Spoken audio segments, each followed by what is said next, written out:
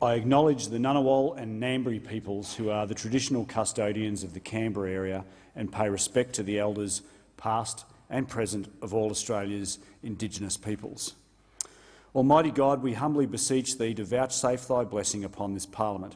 Direct and prosper our deliberations to the advancement of Thy glory and the true welfare of the people of Australia. Our Father, who art in heaven, hallowed be Thy name. Thy kingdom come, Thy will be done on earth as it is in heaven. Give us this day our daily bread, and forgive us our trespasses, as we forgive those who trespass against us. And lead us not into temptation, but deliver us from evil. For Thine is the kingdom, and the power, and the glory, forever and ever. Amen.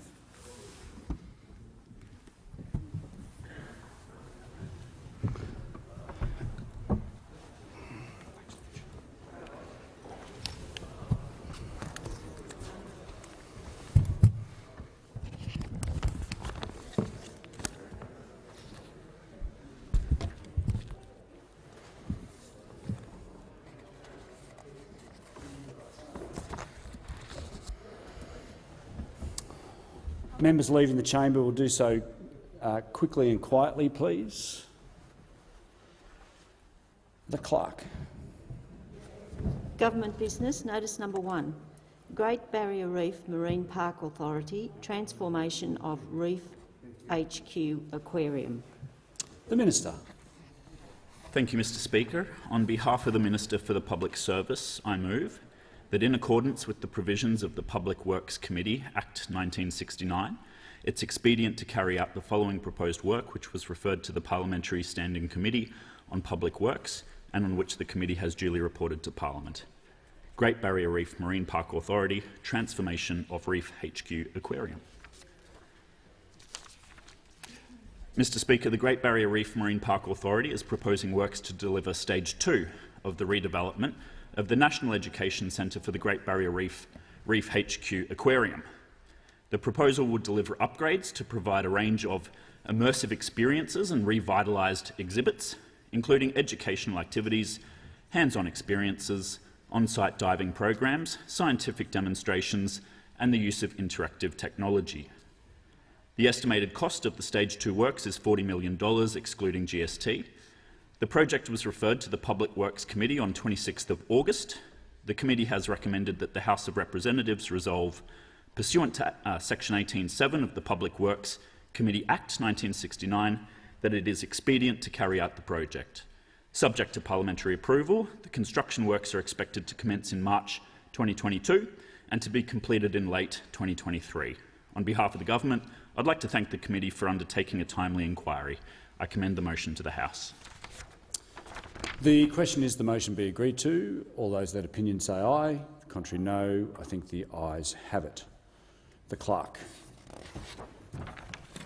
Government business, notice number 2.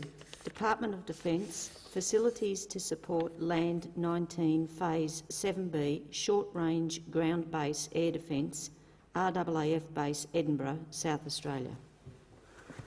The Minister. Thank you, Mr Speaker. On behalf of the Minister for the Public Service, I move that in accordance with the provisions of the Public Works Committee Act 1969, it's expedient to carry out the following proposed work, which was referred to the Parliamentary Standing Committee on Public Works and on which the committee has duly reported to Parliament. Department of Defence, facilities to support Land 19 Phase 7B, short-range ground-based air defence, RAAF base Edinburgh, South Australia. Mr Speaker, the Department of Defence is proposing to provide new facilities and infrastructure works at RAAF base Edinburgh, South Australia, to enable the Royal Australian Artillery to support new air defence capability as part of the Integrated Air and Missile Defence Program.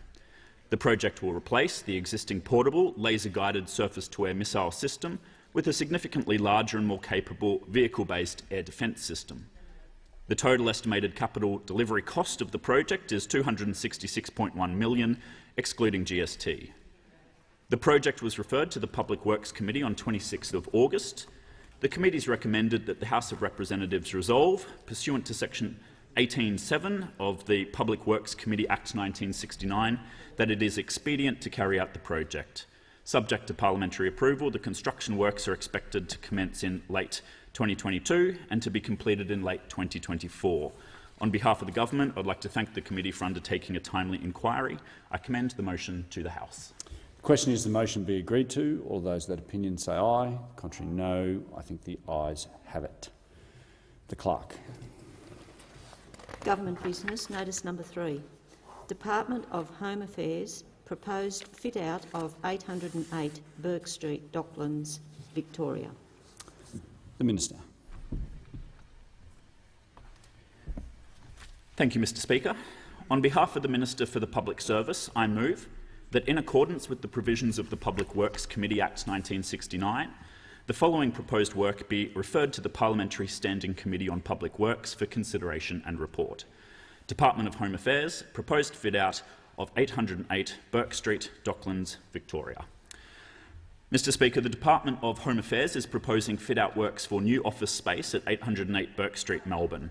Home Affairs currently occupies 3 buildings in the Melbourne Central Business District and surrounding areas. The leases are due to expire in 2023 with no options to renew.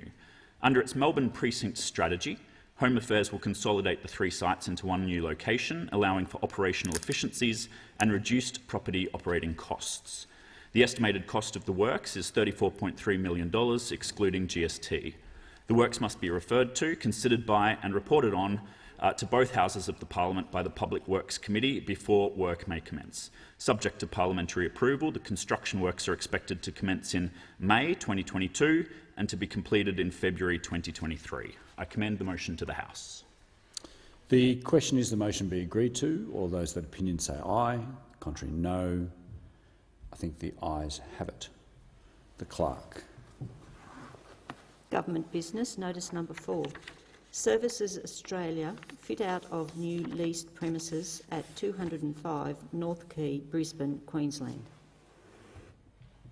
The Minister. Thanks, Mr Speaker. On behalf of the Minister for the Public Service, I move that in accordance with the provisions of the Public Works Committee Act 1969, the following proposed work be referred to the Parliamentary Standing Committee on Public Works for consideration and report. Services Australia, fit-out of new leased premises at 205 North Quay, Brisbane, Queensland.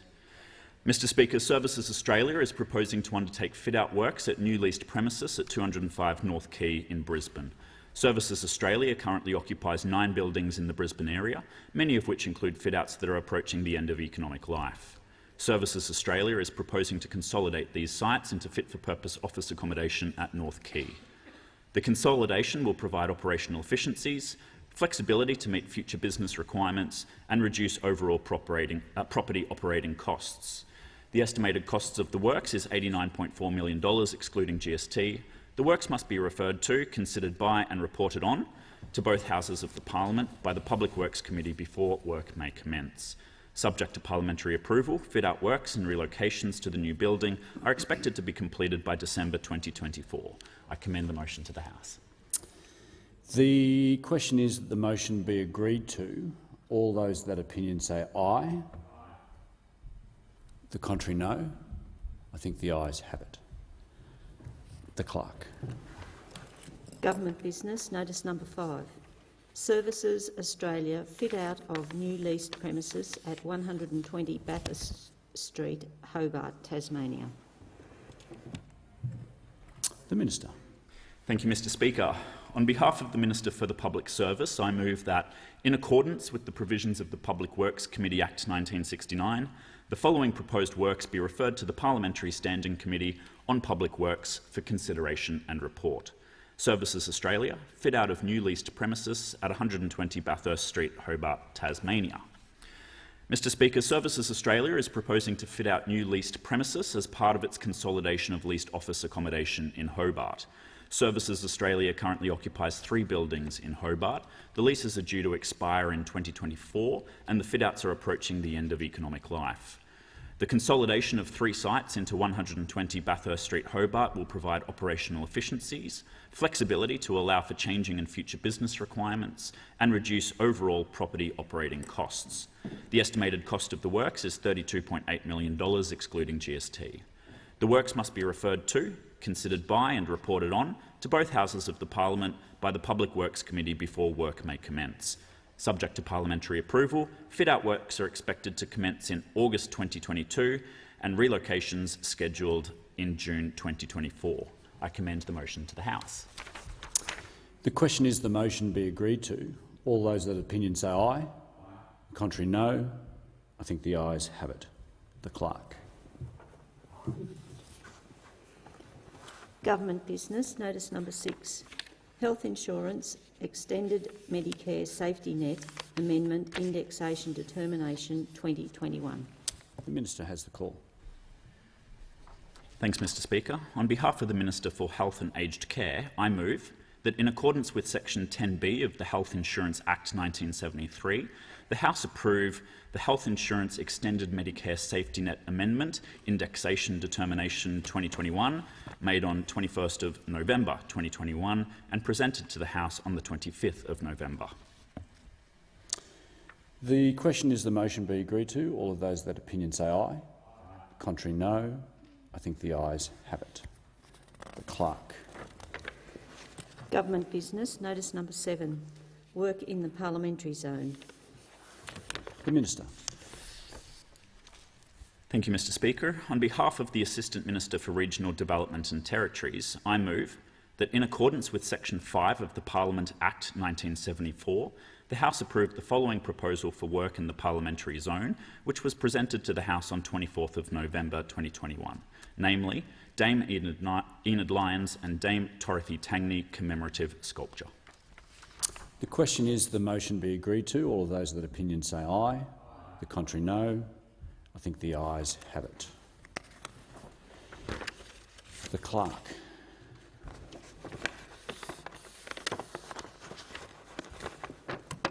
Government business, notice number 8. Select Committee on Social Media and Online Safety. The Minister.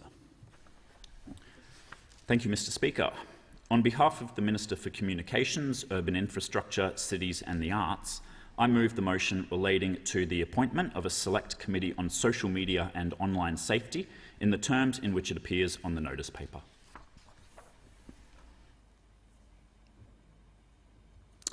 The question is that the motion be agreed to. All of those that opinion... I'm sorry.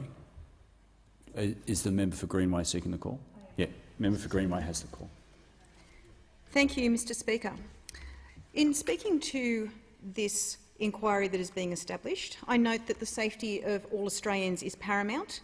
Online safety has been an area of strong bipartisanship and it should continue to be so, and that's been acknowledged by both Labor and the government. Labor stands ready to examine whatever this government puts forward or proposes in this space and to work constructively through any issues that may arise. And Labor supports the establishment of a Select Committee on Social Media and Online Safety to inquire into online harms, including harmful content. And indeed, over a decade ago in 2010, it was a Labor government that established the Joint Select Committee on Cyber Safety as part of its commitment to investigate and improve cyber safety measures, releasing a report with 32 recommendations, each of which was endorsed and responded to by the then Labor government. I want to say a few words, Mr Speaker, in the context of evolving harms, because Australia has long been at the forefront of online regulation, starting with the Australian Broadcasting Authority back in 1999, followed by the Australian Communications and Media Authority, which had responsibility for online safety well prior to the establishment of the Office of the E-Safety Commissioner. For over 2 decades, there's been a constant evolution in everything online, from services and technology to user behaviour to case law and, of course, in terms of regulation. The scale and pace of change will only continue, but the principle of protecting people from harm remains, whether it's spam, scams, defamation, privacy breaches or exposure to inappropriate content. When it comes to keeping children, young people and adults safe online against a constantly evolving threat matrix, we need both big tech and governments to do better, to be ever vigilant in understanding, anticipating and addressing online harms. It is therefore essential to have robust evidence about online harms, and it's imperative that big tech not be conflicted in its research efforts in understanding those online harms on their own platforms. And it's important that both the digital platforms and governments undertake research to understand the evolving online harms and what can be done in a very practical way to keep citizens and consumers safe online. But, Mr Speaker, this research must not be misused. Governments need to fix the yawning information asymmetry on how platforms and the algorithms that drive them are used and abused. Whether this inquiry will fix this asymmetry remains to be seen.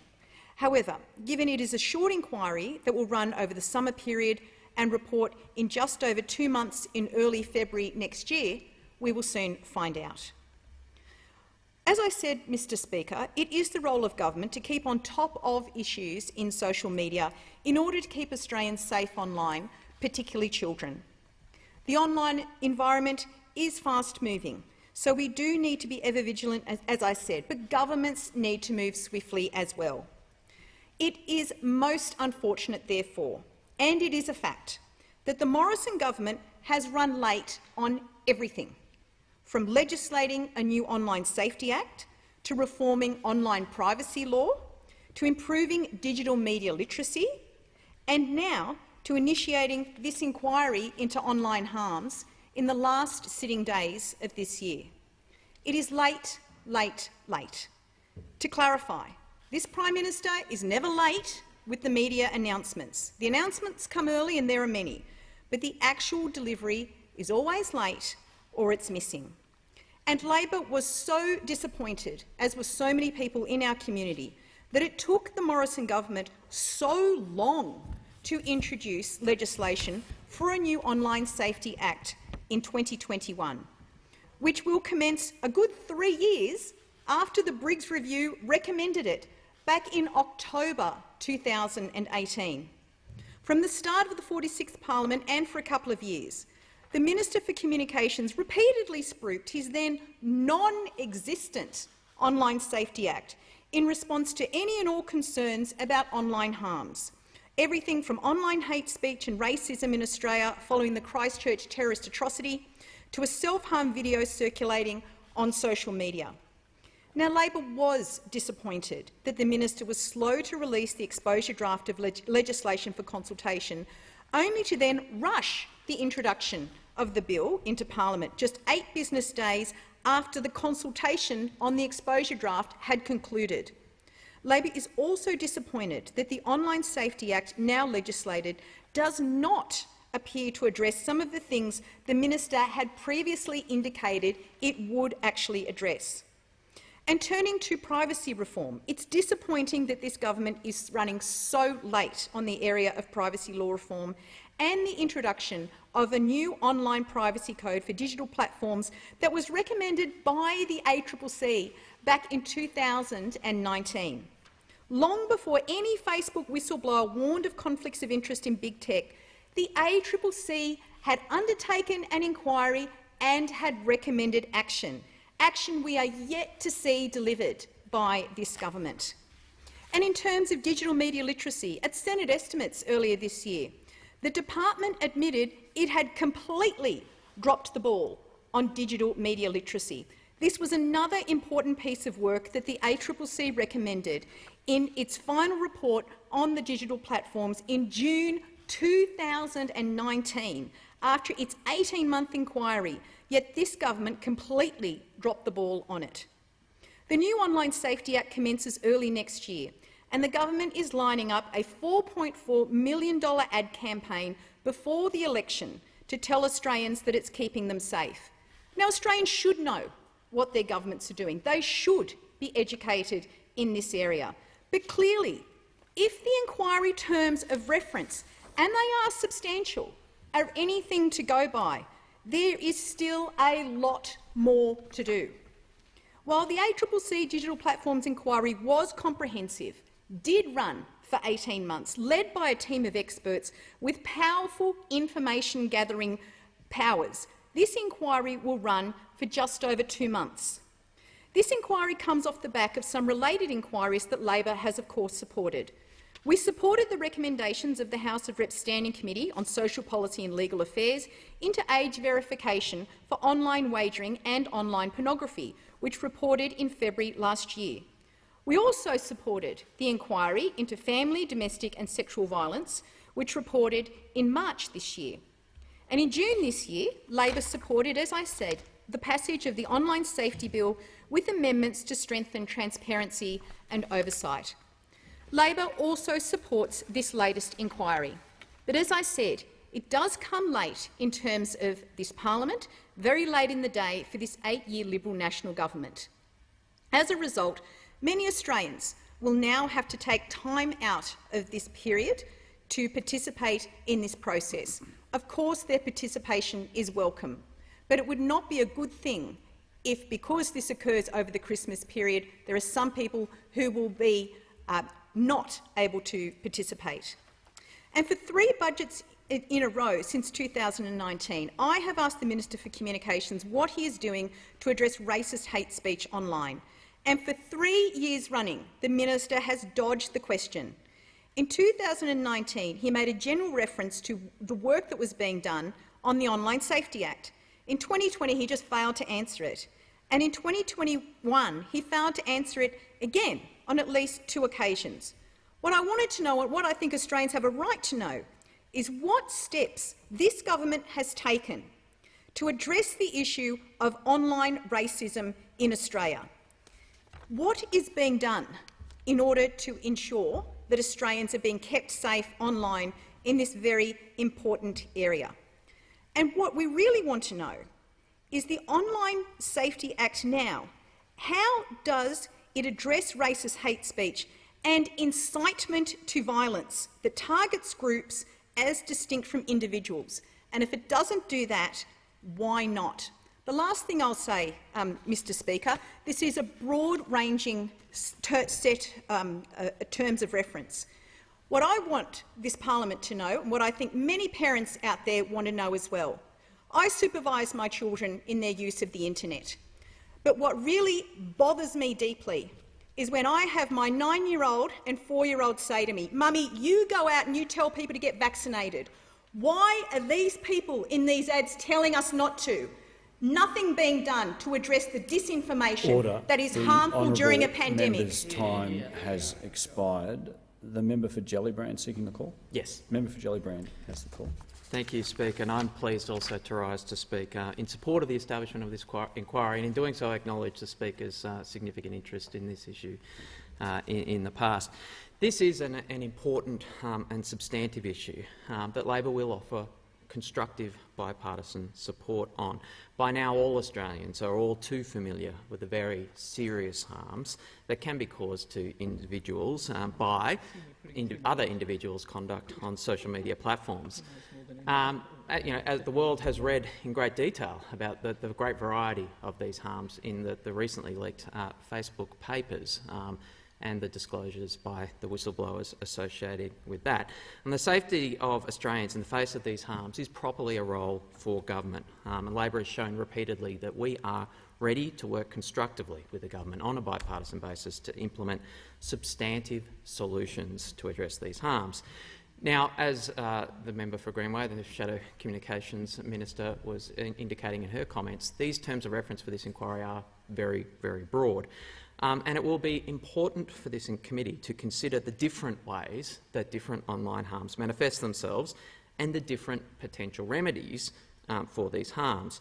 Now, those in this chamber know that defamation proceedings have long been a common remedy for people who believe that their reputation has been harmed by statements made about them and seeking compensation for the harm done for them by those statements. Now, this law of defamation obviously applies just as much to statements made online as it does anywhere else. However, it must be said, to avail yourself of this remedy, you do need to engage legal representation.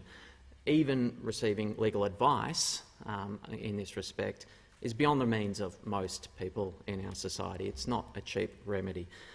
Following up that legal advice with court proceedings is a privilege available only to those with very significant financial resources available to them.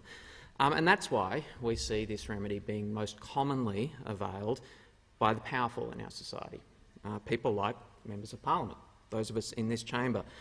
In this term of parliament, the media has reported on defamation concerns notices being issued by at least, this is just a very quick scan, the member for Pearce, the member for Dixon, and at least 13 separate concern notices or defamation threats being sent by the member for Bowman. Solicitor Michael Bradley has pointed out that one of these defamation threats from the member for Bowman was made against the administrators of the Facebook page of the Older Women's Network, a 35-year-old not-for-profit that advocated for older women on issues like income security, homelessness, ageism, elder abuse and domestic violence. The member for Bowman seems to have avoided the very significant costs of engaging solicitors to issue that specific defamation threat because that was sent to the Older Women's Network by one of his electorate officers. No doubt there have been more defamation threats issued by members and senators in this place that haven't been reported in the media. It's a common remedy pursued by the powerful in our society when things that they don't like are said about them online. I do note in the media reporting leading up to the establishment of this inquiry discussion about new potential defamation orders or federal court orders relating to the unmasking of anonymous social media account holders in relation to defamation proceedings. One media report indicated that the government has said that it will establish a new federal court order that, quote, requires social media giants to disclose identifying details of trolls to victims without consent. It was an interesting proposition because the federal court already has the power to order a third party to attend court or to produce documents to identify prospective respondents. And Professor David Rolfe, a defamation expert at the University of Sydney, has said that there had already been a number of applications in recent years in the federal court for preliminary discovery to unmask, quote, the identity of a person responsible for posting content. This isn't an arcane rule buried at the bottom of the statute books. It's not dead letter law. It gets a lot of use. Indeed, there were 3 such orders made in March 2021 alone, all involving Google and all with the purpose of obtaining information as to the identity of a party against whom the person wishes to commence a proceeding. In 2015, the court ordered Hot Copper, Australia's most popular stock market internet discussion site, to make discovery of all documents directly relevant to identifying a respondent who made derogatory comments regarding the management of a mining company.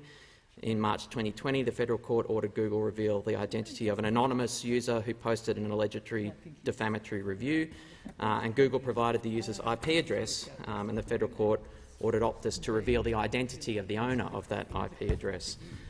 These orders have also been used by rights holders to unmask the details of persons who have been engaged in copyright infringement, most famously those who are involved in the copyright infringement of Dallas Buyers Club movie. So it will be interesting to see the way that this inquiry investigates what supplementary discovery processes are created by this proposed new law. A different manifestation of online harms is the bullying and abuse that has become so common on social media. Now, the victims of this bullying and this online abuse are regularly individuals who are not in positions of power. Women, people of colour, people from the LGBTIQ community and young people are often particular targets of this kind of online bullying and abuse. And let's be frank, it's rare to see defamation proceedings from people in these situations. What the targets of this kind of online bullying and abuse most often want is for the abuse to be stopped and the offending material to be taken down off the internet. And the Safety Commissioner already has significant powers in this regard. The Safety Commission has already legislated powers in this respect include a cyberbullying scheme that's long been in place for children, under which the Safety Commissioner can require the removal of material from a range of online services, including online gaming platforms, content sharing sites, messaging services, not just social media platforms.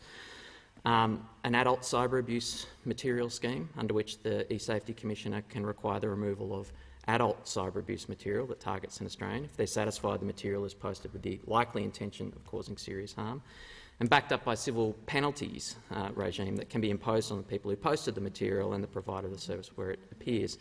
The E-Safety Commissioner's work is also backed by information-gathering powers to obtain identity information, including basic subscriber information for anonymous accounts.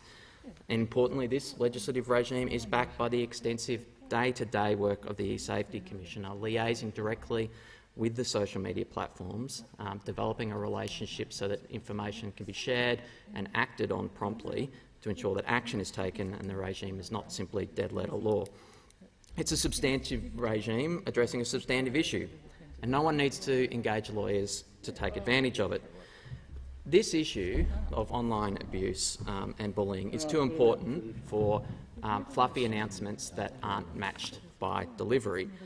But unfortunately, this inquiry comes very late in the piece, a summer inquiry into a serious issue in the shadow of a federal election. And it really does follow a bit of a pattern with the Morrison government of grand announcements followed by much delayed delivery, if delivered at all, in this space. And we've seen it on everything from legislating the Online Safety Act to reforming online privacy law, to improving digital media literacy in the community, and now this inquiry too. It was 2.5 years after the Briggs Review recommended it back in 2018 before the Morrison government introduced legislation to establish its Online Safety Act. This is addressing the same issues of online abuse and bullying that this new inquiry that will run over the summer holidays, called In the Shadow of Federal Election, will address. The ACCC recommended a new online privacy code for digital platforms in 2019, and the government's yet to fully implement that. Strangely, though, while it took the Morrison government 2.5 years to deliver on its Online Safety Act, and it's now issuing a new inquiry into the issue, suggesting that it believes there might still be more work to do in this space, the Morrison government has, of course, promptly lined up a $4.4 million ad campaign before the election, telling Australians everything that it's doing to keep them safe online. Always very quick to act on the marketing campaign, less quick to deliver on the substance. This inquiry comes very late in the term of this parliament. It's an open question how much time the parliament will have, how many sitting days the parliament will have to implement the findings of this inquiry. Indeed, there's only 4 sitting days in the Senate in the next 6 months. So I hope that the outcomes of this inquiry, there's planning been made to make them substantive and to implement them. I do feel for the Australians who care about this issue will have to give up some of their summer time, some of their summer holiday, much-deserved break for Melburnians and Sydneysiders to make submissions into this inquiry over the summer. This would have been better addressed with the substantive inquiry sometime before the establishment of this current inquiry. I thank the member for Gellibrand and the Minister. Thank you, Mr Deputy Speaker. I am very pleased to... Oh, hang on. Are you speaking?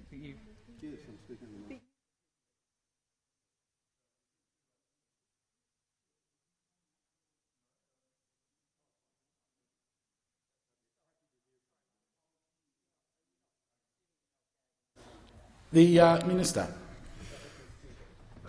I am very pleased to rise to speak to this motion which the member for Brisbane has introduced on my behalf, and I thank the members who've already spoken about this very important select committee which this motion proposes to establish, so that members from all parties can come together to examine these issues, which are demonstrably of very substantial concern to Australian families, to Australian parents. I think we all know from the concerns that are raised with us in our electorates by our constituents that parents are very concerned about the impact of social media on children. They're very concerned to know what they need to do to be responsible in keeping their children safe, and in particular they are very concerned that in this environment where children and adults spend many hours a day and a week, they want to be satisfied that this is an environment where every effort is being made by the platforms which provide this environment and which do so in the course of pursuing highly profitable businesses, that every effort is being made to meet community expectations about people being safe online. All Australians should be able to engage online confidently, to work, to communicate, to be entertained without fear of abuse, humiliation or exposure to harmful content.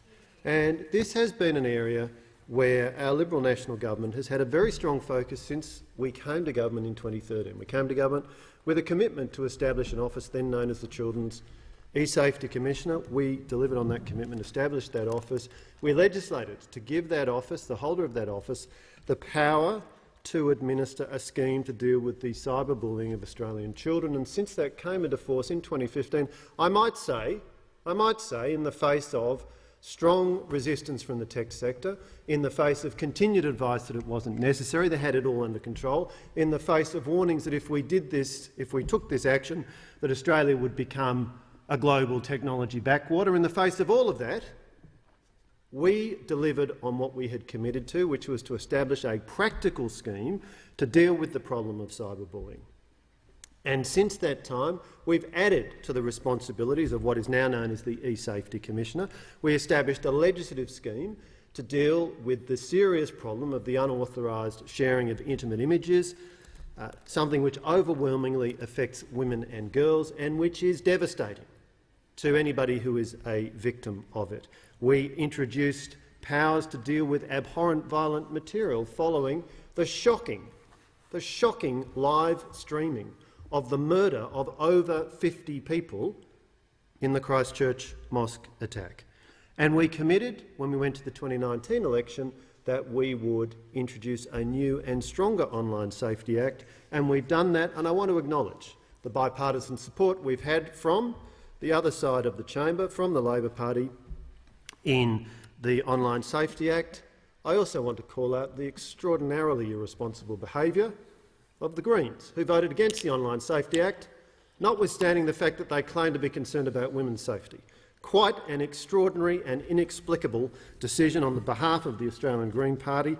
You could not find better evidence, if any were required, as to how out of touch they are with the concerns of mainstream Australians. But, Mr Deputy Speaker, we know that there remain issues of very considerable concern. We know that the algorithms used by the platforms have a capacity to attract children and indeed adults into going further and further into seeing content, exposure to content, which may not be in their best interest. We know there are significant mental health consequences, and I want to acknowledge the work of the Assistant Minister of the Prime Minister for Mental Health, the member for Banks. He's doing outstanding work. And we heard this morning at Headspace that a significant number of cases that come to Headspace of people seeking assistance, young people seeking mental health assistance, are the consequence of their exposure to social media. And so we do have a strong and continuing agenda, but we want to hear from Australians. We've seen revelations globally, thanks to commentary and information provided by the US Facebook whistleblower Ms Horgan and her congressional testimony about aspects of Facebook's operating model. So these are issues that we want to hear from all stakeholders on. And we do want to hear from big tech. We want to hear them explain to the Australian people what proactive measures they are taking to keep Australians safe online. We do have, through our Online Safety Act, substantial new powers that the E-Safety Commissioner has, and I am confident that the testimony, the evidence that will be received as part of this committee and the findings of the committee will inform the work of the E-Safety Commissioner as she makes regulations under that Act, as she finalises the basic online safety expectations and all of the other steps that will occur to give effect to that very powerful regulatory apparatus that we put in place. Of course, what we have also done, just this week, the Prime Minister and the Attorney-General announced the introduction of new legislative powers designed to require that anonymous online trolls be unmasked And we're going to do that by creating an appropriate set of incentives in defamation law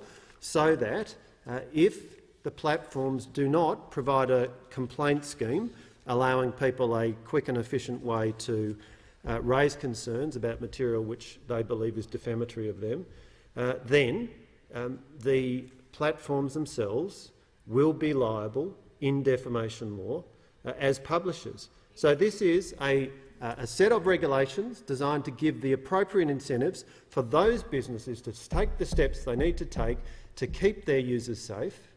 They've got the expertise in how their businesses operate, but we have stated very clearly what the principles are that we expect them to live up to, and indeed the exposure draft will be released today, I'm advised, and there will be a significant period of consultation about the details of that, and we do look forward to engaging with the tech sector in relation to the details. Now, I want to be very clear.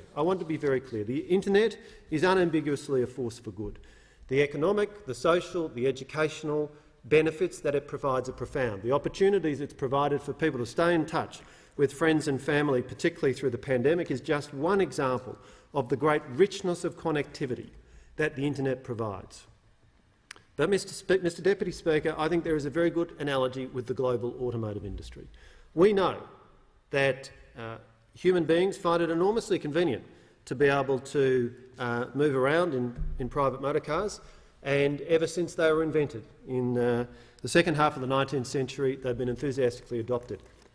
But what we also know is that there's been a steady improvement in safety standards and the application of regulatory requirements, indeed global regulatory requirements, applying to global automotive manufacturers. Here in Australia, under the relevant legislation, we can and do adopt those global standards, but we also reserve the right to impose Australian-specific standards. And that must be the principle for the sovereign government of Australia, that we will reserve the right to legislate to set the standards which those doing business in Australia must meet, including in the provision of online services.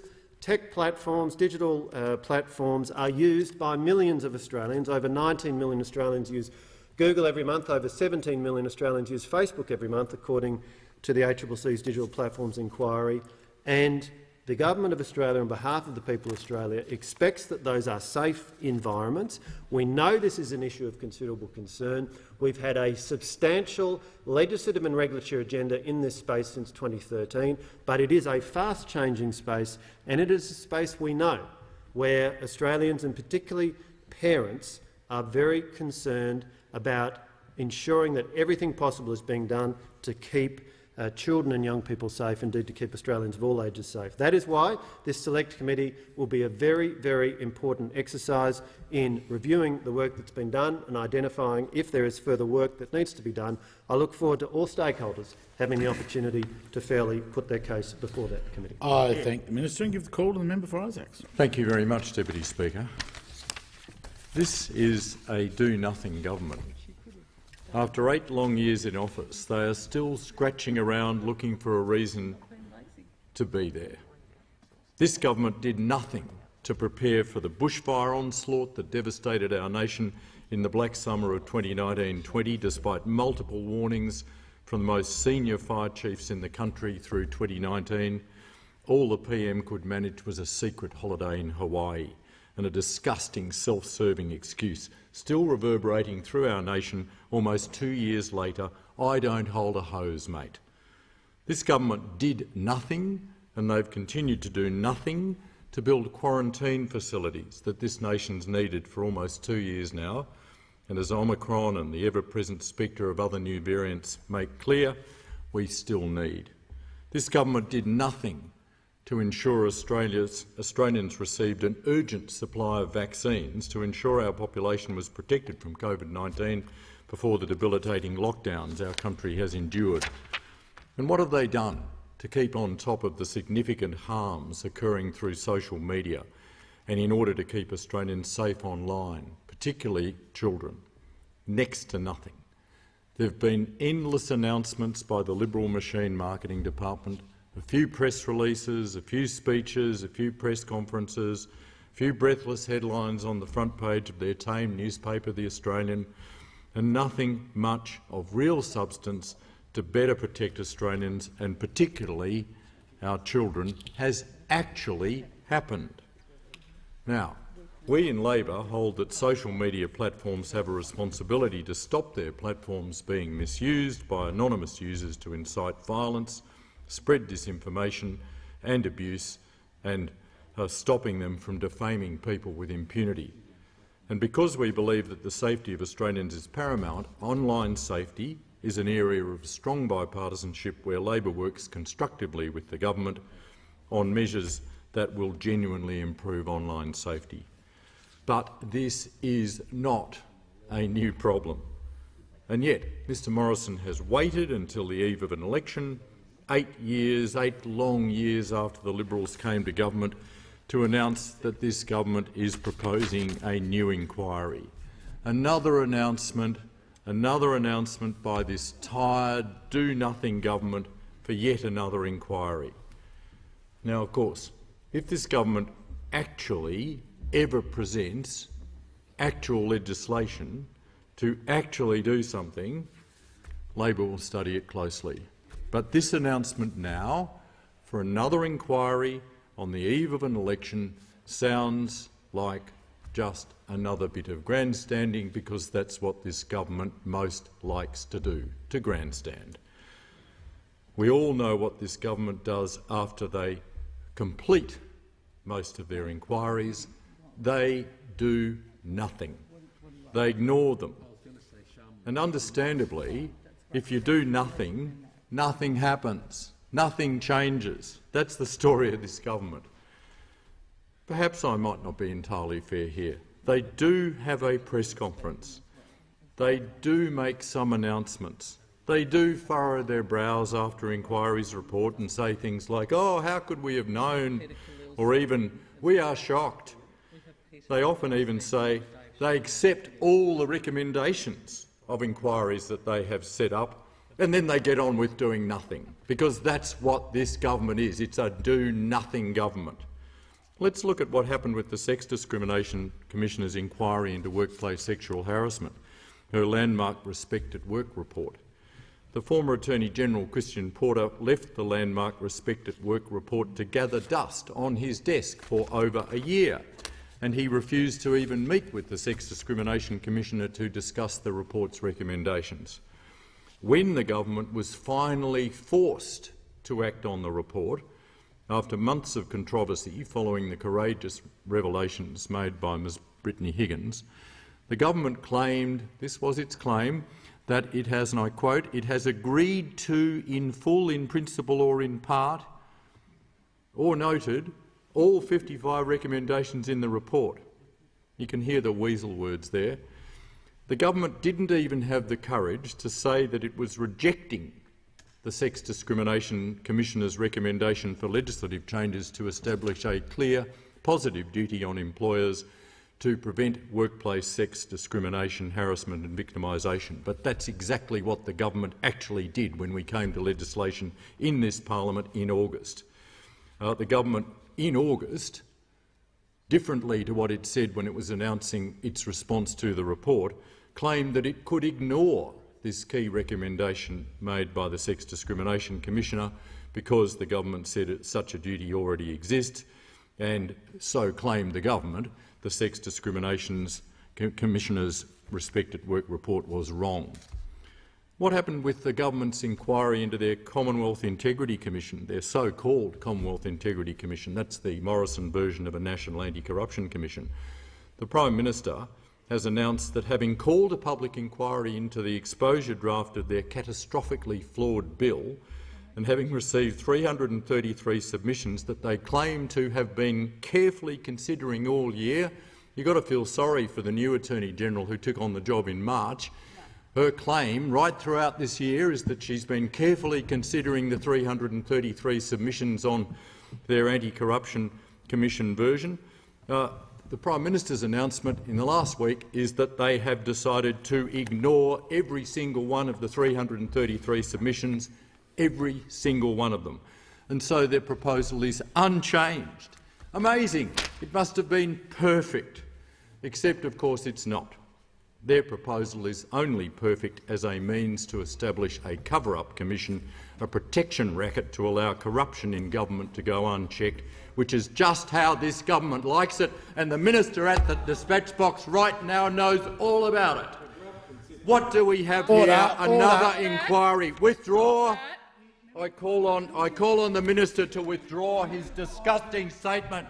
Enough. The member for Isaac's resuming seat. You will withdraw that comment you made. Mr Speaker. Good. Sit down. The member for Isaac's. Are you calling a point of order? What's your point of order? Order is the member can't come up here and accuse the government of corruption, and I ask him to withdraw it. He's impugning motives on a member, and that is against the standing orders. No, there's not. You're using it in the wrong context. No, it's not. You want to have a good read-through of that. He didn't say the member was corrupt. All right? The member for Isaacs will continue. I'll repeat what I said because clearly the minister was not listening before. The proposal that this government has for an anti-corruption commission is in fact a proposal to establish a cover-up commission.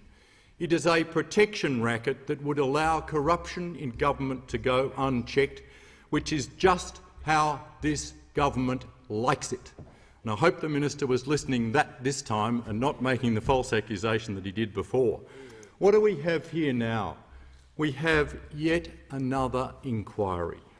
Unfortunately, the Morrison government has run late on everything, from legislating a new Online Safety Act to reforming online privacy law to improving digital media literacy in the community and now to initiating this inquiry into online harms.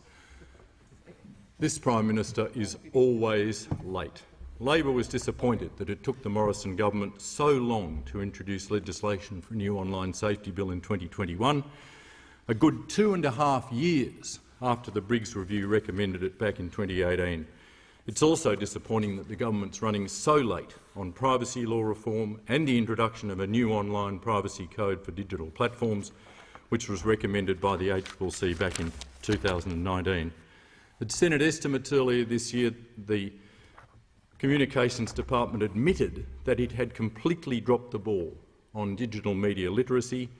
The Minister for Communications is also sitting on a report from the ACMA delivered in June 2021 on the adequacy of the Voluntary Disinformation Code, and he hasn't yet given the ACMA formal regulatory powers or additional funding to tackle misinformation. And sadly, this government and the Minister for Communications have not acted to deal with domain name system access.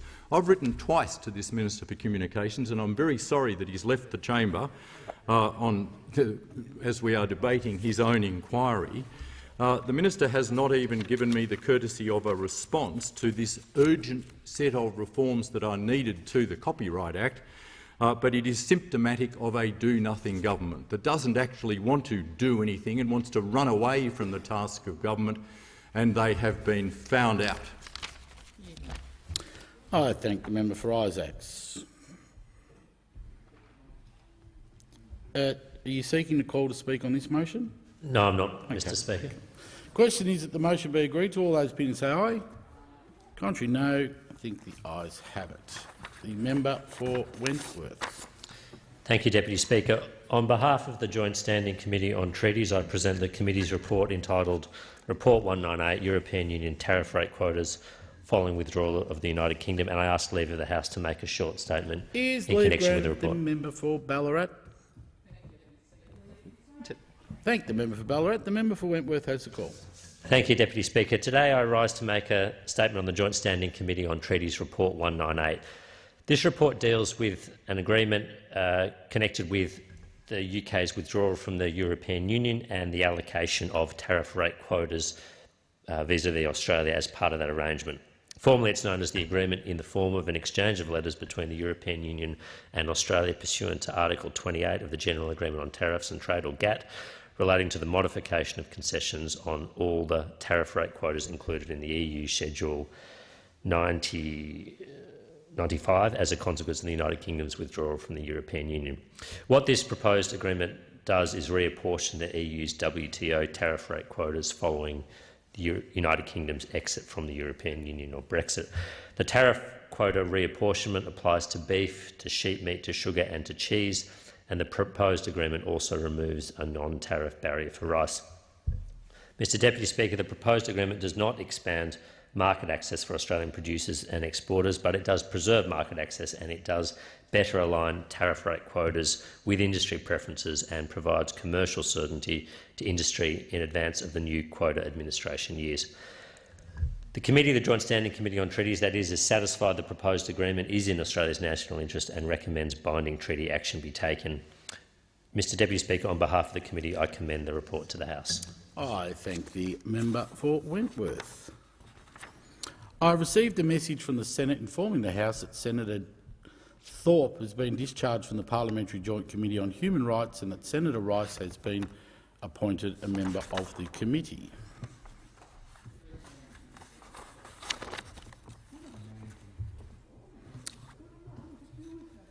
The clerk. Government business. Order of the day number 1. Electoral legislation amendment. Annual Disclosure Equality Bill 2021. Resumption of debate on the second reading. If the minister could just keep his voice down, would be much appreciated. The minister. Thank you. The question is the bill be now read a second time, and I call the member for Scullin. Thank you, Deputy Speaker. I rise today to speak on the Electoral Legislation Amendment and Annual Disclosure Equality Bill 2021. And I want to advise the House that Labor will be supporting this bill, which will align the donations disclosure obligations of serving parliamentarians with those that apply to candidates and to political parties. It will also extend the ban on foreign donations that applies to parties, candidates and political campaigners to senators and members of the House of Representatives. Currently, there is an inconsistency in the way the funding and disclosure framework operates with respect to parliamentarians once they have been elected. While candidates for an election are unable to accept foreign donations and are required to submit a return to the Australian Electoral Commission which details their donations and electoral expenditure, this obligation ceases 30 days after the return of the writs. This means that anyone in this place who receives donations personally during their term in Parliament is not currently required to disclose them. It also means that there is a loophole which would allow serving parliamentarians to accept donations from foreign sources. This bill will close that loophole. Now, given the prohibition on parties and candidates accepting foreign donations, I wouldn't expect that anyone in this place would take gifts from foreign sources, because that would go against the spirit of donations reforms that were enacted in 2018. It was Labor who successfully fought for a ban on foreign donations to be included in the Electoral Legislation Amendment, Electoral Funding and Disclosure Reform Act 2018, because we knew, Deputy Speaker, I know you know, that we had to act to protect our democracy from foreign interference. But this government, the Morrison-Joyce government as it now is, had to be dragged kicking and screaming into banning them. It took 2 years for them to act after Labor introduced our own bill to protect our democracy. Because of the reforms Labor achieved in 2018, registered political parties, candidates, Senate groups and political campaigners, those organisations who incur at least $500,000 of electoral expenditure in a year are unable to accept donations from foreign sources over $100 if they are intended to be used for electoral expenditure, or any foreign donation at all over $1,000. Now, there are also important anti-circumvention measures in place to stop people getting around these bans. And it is right that this ban be extended to elected members of this place. The prohibition on accepting foreign donations shouldn't stop 30 days after a candidate is elected. The ban will apply to gifts received by sitting parliamentarians from the commencement of this legislation.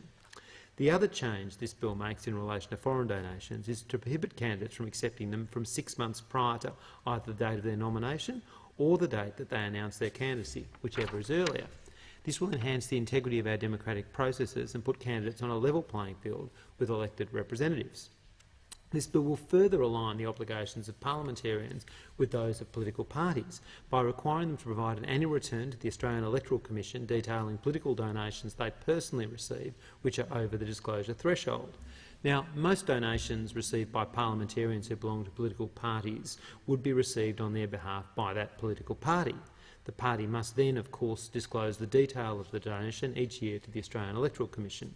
However, there is currently no obligation on parliamentarians to disclose donations personally received. That means that donations received by parliamentarians who are not members of political parties are not required to be disclosed. This isn't right, and it will be corrected by this bill. Parliamentarians who do not personally receive donations will not be required to provide a return to the AEC. Annual returns will need to include the total value of all gifts received by the parliamentarian during the year, the total number of persons who made the gifts, for each gift over the disclosure threshold, which is currently, of course, $14,500, the value of each gift, the date on which each gift was made, and the name and address of each donor. A parliamentarian's return must be provided within 20 weeks of the end of the financial year. The bill requires parliamentarians to provide an annual return in relation to each financial year from 2020-2021, whether gifts were made before, on or after the commencement of this bill once enacted into law. That is, the bill will have retrospective application in relation to gifts received personally by parliamentarians during the 2020-2021 financial year. Returns for the 2020-2021 financial year will need to be provided within 30 days of the Act's commencement. Annual returns will be published on the AEC's website. Candidates will also be required to disclose donations they personally received during the period of 6 months prior to the date of their nomination or 6 months prior to the date of them announcing their candidacy, whichever is earlier. A similar provision will apply to Senate groups, who will be taken to begin being a group in an election 6 months before the day members apply to be grouped on the Senate ballot paper until 30 days after polling day. These changes will substantially improve transparency and, along with the ban on foreign donations, will put candidates and elected representatives on a level playing field. Deputy Speaker, donors are already required to provide an annual return setting out donations made to political parties or political campaigners which total more than the disclosure threshold. But under this bill, the requirement will extend to gifts made for federal purposes to the same parliamentarian or candidate if the total value of those gifts exceeded the disclosure threshold. Donors will also be required to disclose gifts they receive in excess of the disclosure threshold if the gifts were then used wholly or partly to provide a gift to a member, senator or candidate. And this is another important step to improving the transparency of our electoral system, allowing voters to better understand the actions of Australia's biggest electoral donors. But, Deputy Speaker, of course there is so much more to be done. And if this government really wanted to improve transparency in our politics, it would be supporting Labor's proposals of lowering the donations disclosure threshold from the current $14,500 to a fixed $1,000 and also require donations to be disclosed within 7 days so people really know who is donating to political parties and parliamentarians. This simple change would mean that voters have this information when they go to cast their ballot and not have to wait up to 19 months to find out who is funding political parties as they do at present. There are other reforms that would enhance our democracy which the government should be committing to, and accordingly I move the following second reading amendment: that all words after that be omitted with a view to substituting the following words.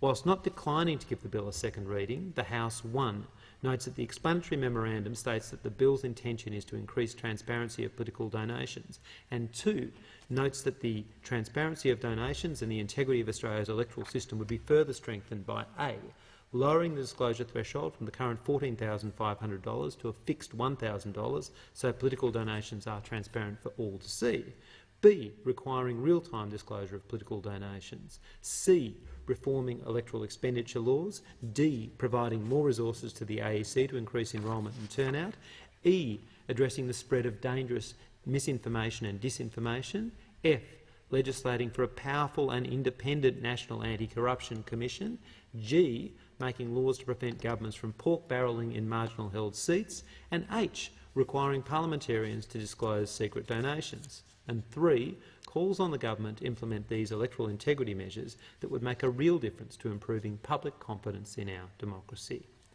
But despite Labor's ongoing calls for increased transparency, the government has not taken any action on real-time disclosure or lower donations disclosure thresholds.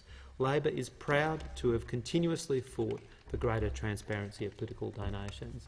And I want to acknowledge in particular the work of Senator Farrell in this regard, who has been a relentless advocate for the reforms that will deliver the democracy and electoral systems that Australians deserve. He's building on a very strong legacy, a very strong Labor legacy, I might add, because it was Labor under Prime Minister Bob Hawke that was first to introduce a donations disclosure regime back in 1983. The disclosure threshold was then set at a fixed $1,000, but in 2006 the Liberal government, led by John Howard, increased the threshold to $10,000 and linked it to CPI because it wanted to hide the donations that it was then receiving. And this sadly has continued and been exacerbated because indexation has caused the threshold to blow out to a staggering $14,500. Any donations received below that amount do not have to be disclosed. This is unacceptable, and it is something that Labor is committed to changing in government. This government, on the other hand, instead of addressing this pressing issue, in the dying weeks of the parliamentary term, the government has finally decided to pursue some form of electoral reform with this and a number of other bills. And so we do welcome the reforms contained in this bill, despite it being a late and imperfect attempt at increased transparency. Better late than never, but this cannot end our collective effort to increase the standards of democracy, transparency and accountability.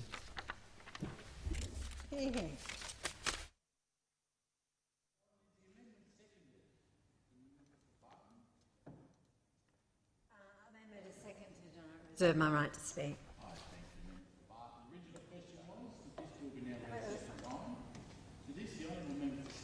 Moved an amendment that all words after that be omitted with the view substituting other words. If it suits the House, I will state the question in the form that the amendment be disagreed to, and I call the member for Sturt.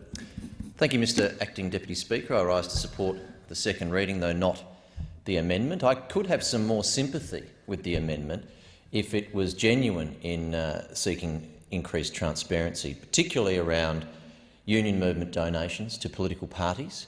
I would love to see a higher threshold and standard of union donation revelations. Perhaps when unions donate to political parties, they should be required to reveal the details of every member of that union and put that on the record so we know, with those millions of dollars that are funnelled into the Labor Party from the union movement, who are the people that are members of that union that are making these political donations. And maybe we should also require unions to undertake a vote before they give political donations to anyone in our system. They should say to their members, hey, we want to funnel millions of dollars of your union dues into political campaigns. Do you support that or not? And maybe that sort of transparency would make a big difference in our system, but the Labor Party don't propose that in their second reading amendment, and we all know why. Nonetheless, I support the bill because, well, firstly, I'm surprised that this wasn't already the case, what we're bringing in through this bill. I just assumed that the standards that we in political parties have to meet around political donations disclosure was also the case for independent MPs.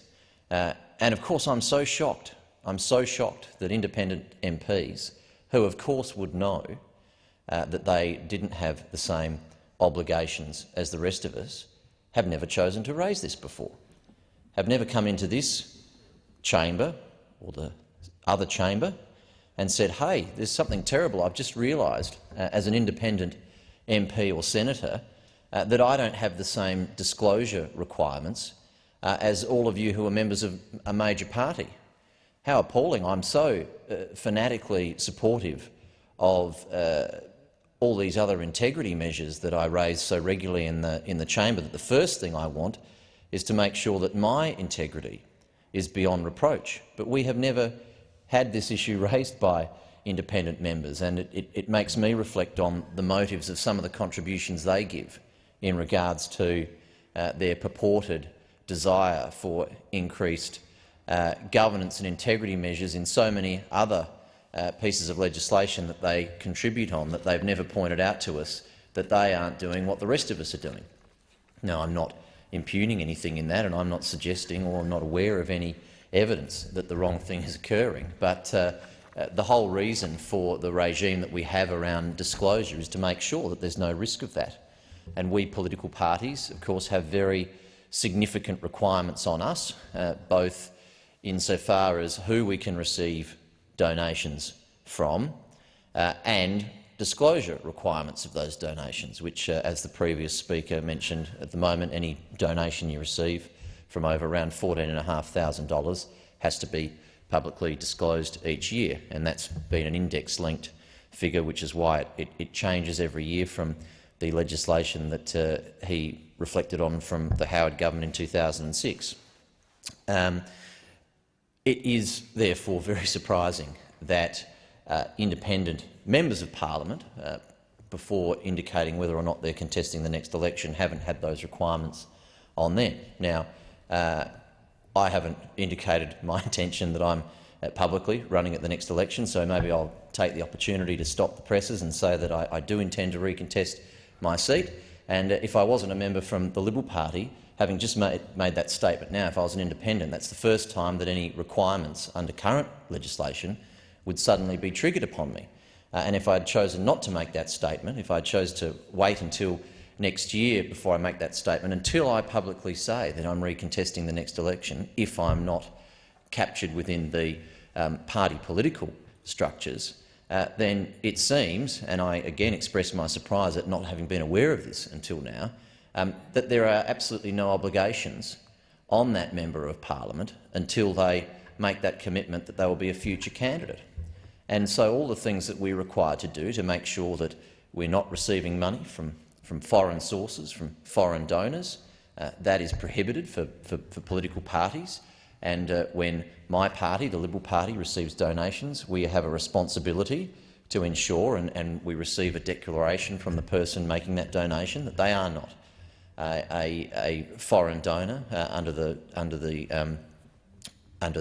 Act, the definitions in the Act. And of course we also have to make sure that we're tracking the money that we are receiving, so that if or when a particular donor triggers in a financial year that disclosure threshold of around $14,500, that we make sure that we fulfil our responsibilities in our annual returns to the Australian Electoral Commission to declare those donors. And we also declare a whole range of other pieces of information about the financial flows of our party in that financial year. This is very important for the integrity of our democracy, but it is absolutely unbelievable that this same requirement isn't in place for independent members of parliament. So at the moment, the very fact that it isn't means that it is possible for someone who's a member of parliament but not operating under the rules of a political party to receive money from a foreign source. It is possible for them to receive more than the disclosure amount of $14,500. They could, for all we know, receive millions of dollars and have no requirement whatsoever to publicly disclose that if they haven't yet committed to contesting a future election. So what's good for the goose is good for the gander, frankly, and it is completely ludicrous that we would allow a component of our political system, a component of our representative democracy, to not have the same responsibilities as the rest of us, because there are obvious reasons that we believe political donors should be disclosed and that we shouldn't be allowed to receive donations from foreign sources. We don't want foreign interference in our political system, and we know we don't have it with the major parties, because if they received any financial contribution from an overseas source, we would have to return it. It's illegal to receive political donations from foreign sources, and that's quite right. We live in a heightened environment of foreign interference in elections. We know full well from experiences overseas and from reports that we, on the Joint Standing Committee on Electoral Matters, have received ourselves from the security agencies about cyber interference, etc., during campaigns. We know that there are bad actors operating from foreign locations who could well seek to disrupt and influence our elections and our politics more generally into the future. And we have to be very vigilant at making sure that we stand up against that and have systems in place so that foreign money cannot come in and influence politics in this country. That's why we don't allow political parties to receive donations from foreign sources. But it's clearly why, and what this bill achieves, is that we make sure that also they can't finance or bankroll independent members of parliament, and that they can't receive any financial consideration from overseas sources exactly the same as political parties can't. And for the very same reason, we should have the same regime when it comes to revealing donors that are legal. Obviously, Australian sources of donations. We have to be able to receive donations in our political system. We have to be able to raise money so that we can run campaigns and communicate to the Australian people what our ideas are, what we stand for and what we will do if they choose to support us and vote us into government. And that's the right of the Liberal Party, the National Party, the Labor Party, the Greens, and it's the right of independent candidates. But it's equally important that it is known that over a significant figure, and I believe that 14,500 is on the low side, frankly.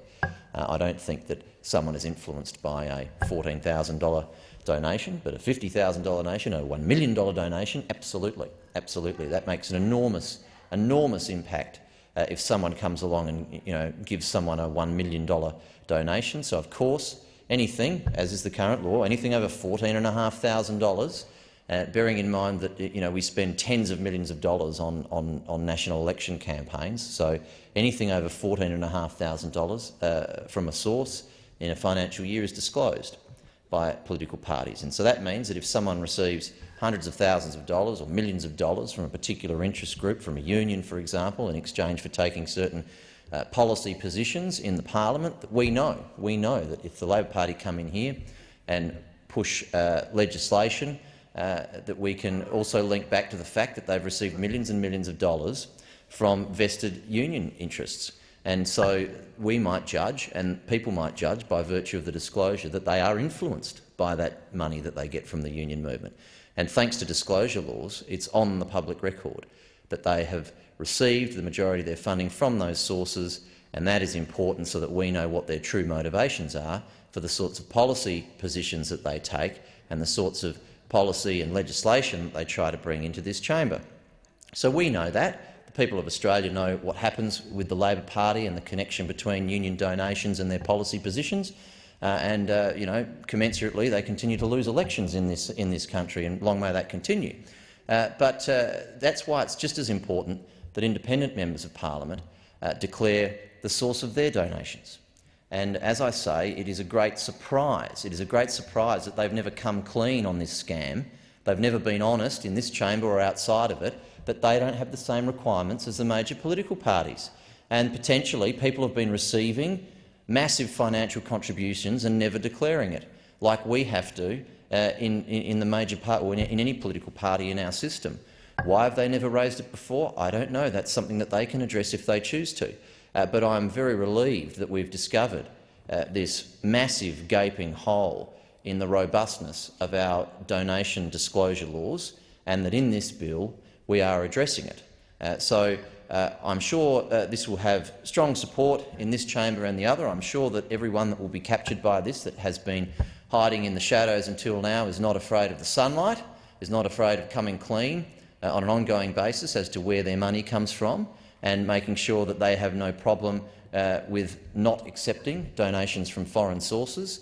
I think it is a great oversight that we have captured. I commend the Minister for identifying this gaping hole in the integrity measures around our elections, and I look forward to this coming into law as soon as possible, so that any risk of independent members receiving funding from offshore sources or taking massive donations here at home that they don't declare, any risk of that will no longer be the case, because this legislation closes those massive loopholes in our electoral funding disclosure laws. I commend the bill to the House.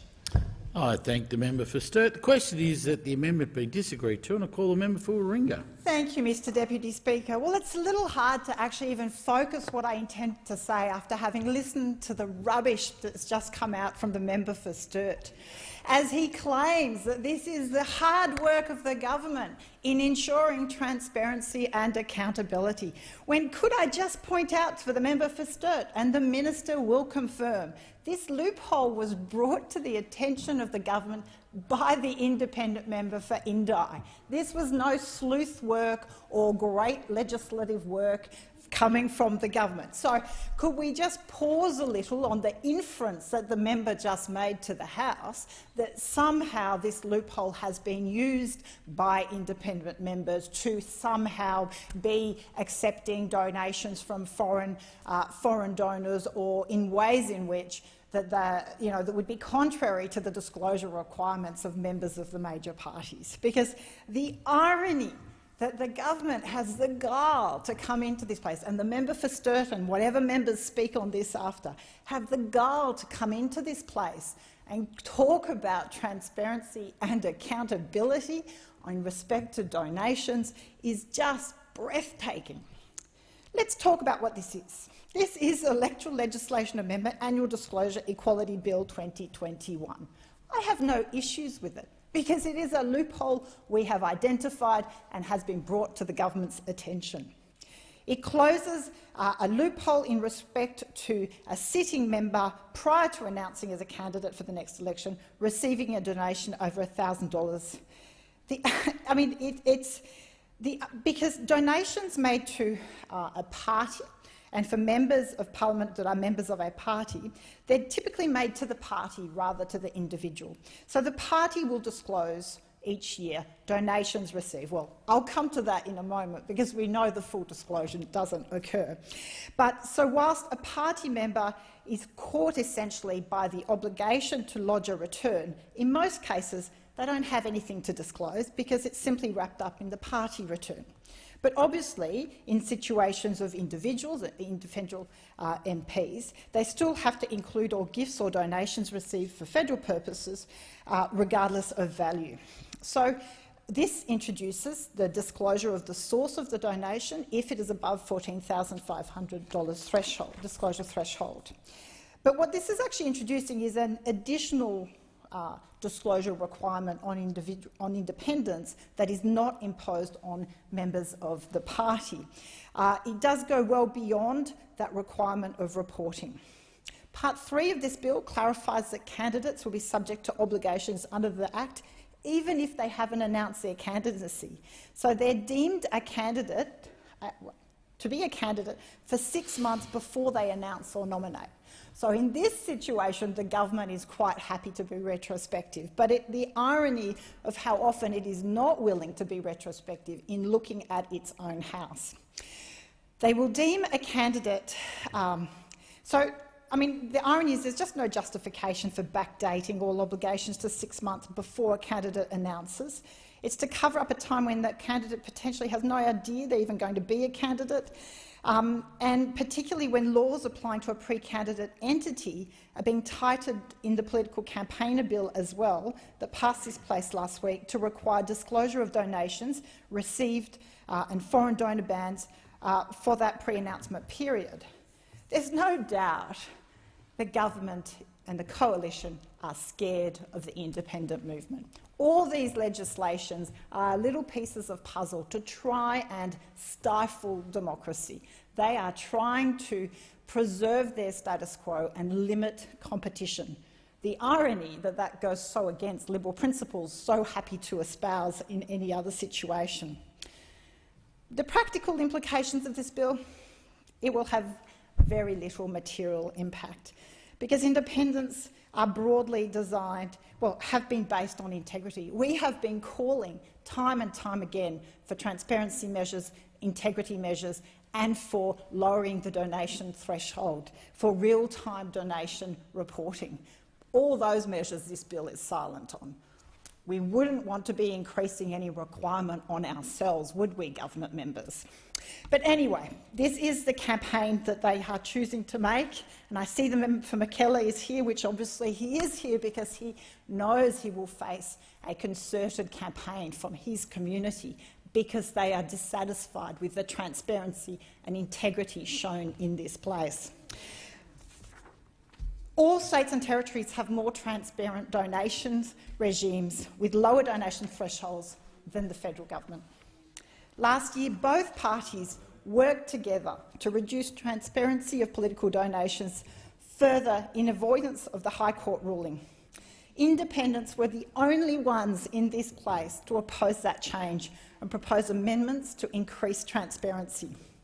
This bill and the political campaigner bill debated last year, it's an obvious assault on trying to minimise competition in this place. It is so hypocritical for members of the coalition to come in this place and talk of transparency and accountability when we have situations of blind trusts and defences of blind trusts that come forward, when we have a refusal to stop lying in political advertising, when we have a delay that is so unexplained on introducing a Federal Integrity Commission, where every attempt at increasing accountability and transparency in this place is opposed. But of course they will come in here and grandstand about their call for equality and transparency. If the government truly wanted to improve equity and disclosure, it would make the reporting timeframes consistent across parties and independents. After the last election, independents had to disclose their donations by October, and they were made public in November, whereas the major parties did not have their all parties did not have their donations public until the following February. Don't see any measure to amend those provisions in this legislation. Also, an independent only campaigns in their seat, and so it is very clear for their community that they see what monies have been raised and what has been spent in that campaign. But the major parties, there is no breakdown per electorate. No party MP needs to disclose how much they have spent or how much they have raised. They hide under the cloak of the party banner. It's one large malaise dumped in a spreadsheet without any fidelity on which electorate raised the funds or which electorate funds were spent. By contrast, the independents campaign on integrity and are transparent. They represent single seats, they provide fidelity at every election, and it's disclosed in a more timely manner. Last month, I seconded a bill introduced by my colleague, the member of Indi, which would increase transparency of political donations. It would reduce the threshold for disclosure of political donations from $14,500 to $1,000, and it would increase the reporting frequency to every quarter for $1,000 and within 5 days of donations above $14,500. This is the type of donation reform this parliament needs. For too long, money has been hidden from view and from public scrutiny. Our democracy has been for sale. The incumbents are doing all they can to hold on to that status quo as hard as they can. We do not know who is paying for access to politicians and to government, what influence that is having over decisions. The Big Deal documentary, recently aired by the ABC last month, has shocked so many people around Australia, but it certainly has been noted by constituents. It revealed that over 55% of donations to the ALP and 65% of donations to the Coalition were undisclosed. Didn't hear that in Member for Sturt's speech, and I'm pretty confident we won't hear that in any later speeches. The unashamed portrayal of cash for access and influence was horrifying. Transparency is essential to good governance and public trust in democracy. The gall of the government to increase transparency requirements under this pretence that we must have been trying to hide something, ignoring we brought it to their attention, and then especially in circumstances where so many of independents voluntarily over-report and espouse transparency. At the same time as we have this unanswered question of a blind trust, of significant amounts of money having been donated to the former Attorney-General for his personal use, and yet there is no disclosure of who made those donations, where they came from, were they from foreign donors. There is nothing on the record. So the guile of these positioning is just, I'm quite comfortable because I know the Australian people can see through this. They've had this time and time again, and they see through it. The government is, well, the coalition are so busy looking at those challenging them that they completely fail to recognise the challenge and why the challenge has emerged. The independent movement that the government is so desperate to squash exists because people are fed up with what happens in this place. They're fed up with the lack of integrity, the lack of transparency and accountability of the major parties, and their lack of action on key issues when it comes to women, when it comes to integrity, and when it comes to climate. So at the last election, only 25% of Australians have trust in the federal government. And I can't imagine that has risen any for this next election that's coming. And I have no doubt that the lack of transparency contributes heavily to that.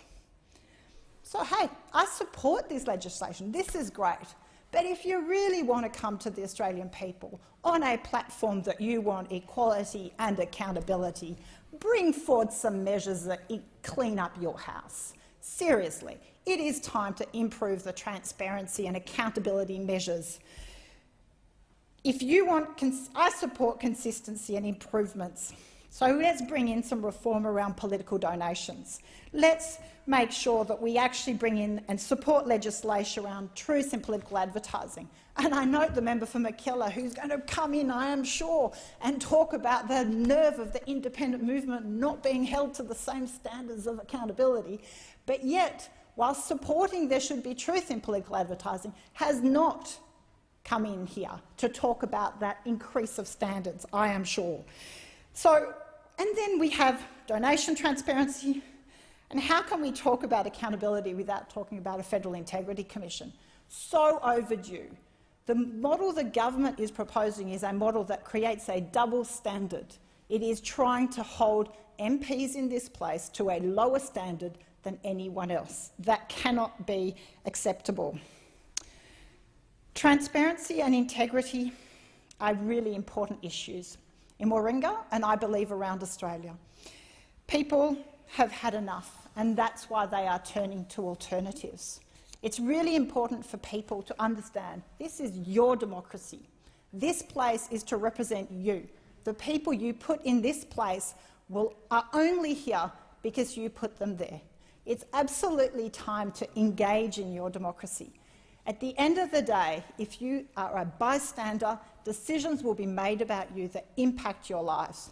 So the call to communities, get engaged, get involved, be onto the issues, demand accountability from your members, from us, from me as an independent, but all your members of parliament. Demand accountability, hold them to account. Their voting record, what they say to you, what they say in this place.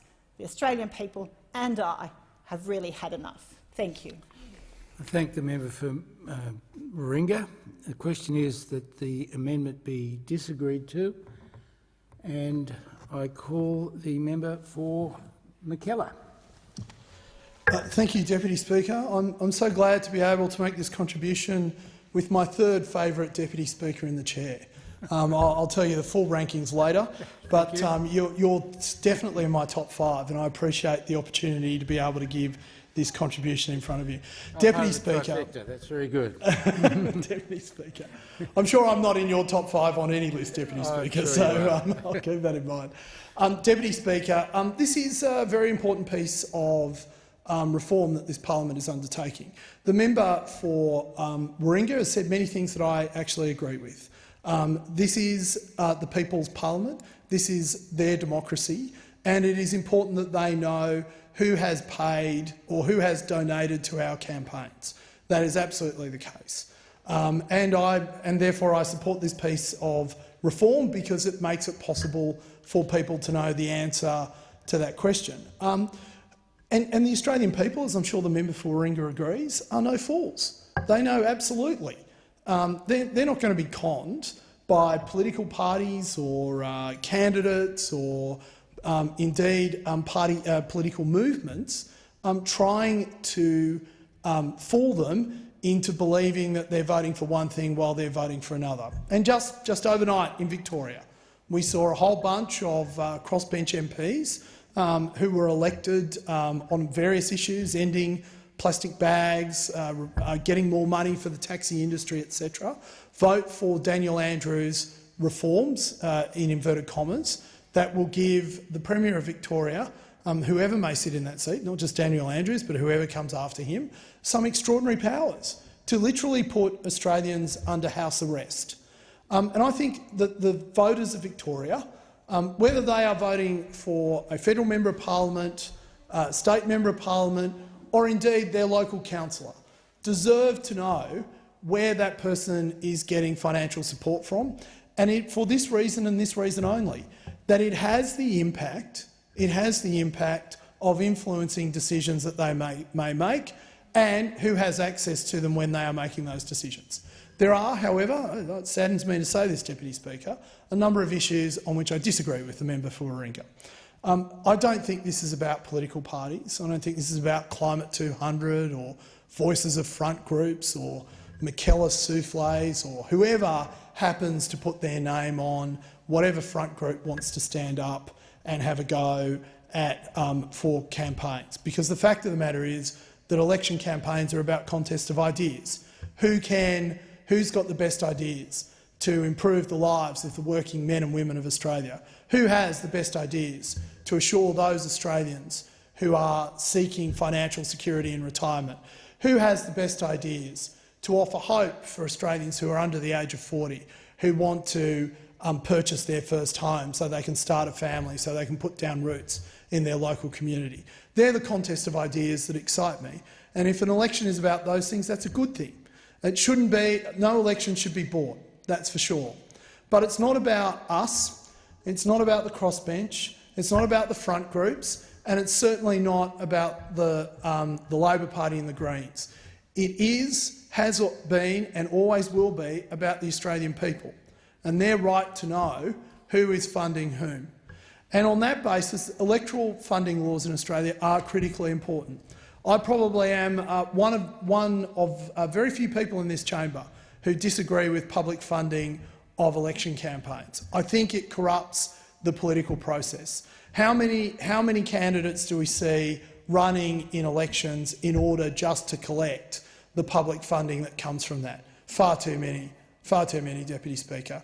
That's not democracy. That's not a contest of ideas. That's just another arbitrage opportunity that certain people have taken benefit from at the expense of the Australian people. And in my view, and I'm happy to say, I'm happy to say that I believe that that is the view of very few members of this chamber, but it's a view that I hold strongly. So the question to what these electoral laws do and what our electoral funding laws should do is that they should make it more than apparent to everyone who is making large donations and for what purpose, and therefore what influence that may have on a person down the track. So when people say the major political parties don't reveal where 40, 50, 60% of their funding comes from, that's because they come from small donations. And just like any other candidate, the view of this parliament has been that people who are making small donations are unlikely to be able to influence the decisions of elected members. And therefore, in that balance between a right to privacy and a right to know, the right to privacy prevails, because it is not just this idea that if you've got nothing to hide, what are you afraid of, has been uttered by some of the greatest tyrants of the 20th century. And it always amazes me that people come into this chamber and happily make that statement, happily repeat it, forgetting it was one of Stalin's favourite slogans. If you've got nothing to hide, you've got nothing to worry about. But this parliament has always viewed and always believed that individuals are born with certain inalienable rights. And one of those rights is the right to privacy, the right to freedom, the right to make their own decisions. And so unless those donations are of such large amounts, it is not in the public benefit, it is not in for the public good to actually reveal those donations. In fact, I think it is a matter of great sadness that candidates have to reveal where they get donations from because, and I stress this before that is clipped up and misused, because we would want campaigns by all political parties and all political candidates actually funded by a large number of people in small donations. Because when you have that, no one single person has enough influence over a candidate for them to take that into consideration when they are making decisions in the best interests of all of Australia, not just the electorate that they represent, but all Australians. And therefore having a broad base of donors whose amounts are small is actually critical to our democracy. And I think it is a shame that we have been moving away from that and getting larger and larger donors. And how many of those donors, for example, are simply protecting, let's be blunt about this, are simply protecting legislative bills or legislation that this parliament has introduced that has accrued benefits to them. How many times have the unions donated to the Labor Party, and equally have certain big businesses donated to the Liberal Party historically, looking to maintain their privileged position under law? This is something, and dare I say it, there have been other candidates, not just elected members of this House who are members of political parties, but other candidates who sit on the crossbench who also may be overly influenced by a particular donor or a group of friends of donors. And I think it's important that the Australian public is able to see who those people are, understand where they're getting support from, and then judge some of the decisions that those people make within that context. The second thing that I would, or the third thing I would say, is the member for Warringah and others have mentioned real-time disclosures. I'm utterly opposed to real-time disclosures. The member for Warringah and I participated in a documentary about donation laws in Australia. It was a very worthwhile exercise and I highly recommend anyone viewing it on iView. But if I could throw a dart at the heart of the hypotheses of that documentary, which I found troubling, it was this idea that I don't think anyone in this House, or indeed anyone in democratic politics anywhere in the world, would deny that the influence that money plays in US politics is corrosive. And it's up to the United States, but it is something that they need to look at more clearly and understand the impact that it's having. I don't think there's anyone in this chamber who would say that if we had the amount of money that flows through the US electoral system operating in this system, it would be a matter of grave concern. But that documentary constantly went back to provisions in US law and said, oh, well, you know, if we implemented things like real-time disclosures.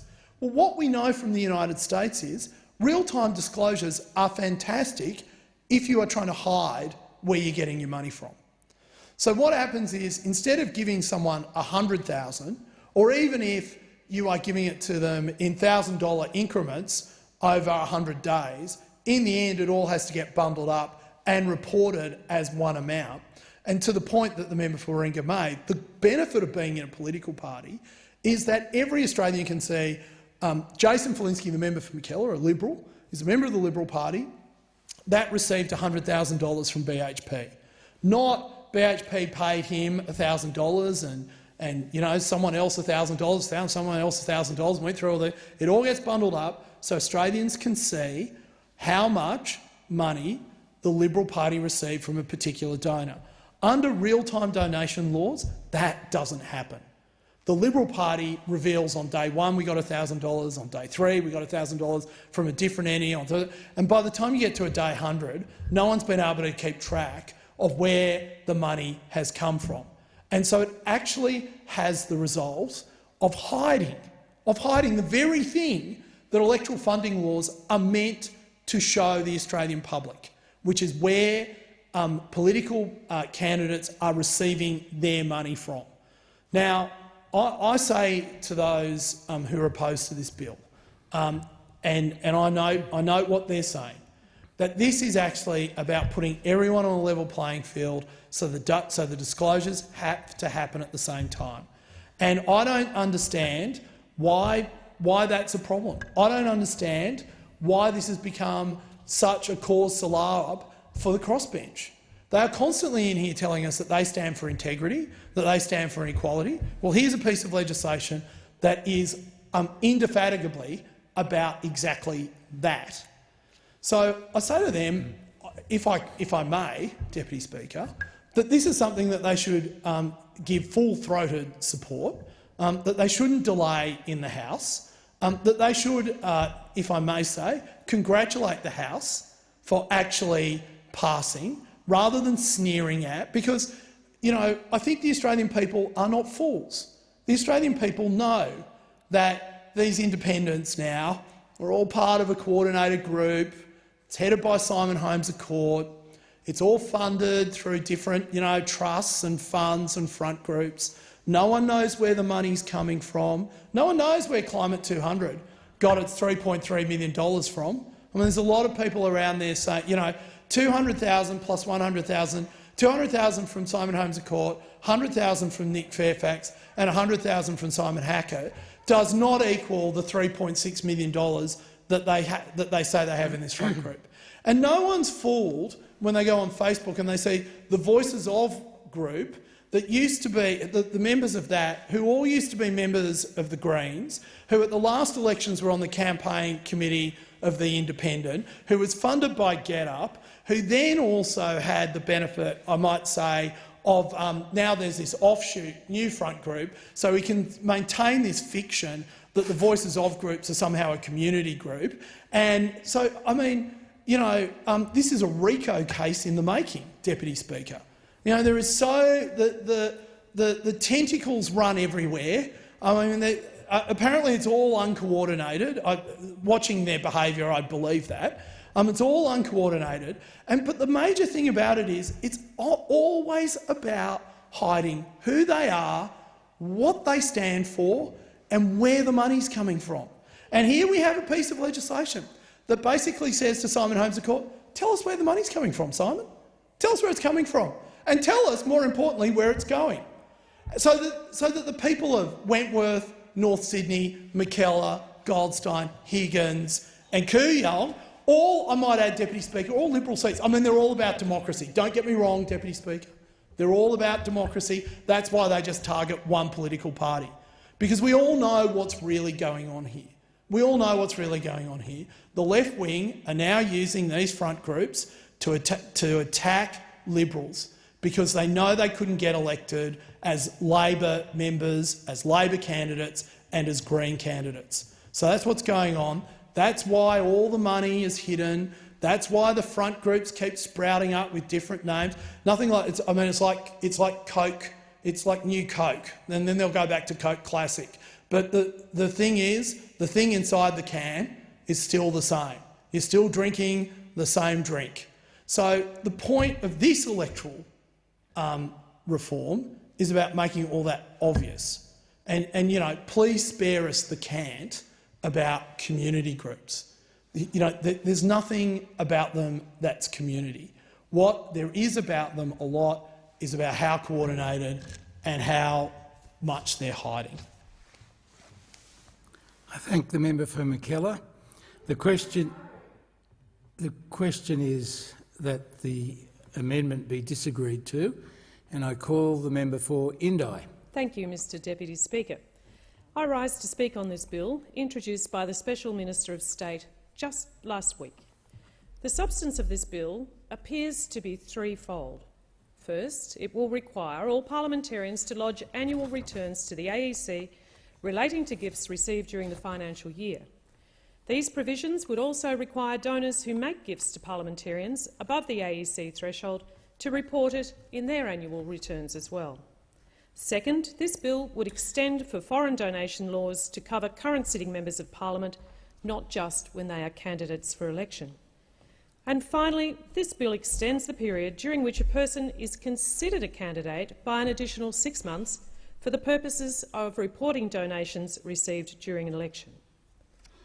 On the face of it, these are positive reforms. I say on the face of it because, unfortunately, the minister has not made time to brief the crossbench prior to this debate. The soonest I could get an appointment was tomorrow. I will say that these amendments would not change too much about how I already do business. While the current provisions in the Electoral Act do not require non-party parliamentarians to lodge annual AEC returns, I am committed, as I've said so many times in this House, to disclosing all donations I receive at any time above $1,000 on a quarterly basis. That information is on my website right now for all to see. Sadly, in the interests of transparency, the same cannot be said for all major parties. At this stage, I do have concerns about the retrospective application of the candidate provisions. While I welcome any reforms to improve the disclosure of political donations in this nation, it's very curious indeed, to see that the government has become laser-focused on reforms targeted at independent candidates all of a sudden. It's also curious to see the government do not pay attention to the loopholes in the Act which they proactively exploit. For example, it's common practice for candidates from the major parties to lodge individual AEC returns that state that they received $0 during an election. $0. This is obviously untrue. The major parties are clearly exploiting a loophole to ensure that the public is left in the dark about how much money they decide to spend in each electorate. The public has that information about an independent candidate, so why not one from the major parties too? Wouldn't that be great transparency? Wouldn't that be a marvellous loophole to fix? And that's why I'll soon be moving a detailed amendment to this bill to require political parties to declare in an AEC return exactly how much money they gave to an individual candidate if that candidate submits a nil return under Part 5. Media and research say it's $23 million is unaccounted for. If the government is truly committed to disclosure equality when it comes to political donations, then it will support this detailed amendment. I encourage them to do so, but I'm afraid I'm not going to hold my breath. I will also be moving detailed amendments to reduce the AEC political donations declaration threshold from $14,500 to $1,000. These amendments reflect the provisions in the private members' bill I introduced last sitting and the private members' bill the member for Mayo introduced at the start of this parliament, which I was very pleased to support. The government is keen to say that they are, and I quote, committed to increasing transparency when it comes to political donations via this bill. Well, let's see them walk the talk on these amendments. Under current laws, the major parties only have to disclose donations received above $14,500 to the Australian Electoral Commission each financial year. Australians deserve to know who's holding the purse strings of the major parties before voting for them. Politicians are meant to represent the people, not their donors. The parliaments of New South Wales, Victoria and Queensland have all set disclosure thresholds on donations at $1,000. New South Wales, Victoria, Queensland and South Australia also require near real-time disclosure of donations. And right now, there is no equivalent law at a federal level. In sum, Mr Deputy Speaker, I challenge the government on whether it introduced this bill truly in good faith. This bill has had no consultation and was never contemplated by the Standing Committee on Electoral Matters. I truly do wonder what the government's ultimate motivation is here. If the government honestly cared about equality in political donations laws, it would also support my amendments to lower the disclosure threshold and prevent political parties from hiding where they spend money during elections. I thank the member for Indi and I call the Minister. Thank you very much, Deputy Speaker. I'd like to thank all those in this chamber who have contributed to the debate on the electoral legislation amendment Annual Disclosure Equality Bill 2021. The bill will ensure greater transparency in the disclosure of electoral donations by extending foreign donation restrictions to parliamentarians for the full length of their term in office rather than just the period they are a candidate for the election, requiring parliamentarians who directly receive donations for the purpose of incurring electoral expenditure or creating electoral matter to lodge an annual return to the AEC each financial year, and extending the period for which a person is taken to be a candidate by an additional 6 months for the purpose of disclosure period for the candidate and Senate group returns and for restrictions on receiving foreign donations. This will support the continued integrity of Australia's electoral system by ensuring that Australia's world-class electoral funding and disclosure regime is consistent and continues to provide transparency for Australian voters. Once again, I thank my colleagues for their contribution and commend this bill. Thank the Minister. The original question was that this bill be now read a second time. To this, the honourable member for Scullin has moved as an amendment that all words after that be omitted with a view to substituting other words. The immediate question is that the amendment be disagreed to. All those in favour say aye. All those opposed say no. Division required. Speaker. I have some amendments, Speaker.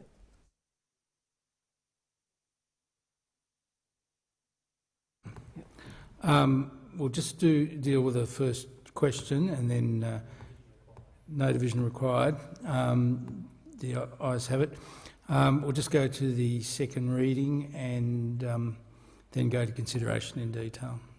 The question now is that this bill will be now read a second time. All those in favour say aye. All those opposed say no. Aye. Ayes have it.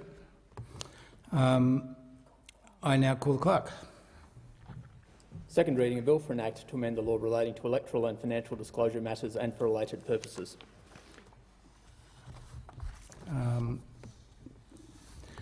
The House will now consider the bill in detail. I understand it's the wish of the House to take the bill as a whole, and the question is that the bill be agreed to. I call the member for Indi. Thank you, Mr Deputy Speaker. I move amendments 2 and 4 as circulated in my name. Mr Deputy Speaker, I've just given some brief remarks in my speech about the importance of instigating in the federal parliament a law that would include and ensure that we have a $1,000 political donations disclosure threshold. I've made the point many times. Yes. Order. I just asked the member that she needs to seek leave of the House to move the amendments 2 to 4 in her name together. I would seek leave to move amendments 2 to 4 as circulated in my name together. Is leave granted? Leave is granted. I call the member. Well, thank you, Mr Deputy Speaker. Thank you, Minister. As I have said in my speech, I think it's extremely important and would meet community expectations if we in fact were fair income about political donations transparency in the federal parliament, and that we joined with many of our state governments and other jurisdictions around the world in ensuring that we truly understand how often and where and the amount of donations that are coming through to our federal parliament through donations to major parties and indeed to independents as well. I've moved a private member's bill in this House in regard to this amendment before. The member for Mayo has done the same. There is strong community support to have greater transparency in political donations and great community support to see the donations threshold lowered from $14,500 to $1,000. So, Mr Deputy Speaker, my thoughts on this are very clear. They are contrary, certainly, to what some other members on the other side might have to say about this, but I have great confidence that this is an amendment that would be supported by the people, and I urge those in this House to support this amendment today. Thank the member for Indi. The question is that the amendments be disagreed to. All those in favour say aye. All those opposed say no. Division Division required? Division required. Ring the bells for 4 minutes.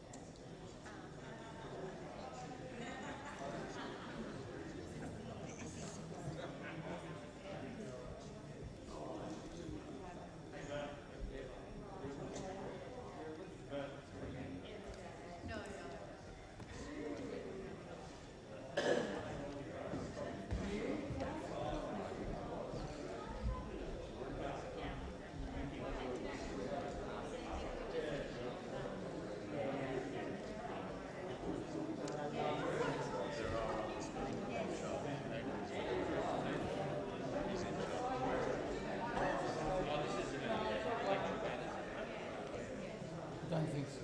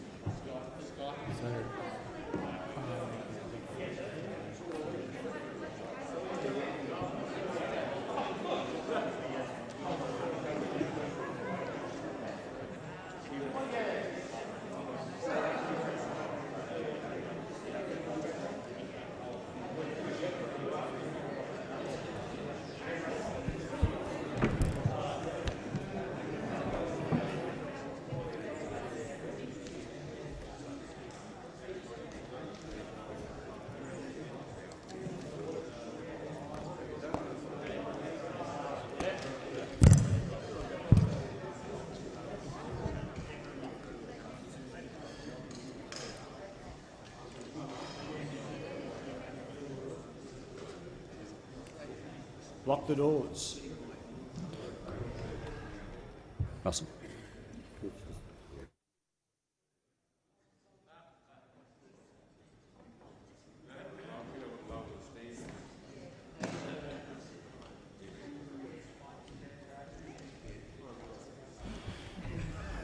The question is that the amendments be disagreed to. The ayes will pass to the right of the chairs, the noes to the left.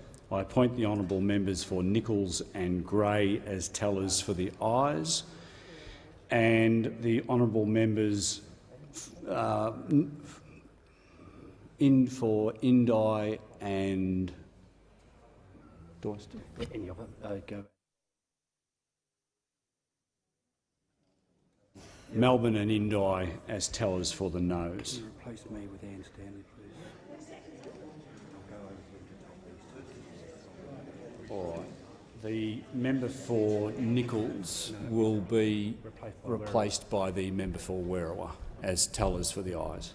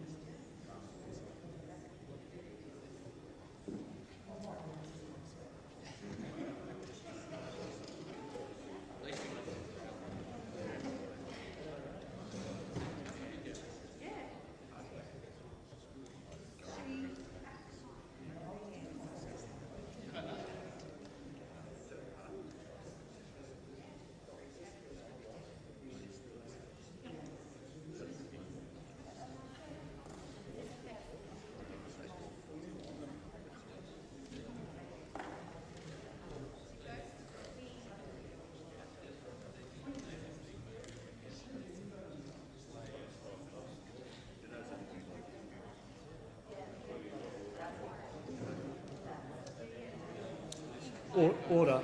The result of the division is ayes 55, noes 5. The question is therefore resolved in the affirmative. Is the member for Indi seeking the call? Mr Speaker, please. I ask leave of the House to move amendments 3 to 5 as circulated in my name together. Is leave granted? Leave is granted. Thank you, Mr Speaker. Mr Speaker, I've just spoken in the House about this bill, which I applaud for.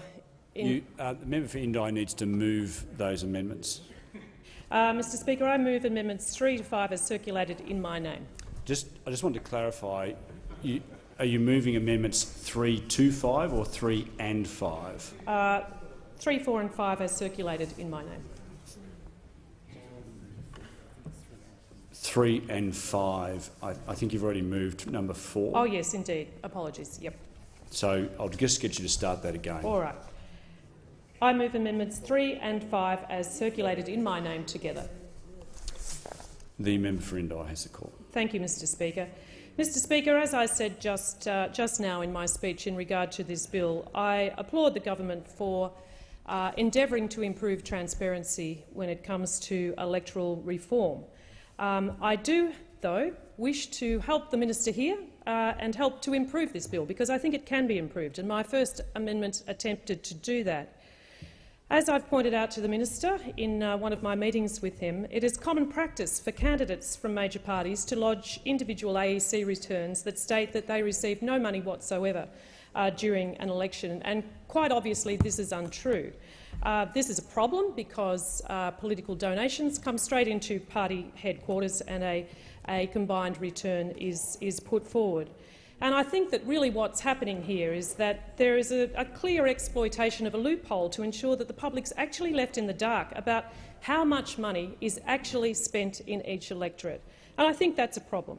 The public has that information about independent candidates. They know exactly how much was raised and how much was spent. What this amendment seeks to do is to improve transparency in our Electoral Act and to ensure that every candidate, every person who runs for election, when they put their AEC return in, it is absolutely clear how much money has been spent by electorate. Thank you, Mr Deputy Speaker. Thank you, Mr Speaker.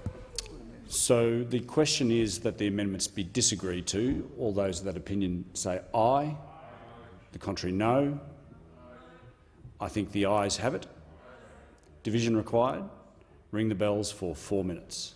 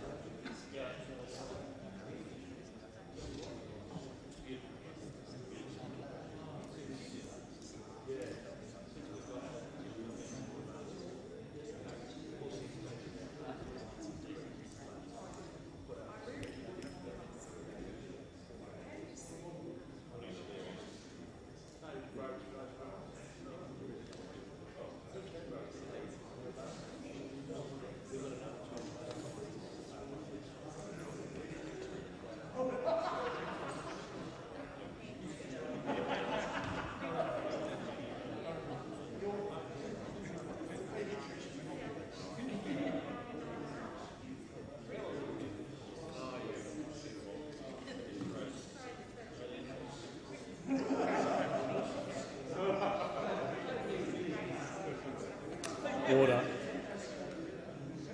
Lock the doors. The question is that the amendments be disagreed to. The ayes will pass to the right of the chair and the noes to the left. I appoint the member for Grey and Werriwa as tellers for the ayes, and the honourable members for Indi and Melbourne as tellers for the noes.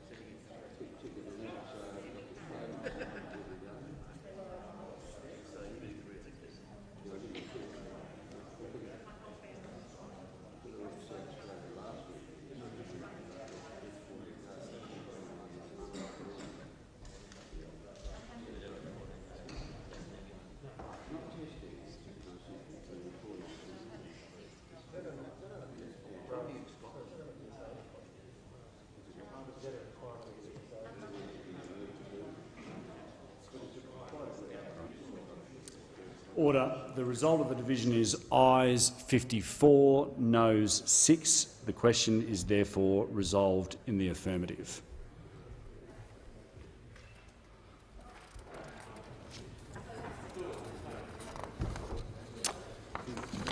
The question now is that this bill as amended be agreed to. None of the amendments passed, so just...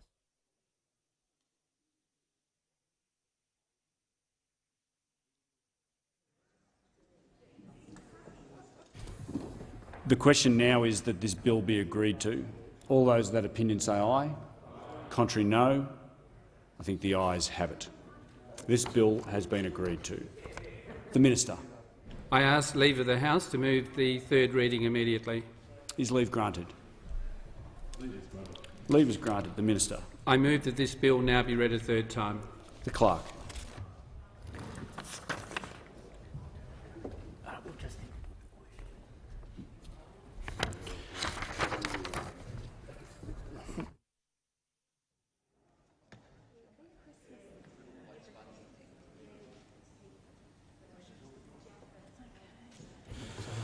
The question is that this bill be now read a third time. All those of that opinion say aye. Contrary, no. The ayes have it. The Clerk. Third reading a bill for an act to amend the law relating to electoral and financial disclosure matters and for related purposes.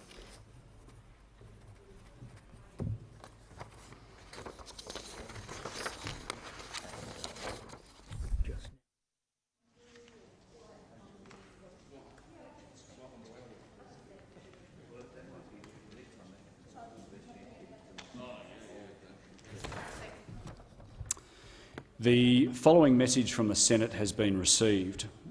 The Senate returns to the House of Representatives a bill for an act to amend the Aboriginal Land Rights Northern Territory Act of 1976 and for related purposes, and informs the House that the Senate has agreed to the bill with the amendments in the annexed schedule. The Senate requests the concurrence of the House in the amendments. The Minister. I move that the amendments be considered immediately. The question is that the amendments be considered immediately. All those of that opinion say aye. Contrary, no. The ayes have it. I understand that it is the wish of the House to consider amendments together. The Minister. I move that the amendments be agreed to.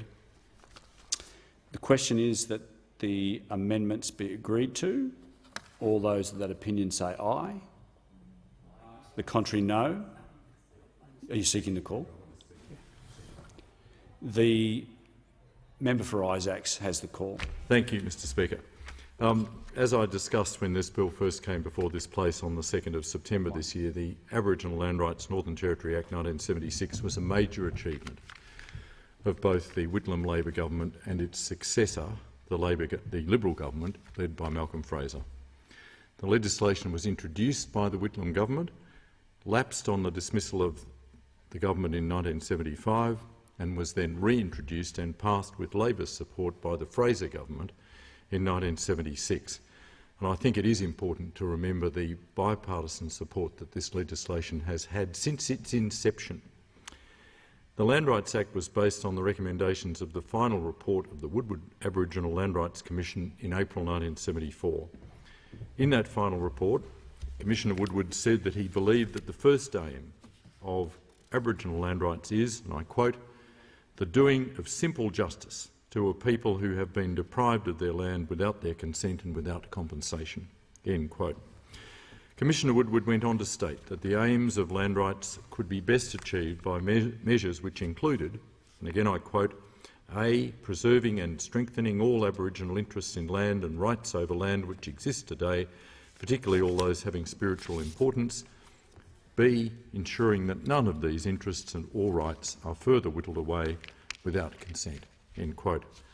Woodward's final report included drafting instructions for the bill that became the Land Rights Act, which was the first legislation passed by any Australian government giving legal recognition to Aboriginal land ownership.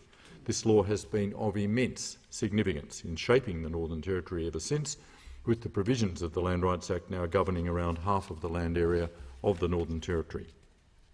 This bill makes a number of substantial changes to the Aboriginal Land Rights Northern Territory Act 1976 that are directed to the objective of economic empowerment, which is in the bill's title. As we've made clear, we in Labor support these changes.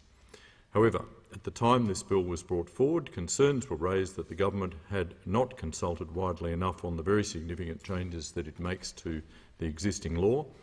It was partly for this reason that Labor supported the inquiry held into this bill by the Senate Legal and Constitutional Affairs Committee. That committee inquiry provided an opportunity for all interested groups and individuals to be heard, and I am pleased to say that they have now been heard and their submissions carefully considered by that committee. I also note that Labor appreciates that the 4 Northern Territory land councils were closely involved in the development of this bill, and that Labor accepts and welcomes the important role that the Tiwi Land Council, the Central Land Council, the Anandili-Agwa Land Council and the Northern Land Council play as the representative bodies for traditional owners in the Northern Territory. The Land Council's joint submission to the Senate inquiry set out in detail the meetings that were held around the Northern Territory to discuss and consult on the content of the bill with traditional owners and communities. Labor supports this bill with an amendment moved in the other place which would require the Minister to request progress reports on the Northern Territory Aboriginal Investment Corporation's Strategic Investment Plan. We note that this was also a recommendation of the Scrutiny of Bills Committee. It's appropriate and consistent with principles of transparency that these progress reports should be open to parliamentary scrutiny. There are various options available to the Minister to allow for the removal or confidentiality of any genuinely sensitive material. Labor supports this bill as amended.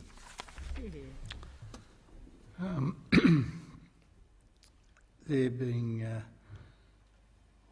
no further speakers. Oh, sorry, the member for Melbourne. Thank you, Deputy Speaker. I thank the House for the support of these amendments, which I understand is going to be across the House. These are amendments that were moved in the Senate by Senator Lydia Thorpe, and that what they will do is require the Minister to provide progress reports on the Northern Territory Aboriginal Investment Corporation, and also require that the Minister must table a copy of any progress reports in each House within 15 days of receiving that report. These important amendments will help ensure accountability and transparency, and the Greens are pleased that they received the support of the Senate and look forward to them receiving the support of the House. Senator Thorpe has made extensive contributions in the Senate as to why these amendments are important, and I commend these amendments to the House. I thank the member for Melbourne. Are there any further speakers? No. Therefore, the question is that the amendments be agreed to. All those in favour say aye. All those opposed say no. The ayes have it. I call the clerk. Government Business Order of the Day number 2, Electoral Legislation Amendment, Assurance of Senate Counting Bill 2021, resumption of debate on the second reading.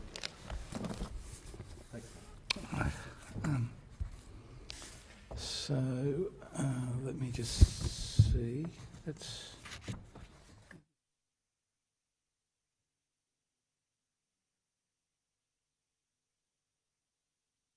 The question is that this bill be now read a second time, and I call the member for Scullin. Thank you, Deputy Speaker. I rise today to speak on the Electoral Legislation Amendment Assurance of Senate Counting Bill 2021. This bill does two main things. Firstly, it requires the AEC to commission an audit and risk management assessment of the counting and scrutiny software used in a Senate election, and also amends the way ties between candidates in Senate elections are to be resolved. Deputy Speaker, this bill has the very laudable aim of enhancing the transparency and integrity of our election counting systems, and this is an important objective. We know, and we should be proud of the fact, that we have one of the best electoral systems in the world. The independent Australian Electoral Commission operates with the utmost integrity and rigour to ensure a fair and accurate election result in which all Australians can be confident. Nevertheless, there will always, unfortunately, be detractors and those who question the results, even when there's not a shred of evidence of anything but an accurate and transparent outcome. We need to recognise this, and we need to respond to it, to do all we can to stand up for trust and confidence in our electoral and democratic institutions and processes, in an environment where this has been increasingly under threat around the world, driven in part by the diffusion of mis- and disinformation. Deputy Speaker, it's the Australian Labor Party's view that electoral reform should always be done in a considered, thoughtful and bipartisan manner, and the end goal of all reform should be the betterment of our democratic system as a whole. We remain concerned about the messaging that's coming from some in this place that is designed to cast doubts on the integrity of our electoral system and indeed undermine our democracy. Amongst the 9 electoral amendment bills introduced or debated in this session of Parliament, the government has left the most important, a bill to prepare for elections in time of emergency situations, to last. A bill that is actually needed, as we can see from the circumstances we are confronting right now and which has bipartisan support. A bill which was recommended by the Joint Standing Committee on Electoral Matters following a reference from the Minister for Finance well over a year ago. Once again, wrong priorities from a tired and increasingly desperate government that can't distinguish between the national interest and its political interests, led by a Prime Minister who is unfailingly only concerned for himself. In what could still be potentially the second last, sitting day of this Parliament, the Prime Minister has only just listed the Contingency Measures Bill for debate. Ensuring we can have safe elections during major COVID-19 outbreaks, bushfires or floods, as we are seeing in fact now in New South Wales and Queensland just this week, must be our highest priority, not an afterthought. Now, turning to the bill which is before the House, it is important to note that the Australian Electoral Commission already has a robust system for assurance and transparency of its software systems. However, we are satisfied on this side of the House that this bill will assist in providing increased confidence to the voting public and indeed to parties and to candidates. The Assurance of Senate Counting Bill requires the AEC to obtain an independent security risk assessment of the computer systems used to scrutinise the Senate count prior to the next election. This includes assessment of the software used to scan, store and count votes. The person or body tasked with this assessment must be accredited by the Australian Signals Directorate and must provide a report to the AEC on its findings. The AEC must then publish this report on its website. This assessment must be conducted prior to each federal election. In addition, from the 1st of January 2023, the AEC must arrange an independent assessment of whether the counting software for a Senate election distributes preferences and elects candidates in accordance with the Electoral Act. The AEC must publish a statement on the AEC's website stating whether the accuracy of the counting software is assured to the appropriate standard. The Electoral Commissioner will then be required to verify that the AEC is using the assured version of the counting software within 7 days of an election. If there are any variations required of the software, the Electoral Commissioner must advise of these variations and the reason for them within 7 days of the return of the writs. The bill also requires that a ballot sampling process be undertaken. The AEC must arrange for statistically significant samples of ballot papers to be checked throughout the scrutiny of votes to ensure that the electronic data captured and used in the counting of votes reflects the physical data that is recorded on the ballot papers. At least 5,000 Senate ballot papers must be checked, or 1,000 if it is a standalone Senate election. The ballot process that I'm talking about now may be inspected by scrutineers. The Electoral Commissioner will be required to publish the methodology used for the sampling and the process used for the reconciling preferences prior to the election. Within 14 days after the return of the writs, the Electoral Commissioner must publish a statement setting out the results of the ballot sampling process. Should any irregularities be identified, there would be time for an election result to be contested in the Court of Disputed Returns, which of course must be done within 40 days of the return of the writs. We know from extensive evidence that the Electoral Commission has provided to both the Joint Standing Committee on Electoral Matters and indeed to the Senate during estimates hearings that the AEC already has robust systems in place to ensure the integrity of its systems. The AEC already works with national cybersecurity agencies to ensure the integrity of its systems and indeed its compliance with the Commonwealth cybersecurity guidelines. There have been multiple independent audits and testing of the AEC's counting and distribution of preference software which have found no issues with the integrity of the vote count. And apart from the assurance of electronic counting systems, we should not forget the important safeguards that scrutineers provide. Scrutineers can view and challenge the count, including the scanning of ballot papers and the processing of all digital ballot paper images. The fact that this process is performed in full view of scrutineers should provide significant assurance to voters, candidates and indeed the wider Australian community. In a further effort for transparency, the seat-by-seat results of our elections are published on the AEC's virtual tally room. This allows anyone to view the results in any seat and to verify the results. To date, this has been at the initiative of the AEC, who have been doing this to provide public assurance and greater transparency of the process. This bill codifies this existing practice by the AEC of publishing preference data, including the distribution of preferences, on the AEC's virtual tally room. Another transparency initiative that the AEC already uses is to outline on its website the integrity and assurance measures that the AEC has in place in regards to its computer systems. Prior to each election, the Easy Count Senate system, the ballot paper reconciliation system and the Senate scanning solution all go through testing. They are tested individually and they are also tested in conjunction with each other to ensure that all the systems work together. Product verification testing also occurs after the close of nominations and before polling day to ensure the scanners and templates for each ballot paper are correctly set up. Then, after the election, the systems are tested again to make sure they worked correctly. We have confidence in the independence of the Australian Electoral Commission and in the integrity of their systems. This bill does not appear to require much more than processes that are already in place. Nevertheless, if this bill will provide greater assurances and put pay to some of the, well, quite frankly, ridiculous conspiracy theories that float around, we in Labor are very happy to provide our support for the bill and the measures it contains. We hope, as we do so, that government members now provide consistent support for our independent Australian Electoral Commission and for the integrity of our electoral systems. Now, the bill also aligns the process for determining ties in a Senate count with the process used for this House. Instead of the Australian Electoral Officer for the state having a casting vote in the rare circumstance where there is a tie in the distribution of preferences, the Electoral Officer will have to determine the order of standing by lot. This is a reasonable amendment and provides a greater degree of certainty than the current provisions. The bill also provides that the scrutineer observing the computerised scrutiny for a Senate election may ask for access to an original ballot paper to dispute formality. This codifies existing practice with scrutiny for the Senate count in South Australia in 2016 and also in 2019. Multiple requests that are deemed to be unreasonable, frivolous or vexatious may be refused if they would unreasonably delay the scrutiny. This is to ensure that the start of the elected senator's term on 1 July is not put at risk, which is of course a requirement of our Constitution. Deputy Speaker, the measures in this bill will increase public confidence in our democratic systems. However, there is of course much more to be done.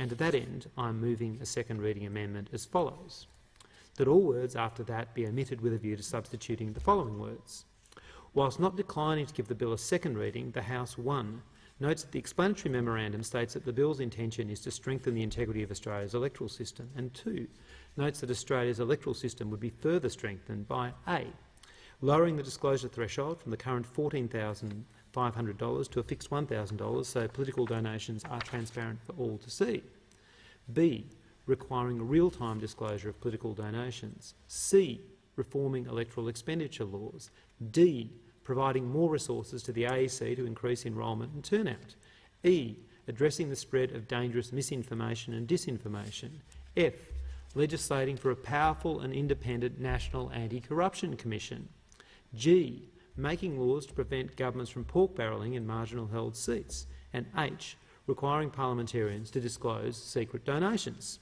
and 3, calls on the government to implement these electoral integrity measures that would make a real difference to improving public confidence in our democracy. Now, Deputy Speaker, an Albanese Labor government would continue the reforms that started with the Hawke government to enhance the integrity of our democratic processes. It was a Labor government that was the first to legislate for transparency of political donations, requiring all donations of over $1,000 to be publicly disclosed. We remember that it was John Howard who jacked this up to $10,000 and then also linked it to inflation, causing the threshold to blow out to the current $14,500. We will, in government, reduce the disclosure threshold to $1,000 and remove the link to CPI. We will also require all donations be disclosed within 7 days so that people know who is donating to political parties, how much and when, and not have to wait up to 19 months to find out, as they do currently. In fact, we have 2 bills before the Senate right now to do just that, but the government won't vote for them because they don't want people to know who's donating to the Liberal Party or the National Party.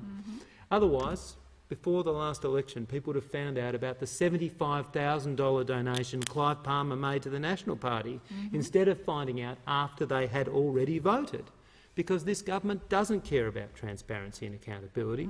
If it did, it would have at least agreed to debate the member for Indi's bill for a National Integrity Commission. And the Prime Minister would not have summoned the member for Bass to his office to reprimand her for wanting action on a 1,000-day-old promise of his government, a promise of his government, a promise fundamental to restoring trust in politics, to introduce a real National Integrity Commission. And I note, Deputy Speaker, that the member for Dawson received no such summons, despite all the damage he has done and he continues to do to the state of our democracy, including in this very chamber. Because the fact is, the Morrison-Joyce government does not care about the state of our democracy. The government doesn't care about transparency and accountability. Otherwise, it wouldn't be trying to ram through 6 electoral bills in the final 2 sitting weeks of the year. This isn't the way to make laws in this country, particularly those that go to how our democratic systems function. If the government really cared about the integrity of our electoral system, they wouldn't have cut funding for the AEC. Last week, Australia achieved a record enrolment level with 17 million Australians enrolled to vote at the next election. But despite the more than 500,000 additional voters added to the roll since the last election, the funding that this government has provided to the AEC for the next election is actually lower than that for the last one in 2019. And that's before we get to some of the challenges that the global pandemic may impose on the conduct of this election. This diminishes the Commission's capacity to form vital functions, including public education campaigns on political disinformation and driving increases to voter enrolment and turnout. Deputy Speaker, just 79.3% of Indigenous Australians are enrolled to vote nationally, compared to an overall enrolment rate of 96.1%. This is a shocking figure. It's a shocking figure for anyone who cares about our democracy. It gets worse because the situation is even worse in the Northern Territory, with an Indigenous enrolment rate there of 69.6%, less than 70%. So much more needs to be done to address this democratic deficit, including investigating how people living in remote communities can be added to the roll through the Federal Direct Enrolment and Update program. But without appropriate funding, the AEC is hampered in its mission to ensure that every eligible voter has the ability to exercise their right to vote. But all this Prime Minister cares about is winning the next election, and he takes a win-at-all-costs approach. That's his focus, and as we see from the legislative agenda, the threadbare legislative agenda that's before the House today and across this sitting fortnight, it's his sole focus, because he knows that Australians have worked him out, that they know he has nothing to say to them about the future and no record worth speaking of, that he only stands for himself and is only concerned to do whatever it takes to cling to power. And he doesn't care about the truth. He'll say anything to win, even telling outright lies about a holiday to Hawaii while Australia burned, to the French president about electric vehicles when he's damned by his own words. Australia deserves so much better than this. But it's only an Albanese Labor government that will provide transparency and accountability in government, and it's only the Labor Party that will always stand up for democracy, for defending and strengthening our democratic institutions. Because on this side of the House, we trust Australians. We are prepared to trust their judgment. Is the amendment seconded? Is the amendment seconded? I call the member for second Cooper. that, Deputy Speaker, and I reserve my right to speak. The original question was that this bill be now read a second time. To this, the honourable member for Scullin has moved as an amendment that all words after that be omitted with a view to substituting other words. If it suits the House, I will state the question in the form that the amendment be agreed to. I call the member for Sturt. The amendment be disagreed to. Oh, sorry, the amendment be disagreed to. My apologies. I'll state the question that the amendment be disagreed to.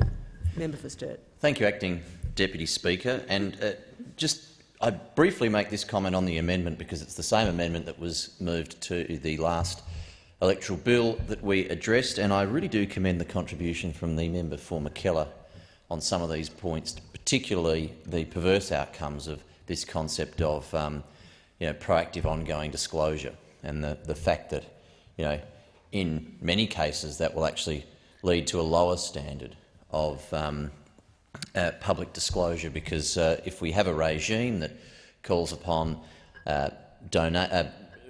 disclosing a donation in real time, so within 7 days of that donation, etc., you could see people really gaming that system. I mean, clearly there would still be some disclosure threshold. Let's say it was your $1,000 proposition. That means someone can just donate $500 every day of the year and not get picked up in that kind of regime. Whereas at the moment, if a major corporate, if an individual donates or a union donates to a political party, we have to aggregate the total value of those donations over a financial year, and that is the threshold over a financial year. If you donate more than the 14,500 odd amount that the threshold index-linked is at the moment, that's what triggers it. So there's a lot of misleading concepts in the amendment, but as I say, it's the same amendment that was moved basically to the last bill, and I commend contributions that were made in addressing points there. So coming to the substance of the question of the second reading itself, obviously I'm rising to support the bill, and I think the indication is that we all support this bill to provide some assurance over the Senate voting count process, and the previous speaker outlined what those measures are, and I won't re-prosecute those points. It does remind me, when we're thinking of looking at voting count machines, etc., of the very famous 2000 presidential election in the United States. Some in this chamber, probably many in this chamber, have an interest and follow closely the US political system, the US democracy, but that was a particularly very famous circumstance in November 2000, which ultimately saw then Governor George Bush become President George Bush, thanks to him winning the Electoral College delegates from the state of Florida, but that was disputed for a period of time. There's a fairly entertaining movie made about it, pretty biased in favour of the Democratic angle, but nonetheless it's an enjoyable watch if you're interested in the conduct of elections, which I'm not suggesting is a huge proportion of the population, but those of us in this chamber probably are. And of course the issues that were disputed in that related to the way in which their counting systems operate in the United States. Some will be aware that in the United States they don't have the equivalent of our AEC. It's up to each state to run the voting process for selecting their delegates to the Electoral College, much like they run all their other elections on the same day in the United States. So you go in with a pretty substantial ballot paper. You vote for everything from president to dog catcher at times and everything in between. That is not necessarily the same voting process in different jurisdictions. So if you vote in, say, the state of Florida, you'll probably be undertaking a different voting process than you might if you're voting in the state of Texas or New York, whatever it might be. But I certainly don't support that. I'm a very strong supporter of us having our own federal Australian Electoral Commission that oversees and conducts the elections for our general elections to this chamber, our by-elections, and of course the election of senators. And so this bill, at its heart, is, as the previous speaker said, in some cases just legislating for what is already current practice with the AEC, so putting a requirement on them that they already voluntarily essentially undertake. But I suppose to ensure that there's no ambiguity around that into the future, it does make sense to make that very clear and put it into legislation around preference flow publications, etc. So, as I say, it already happens, but we're ensuring in this bill that there wouldn't be a case in the future where potentially an electoral commissioner decides that they don't want to continue that practice, because of course they'll be required to now under the Electoral Act. The other is the need or the requirement to have a higher or a very clear standard of how we validate and confirm the automatic vote counting tallying machines that the AEC currently use, and potentially ones that they will use as technology develops into the future. And I think this is an important area for us to anticipate future risk. I can't think of any example in the history of this parliament, our federation, where there have been questions over the fair conduct of elections. I think that as much as we have spirited campaigns and contests, and sometimes we might not necessarily think that the conduct of candidates or advertisements or actions by volunteers, etc., was fair, I don't think we've ever heard the allegation that our electoral commission itself has ever conducted elections anything short of with the utmost integrity. And I can't reflect on any contest I can recall where there was a suggestion that the way in which the votes were counted was either in dispute or, even worse, led to an outcome that wasn't what the people voted for. And I can't, to my mind, think of any example where that has happened in the history of any election in this country, but particularly federal elections. And that's a source of great pride for all of us that are in this chamber and that believe in the utmost supremacy importance of the democratic process and the people making decisions as to who represent them. So we've got that. There is no suggestion whatsoever that we haven't had that in the past. But this is a measure that anticipates future risk and makes sure that going forward we will never have that situation in the future, in this case specific to Senate voting. We do live in a world now where there are increasing threats of interference in our democracy, and I made some comments in the previous electoral bill around that, and in particular foreign actors seeking to influence our democracy. In the previous bill, that was related to political donations from foreign sources. Of course, in this case, it could be potential for sabotage or interference with the way in which the actual count process is conducted and occurs. And so what this bill puts in place is a legislated framework to have another layer of assurity and confidence of all of us that the way in which the actual count itself is occurring is robust. So it requires, of course, the Australian Signals Directorate to engage with the AEC in advising them on ways in which they can get an audit process around what counting systems they currently use or may use into the future to make sure that there's a robustness and an accuracy there, but also clearly to make sure there's not an ability for someone to seek to interfere with our democracy by hacking into the system, let's say, or undertaking some kind of cyber attack on the system, or doing something to either frustrate the process or engineer an outcome different to what the people of this country have voted for. And I think it's very worthy that we take this opportunity in supporting this legislation to put in place a legislated process to assure that that is what will need to happen into the future. We have to anticipate that technology will continue to provide new opportunities for the AEC to consider to help make the electoral count as efficient as possible. And we're going to have to constantly balance the opportunity for efficiency against the risks that the efficient system might be have a higher risk of being abused or influenced. And so this is going to be the challenge. Obviously, the voting system we have at federal elections is not availing itself of the absolute best technology that we could choose to use, because we accept that there's very high risk in things like electronic voting and allowing people to participate in the process in a much more digital way. We still require, and no one's proposing to change, the need for a very physical process in casting our ballots. Paper and pencil in a ballot box, then counted by hand by officials from the AEC, with options of all candidates to, of course, scrutinise the counting of ballots in a contest that they are a participant in.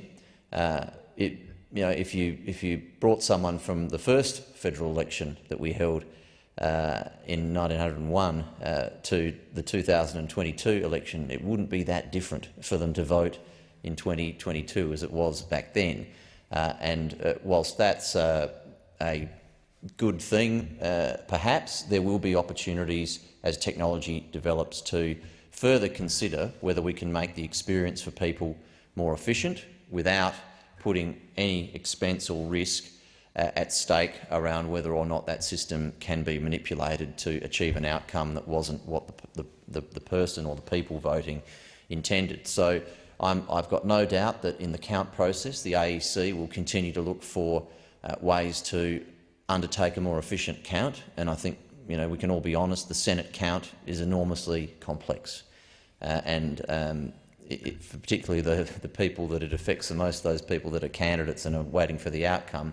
We all know that Senate results can take many weeks, and sometimes it is a very uncertain outcome until the keyboard strike of enter spits out who those 6 people are that have been elected from a state. And so anything the AEC can do to safely improve the process of counting and get us a more rapid result, I'm sure as long as we all had confidence that that wasn't putting at risk the outcome being distorted, then we would be happy to see that occur. So this bill is going to mean that into the future there's a framework in place for the AEC on the existing machinery that they use to assist with the count, but just as importantly, it puts them in a position to have a framework for other technological advances they might seek to pursue and use in the interests of getting a more rapid outcome, which is a good thing, as I say, as long as it doesn't put at the expense of any risk of the assurity and confidence and integrity around people's vote meaning what they want it to mean, people getting the outcome that they vote for rather than the risk of anything different. So I think this is very sensible. I think that it's something that the AEC are probably happy to have some clearer legislative direction on.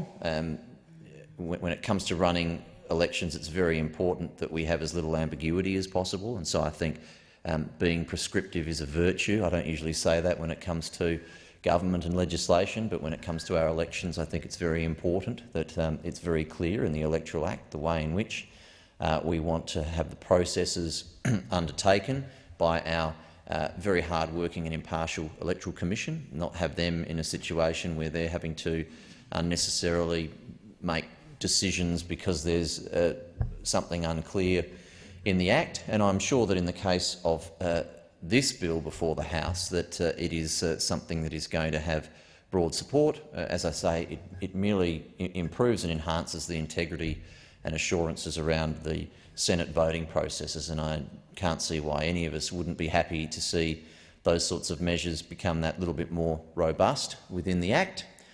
So on that basis, I support these changes. I think that we should continue to look for other opportunities to strengthen the integrity around our voting system. I am very encouraging, as a member of the Joint Standing Committee on Electoral Matters, the AEC pursuing and looking for and bringing forward proposals to be considered within our democracy to improve its efficiency, but never at the expense of its integrity. And I'm sure that's something that we would all consider to be a fundamental principle when it comes to the democracy of this nation. With those words, I commend the bill to the House. The question is that the amendment be disagreed to. Member for Gellibrand.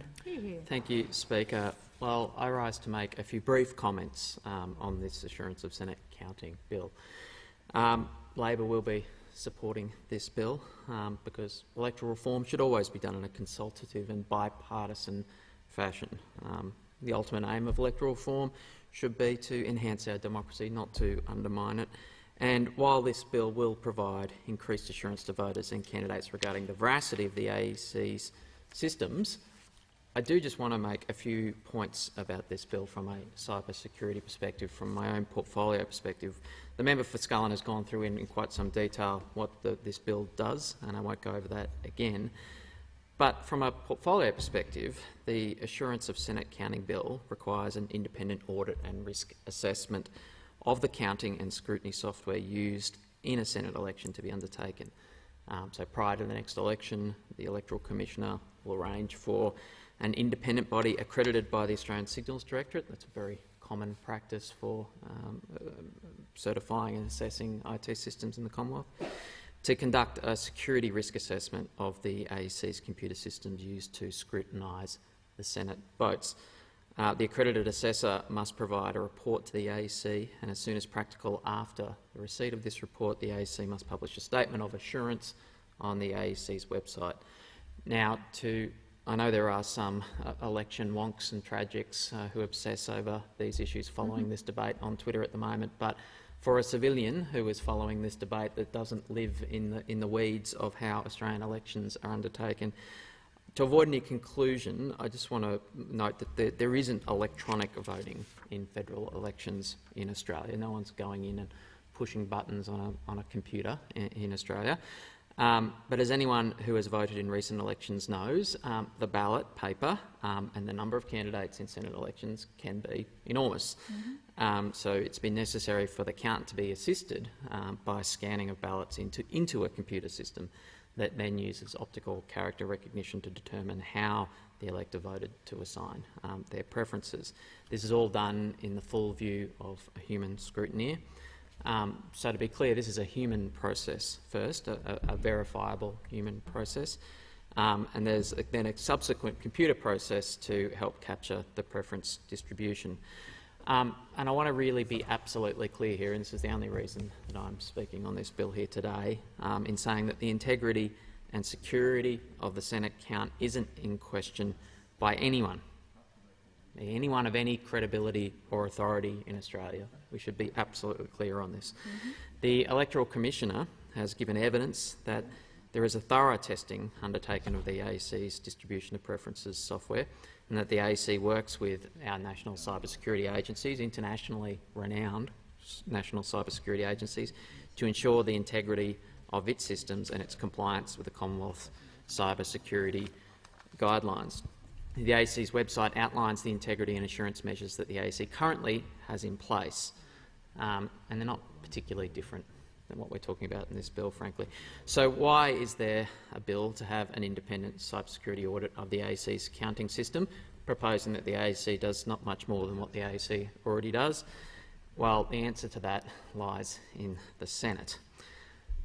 This bill is a product of another import of US politics into the Australian political system. This time, it's of disinformation and conspiracy theories springing from the 2020 US presidential election. The government has introduced this bill in response to a somewhat less constructive proposal by One Nation Senator Malcolm Roberts. Senator Roberts has been seeking to import the disinformation narrative that there were widespread issues with electronic voting machines in the United States at the last presidential election. It's a false claim propagated by former President Donald Trump and his supporters to advance their equally false narrative that the former president did not lose the last US election. It's a narrative that tries to cast doubt on the democratic process of the United States, our great security ally, who we share similar democratic values with, and seeking to undermine public confidence in elections. Senator Roberts, along with some other members of the coalition, frankly, are pandering to conspiracy theorists and autocrats by spreading these messages in Australia where they have even less basis. And let's just be clear about the credibility of the people spreading this kind of conspiracy theory in the United States. Mike Lindell, the My Pillow guy, who has been running this conspiracy, is such a grifter that he's managed to grift himself in the process of doing this and cost himself millions and millions and millions of dollars in a completely a fool's errand of trying to prove fraud in the US. He has undertaken a series of quite humiliating live streams involving cybersecurity experts attempting to prove fraud that have turned up absolutely nothing of the sort. And the idea that someone would seek to import this kind of nonsense into Australia is pretty depressing, frankly, for the health of Australia's democracy. I mean, internet brainworms do not respect international borders, and unfortunately we share an information ecosystem with a lot of these ne'er-do-wells in the United States. But those of us who care about the health of our democracy and our democratic institutions in Australia need to stand up to this kind of thing in Australia. We don't need to enable this kind of conspiracy broking and disinformation. We don't need to play footsies with extremists here. Anyone who is tempted or thinks that there is short-term political advantage in playing to these kinds of people needs to understand that, as that great US President John F. Kennedy once said, those who seek power by riding on the tiger's back usually end up inside. Australians can have confidence in the Australian Electoral Commission and their ability to conduct free and fair elections. I know as a Member of Parliament that the Australian Electoral Commission is not at the behest, beholden to elected representatives. They act with an extravagant disregard for my submissions to them about what they ought to do in my area of the woods. The latest redistribution of electoral boundaries in Victoria has managed to redistribute out of my electorate my house, my electorate office and my kids' schools. Not my preferred outcome, but I wouldn't swap it for the alternative because it is an independent outcome. It's an outcome developed with an utter disregard for partisanship or for political advantage. It's an independent process. So while this bill does seem to have introduced by the government in response to Senator Roberts' private member's bill, which is more problematic, this bill doesn't contain the same deficiencies that his private senator's bill did. So Labor will support this bill on the basis that it doesn't cause any harm and will provide some enhancement to the transparency and public trust in an already unimpeachable, rigorous system. But I do just want to place on the record here today that Australians do not have anything to be worried about here. This is not a real issue that's being addressed. I just encourage other members of this place to think about their roles as custodians of our democratic system. All of us here are only in this place by virtue of the health of our democratic institutions. We all owe obligations to the system. This place doesn't exist just as a platform for us. It's not a tool for us to exploit for our own interests. It's a system that we all have an obligation to invest in and to sustain. It doesn't sustain itself. And it's moments like this, frankly, when you have people from outside the bounds of reasonable debate, casting insinuations, spreading disinformation, seeking to undermine public confidence in our democratic system for their own short-term political gains. These are moments that all members of good faith are called on to rise up and really reject that kind of thing. We all need to treat our democracy better in this place. And in that respect, I'm happy to join with the government in supporting this bill today. Thank you, Speaker. I thank the honourable member for Gellibrand. The question is that the amendment be disagreed to, and I call the honourable member for Lindsay. Thank you, Mr Deputy Speaker.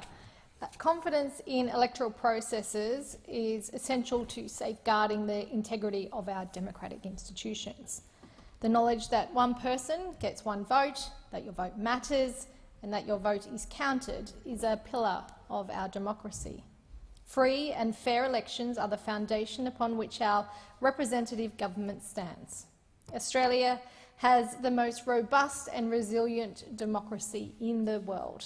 This is something that every Australian should be proud of, not just here in the Parliament, but in every community, including in my electorate of Lindsay, because it impacts every Australian. But we cannot take this for granted. We cannot be complacent, particularly when attempts to erode trust in and the integrity of our democratic institutions can be under threat. The Morrison government recognises what an important duty it is to consistently improve confidence in our voting process and strengthen its protections.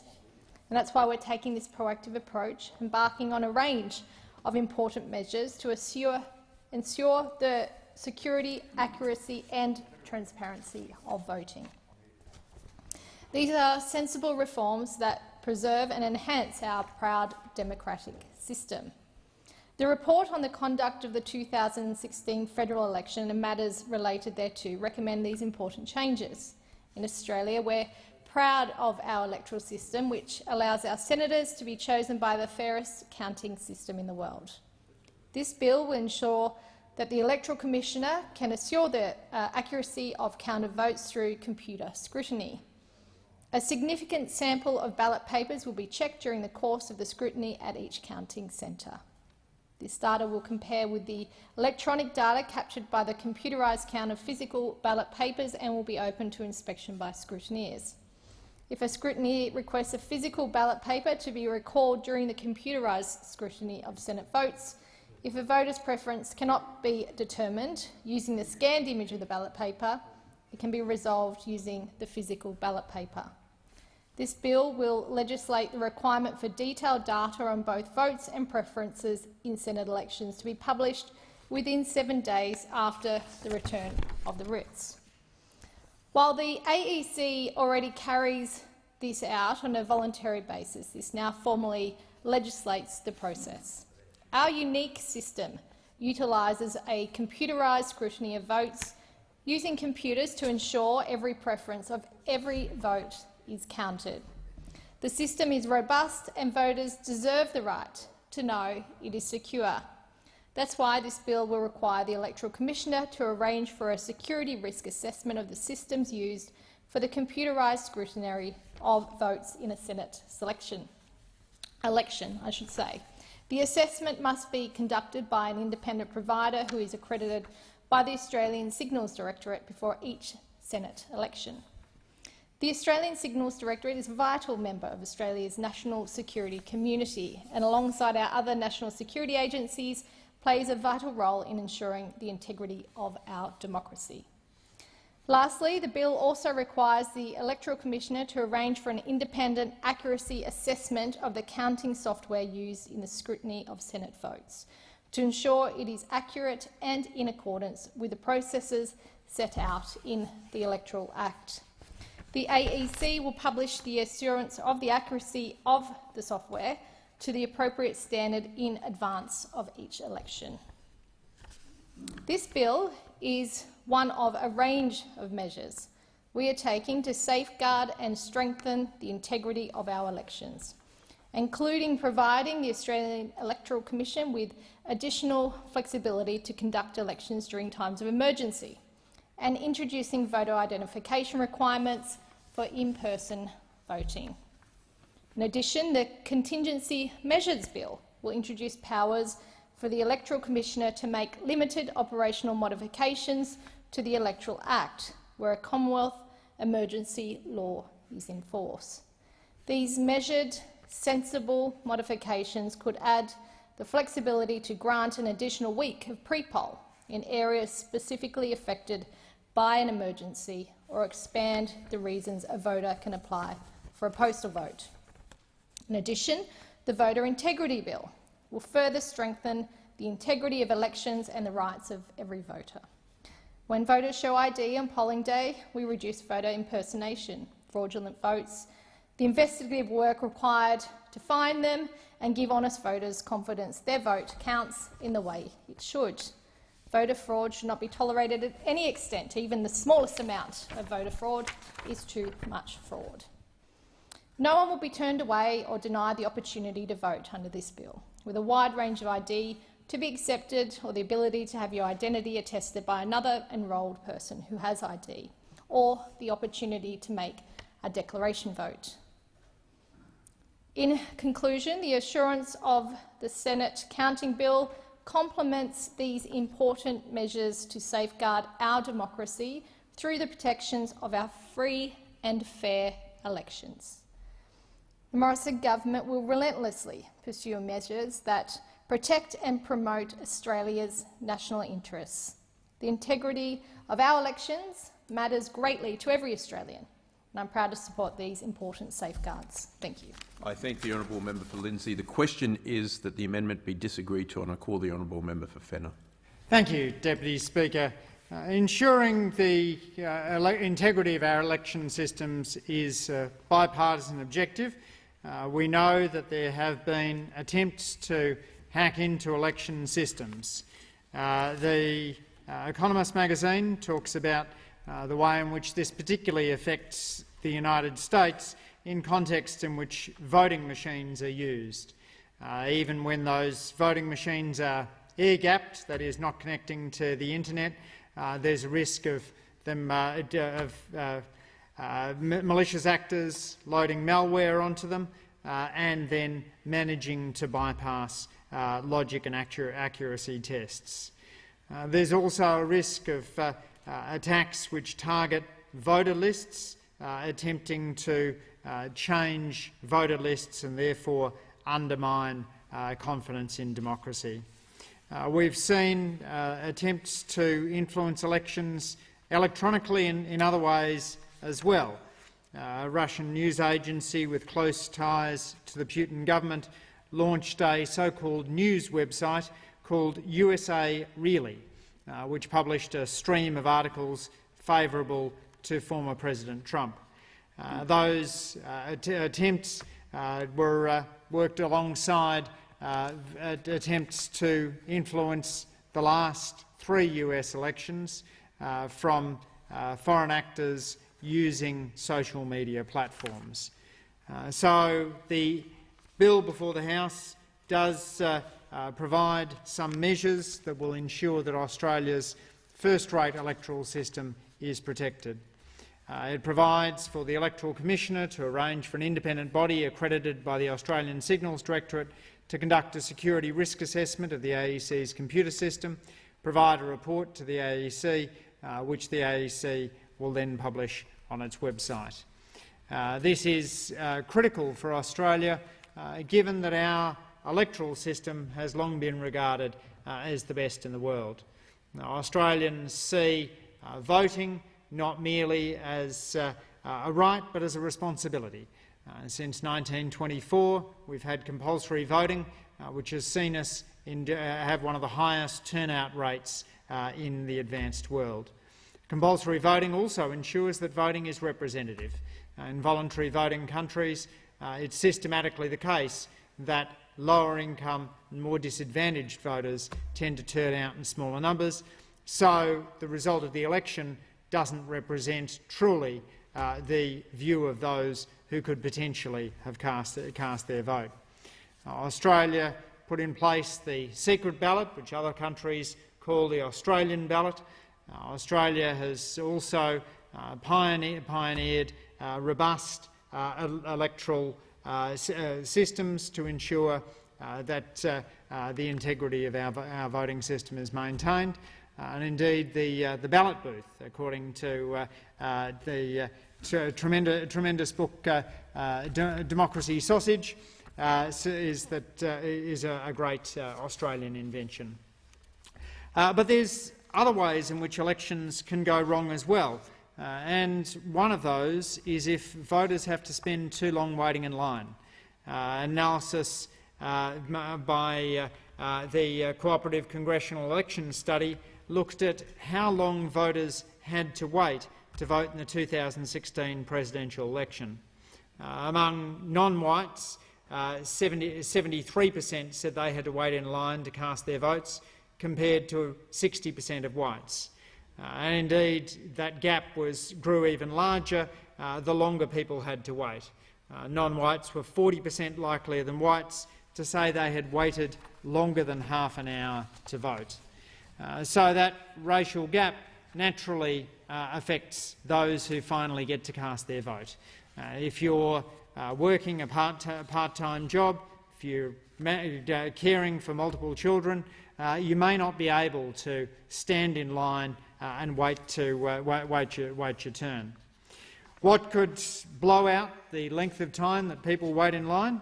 Well, it's the Coalition's proposal to require everyone who casts a ballot to first produce identification.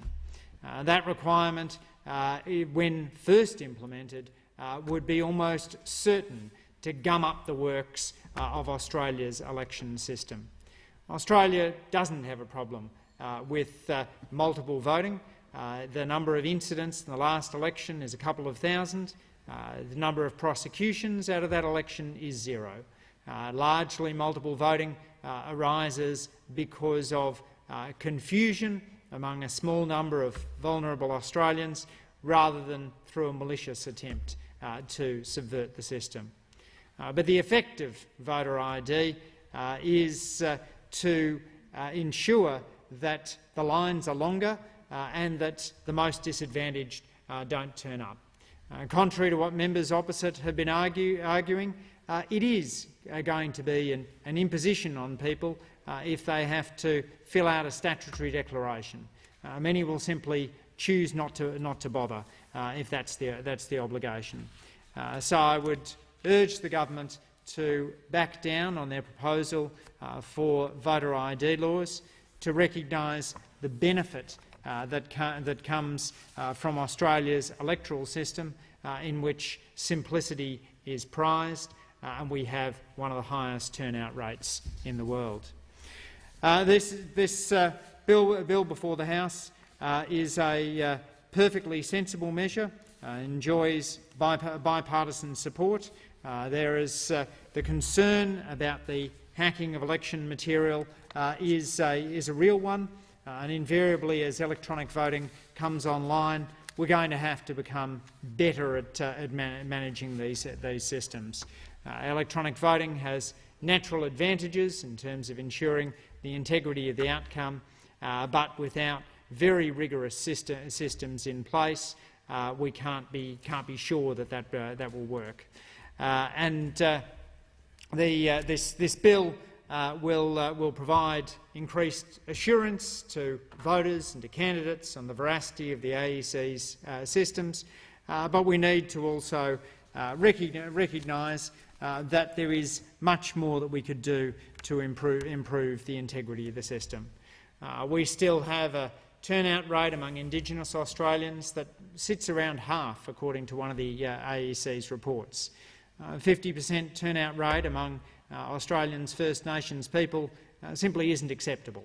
I've long believed that voter turnout should be one of the closing the gap targets, that we should aim to close the voter turnout gap in Australia because having Indigenous Australians contribute to the democratic process should be seen as important for all Australians.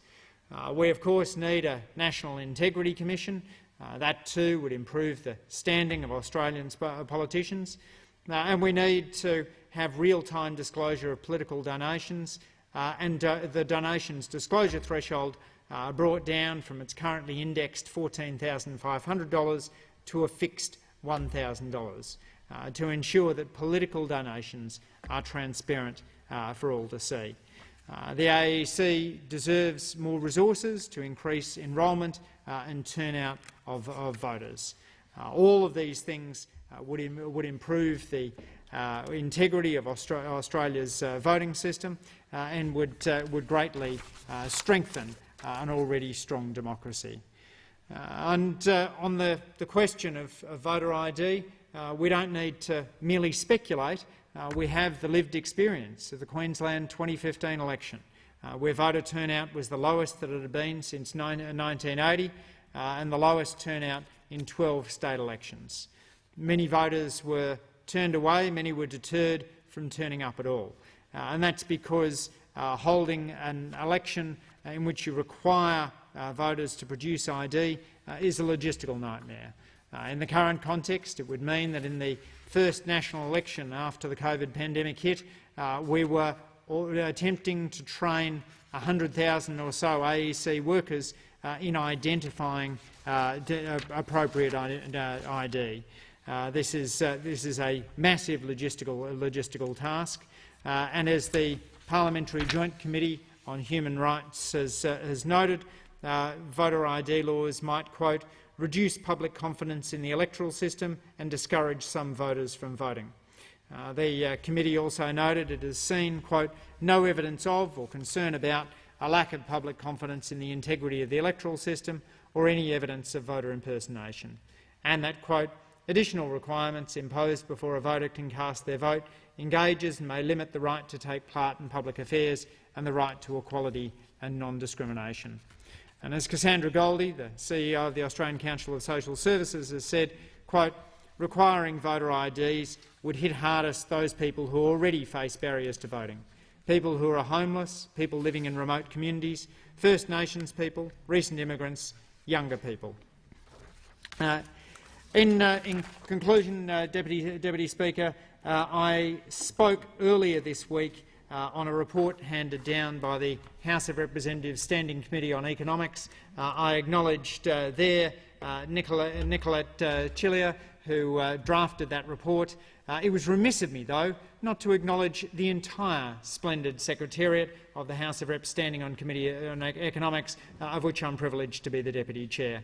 Ivor Glissick, Danton Leary, Lachlan Wilson, Nicolette Cellier, Jenny Liu, and Casey Mazzarella, before she moved on to another role, and Jasmine Rakesh have all provided excellent support to the House of Reps Standing Committee on Economics.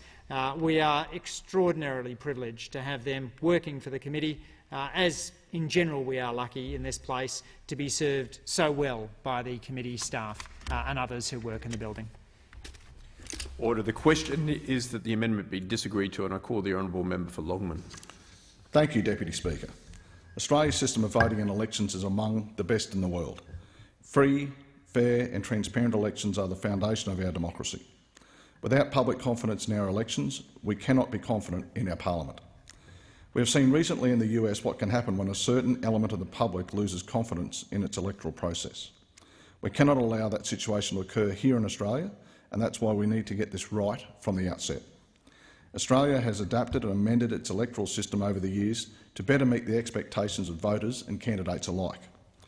We've not been afraid to modernise and change the voting system when the need arises. An example of this was in 2016 when we introduced fundamental reforms to voting for the Senate. This included the removal of group tickets that had been found to game the system and handed greater control of preferences to voters. Voters were also required to allocate 6 or more preferences above the line or 12 or more preferences below the line. Overall, these reforms were positively regarded by electoral experts, but the job is not yet done.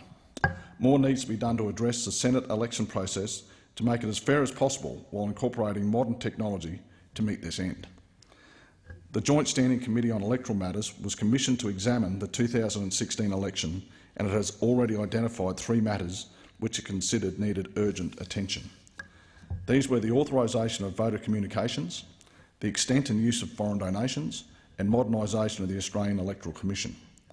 Further to this, the Commission looked at other matters relating to the 2016 election, including Senate electoral reform, and made 31 recommendations for consideration. In particular, it identified potential improvements to the count methodology for the Senate, which were based on expert advice. The electoral legislation amendment, Assurance of Senate Counting, Bill 2021 before you today will provide additional confidence in the election processes for voters and strengthen the legitimacy of election results, essential to the integrity of Australia's democracy. This bill responds to the recommendations from the Joint Standing Committee on Electoral Matters report on the conduct of the 2016 federal election and matters related thereto, and amends the Commonwealth Electoral Act 1918 to assure the security, accuracy and transparency of the computerised scrutiny of Senate votes. Our Senate counting system is one of a kind. We can be proud as Australians of the innovative design of our electoral system, which allows our senators to be chosen by the fairest counting system in the world. Our unique system utilises a scrutiny of votes using computers to ensure every preference of every vote is counted.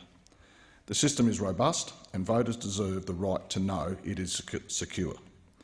In recent years, there has been an increase in electronically assisted devices and processes designed to make elections easier for voters, faster to count and more accurate. However, the use of technology by the Australian Electoral Commission has not kept up with public expectations, nor has it totally eliminated integrity and security-related problems. That's why this bill we are debating today will require the Electoral Commissioner to arrange for a security risk assessment of the systems used for the computerised scrutiny of votes in a Senate election. The assessment must be conducted by an independent provider who is accredited by the Australian Signals Directorate before each Senate election. The bill will also require the Electoral Commissioner to assure the accuracy of the computerised scrutiny of Senate votes. This will be achieved by arranging a statistically significant sample of ballot papers to be checked during the course of the scrutiny at every counting centre. This will compare the electronic data captured by the computerised count with physical ballot papers and will be open to inspection by scrutineers. Scrutineers play one of the most important roles in ensuring the transparency and integrity of Australia's electoral system. Under this bill, scrutineers will have the right to request a physical ballot paper to be recalled during the computerised scrutiny of Senate votes in cases where a voter's preferences cannot be determined using the scanned computer image of the ballot paper. This will allow the challenge to be resolved on the original physical ballot paper. The bill also makes technical amendments to how ties between continuing candidates in a Senate election are resolved. This is to address any unintended results that may occur in the rare case of a tie between three or more candidates. It also assures where two or more candidates are in an unbreakable tie during the count that the exclusions are determined by lot, as occurs in the House of Representatives. The bulk exclusions, which is a process for simplifying the manual counting of Senate ballot papers, will be removed for computerised counts to ensure more transparent results. The bill also legislates the requirement for detailed data on votes and preferences in a Senate election to be published within 7 days after the return of the writs. The AEC already completes this important integrity measure on a voluntary basis. This bill simply legislates this initiative on an ongoing basis. And finally, Deputy Speaker, this bill will require the Electoral Commissioner to call for an independent accuracy assessment of the counting software used in the computerised scrutiny of Senate votes. This will ensure it is accurate and in accordance with the processes set out in the Electoral Act. The AEC will publish the assurance of the accuracy of the software to the appropriate standard in advance of each election. Deputy Speaker, as I've said, Australia cannot afford any section of its voter base to lose confidence in the election process. The amendments we are putting forward today provide for the utmost fairness and transparency in Senate elections using technology in a responsible manner, and I'm happy to rise in support of them. Thank you. I thank the honourable member for Longman. The question is that the amendment be disagreed to, and I call the honourable minister. Firstly, I'd like to thank all those in the chamber who have contributed to the debate on the electoral legislation amendment Assurance of Senate Counting Bill 2021. I also take this opportunity to recognise and thank the members of the Joint Standing Committee on Electoral Matters for their continued consideration of matters relating to electoral laws and practices. The measures in this bill respond to Recommendation 3 of the JSCEM report on the conduct of the 2016 federal election and matters related thereto. These amendments will provide confidence in the security, accuracy and transparency of the computerised scrutiny of Senate votes. This bill will require the Electoral Commission to arrange a security risk assessment of the computerised systems used for the scrutiny of votes and an independent accuracy assessment of the counting software. These independent assessments will enhance the integrity and the transparency of the electoral system and provide electors with confidence in Senate election results. To further support transparency and accountability in Senate elections, this bill grants candidate scrutineers the right to request the recall of a physical ballot paper during the computerised scrutiny of Senate votes. This will allow the challenge to be resolved on the original physical ballot paper. The amendments clarify the process for candidate ties and remove the unnecessary requirement for bulk exclusion when computerised scrutiny is undertaken. The bill also requires the Electoral Commissioner to publish detailed data on votes received by candidates in a Senate election. These changes are necessary for the continued strengthening of Australia's democracy to support voter confidence in the election process and the legitimacy of election results. Once again, I thank my colleagues for their contribution and commend this bill to the House. Order. The original question was that this bill be now read a second time. To this, the honourable member for Scullin has moved as an amendment that all words after that be omitted with a view to substituting other words. The immediate question is that the amendment be disagreed to. All of those of that opinion say aye. To the contrary, no. I think the ayes have it. Ayes have it. Order. The question now is that this bill be now read a second time. All of those of that opinion say aye. Aye. To the contrary, no. I think the ayes have it. Clerk. Second reading, a bill for an act to amend the law relating to Senate elections in respect of scrutiny. Order. Is leave granted for the third reading to be moved immediately? I call the honourable member for Lingiari. I thank the honourable member for Lingiari and I call the honourable minister. I move that this bill now be read a third time. All right, I'll put the question. All of those of that opinion say aye. To the contrary, no. I think the ayes have it. Clerk. Third reading, a bill for an act to amend the law relating to Senate elections in respect of scrutiny. Clerk. Government business, order of the day number 3, Electoral Legislation Amendment Contingency Measures Bill 2021, resumption of debate on second reading. Order. The question is that this bill be now read a second time and I call the honourable member for Scullin. Thank you, Deputy Speaker. I rise today to speak on the Electoral Legislation Amendment Contingency Measures Bill 2021. The bill which is now before the House is thankfully less controversial than some of the other electoral bills we've been debating this fortnight, although it is very difficult to understand why it was only listed for debate last night, given its importance and the bipartisan support for the measures that it contains.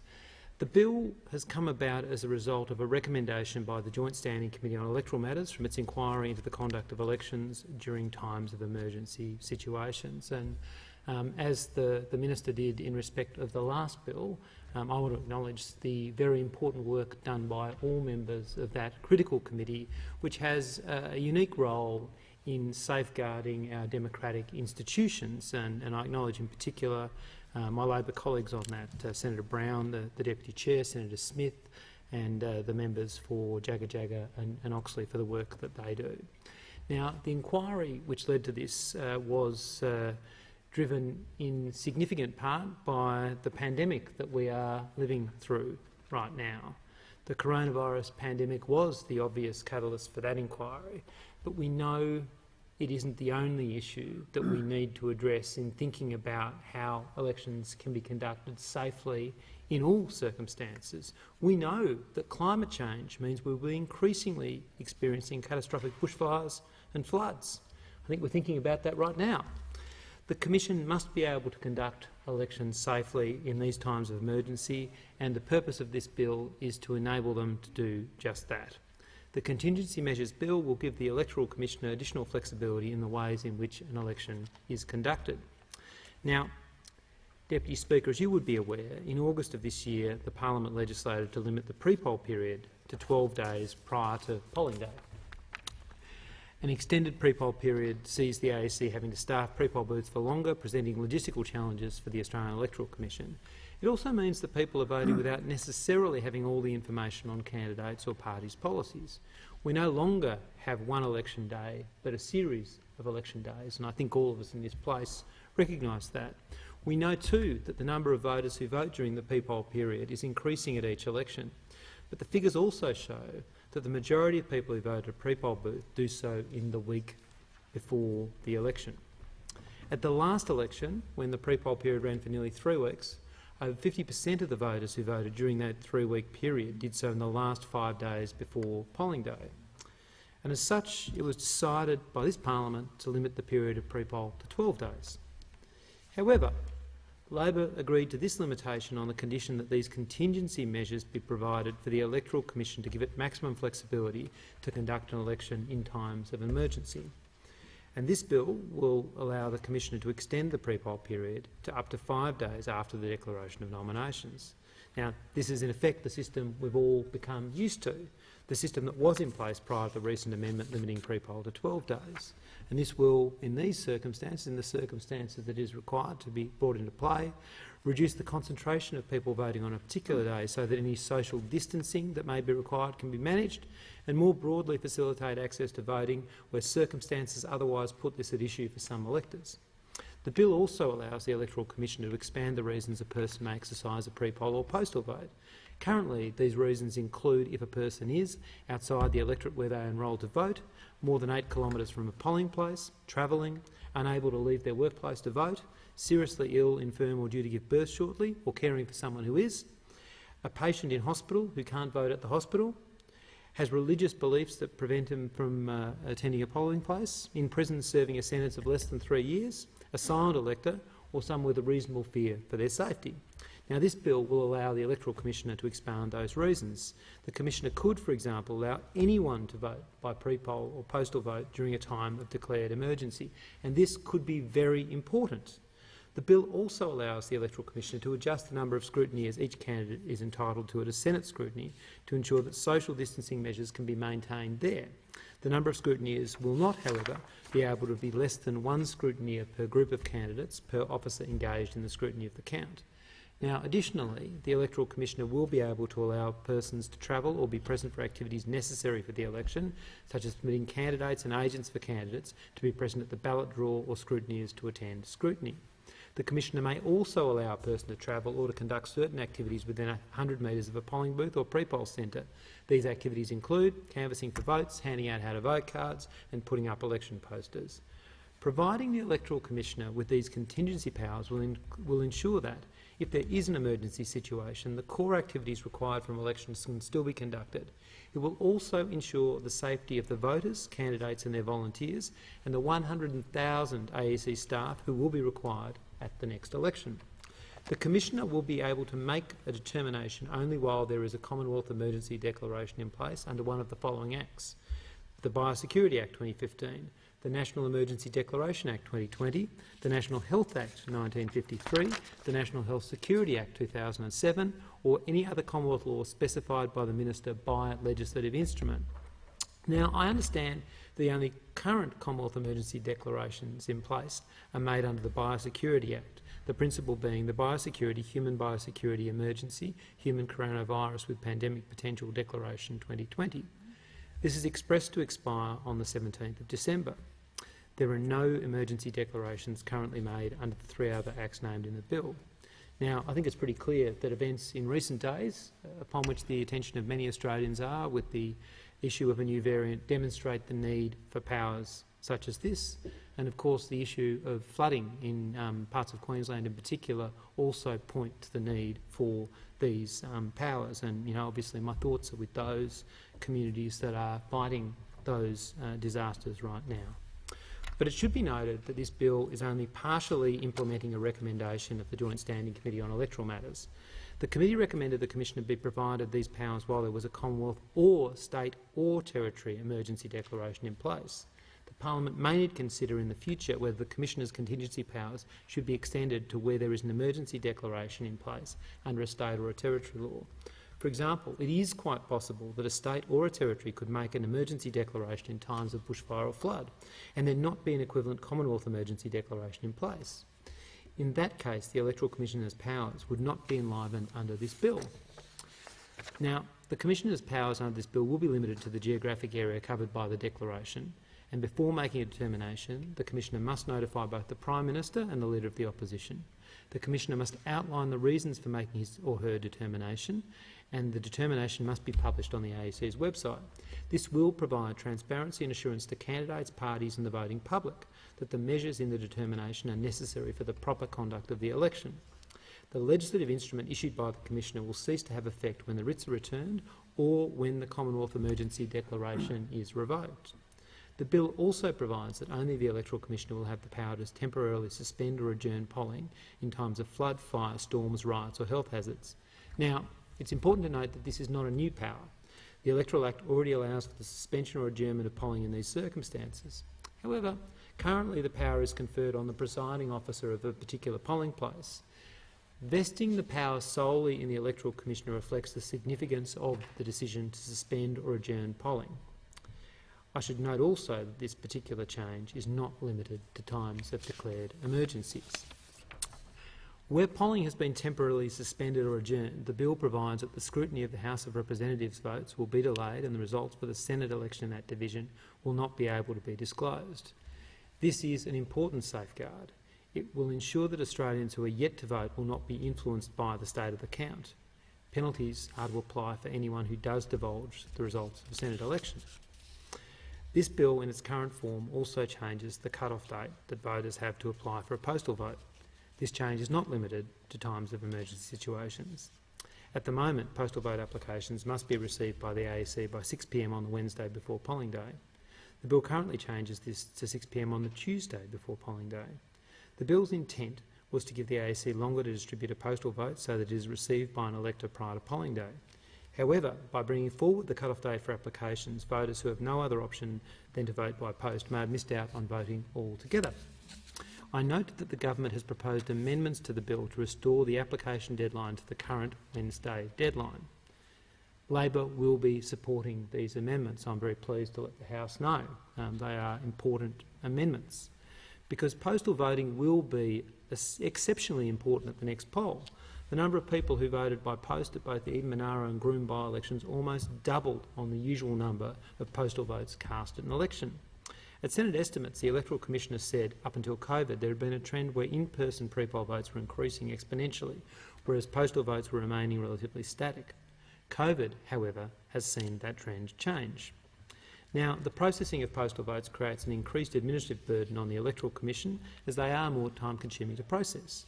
We must ensure that the Commission has significant funding to deal with this increase in postal votes and not take away from the resources that are directed at improving the state of the electoral roll. Increasing enrolment and encouraging turnout are key functions of the AEC, as my friend the member for Lingari here I think knows better than anyone else in this place, I can say. And it is imperative that the Commission has all the resources it requires to fulfil them, which we know has not always been the case. And there is still much work to be done to increase participation in our democracy, particularly amongst First Nations peoples, young people and people from culturally and linguistically diverse backgrounds. The rates of enrolment of First Nations people in the Northern Territory and West Australia do not indicate that we have equal participation in our democracy. I've touched on this in greater length in another contribution today, so I won't go on at length. But the tenets of our democracy around compulsory enrolment and compulsory voting to ensure every Australian has their say are frankly undermined by the disproportionate current exclusion of First Nations people from the roll. And to that end, and touching also on the other matters I raised in connection to postal votes, I will be moving a short second reading amendment that all words after that be omitted with a view to substituting the following words. Whilst not declining to give the bill a second reading, the House 1 notes A, that the bill makes amendments to the Electoral Act in relation to postal votes, B, that Australia's electoral system would be strengthened by measures that would increase enrolment and turnout and encouraging all eligible Australians to vote, whether that be by voting in person or by postal vote. And 2, calls on the government to increase funding to the Australian Electoral Commission to ensure that every eligible Australian has the opportunity to vote. Now, Deputy Speaker, an Albanese Labor government will ensure that the independent Australian Election Commission has the funding and resources it needs to continue its efforts in improving the role and ensuring that all Australians, no matter what their background, no matter what their circumstances, no matter where they live, can fully participate and equally participate in our democracy. More broadly, Deputy Speaker, this is a bill that plays an important purpose. I think we all hope its provisions will not be needed, but I think that would be a dangerous assumption, and so I'm very pleased to support this bill and the second reading amendment, but also the amendments which have been foreshadowed by the government. I thank the honourable member for Scullin. Is the amendment seconded? I call the honourable member for Lingiari. I'm happy to second and reserve my right. The original question was that this bill be now read a second time. To this, the honourable member for Scullin has moved as an amendment that all words after that be omitted with a view to substituting other words. If it suits the House, I state the question in the form that the amendment be disagreed to, and I call the honourable member for Sturt. Thank you, Mr Acting Deputy Speaker, and I rise to support the second reading of the bill. Of course, we live in very interesting times, and I certainly couldn't have envisaged at the 2019 election that the subsequent election, clearly to be held next year in 2022, we would have the challenges that we need to pass legislation like this before us. A once-in-100-year pandemic, and therefore needing to very clearly look at the way in which our democracy operates and understand whether or not there are risks to our democratic processes based on potential health challenges that may still befall us come the next election due in May next year. I'm a member of the Joint Standing Committee on Electoral Matters. Of course, this legislation has come from our committee, and so I'm very interested in this topic and very keen to make a contribution on it today, and I note and thank the bipartisan support indicated by the previous speaker for this. I don't like the concept of doing anything to the way in which we conduct elections that isn't in a bipartisan way wherever possible, because we've got an excellent system as it is. It returns the correct results. The people who get elected have been validly elected and voted, and there's never been a question of the strength of the and robustness of the way in which the AEC operate our elections. But it is very important that we provision for what may be changed circumstances that our existing Electoral Act isn't perfectly currently structured for, to give the Electoral Commissioner all the powers that he or she needs to take into account different circumstances. Perhaps this should have been considered earlier, but to be fair, I think that it wasn't until the coronavirus pandemic came along that some of these questions became a lot more acute rather than abstract. And so we're dealing with it now. It means that these, if passing through this parliament, which I expect it to do, we will have this in place well and truly in time for the next election.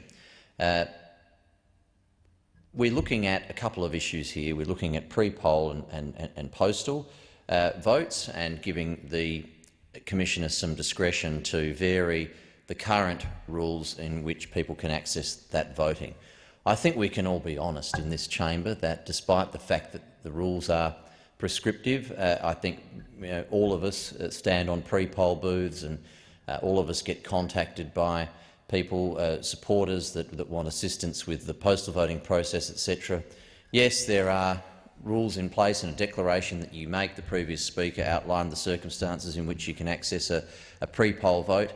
I note in the Parliamentary Library's work on this bill, and I'm sorry I can't quote the source that's in their document, but they've indicated there was some kind of survey conducted after the last election that indicated 22% of people that voted at pre-poll confessed that whilst they might have declared they met one of the characteristics necessary or the prescriptions necessary to undertake the pre-poll, frankly, they didn't completely meet that requirement. And for some, there's a convenience in voting early, even though they might be able to vote on the day.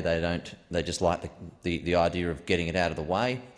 Of course, equally, there are other reasons why people like to avoid the lines on election day, or just wonder whether or not something might come up on a Saturday. Saturdays are cherished for many people above a weekday, when they can drop into the pre-poll and quickly get the vote done. So I think we already actually have probably a large category of people that participate by way of pre-poll or apply for and undertake a postal ballot that probably don't strictly meet the requirement. Yet I think, not that I'd ever encourage anyone to break the law, it is a matter that we probably just turn a blind eye to, because at the end of the day it's still people validly, legally participating in the electoral system, and if that's the way they are intent on casting their ballot, then frankly why stand in the way of that? So I support giving the Commissioner these powers to expand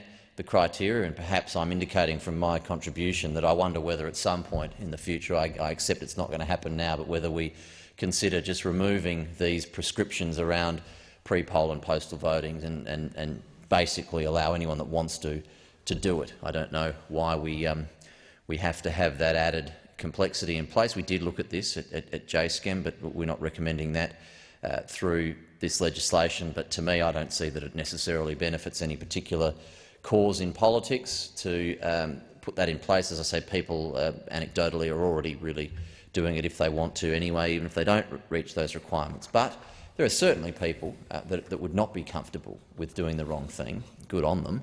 I commend those people, and they should, through this amendment, be given comfort that, if necessary, through the declaration of the Commissioner, that other criteria can be added to being able to validly cast a postal vote or a pre-poll vote. That's important that we're enabling that, rather than having a system that is structured on just giving people a bit of a wink and turning a blind eye. So these powers are very important, because it is a much higher likelihood that the 2022 election may, I hope this won't be the case, but we have to accept there is a risk that certain restrictions around the normal course of voting could be required if there are coronavirus-related restrictions in place. But the previous speaker also obviously mentioned that other natural disasters beyond a health pandemic could be at play, and so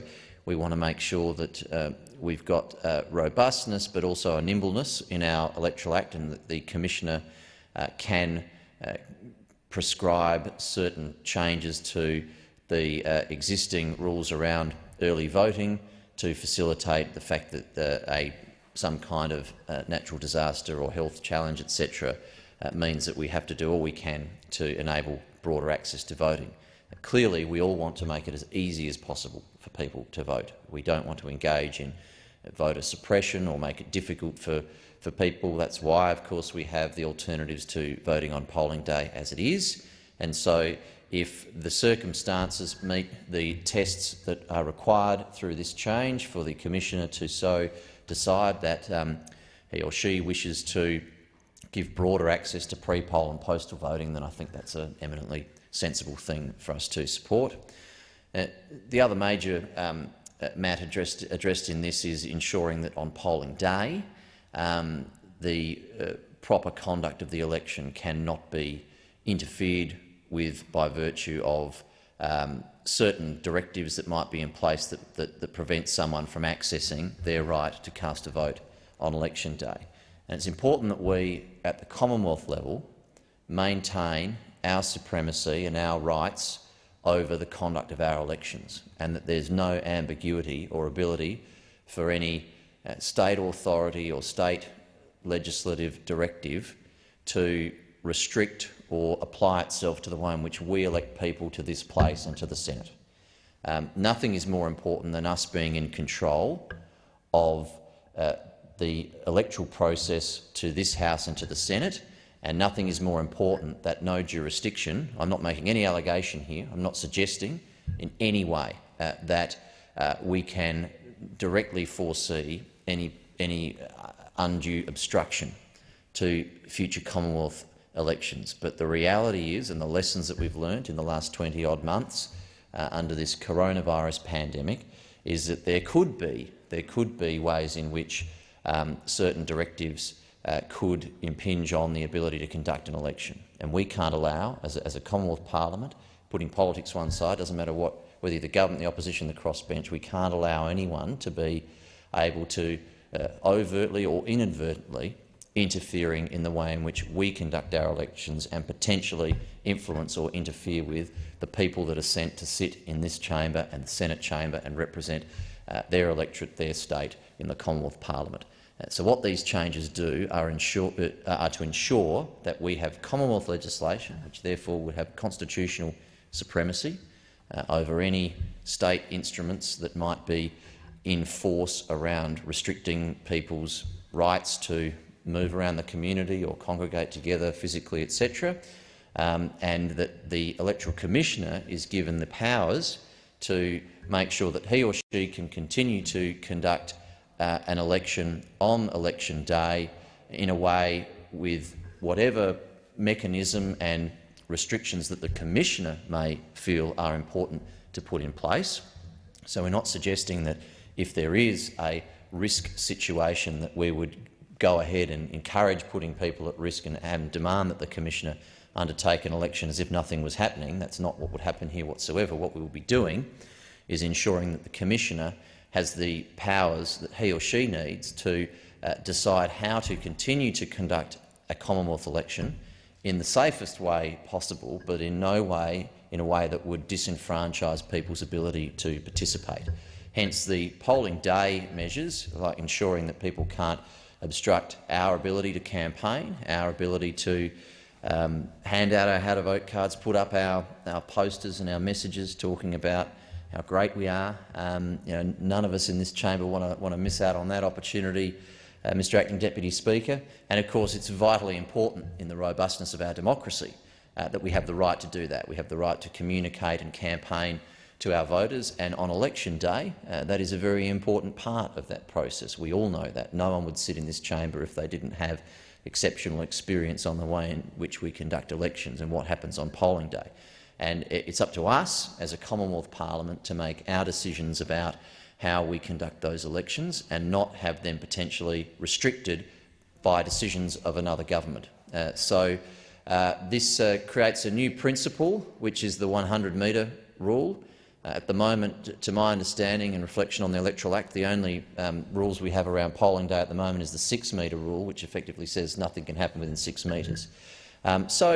Look, I think this is an excellent outcome for ensuring that we manage the next Commonwealth election in a safe way, but also maintain our sovereignty over the way in which we elect people to this House. I commend the bill to the House.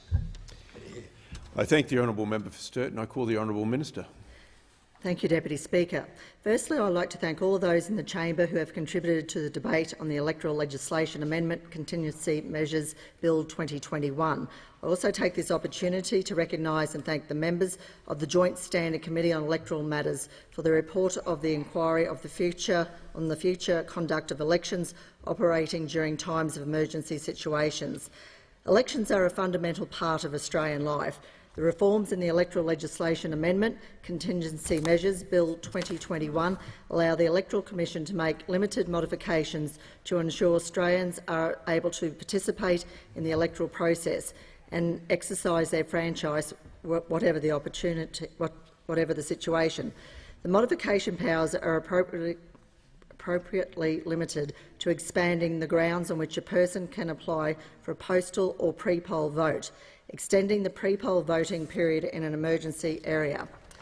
Adjusting the number of scrutineers a group of candidates is entitled to be represented by at a Senate scrutiny being undertaken in an emergency area, and allowing persons to travel and be present for campaigning activities within 100 metres of a polling place, and actions under the Electoral Act, such as the ballot draw or attend the scrutiny.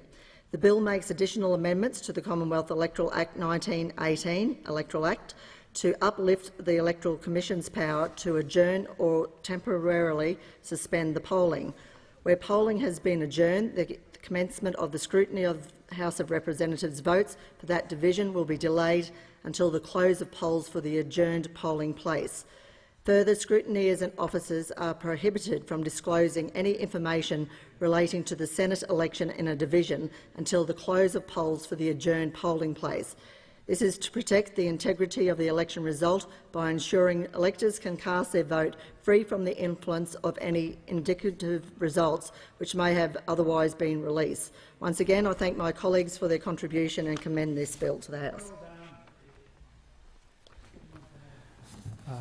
It being 1:30, the debate is interrupted with, in accordance with Standing Order 43. The debate may be resumed at a later hour and the member will have leave to continue speaking when the debate resumes. Are there any statements by honourable members? And I call the member for Lily. Thank you very much, Deputy Speaker. This month is the 20th anniversary of the Chermside and Districts Historical Society in my electorate of Lily. The Society was established in the old Chermside State School in 7th Brigade Park by the former member for Stafford, Terry Sullivan, and the former councillor for Marchant, Terry Hampson, and was opened by Mayor Jim Sawley back in 2001, 3 Labor stalwarts. The Society preserves and develops the history of the local area by researching and recording the stories of the people, Indigenous and immigrant, who have lived here, the events that have taken place, when, where and how they occurred, and especially why they occurred. Today, the Society is led by the inestimable President Bradley Schilling. Thank you to Bradley and all of the volunteer Society members who work so hard to preserve Lily's past for future generations to enjoy. I call the member for Dawson.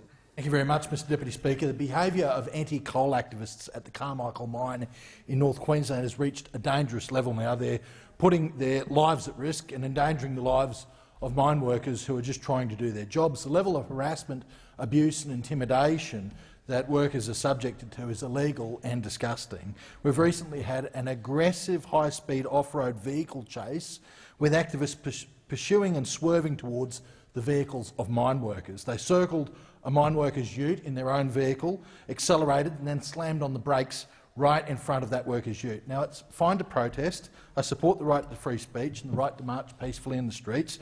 You all know I support the freedom protests, but it's interesting to juxtapose how an anti-coal activist behaving violently in North Queensland is dealt with by the law compared to a freedom protester peacefully marching on the streets of Melbourne. As I said, it's fine to protest, but it's not fine to put other people's lives at risk, and it's not fine to trespass on private property. We've seen activists chaining themselves to railway lines, abusing rail workers, just trying to do their jobs. And the latest this morning was a serial offender suspending herself from equipment at the Abbott Point coal terminal. The problem is these serial offenders get a slap on the wrist in court and then they're back at it again. The law needs to be stronger. North Queensland workers need to be better protected from this illegal and dangerous behaviour by these serial offenders. Thank you, Mr Deputy Speaker. I call the member for Lawler. Thank you, Deputy Speaker. Well, this time of year is a special time in my community as we celebrate the achievements of so many wonderful people with the Lawler Hero Awards. 2021 was a tough year for many in our community, but like always, we came together to help one another in our times of need.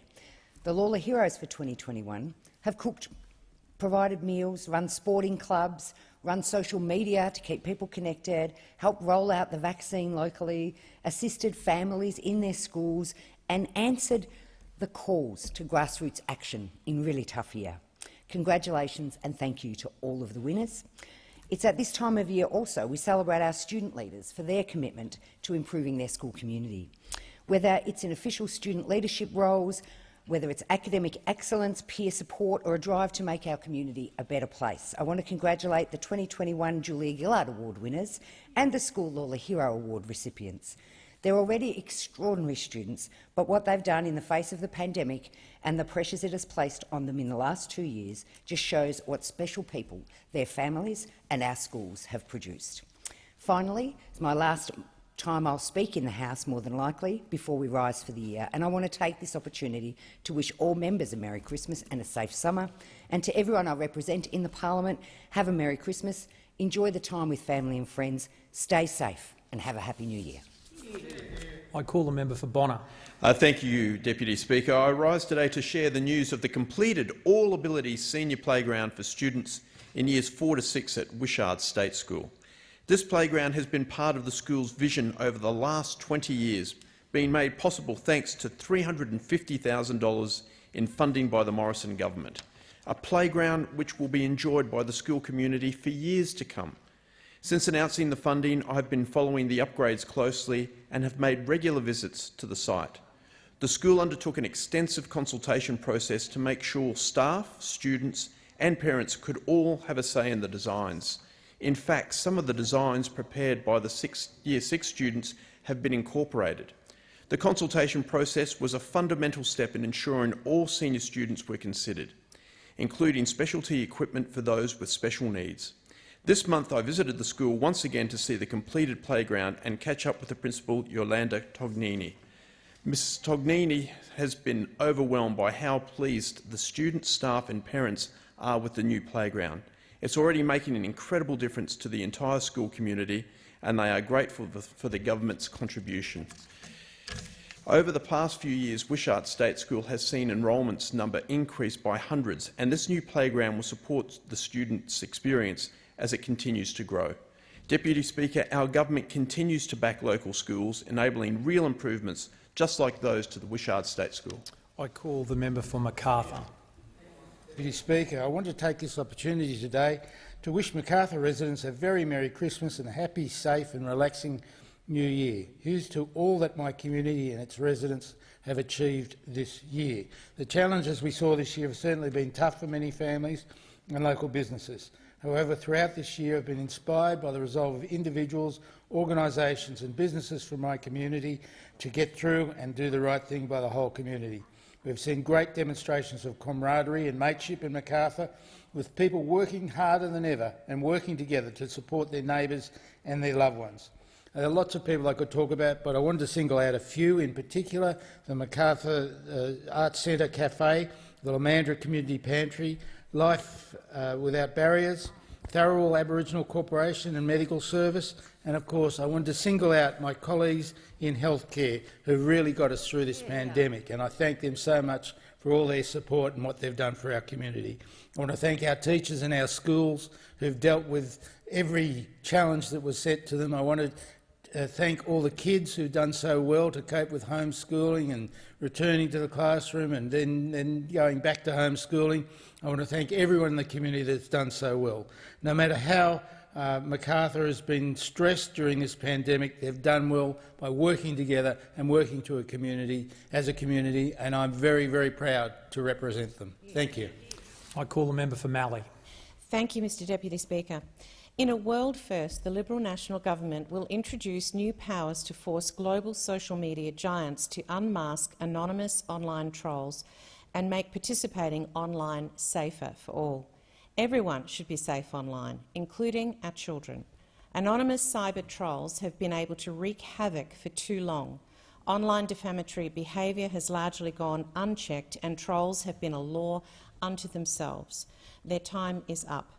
This government will ensure that online anonymous abusers will be unmasked and victims of this abuse will be assisted to begin defamation proceedings in state and territory courts. Big Tech is now on notice that they will be held to account as publishers of defamation if they cannot or will not identify the troll or fail to make a clear pathway for complaints. Through my own traumatic experience with online defamation, I have been determined to see change in safety measures, complaints mechanisms and for platforms to be held to account for the sake of all Australians. Earlier this year, I tabled a private member's bill to address this issue, seeking to make social media platforms liable for content published on their sites. What concerns me is that the many thousands of people who endure bullying and defamation online will lack the means to clear their name or protect their family. To this government's credit, this bill will complement the existing defamation reform work being developed in partnership with states and territories. I call the member for Canberra. Thank you, Deputy Speaker. I rise today to talk about some of the reasons that we need to vote the Morrison government out. I don't hold a hose mate, forced handshakes of fire victims, pledging billions for recovery funds but spending none, A 3-year wait for the promised federal ICAC, gagging debate in this place at literally every opportunity, hundreds of questions on notice not answered, FOI refusals, anonymous $1 million donations, Watergate, Grassgate, sports rorts, pork and ride, regional rorts, the member for Fadden's giant internet bills, visas for au pairs, no visas for Afghan interpreters, the Billa-Wheeler family, electric vehicles will end the weekend, birthing lanes on the Barton Highway, fossil fuel executives deciding government policy on the COVID Commission, the prosecution of Bernard Collaery and Witness K, raiding a journalist's home, interference, intimidations and cuts to the ABC, Senator Cash tipping off media to a secret AFP investigation, robo-debt, aged care, hotel quarantine, front of the vaccine queue. It's not a race. Senators Rennick, Canavan and the member for Dawson's constant anti-vax social media posting, signing up to international agreements and walking away from them a day later. Attempts to block the Great Barrier Reef being placed on a list of World Heritage Sites. Brittany Higgins, the Prime Minister attacking journalists in press conferences, telling us we're lucky we weren't being shot at. Think of it as a father. 40,000 university jobs lost. The Ruby Princess, paying $30 million for land worth $3 million. Spending millions on a COVID app that doesn't work. Christine Holgate, leaking diplomatic... Members... I was just getting started. Time has expired. I call the member for Robertson. Thank you, Deputy Speaker. Diabetes affects almost 1 million Australians, and an estimated 130,000 have been diagnosed with type 1 diabetes. I recently met with 17-year-old Gemma Lavings, who is an outstanding and passionate advocate for the Juvenile Diabetes Research Foundation, and she wrote me a short speech about her experience living with type 1 diabetes, a speech I would like to share with the House today. Gemma says, "When I was 10 years old, my pancreas stopped working. I was ghostly white, with dark circles framing my eyes and sickly skinny. From that day, my life changed forever. I was diagnosed with type 1 diabetes. If I was born 100 years ago, I would not have lived to my 11th birthday. I am now happy, healthy and doing well at school, thanks to the technology that helps me manage my diabetes and keeps me alive. That's not to say it's easy. Type 1 diabetes affects every part of your body 24/7. It's a relentless disease I never get a break from. But I love my pump and my constant glucose monitor. It's given me freedom, independence and increased control over a condition that didn't seem controllable. My outlook for the future," says Gemma, "is to see type 1 diabetics live healthier lives regardless of their age or financial status, utilising new technologies for better health outcomes with the help of government support." And, Deputy Speaker, I really want to commend Gemma on her courage, and I thank her for being willing to share her story to raise the awareness of this disease and its impact on young Australians. I call the member for Warringah. Thank you, Mr Deputy Speaker. The Set the Standards report from the Australian Human Rights Commission delivered yesterday by Kate Jenkins details absolutely revolting behaviour. We must remember that what was the catalyst for this inquiry, the shocking revelations that an allegation of rape of a young staffer occurred in a minister's office, and that despite a number of people within ministerial offices knowing about the allegation for nearly 2 years, no appropriate action was taken, and the Prime Minister claims he was not aware of the allegations. Like Malcolm Turnbull and many others, I find this improbable. This happened on the PM's watch. It took Brittany Higgins' incredible bravery to pull back the curtain on this sordid episode and the march of thousands of women and men to shame the government into action. I strongly support the 28 recommendations of the report and stress that the government must implement all the recommendations, especially a professional code of conduct for members of parliament and their staff. This must be made a priority of the government for the first sitting week of February 2022. Because Kate Jenkins also handed down the Respect at Work report, and we know that the government just cherry-picked some of those recommendations, and it took nearly 18 months for those to be passed. We must set a higher standard in this place. We must not allow this kind of behaviour to continue a day longer. I call the member for O'Connor. Thank you, Deputy Speaker. And as 2021 draws to a close, I want to say how proud I am to represent the people of O'Connor. They have shown that strong, resilient regional communities are the backbone of our nation. In the face of the ongoing COVID-19 global pandemic, O'Connor communities have maintained business as usual. Our farmers have kept on farming and indeed are on track for a record 20 million tonne grain crop this season. Our miners have kept mining and exporting at record levels. Our transport industries have maintained our supply chains both here at home and internationally. Our regional tourism industry has continued to flourish and our O'Connor businesses prosper. At a more grassroots level, our regional communities have continued to support one another, caring for the elderly, protecting our most vulnerable and raising our children to be good global citizens. I take this opportunity to thank O'Connor's nurses, carers, teachers and mentors, our police and emergency service workers, and of course our emergency and dedicated volunteers.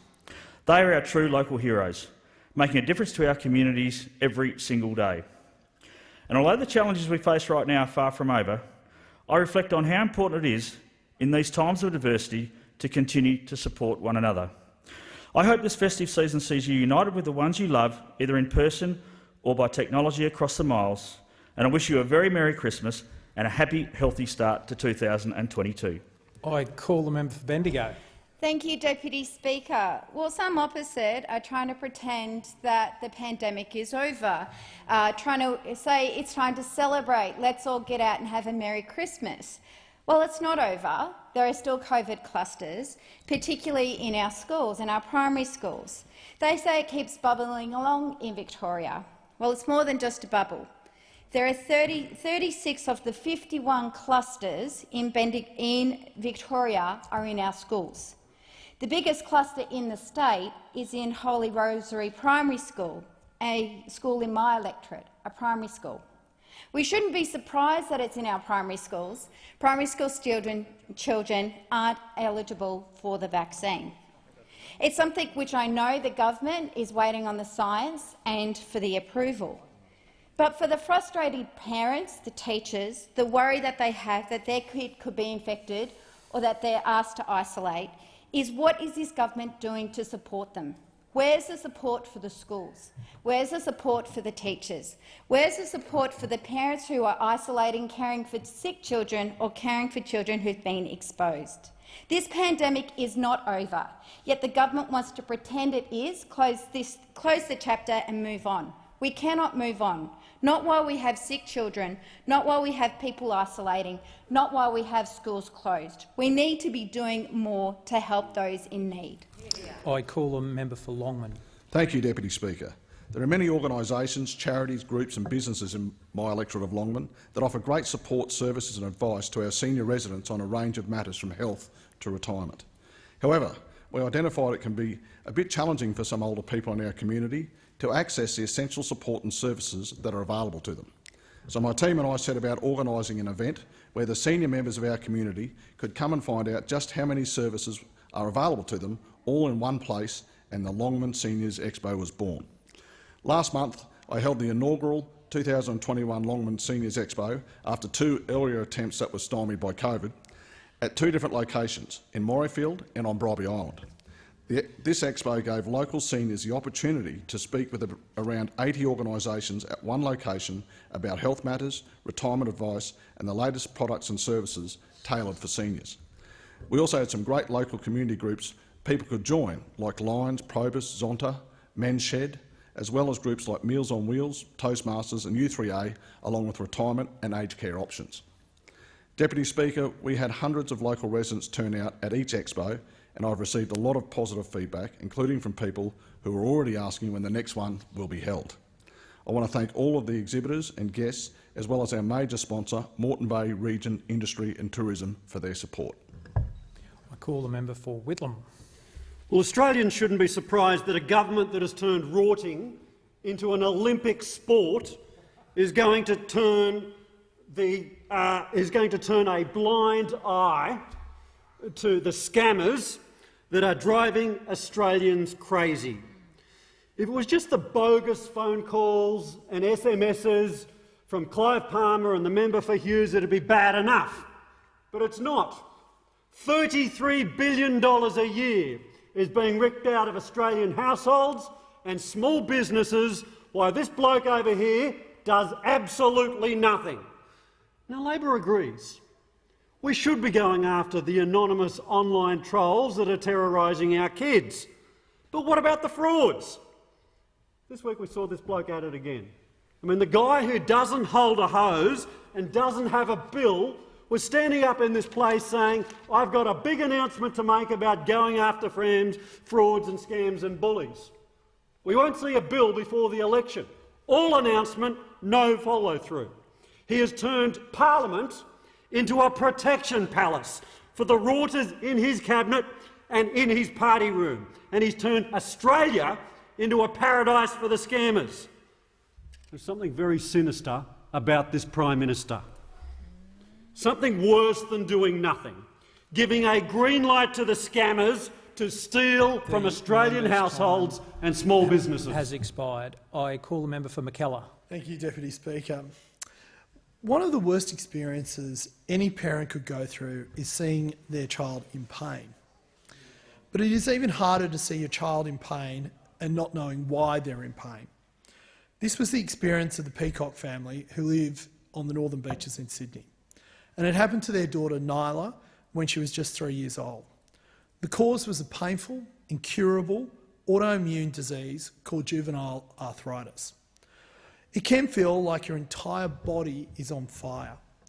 Juvenile arthritis impacts over 6,000 children across Australia, while 30,000 people in Australia whose arthritis started as juvenile arthritis extends into adulthood. Mr Deputy Speaker, the discomfort is so bad it is difficult often to eat or even just get out of bed. But the number of people that we are talking about could be a lot higher, considering the complexities linked with diagnosing such a disease and the people, being small children, who are catching it, who are getting it. Sorry, you can't catch it. And even then, there is still a shortfall in services such as specialist doctors, nurses and physios to assist with the treatment. It is time we raise greater awareness about this horrible disease to create a better future for our families, for families like the Peacocks, and especially for people like their daughter, Nyla. I call the member for Sydney. Thank you, Mr Deputy Speaker. I rise today to thank Sex Discrimination Commissioner Kate Jenkins and her staff at the Human Rights Commission for Set the Standard, the report that she has released yesterday into the parliamentary workplace and making sure that everyone who works here is safe at work. Mr Deputy Speaker, I want to thank the Sex Discrimination Commissioner, all of the staff who worked on the report. I particularly want to thank the more than 1,700 people and organisations who have contributed to this report. Of course, Brittany Higgins is very important in establishing the reasons for this report. I want to acknowledge her bravery, her courage in coming forward, but also those 1,700 current and former members of parliament, staff, organisations like the Elizabeth Reed Network. We now have 28 very important recommendations before us in this parliament. I believe we need to take these recommendations seriously. We need to talk to our staff and make sure that we are able to implement the recommendations that will make this a safer workplace for everyone in it. And, Mr Deputy Speaker, we need to go further than that. Sex Discrimination Commissioner Kate Jenkins has released another report into other workplaces.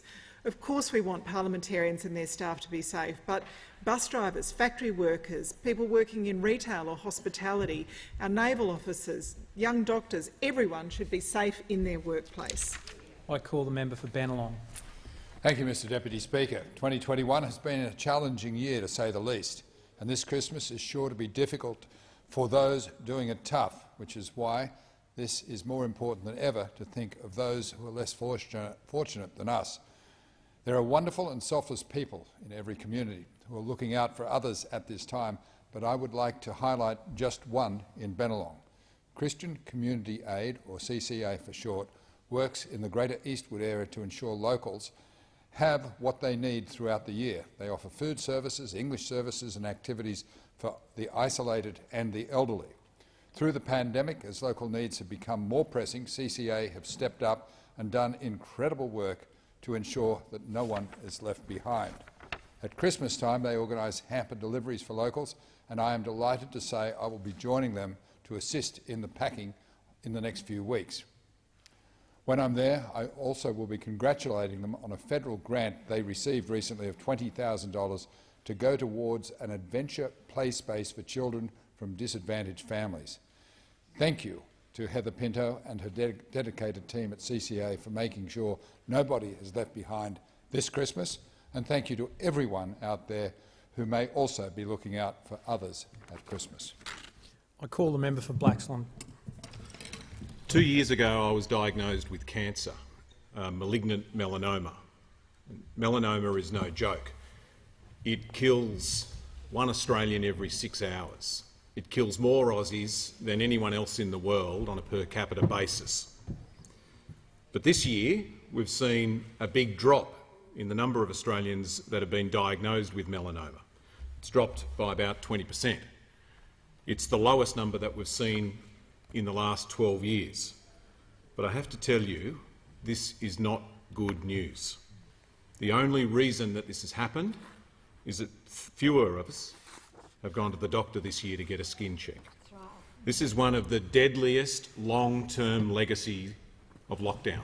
COVID and lockdowns have meant fewer of us have gone to the doctor to get a skin check.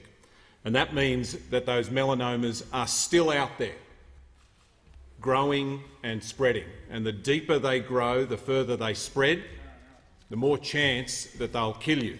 That's just a fact. So can I make this plea? Today is the first day of summer, and we all know what that means, time when we get out in the sun. But before you go to the beach, before you organise that barbecue, before you go out and have a great time in the best time of the year in the best country in the world, please go and get a skin check. It might just save your life. It certainly saved mine. The member for Higgins has the call. Thank you, Mr Deputy Speaker. Mr Speaker, if there's one thing I hear from small businesses when I'm out and about in Higgins, it's they're looking forward to a strong Christmas trading season. Businesses in my electorate have had to close their doors for 9 of the last 19 months due to COVID lockdowns. That's 9 of the last 19 months. It's an unprecedented impact on their ability to do business and to prosper. That's why I'm enormously proud of the unprecedented economic support this government has provided. My constituents know that this government has their back when they need it most. Mr Speaker, in my electorate of Higgins, JobKeeper has supported 10,600 businesses keep their staff afloat. The instant asset write-off has helped 27,000 businesses have access to cash flow when they most needed it. And just as importantly, Mr Speaker, our government has helped taxpayers keep more of what they earn. Around 65,700 constituents have already benefited from tax relief of up to $2,745 this year alone. That's more money in the back pocket of the people of Higgins, money that I hope my constituents will spend into local businesses in the lead up to Christmas, because working together we can all help secure Australia's economic future post-COVID. This Christmas we should all go local first. It's about our future together. Thank you, Mr Speaker. The member for Kingsford Smith has the call. Thanks, Speaker. Today is the first day of summer. It's also National Water Safety Day. Summer is the peak season when most drownings occur in Australia. Summer is a time of fun and enjoying the great outdoors, including the best beaches in the world, like those in the community that I represent. Clovelly, Coogee, Maroubra, Malabar, Little Bay, Yarra Bay. These are the beaches worthy of a lifetime of endless summers. But last year's 294 people drowned across Australia on our beaches and waterways. 101 people lost their lives due to drowning over summer, with our hottest season accounting for 34% of all drowning deaths across 2021-20. That's too many summers needlessly cut short. All drowning deaths are preventable, and one drowning is still one too many. Our leading water safety authorities, including Surf Life Saving Australia and Rural Life Saving Australia, are today encouraging Australians to wear the red and yellow to highlight the importance of staying safe in and around the water.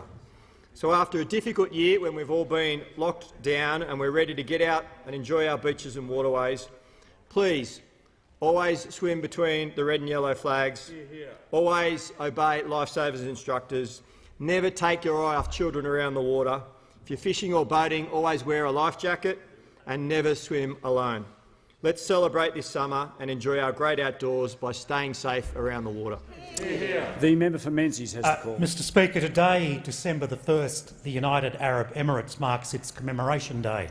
a recognition and celebration of the 50th anniversary of the formation of the UAE in 1971. As chair of the UAE Australian Parliamentary Friendship Group, I offer my congratulations to the President of the UAE, His Highness Sheikh Khalifa bin Zayed Al Nahyan, and the people of the UAE. For the past 50 years, we have developed a very warm, friendly and multifaceted relationship between our two nations. It's a relationship based on people-to-people contacts. It's a relationship which is built on wonderful trade and economic action between the two countries and nations, and a relationship that indeed goes to security and defence, importantly in the Middle East. We look forward to another 50 years of the relationship between Australia and the UAE, but in the meantime, congratulations to the UAE on achieving this 50th anniversary.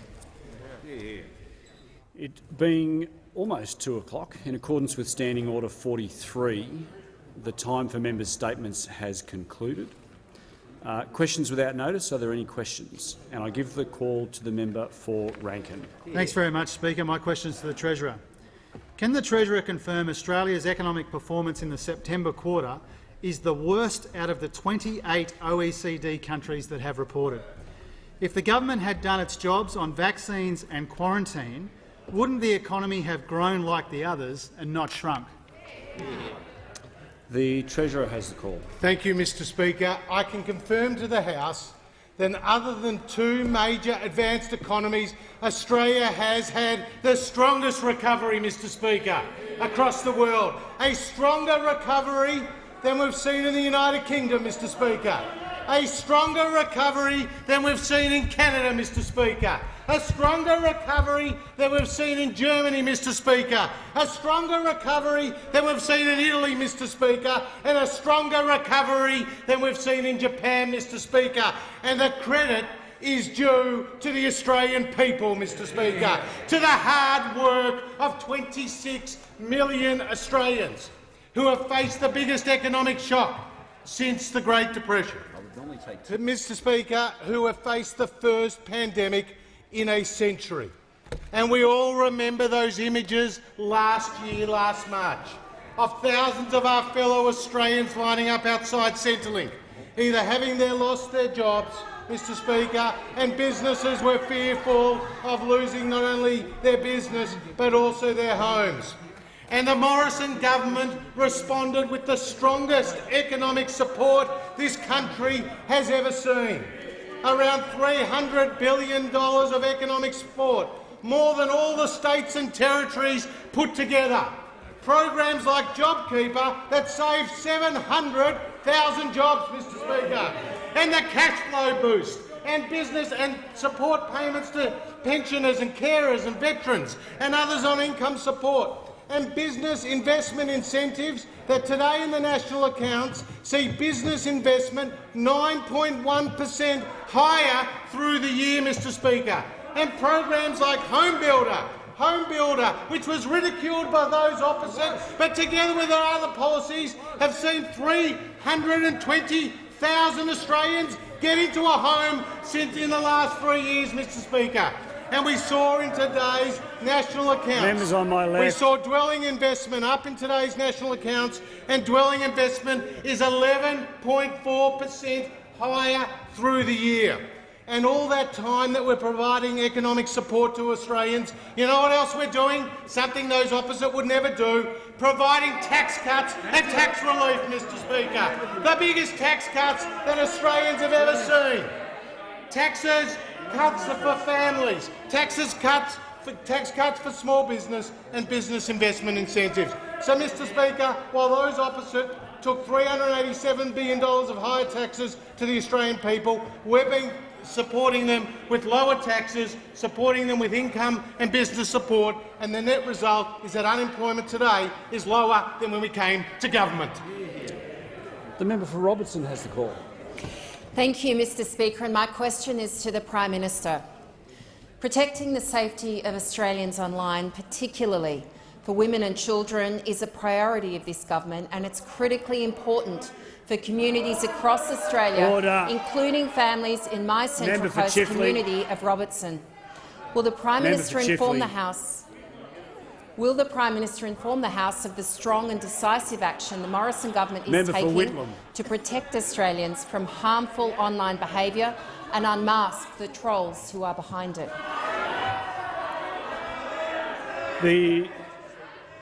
Just before the Prime Minister gets the call, I call upon members on my left.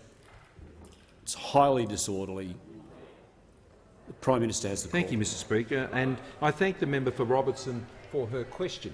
Mr Speaker, as a former telecommunications executive before she came to this place, Mr Speaker, the member for Robertson understands why it's so important for Australia to be a leading digital economy, and our digital economy strategy will be achieving that goal. A leading digital economy in the world, creating jobs and creating investment and economic opportunities for Australia into the future.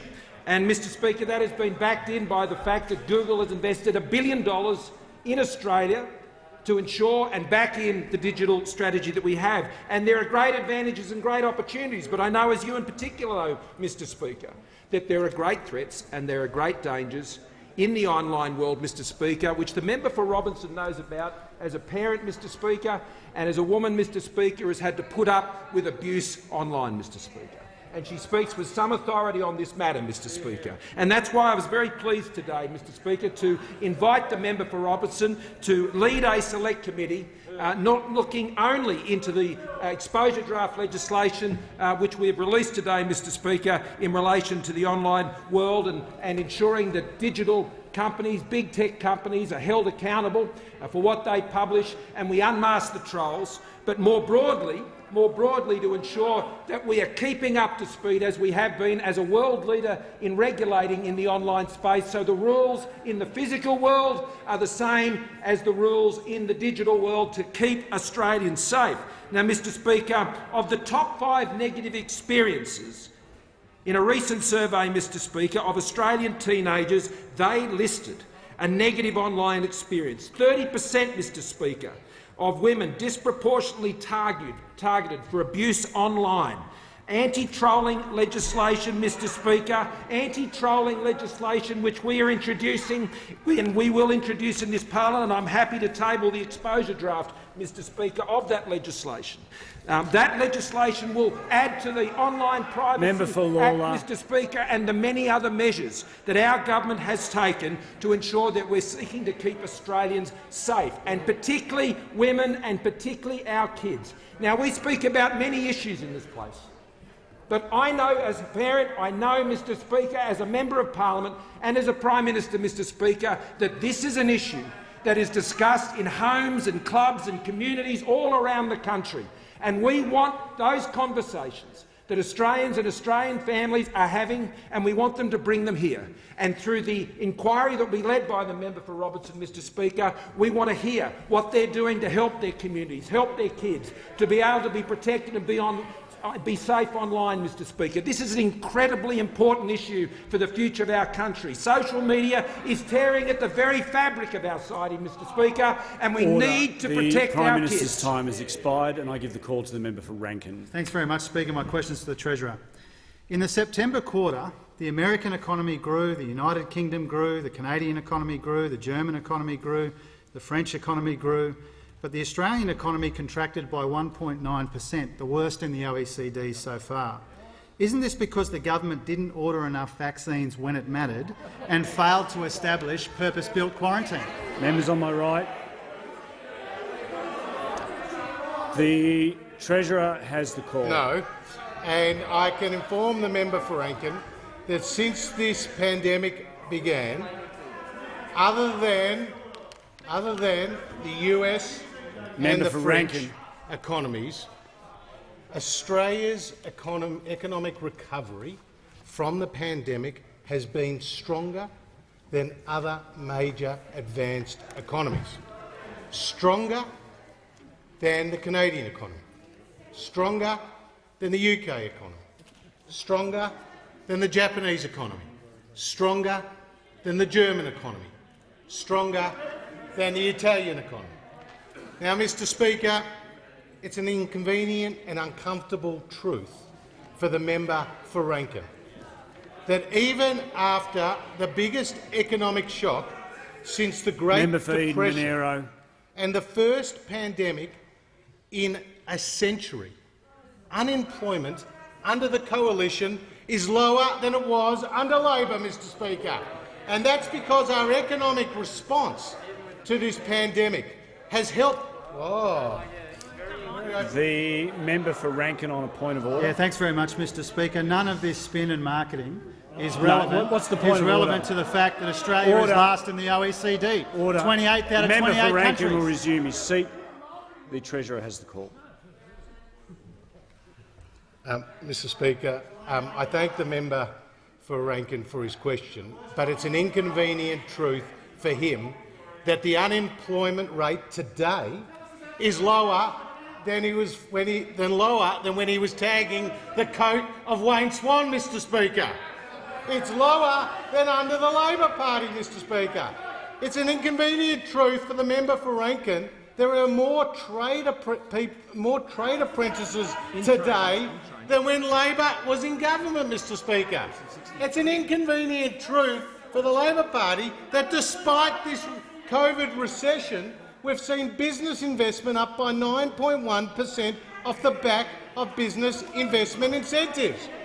It's an inconvenient truth for the member for Rankin and for the Labor Party that when they took to the Australian people $387 billion of higher taxes, it was rejected by the Australian people, and instead they voted for lower taxes and for the coalition. And since that time, we have delivered lower taxes.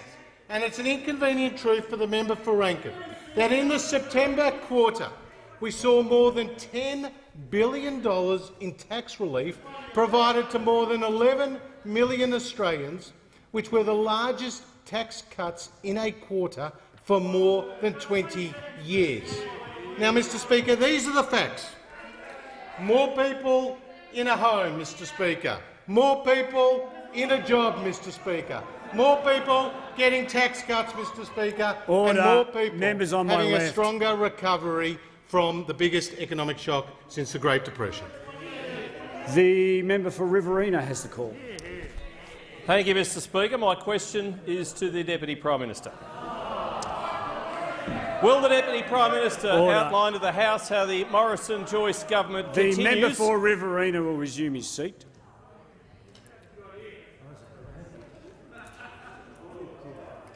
Members on my left, I cannot hear the question when there's such noise coming from the left side of the chamber.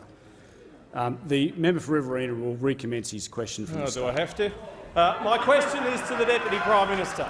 Will the Deputy Prime Minister outline to the House how the Morrison-Joyce government continues, and that's the key word, to deliver critical infrastructure, creating jobs and driving growth across the nation?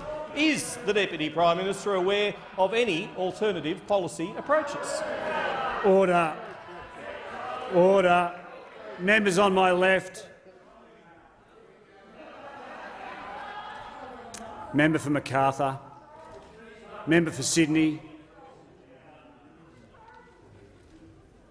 The Deputy Prime Minister has the call.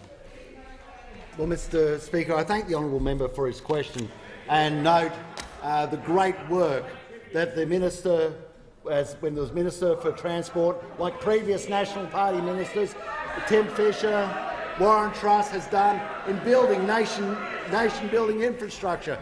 The vital work that was done, especially within the Nationals, of things such as the duplication of the Pacific Highway, and also major projects such as the Western Sydney Airport. Mr Speaker, I note that the member for Riverina was instrumental in this nation-building infrastructure, which is so vital for a nation to have a path into the future, a purpose into the future, infrastructure for the future. Nation-building infrastructure makes the nation strong. And things such as the Inland Rail, 1,716 kilometres of it, from Melbourne up to Brisbane, and now the business case that we are starting on the process of building it from Toowoomba down to Gladstone. This shows a side of the House that has a vision for the future. Now, Mr Speaker, the member for Riverina also asked about alternate policies, but of course it's incredibly difficult for the Labor Party to have alternate policies because their coalition colleagues, the Greens, don't believe in building very much at all. The Coalition colleagues, the Greens, do not believe in building very much at all, and every time we go down the process of trying to construct dams, like we have at Scottsdale, and I know the member for Riverina is very much across the dams that he was instrumental in building down in Tasmania at Scottsdale, and the work we are doing, the construction of Rookwood, where all other water infrastructure projects such as McAllister Irrigation District or the Wimmera Pipeline. One of the biggest problems we always have is the caveats placed on us by Green legislation pushed by the Greens. And the Labor Party has obviously joined to the hip with the Greens. And you can see this permeating right through, even into the left-wing of the Road Party. I was amazed the other day to read a tweet by the member for Moreton, Graham Perrott. And he said, we have now driving infrastructure not only into the big projects, but into the small ones, into roads that have not had major upgrades in the last 50 years. But Mr Perrott said, my grandfather was a grader driver during the Great Depression. If a road hasn't had a grader on it since the 30s, why on earth would a responsible federal government make it a priority when the population in the bush is decreasing? And that is the attitude of the Labor Party, Mr Speaker. The attitude of the Labor Party is they take the regions as a joke. They sneer and jeer at the regions. They think it's a joke. They don't respect it. They don't respect Central Queensland. They don't respect regional areas. They have never come to the dispatch box with a vision for regional Australia, a major piece of infrastructure for regional Australia. They have never come to the dispatch box and said it because they don't have one. The Leader of the Opposition. Member for Moreton. That is my final warning to the member for Moreton. The Leader of the Opposition. Thank you, Mr Speaker. My question is to the Prime Minister. Does the Prime Minister take responsibility for the fact that his failure on vaccines and purpose-built quarantine caused the worst downturn in the OECD? Hear, hear. The Prime Minister has. Thank you, Mr Speaker. I thank the Leader of the Opposition for his question. The policies that were put in place by the government as part of the cooperative arrangements we had with the states and territories ensured that back in March of 2020 we were able to quickly put in place a system of quarantine, Mr Speaker, that enabled Australia to have one of the lowest fatality rates in the world in relation to COVID. And, Mr Speaker, those quarantine arrangements were of course agreed with all the states and territories, strongly supported back in March, Mr Speaker, but it wasn't just the state and territory leaders who supported those arrangements on quarantine, because, Mr Speaker, on the 27th of March, the Leader of the Opposition tweeted this: Australian Labor supports new quarantine laws using hotels for overseas arrivals. Mr Speaker, that's what the Leader of the Opposition says. That's what he says, Mr Speaker. And as usual, what we have from the Leader of the Opposition is he says he supports hotel quarantine, Mr Speaker, when we're announcing it, and then he comes into this place and says it's not appropriate, Mr Speaker. And each way bet on every single position, Mr Speaker. If you don't like what this Leader of the Opposition says one day— The Prime Minister will resume his seat. The Leader of the Opposition on a point of order. Yes, Mr Speaker. It goes to relevance. The question was about the worst downturn in the OECD and about the government's failures on vaccines and purpose-built quarantine. You, of course, had to use temporary stuff till you build purpose-built quarantine, which is what state governments wanted. The Leader of the Opposition will resume his seat. The Prime Minister is entitled to compare and contrast to some extent, but I'd ask the Prime Minister to return to the question. Speaker. And so that arrangement ensured that we're able to save more than 30,000 lives in this country. Today, Australia has one of the highest vaccine rates in the world, Mr Speaker, and we indeed have one of the strongest economies coming through this pandemic. Now, those opposite, Mr Speaker, want to talk down the economy. The September quarter of this year, Mr Speaker, was a very difficult time for Australians. It was an incredibly difficult time for Australians, and I'm asked why, Mr Speaker, because they may have escaped them. But there's a COVID-19 pandemic happening around the world, Mr Speaker. Around the world, Mr Speaker. Members and those on my officers left don't seem to be aware that when there is a pandemic, outbreaks occur, Member for Mr McNamara Speaker. is warned. Outbreaks occur, And as a result of those outbreaks, as the member will recall, as a result of a limousine driver not wearing a mask in Sydney, Mr Speaker, that's what caused that outbreak, and from there it went to other states, Mr Speaker. That's what we know, and we know, Mr Speaker, that the national vaccine strategy had in place us reaching the high levels of vaccination rates by the middle of October this year, which was reached. So what we see from those opposite, Mr Speaker, is they want to say they support measures on the pandemic, and then on the other hand they oppose measures on the pandemic, and they have each-way bet politics on a pandemic, Mr Speaker. What I know about the Australian economy, Mr Speaker, is that we have had one of the strongest economies coming through this pandemic of any advanced nation in the world. And what is happening now is 350,000 jobs came back into that economy in the last 5 weeks as we've opened up, as the economy springs back. Expired. And I give the call to the member for Warringah. Thank you, Mr Speaker. To the Prime Minister, the allegations of abuse, assault and bullying exposed yesterday in the Set the Standard report were revolting and a stain on this place. It took the courage of Brittany Higgins to speak up publicly about an alleged rape in one of your own minister's offices and the public outcry and condemnation for you and your government to take action, despite a number of people within ministerial offices knowing about the allegations for nearly 2 years. Will you implement in full and without delay, before the next election, all the recommendations of the report? The Prime Minister. Thank you, Mr Speaker, and I thank the member for her question, and I share her view about the abhorrent nature of the practices that have taken place in this building. Now, the member is fairly new to this building, and I was simply saying, Mr Speaker, that she would also be aware, as a result of the Jenkins review, and I commend Commissioner Jenkins for the work that she has done, that she is talking about practices and behaviour that have been taking place in this building for a very long time. And that has been abhorrent, Mr Speaker. And I welcome the Jenkins review, and I was very pleased to stand with the Minister for Women yesterday, Mr Speaker, and very pleased to stand with the Minister for Finance and respond to that report and welcome it, Mr Speaker, and I look forward to working through the multi-party process to ensure we can follow through on the report that was provided. I share the view that the Labor Party has put forward in their statement, Mr Speaker, by Senator Farrell and the member for Sydney and the Shadow Minister for Finance, where they said Labor will carefully consider its findings and recommendations, and most importantly, we will consult with our staff on our response. And I think that's an appropriate response, Mr Speaker. It mirrors the response of the government, the Liberal Party and the National parties. I'm assuming that is a similar view of the Greens and other parties represented in this place. This is a problem this whole parliament has. This whole parliament has this problem, and everyone in this building has this problem. And I think Commissioner Jenkins has done an outstanding job in identifying many of the drivers that have led to this behaviour, not just recently, but over a long period of time.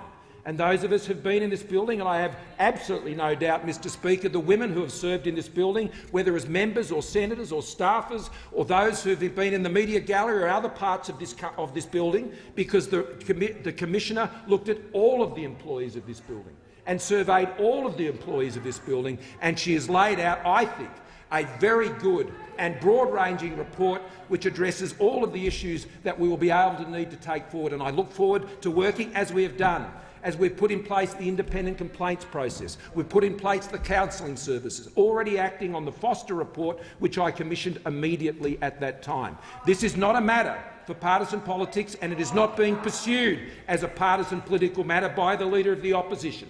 And I welcome that, and I look forward to working with him and all the other members of this place so we can take this report forward for the sake of all who work here now and all who will work here in the future. The member for Groom has the call. Thank you very much, Mr Speaker. My question is to the Treasurer. How is the Morrison government's clear record of strong and decisive economic management maintaining our economy's resilience through the COVID-19 pandemic for the benefit of Australian businesses and families, and is the Treasurer aware of any alternative approaches? The Treasurer has the call. Well, thank you, Mr Speaker. I thank the member for Groom for his question, acknowledge his experience as an engineer, as a volunteer firefighter and as someone who is a strong advocate for inland rail, Mr Speaker, and the benefits that that provides. Now, Mr Speaker, Australia's had one of the strongest economic recoveries through this pandemic. We've seen a stronger recovery here than in Canada, than in the United Kingdom, than in Germany, than in Italy, than in Japan. Today we got the September quarter national accounts, and it did show a contraction of 1.9% in the September quarter as our two largest states, New South Wales and Victoria, were in lockdown. But growth is up 3.9% through the year, Mr Speaker. And we saw in New South Wales it contracted by 6.5%, in the ACT 1.6% and in Victoria 1.4%. None of this was a surprise, Mr Speaker, because 13 million of our fellow Australians were in lockdown. But the good news is that those Delta lockdowns are now behind us, and we've seen an easing of restrictions across New South Wales, Victoria and the ACT. And since the start of September, 350,000 jobs have come back, Mr Speaker. 350,000 jobs have come back. And we saw in the retail trade numbers for October a 4.9% increase. And we've heard from the retailers that they've started to see their customers come back. And with the Black Friday sales, they say that more than $5 billion was spent, a 50% increase on the previous year. So too with investment intentions. The latest ABS CapEx survey showed that investment intentions for non-mining investment were the strongest on record, with an expectation more than $100 billion would be spent this year, Mr Speaker, supported by incentives that we have been provided in consecutive budgets. Now, I'm asked about alternative approaches. Well, we know that this weak Labor leader will not stand up. The Treasurer will resume his seat. I'd ask the Treasurer just to withdraw that comment. I thought I spoke about that matter yesterday. I spoke about that matter yesterday. Treasurer will return to the dispatch box. Well, Speaker, I was referring to the— I've asked the Treasurer to withdraw that comment. I'm referring to the alternative proposed by the Leader of the Opposition, which is to deliver higher taxes to the Australian people. Higher taxes to the Australian people. How do we know? Because his shadow Treasurer, front page of the Australian, Jim Chalmers, proposes Bill Shorten-era family trust tax hit, Mr Speaker. That is what the Labor Party did at the last election. That's what they'll do at the next election. Only one side of this House can be trusted to deliver a stronger economy. The member for Jaga has the call. Thank you, Speaker. My question is to the Treasurer. Why does the Treasurer always talk about reducing taxes when in truth he is the second highest taxing Treasurer of the last 30 years? The Treasurer has the call. Well, Mr Speaker, we have been cutting taxes for all Australians, Mr Speaker. That is our policy. That is our policy. And at the last election, only one side of this parliament went to the Australian people with a tax to GDP cap of 23.9%.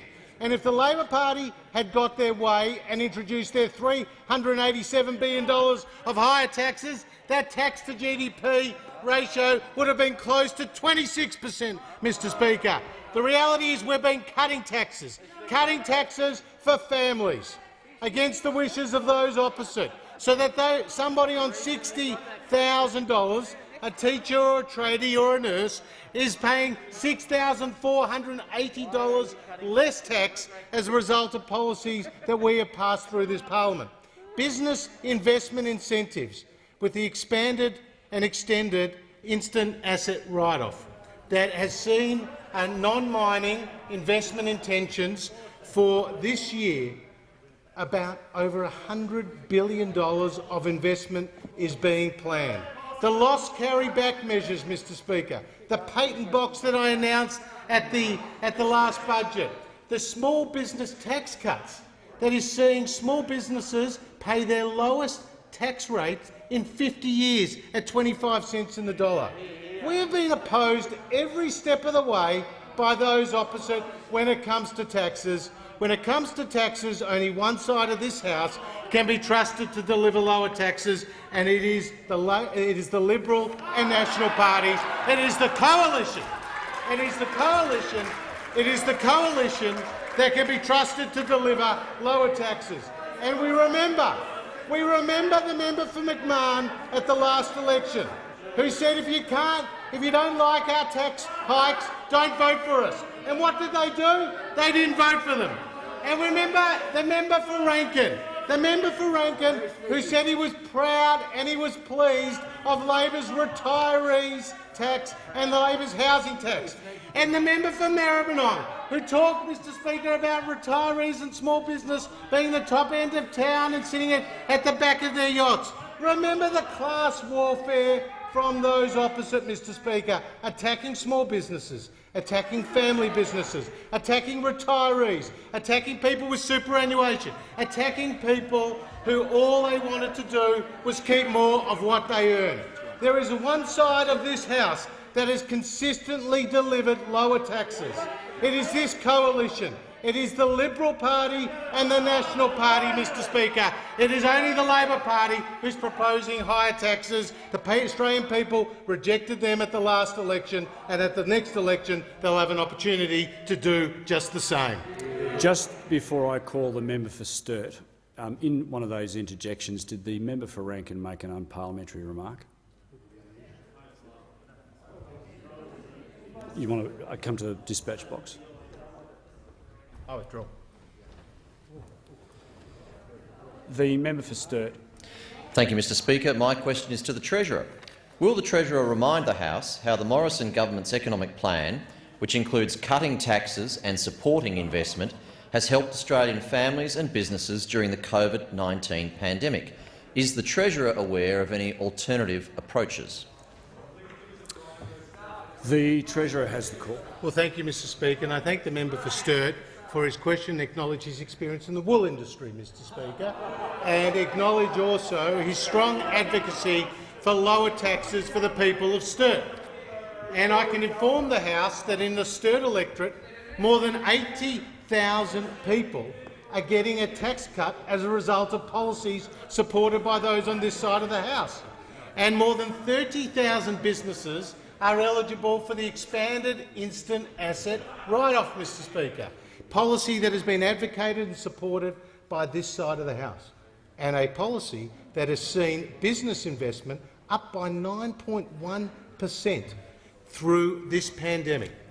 Now, Mr Speaker, last March, when thousands of our fellow Australians were lining up outside Centrelink, when fear was running across the community, when the economy was going into lockdown, and when Treasury expected that unemployment could reach as high as 15%, more than 2 million people unemployed, we responded with a range of measures, including JobKeeper and the cash flow boost, and support for veterans and carers and others on income support, allowing Australians to access their own superannuation, because after all, that is their money, and supporting industries like the airline industry to stay up and running despite those lockdowns, and to supporting small businesses like zoo operators, Mr Speaker, through the crisis, who again encountered challenges to their businesses as people were in lockdown. And we cut taxes. And we've consistently cut taxes for small businesses, we've consistently cut taxes for families, and we've consistently provided incentives to businesses to invest, with the expanded instant asset write-off and the loss carryback measure. And the good news is that the economy now is starting to recover, and recover strongly, because 350,000 jobs have come back since September. And we saw retail sales up by 4.9% in October. And we've seen non-mining investment expectations, approximately $100 billion plus of non-mining investment planned for this year. Now, Mr Speaker, we have consistently delivered lower taxes, while those opposite consistently propose higher taxes. And, Mr Speaker, again, it was the member for Rankin. It says Jim Chalmers proposes Bill Shorten-era family trust tax here. It was on the front page of the Australian, Mr Speaker. Treasurer will resume his seat for a moment. Treasurer will resume his seat. Point of order, Leader of the Opposition. Treasurer has the call. Mr Speaker, these are inconvenient truths. These are inconvenient truths. This Leader of the Opposition supports higher taxes. That's their track record. That's what they'll do after the next election. I would just ask the Leader of the Opposition to, if he is going to come to the dispatch box to ask a question, to do it at the appropriate time rather than prematurely. The Leader of the Opposition has the Thanks, call. Mr Speaker. My question is to the Prime Minister. Australia is the only country in the OECD that doesn't have a dedicated centre for disease control. In my 2020 budget reply, I pledged that Labor would establish an Australian Centre for Disease Control. Why won't the Prime Minister? The Minister for Health has the call. Thank you very much, Mr Speaker. And I understand that the Leader of the Opposition is proposing the American response to the pandemic. We have taken the Australian response throughout the pandemic. Very sensitive. The Minister for Health will resume his seat. The Leader of the Opposition on a point of order. On a point of order, Mr Speaker, is it in order for the minister at the beginning of his answer to ask himself a separate question? The Leader of the Opposition will resume his seat. The Leader of the Opposition will resume his seat. You may not like the answer that the Minister for Health is giving. No. The Minister for Health has the call. Thank you very much, Mr Speaker. The Australian outcome is one of the strongest outcomes in terms of saving lives and protecting lives and vaccination rates in the world. I understand that the opposition has a different approach. We've seen that pretty much throughout the pandemic. There has been very little support for the measures which this government has taken that have saved lives on a scale that are seen around the world as one of the finest and strongest and most profound outcomes in terms of lives being saved. 30,000 lives being Members saved. on my left. They may wish to propose the US response or the European response, because that is what a CDC is. The Minister for Health will resume his seat. The Leader of the Opposition on a point of order. On a point of order, Mr Speaker, on relevance. What's the point of order? On relevance, Mr Speaker. He's speaking about America. I'm talking about an Australian Centre for Disease Control. Leader of the Opposition, the hint is in the Leader of the Australian. Opposition will resume his seat. The Leader of the House, and just before the Leader of the House commences, when I'm being yelled at from both sides in both ears, it's very difficult to hear what's going on. The Leader of the House has the call. Thank you, Mr Speaker. Well, in accordance with the standing orders, the opposition has the ability to raise one relevance point of order. That was raised earlier, and Mr Speaker, I mean this is a continual habit of the Leader of the Opposition. He has a glass jaw, as we know, and pops up frequently, but it's not, Mr Speaker, it's not within his ability to do that. This is one of the problems that arises out of points of order when order.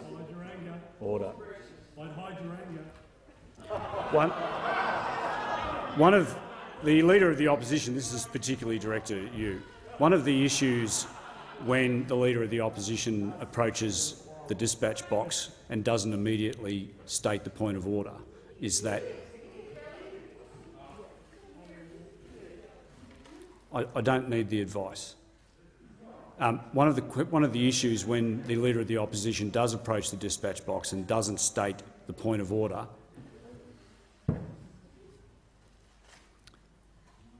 there becomes a situation where there's an uncertainty as to whether you've previously raised, for instance, a point of order in relation to relevance. So I'm going to ask and reiterate to the Leader of the Opposition the importance of stating the point of order when he does come to the dispatch box. The Minister for Health is being relevant and can return to the question.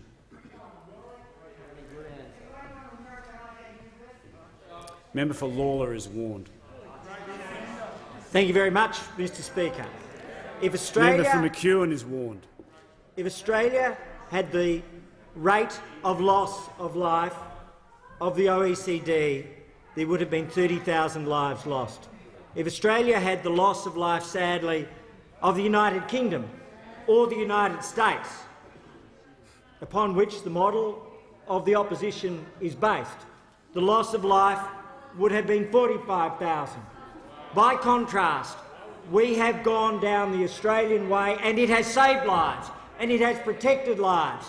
And that Australian way has been based upon a very simple principle, that we have a national incident centre with a chief medical officer who has been co-opted for the duration of the pandemic to all of the discussions within the National Security Committee, which the Prime Minister has chaired, and upon which all of the large decisions, the big decisions, the biggest decisions have been made based on medical advice directly to the Prime Minister and the National Security Committee. And that structure includes the Communicable Disease Network of Australia, the AHPPC, the Scientific and Technical Advisory Group, all feeding in through the National Incident Centre and the Chief Medical Officer.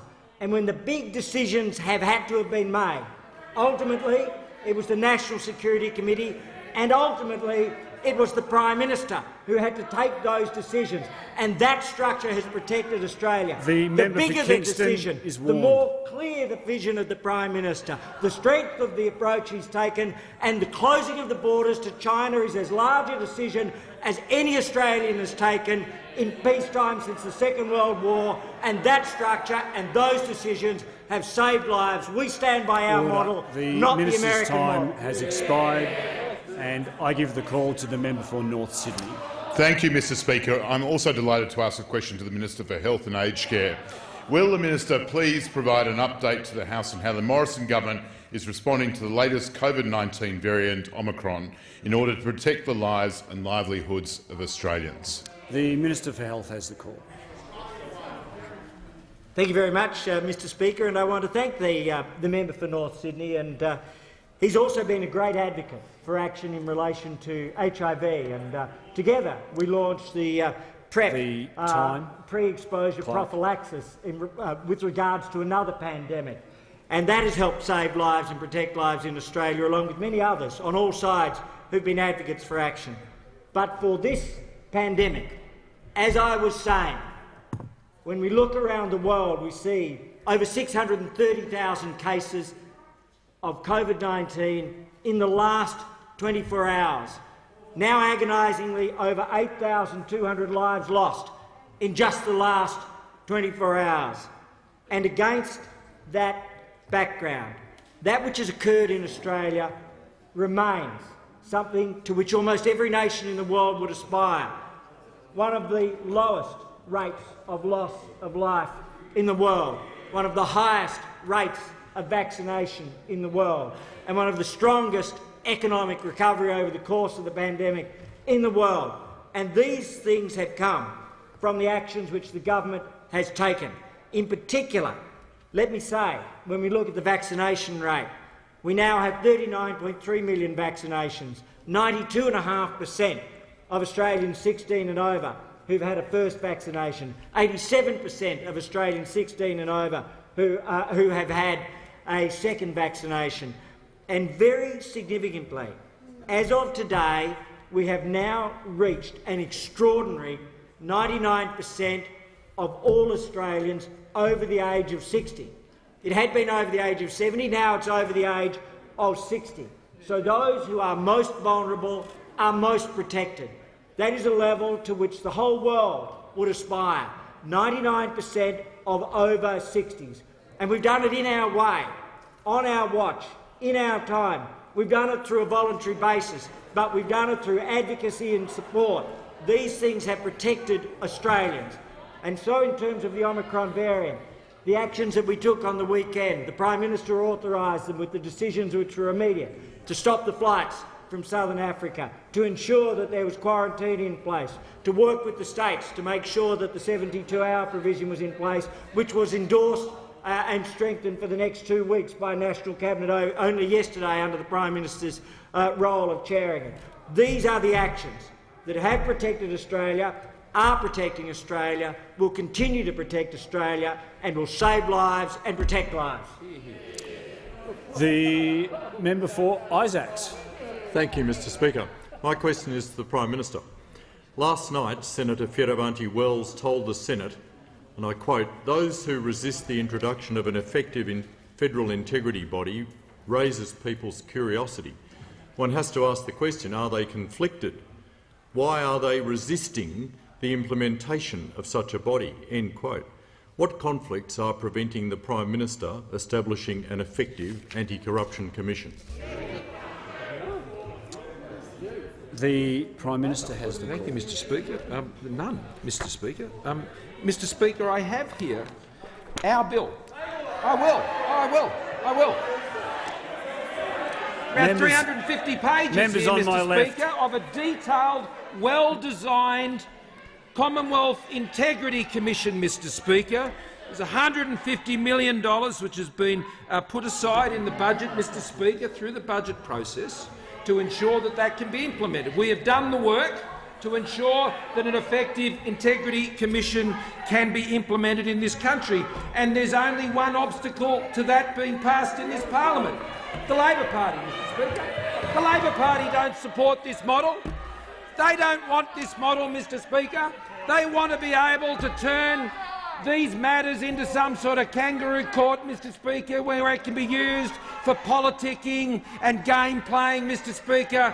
There's the Shadow Attorney General, Mr Speaker, on 9 occasions has frivolously referred matters and wasted the time of the Australian Federal Police and has been dismissed, Mr Speaker. So I do not take, Mr Speaker, the proposal, which is only 2 pages long from those opposite and consists of a couple of bullet points, as any serious proposal or any serious intention. If you wish to support a serious proposal, here it is. I table it for the members of the House.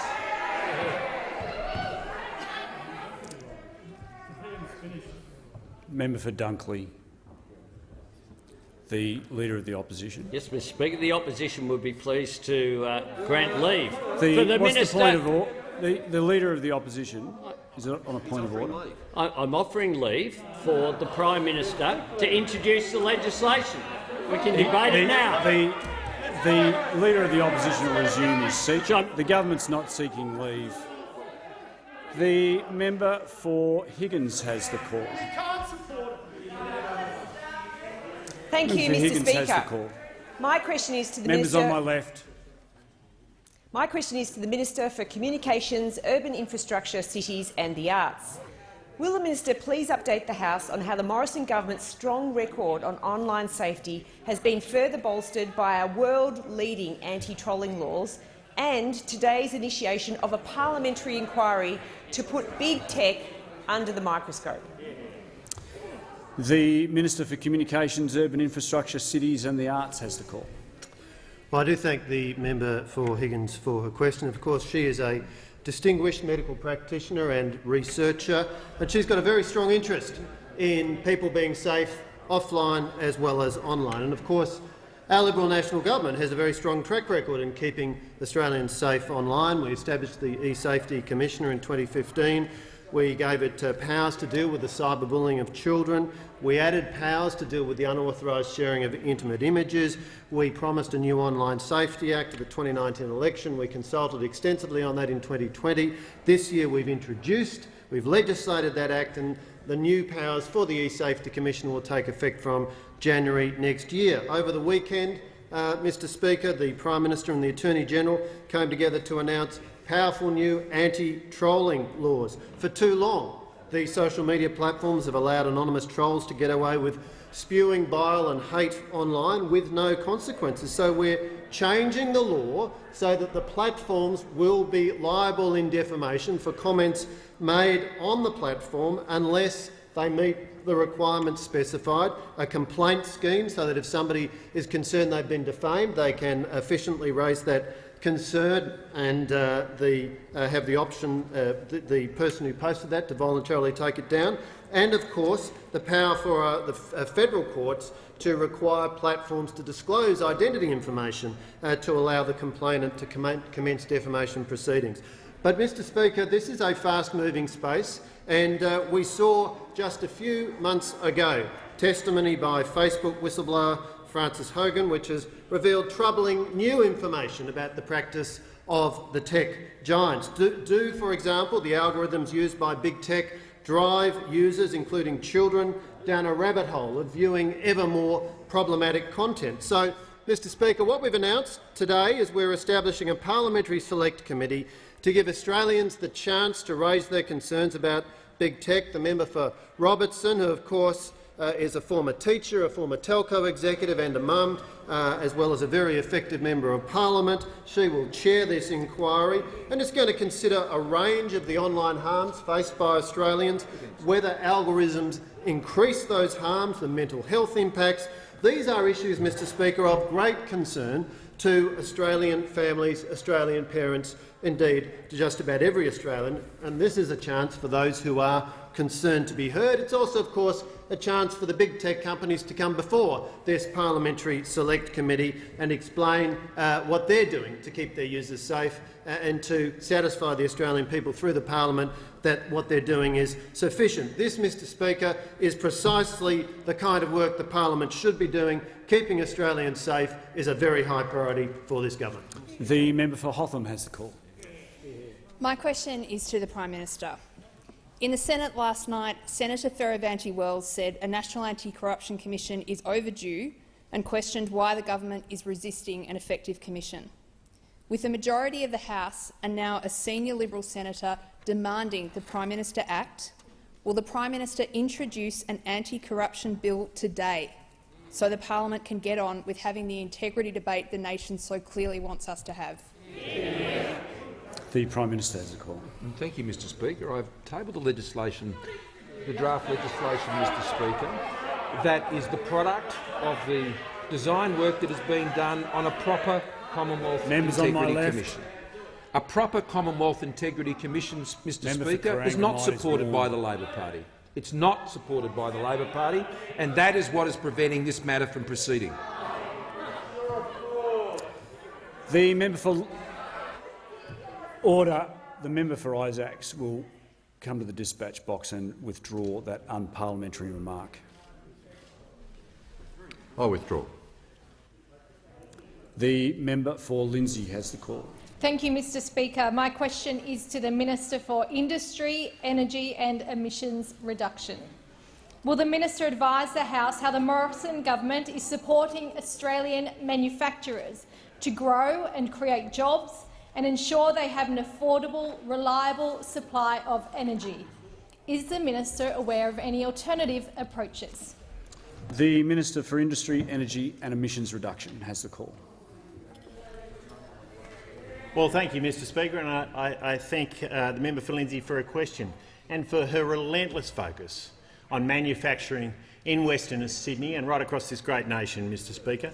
She's backing our manufacturers to grow their businesses and grow jobs. And of course, we're back now to 1 million people working in manufacturing across Australia. We haven't seen that since those opposite put in place their carbon tax a number of years ago, Mr Speaker. But we're back to over 1 million now. 7,500 of those are in Western Sydney. 7,500 in Western Sydney, and there's 800 manufacturers in Western Sydney. And we were, the member for Lindsay and I were lucky enough to visit one of those, ACCO, a proud Australian manufacturer in Western Sydney in her electorate just last week. They provide the products used in the major infrastructure projects going on right across this nation, Mr Speaker, including Nancy Bird Walton Airport, the Northern Road in her electorate, Mr Speaker. And they, like all manufacturers that are energy intensive, rely on gas to make their products locally. They rely on that affordable, reliable energy, and they need access to affordable, reliable gas, Mr Speaker. Now, Ken from ACCO confirmed to us that his energy costs have come down over 30%, Mr Speaker, over 30%, and he's able to reinvest the savings on that reduction in energy costs in their business, and we want to make sure this continues. Mr Speaker, that's what our plan is focused on, and that's why we recently put out a national gas infrastructure plan, making sure we've got the pipeline infrastructure in place, the supply sources in place to make the most of the energy resources this country has, Mr Speaker, and it includes projects like the Kurri Kurri generator in the Hunter Valley, 660 megawatts for when the Liddell generator closes, Mr Speaker. But I was asked about alternatives, and we've seen alternatives in the United Kingdom and Europe, where we've seen a 400% increase in the gas price, which hasn't occurred here, Mr Speaker. But the other question is what those opposite are planning. What's their alternative, Mr Speaker? We don't know their plan for gas. We don't know their plan for net zero. We don't know their targets for 2030 or their plan for 2030. But we do know that the Leader of the Opposition has jokers to the left, clowns to the right, and he's having a bet each way, Mr Speaker. He's having a bet on both the clowns and the jokers. But I tell you what, we know if the member for McMahon has his way, he'll be tearing up the Kurri Kurri generator. He'll be getting rid of those jobs, Mr Speaker, and he'll be letting the price of electricity go up when the Liddell generator closes, Mr Speaker. He rejected the Kurri Kurri generator before he even saw the business case, Mr Speaker. If you want to have secure work in this country, you have to have secure energy. The member for Gorton has the call. Thank you very much, Mr Speaker. My question is to the Prime Minister. The Herald Sun revealed this week that Border Force officials are failing to even look at the vaccine certificates of arrivals at our international airports. Baristas need to see a vaccine certificate when people buy a coffee in Sydney. So why don't Border Force officials demand the same thing from people entering Australia? The Prime Minister. Minister for Home Affairs, I'm sure, may wish to add to this answer. Members on my left. I have tremendous respect and confidence in our Border Force, Mr Speaker. It was actually our government that established the Border Force, Mr Speaker, and it did an amazing job, particularly following on from the great work in stopping the boats and ensuring that Australia's borders were secure, and they continue to do that job every single day. And in these practices, Mr Speaker, the Border Force put in place arrangements with the international airlines to ensure that uplift was taken back where proof of vaccination is provided at the point of uplift, and that the Border Force was then undertaking compliance activities with arrivals. Mr Speaker, that was further upgraded last weekend to ensure that not only is that done at the point of embarkation, but on arrival, Mr Speaker, with all of those arrivals coming through. So it is just simply false, Mr Speaker, for those officers to come and cast a slur on the fine work done by our Border Force, Mr Speaker, in the middle of a pandemic, Mr Speaker. They bring this in here, so as usual, Mr Speaker, as usual, we have the Labor Party saying, oh yes, we support the work on the border, but we're happy to get stuck in, Mr Speaker, and given the slap at the same time, Mr Speaker. The Minister may wish to answer. The Minister for Home Affairs has the call. Well, thank you, Mr Speaker, and I'm very happy to add to the response just given by the Prime Minister. What we have implemented is a multi-layered approach to making sure that we have in place the appropriate checks and balances to ensure that when people enter this country, they do have the appropriate vaccination status and certification. So prior to uplift, an individual passenger or families have to make sure that they have a negative PCR test available. That is checked by the airline on check-in.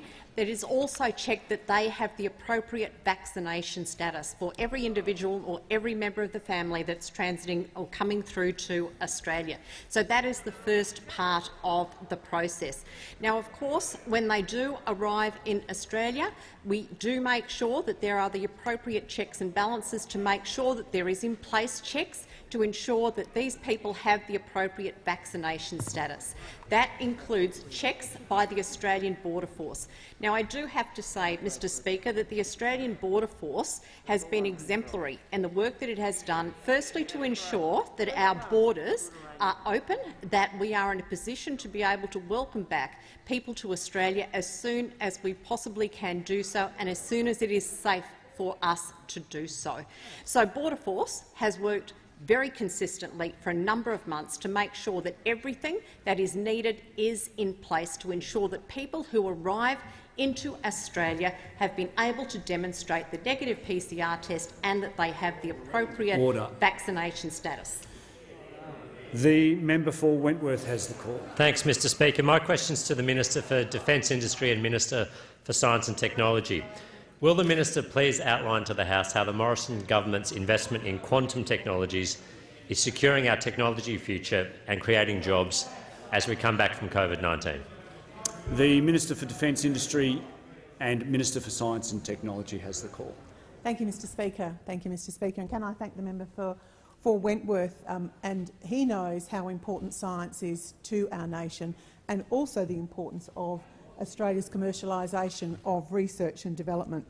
Mr Speaker, advances in technology are reshaping everyday Australian lives, and I know many in this House will remember the days where we were operating a computer that was the size of a small bedroom, or later perhaps the size of a suitcase, or a mobile phone the size of a house brick. Today we can hold these small devices in the palm of our hands. Mr Speaker, we have come remarkably far in technology advances, and Australia has played a key role on the global stage, inventing Wi-Fi and the black box, not forgetting the Victor Moa, spray-on skin and the first ultrasound scanner. Many inventions that have helped to shape the world that we know it now. And now, Mr Speaker, we are on the verge of a new frontier, and I speak of quantum technology. Mr Speaker, and I don't blame anyone in this House that would have trouble explaining it, but I have no doubt that people will understand the significance of quantum technology. Quantum will unlock smarter, more accurate and faster computers that can solve the most complex problems we encounter today that current computers cannot do. For defence, it can enhance our intelligence capability, cracking those codes. Mr Speaker, it will also transform the way that doctors diagnose and treat cancers. And, Mr Speaker, it will help our miners unlock resource deposits. In fact, Mr Speaker, it was only just this morning that I met with our Chief Scientist, Dr Cathy Foley. Now, she is very famous, our Chief Scientist, because her and her team, they were able to develop an application called Land Tem Sensor System. Now, this system is used to unlock valuable deposits of minerals deep underground, and this has led to mineral discoveries worth more than $6 billion. That's why she's our Chief Scientist, Mr Speaker. And this is why our government has announced our blueprint for critical technologies and the National Quantum Strategy. Our government will invest over $110 million to secure our quantum future. We estimate that our investments in this new and exciting field of technology advancement will create some 16,000 jobs by 2040 and contribute some $4 billion to our national economy. And our investment provides a much-needed confidence boost for our industry, which is why Google will invest $1 billion in Australia to unlock the growing potential of this technology. They're going to work closely with CSIRO to help to develop a research hub and to be at the forefront of quantum technology research. Mr Speaker, the Morrison government is embracing this critically important technology. We're going to drive jobs, we're going to grow the economy, we're going to ensure that Australia is at the forefront of this amazing technology. Order. The member for Maribyrnong has the call.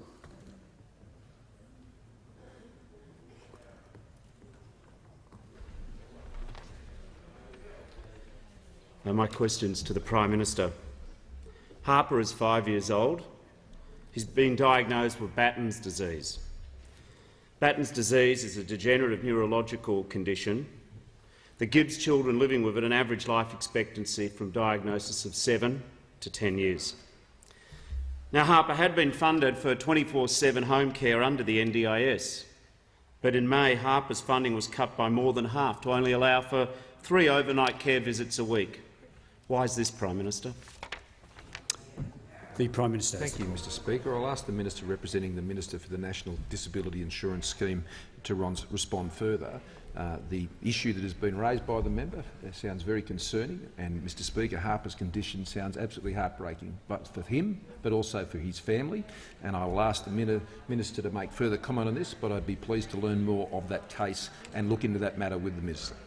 The Minister representing the Minister for the National Disability Insurance Scheme has thanks, Mr Speaker. We thank the member for Maribyrnong for bringing the matter to the House's attention. The NDIS as an insurance scheme is designed to provide funding that is reasonable and necessary. And in this case, on the facts the member has presented, it sounds both reasonable and very necessary. It's designed to go up and down with stages of someone's life. I'll speak to the Minister directly after we're finished here to ensure that the funding is necessary for the various stages of this little child's life, and if need be, we'll get the situation reviewed as is provided for under the law. The member for Mallee has the call. Thank you, Mr Speaker. My question is to the Minister for Agriculture and Northern Australia. Will the Minister outline how the Morrison-Joyce government has continued to support the agricultural industry to achieve record production levels, and how this government has ensured new export markets are explored and trade barriers are minimised? The Minister for Agriculture and Northern Australia has the call.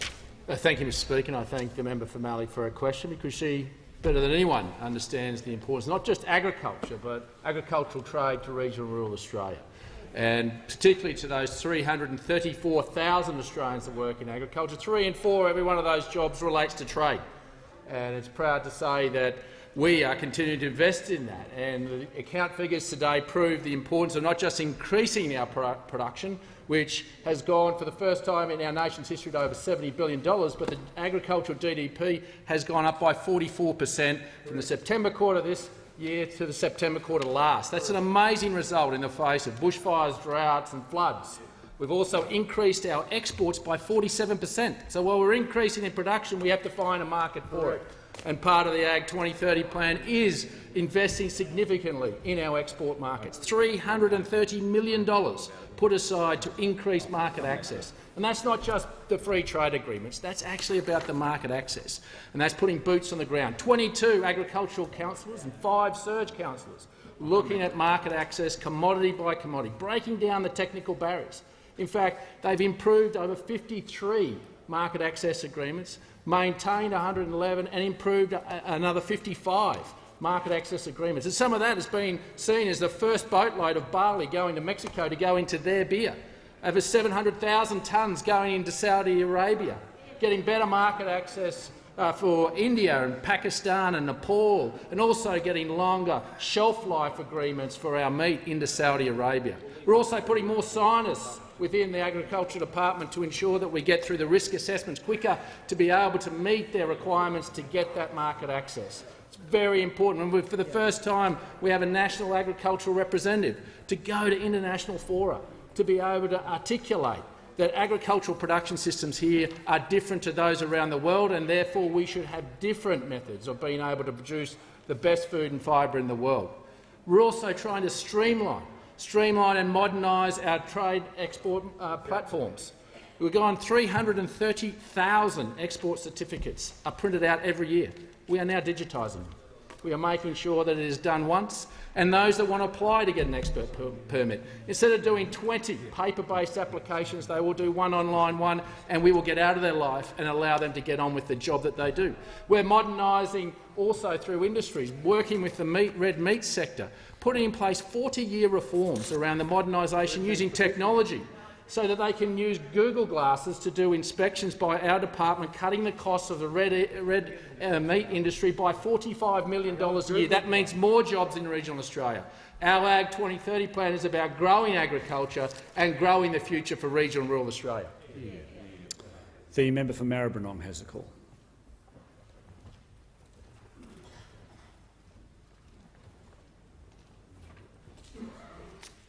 And my question is to the Minister representing the Minister for the National Disability Insurance Scheme.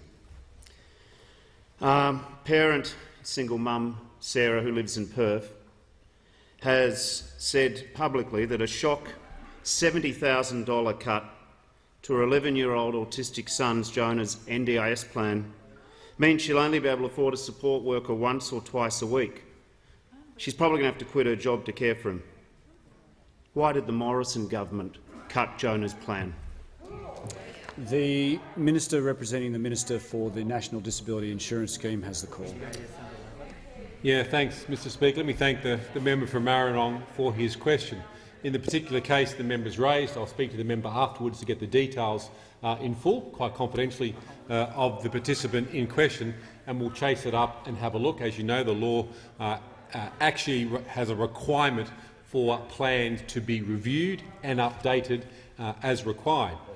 It is important, though, for the House to understand the Morrison government over the last 12 months has put in over $17 billion extra into the NDIS. It could be the largest estimate variation of any program of any government in our nation's history. That gives an indication to the House of the commitment of the entire House to this scheme. Minister will resume his seat. The member for Maribyrnong on a point of order. On relevance, Mr Speaker, this was about Jonas Sullivan's cut of over $70,000, not about the NDIS in general. His seat. Member for Maribyrnong will resume his seat. When a question is asked without notice about a specific incident or a specific example such as this, no one could expect a minister to know the facts and circumstances behind that particular case. The minister is being relevant and will return to... Member for Newcastle is warned. Member for the minister has the call. Speaker, the beauty of the NDIS is the scheme started in a bipartisan way and has continued that way to everyone's credit. And I think the parliament as a whole should be proud of what we've achieved together with the NDIS. It is an extraordinary world first in a scheme that no other country in the world has tried to put together in the time frame and in the way that collectively we've done it, with over 470,000 participants with permanent and significant disability, a social insurance scheme that every Australian can rely on, a scheme that enjoys the support of everyone in the House, a scheme whereby if Australians find themselves in difficulty, they know there is a social insurance policy there to assist them. Now, the issues of this particular case will certainly be looked into by the minister and the department, because with over 470,000 Australians being cared for in the insurance scheme, there are always opportunities to improve and to look at particular matters. But this is something we should be proud of. It is something the Morrison government is leaning into, and we're leaning into it heavily. There is no other program that has seen the sheer amount of resources that has gone into it to assist so many Australians, and that's something we should applaud. The Morrison government has always stood behind the NDIS. The Morrison government has built the NDIS. The Morrison government finalised all the agreements with the states and continues to work cooperatively and collaboratively towards this world first, and something that we all should collectively be proud of. The member for Barker has the call. Thank you, Mr Speaker. Mr Speaker, my question is to the Minister for Employment, Workforce, Skills, Small and Family Businesses. Can the minister update the House on the strength of the Australian jobs market under the Morrison government's prudent economic management? Why is it so important, Minister, that every single Australian that can work gets into a job? The minister has the call. Thanks, Mr Speaker. Can I thank the member for Barker for all the work he's doing in his electorate, and especially in some of the innovative ideas he's bringing forward to assist businesses, not just to get workers into a job but also workers into a home, and the work he's doing to champion that. We can all see the Morrison economic plan is working, with the Australian jobs market roaring back, that the Treasurer has spoken to today. And there has never been a better time for businesses to be hiring Australians right now. The National Skills Commission, through the Internet Vacancy Index, tells us that last month we saw a 13-year high of 250,000 jobs available right now, a 7.8% increase in October. Now, we know not all jobs are advertised online, so we know there's at least 280,000 jobs available right now for Australians to lean into prior to Christmas. Just spoken to the CEO of Amazon, an impressive national CEO. She's got coming up and now 1,500 jobs in Western Sydney. Right now, we know there are over 29,000 Australians on the Job Active Network scheme right now in Western Sydney that are able to lean in to those jobs. There's 902,000 Australians on job seeker payment, Mr Speaker, and over 86,000 young Australians on youth allowance other, not in work and not in employment. And we know the best type of job seeker or youth allowance other, the best type of welfare, is a job. And we know the best way we're going to grow our economy is to move people into work. We also understand, we all appreciate the mutual obligations that Australians have got to put people into work. And I can report to the House the employer reporting line that the Morrison government put in place for those that aren't taking their mutual obligations seriously has received over 2,200 referrals and 180 individuals are facing compliance action. But it's clear the jobs are there now. They're there now, They're there now for every Australian to take advantage of, and we would encourage every Australian to have a crack at those 280,000 jobs. July last year, the member for Rankin said the biggest test of the government's management of the recession and its aftermath will be what happens to jobs. And it's pleasing to say that we're seeing unemployment roaring back. The member for Rankin made it clear it's about whether or not unemployment stays too high, too long, whether unemployment stays too high, too long, and unemployment now is lower. Right now, coming out of a 100-year pandemic, unemployment is lower than when the Morrison government came into government. The economy is larger, growth is faster, the jobs are coming back. The Morrison economic plan is absolutely working. That's your final warning.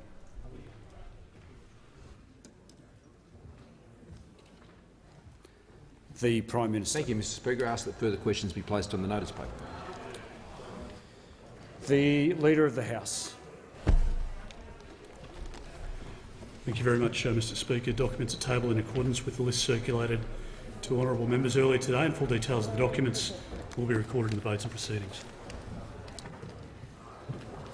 The member for Fenner seeking the call. Speaker, 4 months ago I wrote to the Minister for Education regarding his decision to give JobKeeper to private schools while denying it for universities. I ask that you write to Minister Tudge regarding his failure for 4 months to answer question 617. I thank the member for Fenner. I'll deal with that matter. The member for Hughes, are you also seeking the call? Thank you, Mr Speaker. I seek leave to move the following motion, and I apologise to members of the opposition for delaying their matter of public importance. 1. That this House notes, in a free and democratic nation, any experimental medical intervention which has zero long-term safety data should only be administered with the free and informed consent of the person undergoing the medical intervention. B. That no Australian should ever be placed in a situation where they are coerced into undertaking any medical intervention with the threat of being sacked from their job and denied the freedom to work in their career of choice and the career that they have trained for. C. Any policy by a government or a private sector employer that mandates Australians to be injected with an experimental vaccine violates basic human rights. D. Thousands of Australians, including nurses, police officers, airline pilots, teachers, truck drivers, disability workers, charity workers, office staff, etc., have already been thrown out of their jobs and denied the freedom to pursue their career of choice for not submitting to be injected with an experimental, provisionally approved substance that has no long-term safety data. E. Compulsory mandates requiring Australians to be injected with any COVID injections and policies of segregation, discrimination and medical apartheid are not based upon the latest science or the latest evidence, but such mandates are based upon the marketing literature of the vaccine sellers, superstition and mindless fear-mongering. F. The most recent published data. The member for Hughes, These motions are to suspend standing orders are meant to be brief. How many items do you have left? I have 2 more items and 2 more points, Deputy Speaker. The member for Hughes has the call. The most recent published data from the UK Health Security Agency, titled COVID Vaccine Surveillance Report Week 46, records that those injected twice between the ages of 30 and 79 years of age have a greater chance of having COVID than those not injected. And the title of a recent published study by researchers from the University of California is self-explanatory. It is vaccinated and unvaccinated individuals have similar viral loads.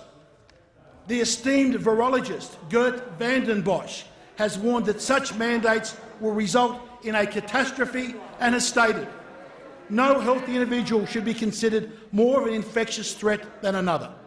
There is no scientific rationale for any individual, whether vaccinated or not, to discriminate against contacts with any healthy vaccinated or unvaccinated person."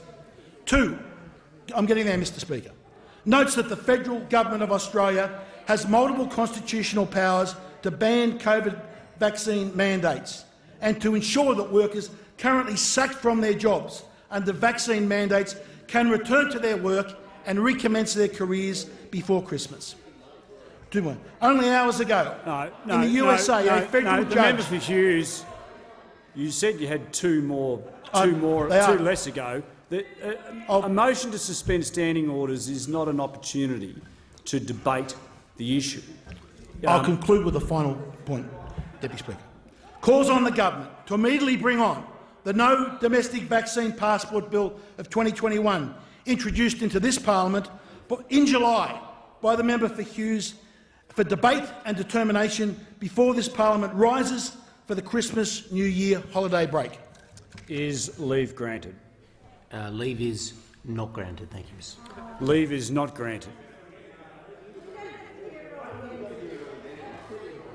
The member for Hughes. I move that so much of standing and sessional orders be suspended as would prevent the member for Hughes from moving the following motion immediately. Deputy Speaker, Mr Speaker, rather than read the motion out again, I'll conclude with a final point that calls on the government to immediately bring on the No Domestic Vaccine Passport Bill of 2021, introduced to this parliament back in July by the member for Hughes, for debate and determination before this parliament rises for the Christmas and New Year break. Is the motion seconded? Motion seconded, Mr Speaker. I second the— Just one moment, please. Is the member for Hughes going to make a speech? If leave is granted, Mr Speaker, absolutely.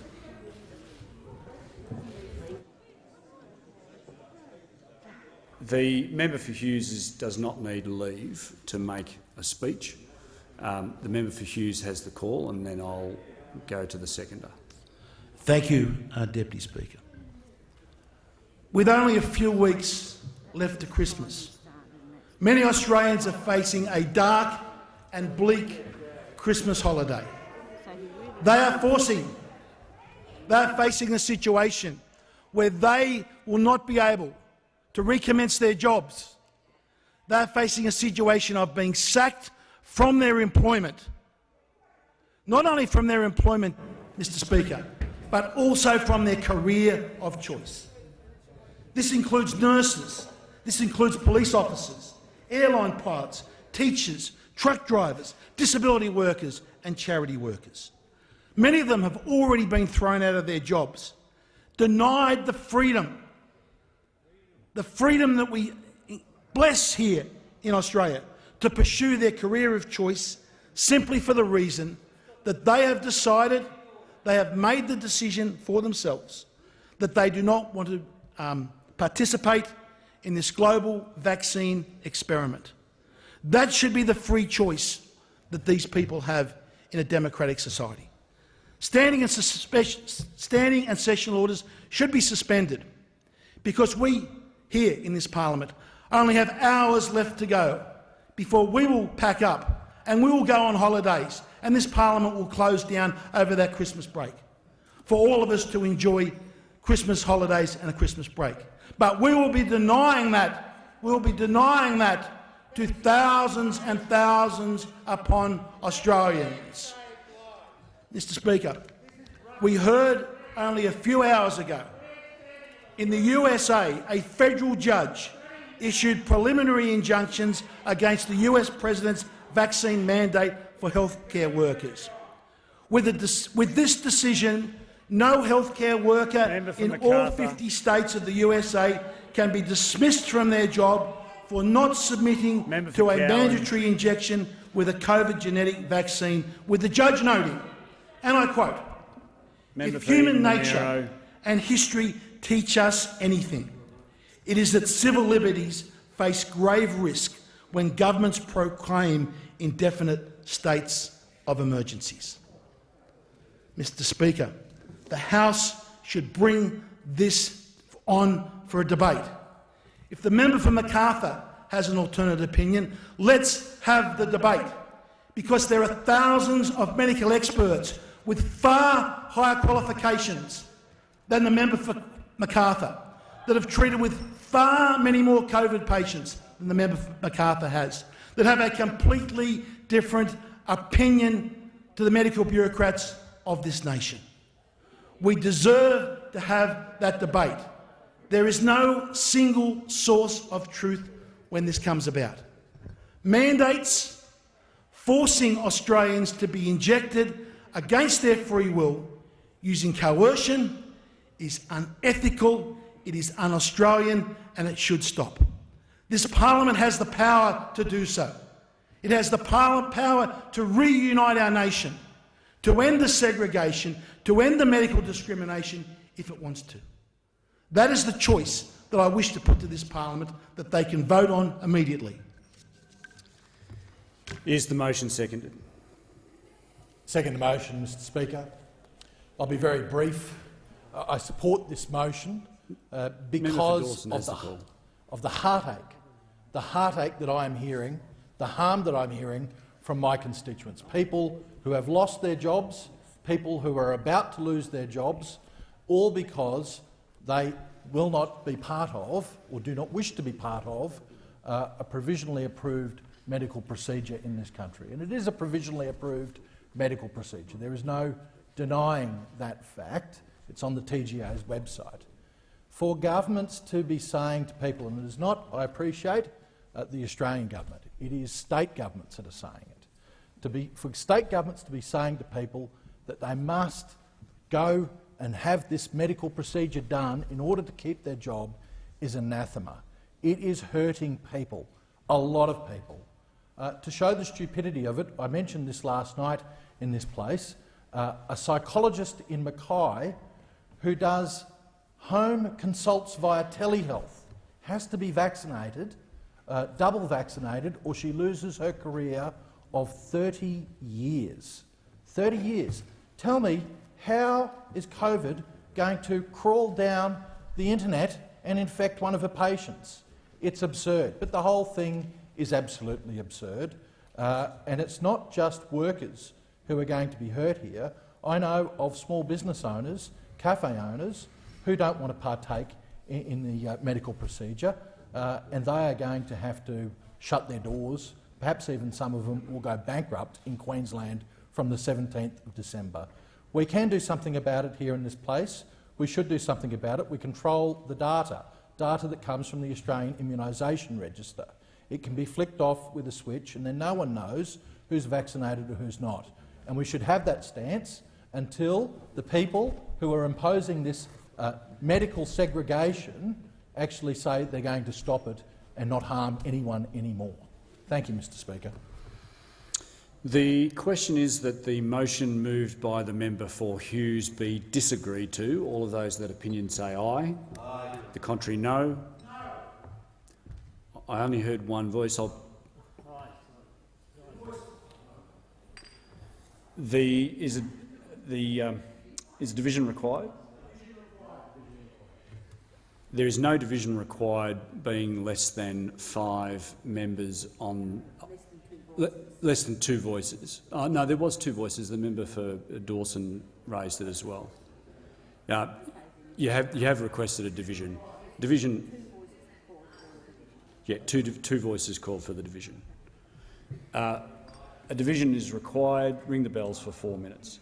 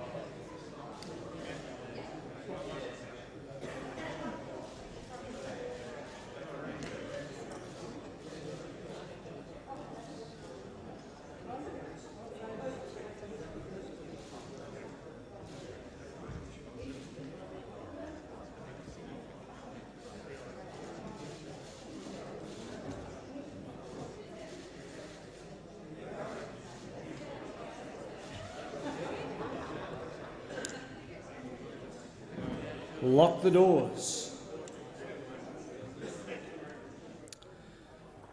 As there are fewer than 5 members on the side for the noes in this division, I declare the question resolved in the affirmative in accordance with Standing Order 127. The names of those members who are in the minority will be recorded in the votes and proceedings.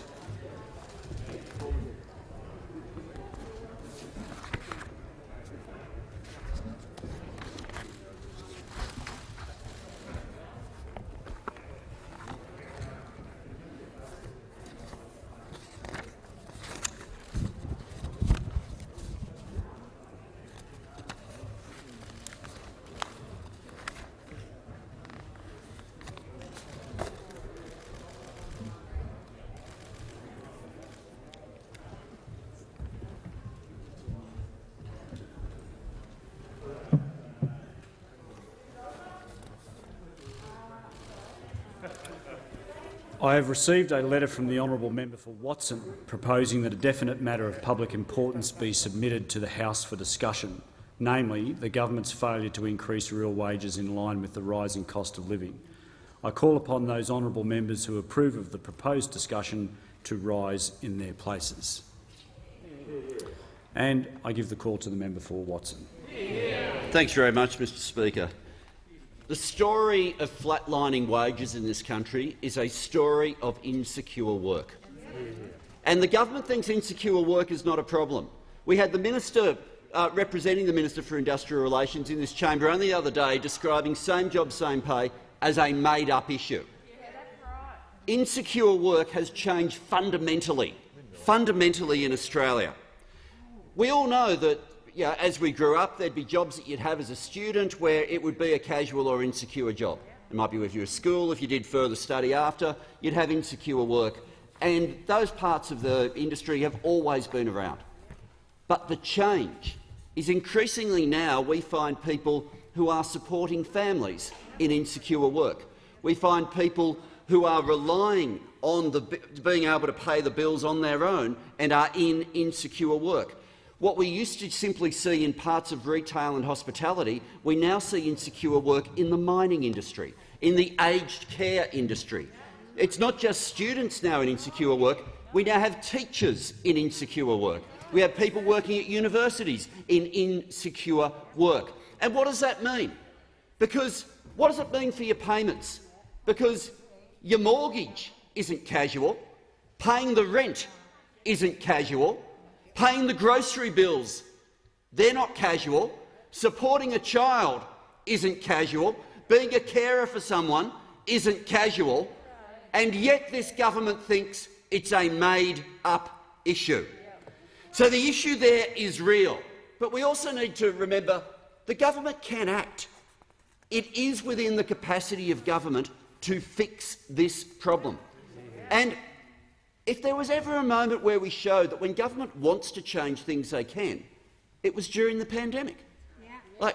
We've actually proved that this can be done. We had a situation where face masks weren't going to be manufactured in Australia. So the government investment came in, the direction came in, the support came in, and it happened. Where we weren't doing the hand sanitizer very much in Australia. So we realised as a matter of sovereignty we needed to do it, intervention happened, and the change occurred. We had a wage subsidy going across the Australian workforce. It required legislation, it required government action. It wasn't done perfectly by any means, but in terms of a level of support, it can be done, and the pandemic showed when government wants to act, it can. But the story of insecure work is one where the government does not want to act.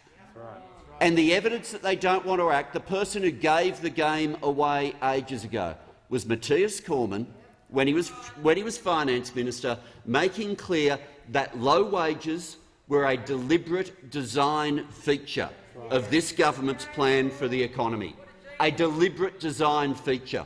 And you deliver low wages by having people without job security. If you don't have job security, you don't have the same capacity to speak up and to negotiate. If you don't have job security, it's hard enough getting people in insecure work to speak up about safety issues, let alone their entitlements.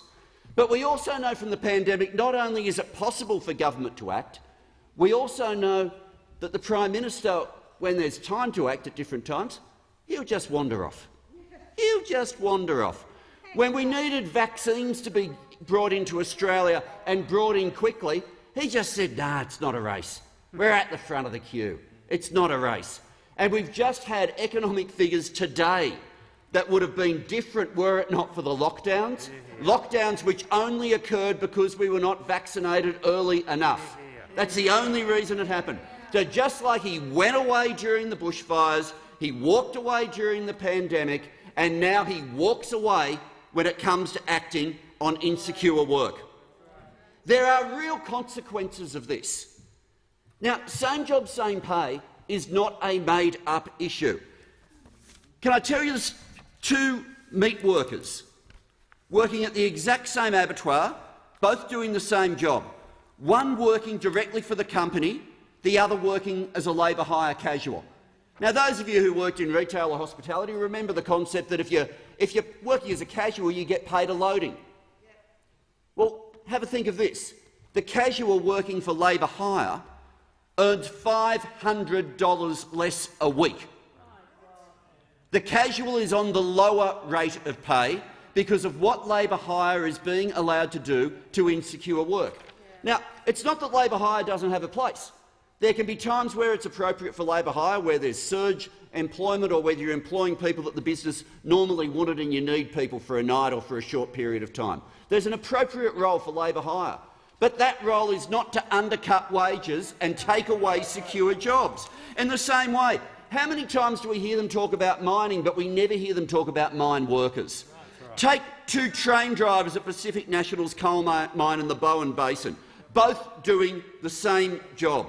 One working for the company employed by Pacific National, the other doing the exact same job but employed by a labour hire firm. The train driver employed by the labour hire firm is once again a casual.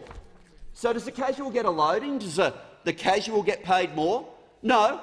On the pay slips, the casual gets paid $300 less every single week. When we look at the fact that real wages are going backwards, it's not some accident. It's by design that the government have deliberately decided to not bring in legislation to close down loopholes as they've arisen. The other loophole we've seen is with respect to gig workers. Now, who would have thought we'd be in a situation where earlier this term the previous Minister for Industrial Relations was asked by the Leader of the Opposition whether or not at least every Australian worker should be paid the minimum wage. Now, that should not be a difficult question to answer. There's sort of a link between the word at least and the word minimum. They sort of go together. And what was the response from the government? Oh, it's very complicated. It's very complicated.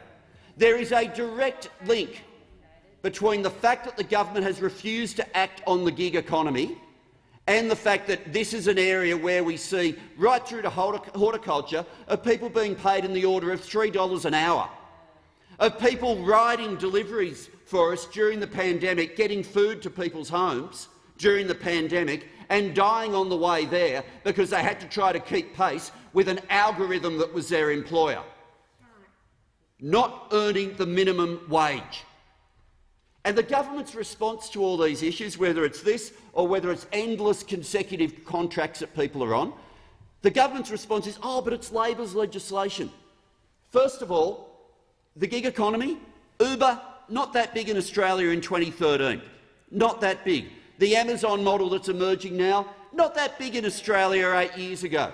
But tell me another piece of legislation where, when it's gamed, they don't come in with new legislation saying we need to fix the loophole.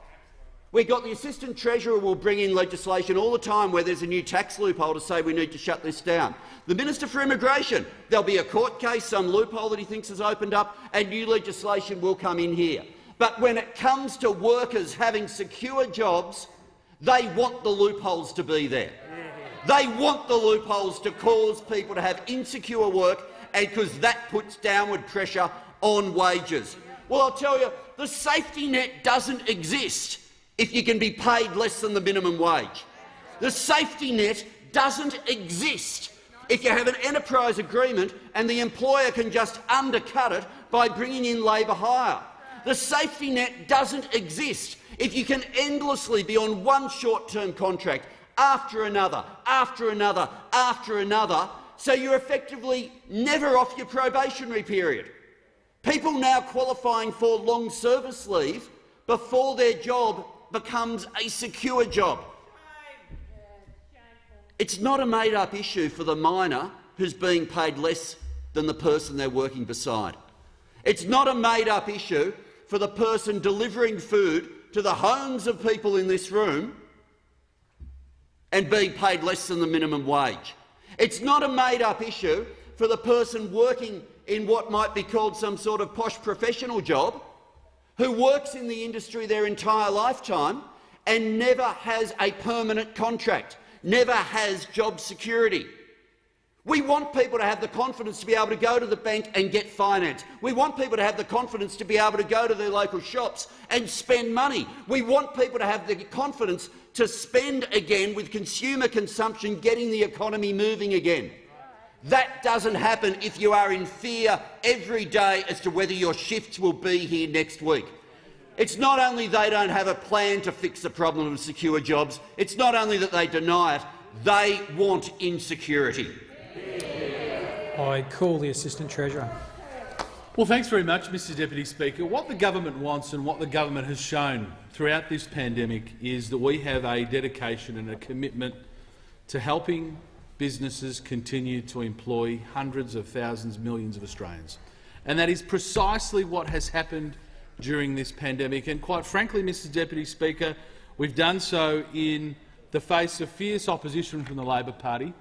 The Labor Party, who purport to represent workers, who at every opportunity to slow the process of this parliament or decisions of this government in rescuing and saving those jobs, took those opportunities. So to have the member for Watson come in here today and to be speaking so passionately for the conditions of workers, it is hollow, because the member for Watson and the Labor Party have taken an approach which would ultimately have led to fewer Australians being in work.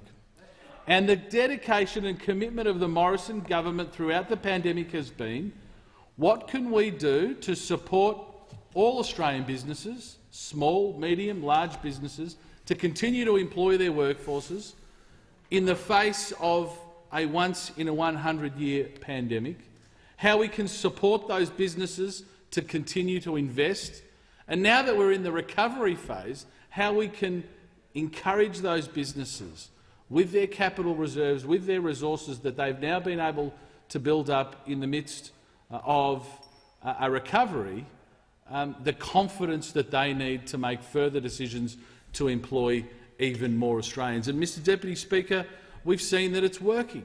We've seen that since September, 347,000 Australians are back into work. And contrary to what the member for Watson says, if you look at the unemployment data, look at employment statistics in recent years, even during the pandemic, the vast majority of new jobs created have been full-time jobs, have been jobs that do have the protections that he speaks about.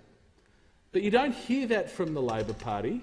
You don't hear the Labor Party congratulating the government on critical decisions that we took during the pandemic with JobKeeper, with Home Builder. You don't see the Labor Party congratulating the government on putting more money in the pockets of workers through our tax cuts. Mr Deputy Speaker, we've seen that since the 18-19 income year, for an Australian worker on a salary of $60,000 a year, they have been $6,500 better off since that 18-19 year due to the tax cuts and the personal income tax reductions put in place by our government. Now, the Labor Party might not think that that $6,500 means much to those people, but we know they do in the Morrison government, and that in the end Australians look at their pay packet and look at what they get after tax. That's ultimately what is in their pocket and what they are able to use to provide for their families. Now, does anyone seriously think that the Labor Party, as the Morrison government has done, would put in place tax policies that will see 95% of Australians not paying a higher marginal tax rate than 30 cents in the dollar? Of course not. Of course not.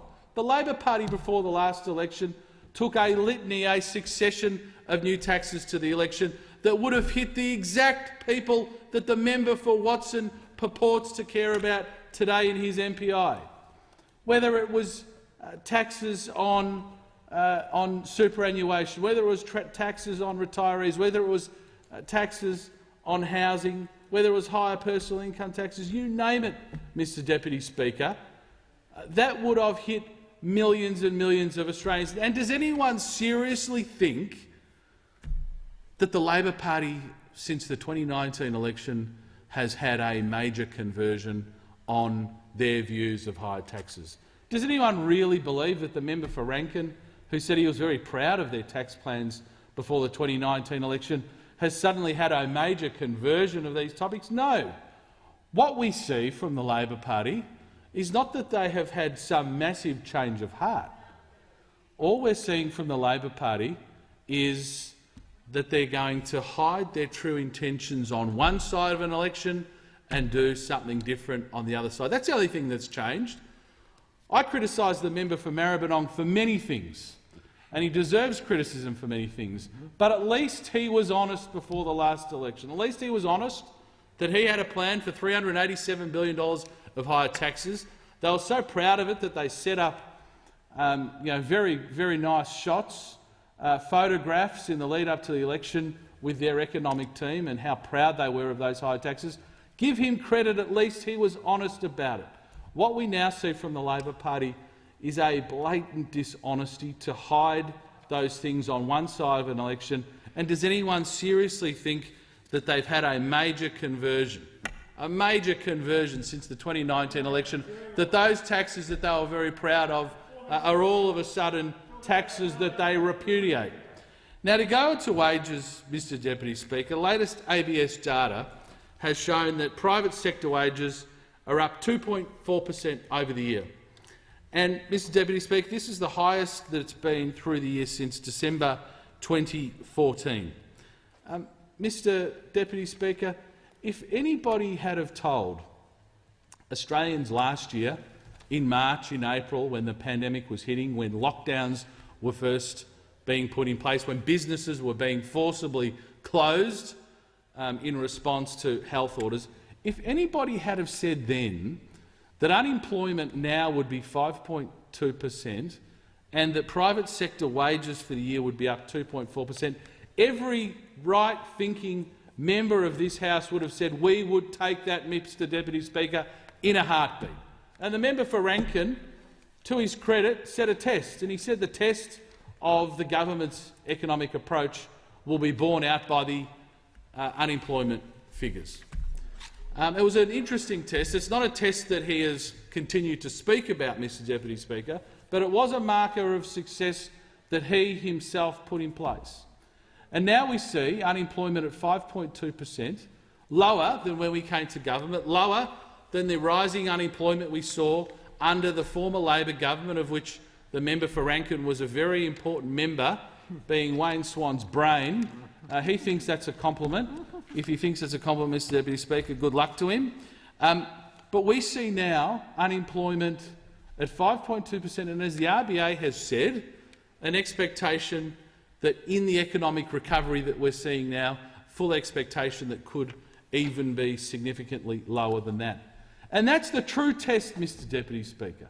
The true test of our economic response to this pandemic is borne out by those figures. And who would have thought, again thinking back to March or April last year, who would have thought that one of the major complaints that we would be hearing from the Australian business community are the massive labour constraints that are now being felt? Now, that is difficult for those businesses, but it's a far superior problem to have, Mr Deputy Speaker, than the alternative, which is higher unemployment. Higher unemployment putting even less pressure on wages, which would consequently mean lower wages growth, not the 2.4% that we've seen through the year in the middle of a pandemic that favourably compares to almost any jurisdiction in the world. And, Mr Speaker, to discuss and to think about Labor Party's approach to these things, their response to one of the most successful programs that was put in place by the Morrison government last year, the Home Builder program, tells you the story. The Home Builder program, which we put in place in June last year, a grant to help predominantly first home buyers purchase a new home to support the 1 million people who work in the residential construction industry, the tradies, the plumbers, the carpenters, the concreters, the architects, the designers, the landscapers, the roofers, 1 million Australians who work in the residential construction industry. The Labor Party criticised it, opposed the policy. The Leader of the Opposition, to his great shame, said these grants would just be providing gold taps and pearl baths to home builder recipients. Well, there's 135,000 home builder projects that's seen new construction of detached housing up by nearly 35%, higher than pre-pandemic levels. Every single tradie in this country is busy, is gainfully employed, is working hard with the support of that program. The Labor Party opposed it. The Labor Party criticised it. That is emblematic of everything they did during this pandemic. And, Mr Speaker, the Morrison government supports jobs and wages growth. I call the member for Rankin. Thanks very much, Deputy Speaker. This government is a dumpster fire of dishonesty and disunity and desperation. And we know this because at a time when the costs of living are going through the roof, petrol and rent and all the rest of it, real wages are going backwards. On the day that we learned that Australia's downturn in the September quarter was the worst in the developed world, at a time when we've just lost 200,000 jobs in 2 months, we've got 2 million Australians unemployed or underemployed at the same time as we've got skills shortages, at the same time that there's all of this economic carnage in recent months, those opposite just want to talk about the Labor Party. And after a decade in office, a wasted decade of missed opportunities, the best that they can do in question time and now in this opportunity is to bang on and on and on about Labor, about a photo that was taken 3 years ago, about the last election, about 10 years ago and all the rest of it. And that just shows how bereft they are, firstly, of empathy and compassion for people who are doing it tough, the working families of this country, right around Middle Australia, finding it harder and harder to keep up with the skyrocketing costs of living because their real wages are going backwards. No empathy or compassion for the small businesses or for the people who lost their jobs because they couldn't get around to ordering vaccines in time and they couldn't build purpose-built quarantine. After a wasted decade of missed opportunities, they get question after question on the economy about all of these important issues, and all they can do is recite the same old focus group reports and the same old tired lines about the Labor Party. And that's just one of the many reasons, Deputy Speaker, why it's time to put this government out to pasture.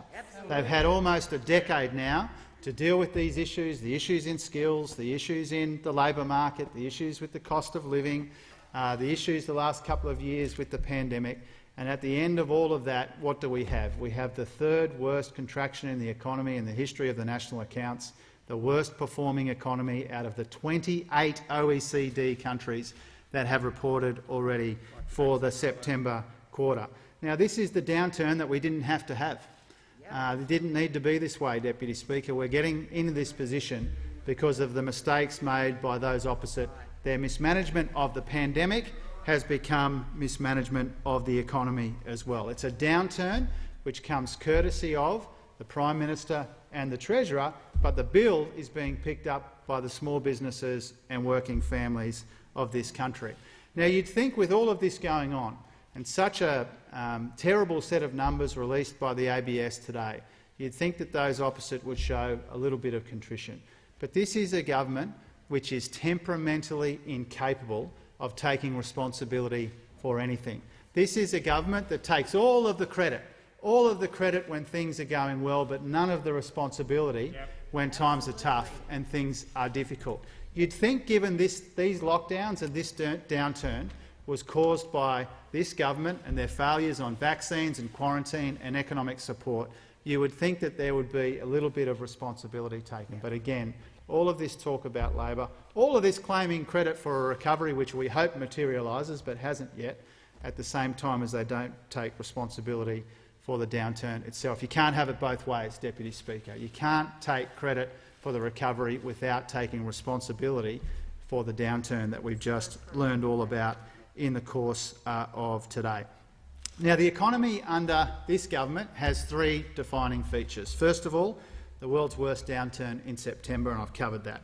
Secondly, the issues in the labour market, 200,000 jobs lost in 2 months, 2 million Australians unemployed or underemployed at the same time as we have all of these skills shortages. That's the second defining feature of this economy. And thirdly, the cost of living pressures that people are confronting because their real wages are going backwards. And all of this means that we confront the uncertainty of the new strain of this virus from a position of weakness, certainly weaker than we should be if the Prime Minister and the Treasurer had done their job. And that's why we can't be complacent about this recovery. Every single person on this side of the House wants the economy to recover strongly.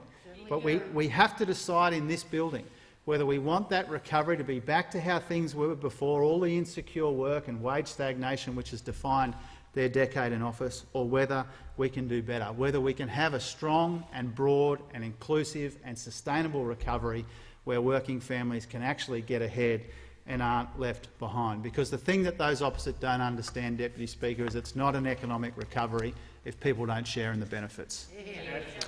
I call the Minister for Immigration. Thank you, Deputy Speaker. And the government welcomes a debate about the economy and certainly about wages and the economic recovery that the government is invested in providing for all Australians. And listening to members of the opposition, this is the party, the political party, the Labor Party, that is supposed to represent the worker, the former heads of the trade union movement, who come into this parliament regularly and try and dumb down and provide for the most simple commentary about industrial relations that you could provide in this country. And we heard that from the minister, the shadow minister, and the member for Watson, who tried to maintain in Australia people are paid $3 an hour somehow. If someone's paid $3 an hour in this country, that's unlawful, and that needs to be reported immediately. And it's wrong to maintain that people are paid or in secure work because they work in a new economy or in new companies that have been advanced in the new economy that we represent. And he named a couple of them. Amazon, for example. Well, Amazon worldwide employs 1.3 million people who aren't in insecure work. That's a lot of people for any one enterprise to employ around the world.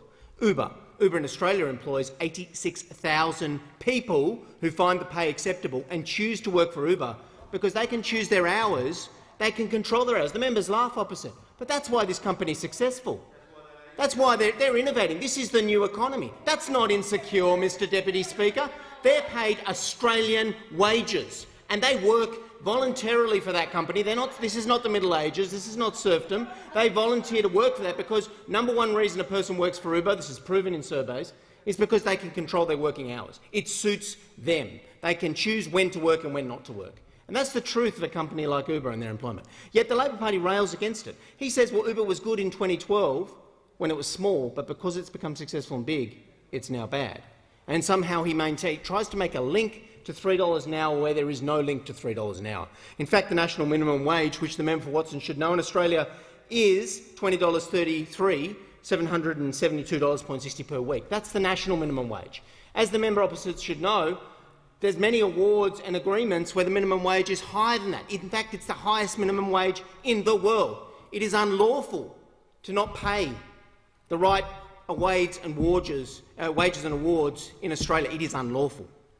So members opposite try to create a problem that they know is not correct all the time in these discussions, Mr Deputy Speaker. And it is wrong to do so, because when I walk around this economy at the moment, what I hear from every business in Australia is they are short of workers, critically short of workers. The members here all around Australia, they need more workers. They are offering more money. I have had, without naming them, Labor state ministers in Labor jurisdictions tell me that they are paying well above award wages, sometimes double in various sectors and industries, because they are so critically short, because they need those workers. So what is this government doing about it? Well, that's why we've got more apprentices than we've had for a long time in training. That's why we're trying to get Australians into jobs first before, in my own portfolio, we bring people from overseas. But our labour market is running red hot. It is time where we will see, as we have seen, 2.4% higher wages over the year, the strongest growth since 2014. Well, of course we're going to see higher wages as we continue to go forward, because every employer is desperately short of labour. You can go almost every sector anywhere in the country and they are demanding labour. We already have the world's highest minimum wages, but yet people are offering more than higher than minimum wages in many sectors. This is great news for employees. It is fantastic, and we have the strongest industrial relations and legal framework in the world as well. And the Fair Work system that the Labor Party likes to rail against was set up by the Labor Party. It was set up by Prime Minister Gillard. The piece rate, which the member for Watson is actually referring to but didn't name, was established by Julia Gillard. The commissioners were all appointed by Labor, Deputy Speaker. So you do wonder about the honesty of people coming into this place and suggesting people are being paid $3 an hour in Australia. Right? It just simply isn't true. And I think that is a demeaning thing for this country to hear, when actually we have one of the highest minimum wages in the world, a strong economy, thousands of jobs available right now in almost every single part of this country for anybody that would like to get a job. And employers are looking at paying higher wages as well. We've seen that 2.4% increase, the strongest in 7 years. Instead of saying that is great news for Australians and we want to see that wages growth continue, Labor says we've got a terrible, terrible system, we have troubles. Mr Deputy Speaker, the reality is wages growth will continue to be strong while there is high demand for labour. There will be high demand for labour in the coming years. It is our job as a parliament, as a government, to keep the momentum of getting people job-ready, ready for work, supporting them back into work, into those jobs in our regions, suburbs and businesses. I call the member for Kingston. Deputy Speaker, well, if there was an example of a government in denial, then that last speech was it. Because I've sat in this parliament and watched minister after minister refuse to get to the dispatch box when questioned and back in a minimum hourly rate for Australian workers. They have gone time and time again refusing to back in a minimum hourly rate. So to hear the previous speaker come up here and sort of say everyone gets paid the minimum rate here in Australia, well, guarantee it. Back it in and guarantee it, legislate it, and then we might believe you. Because, of course, there is a lot of things that keep on increasing under this Morrison-Joyce government. It's certainly not wages.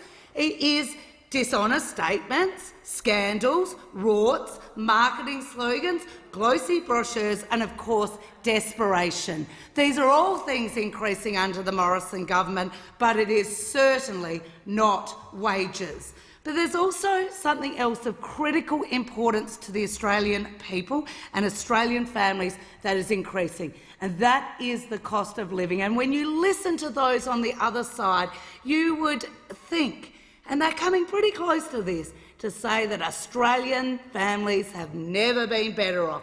That is the type of denial that this government is in. There's nothing to see here. Everyone's happy, everyone's got a job, everyone's getting paid the most they've ever been paid. Well, it's simply not true. They need to go back to their electorates, actually spend some time listening to the struggles of Australian families. And I could give them a tip on where to start. They could start with listening to families with young children and their struggle when it comes to childcare. Of course, families using early learning and care are feeling the cost of living pressures every day. The latest data shows that childcare fees rose by 2.4% over 12 months to March 2021. That's 2.4% despite fees having been frozen for 6 months in 2020 due to the pandemic. That is more than double inflation. It means that the value of the childcare subsidy keeps being eroded. The subsidy is tied to inflation, so parents are paying more and more out of pocket every single time these fees go up. And what does this mean for people's back pockets? This is an extra $390 in fees just like last year. At the same time, real wages have fallen by $700. Childcare fees have now gone up more than 39% under this coalition, and it has been a massive hit to families' budgets. Now, of course, rather than confront this issue, rather than acknowledge this issue, we hear the minister get up and explain it as a childcare hourly rate to try and spin and convince Australian families that childcare is cheap by using the hourly rate, whether it's $5 an hour. But, of course, what he doesn't realise, or maybe he does and he's just trying to pull the wool over people's eyes, is that parents don't use 1 or 2 hours of childcare. They don't use 1 or 2 hours of childcare. They need often between 30 to 50 hours a week, because that is what they will need to work to make ends meet. And, of course, he thinks, I think, at times he's being very clever. It's obviously been in the talking points. If we talk about the hourly rate, it doesn't sound so bad. But, of course, it all adds up. Now, out-of-pocket costs have gone up more than 12.5% since the introduction of this government's new childcare system. They're the highest they've ever been in this country, and that is out-of-pocket costs, not overall fees.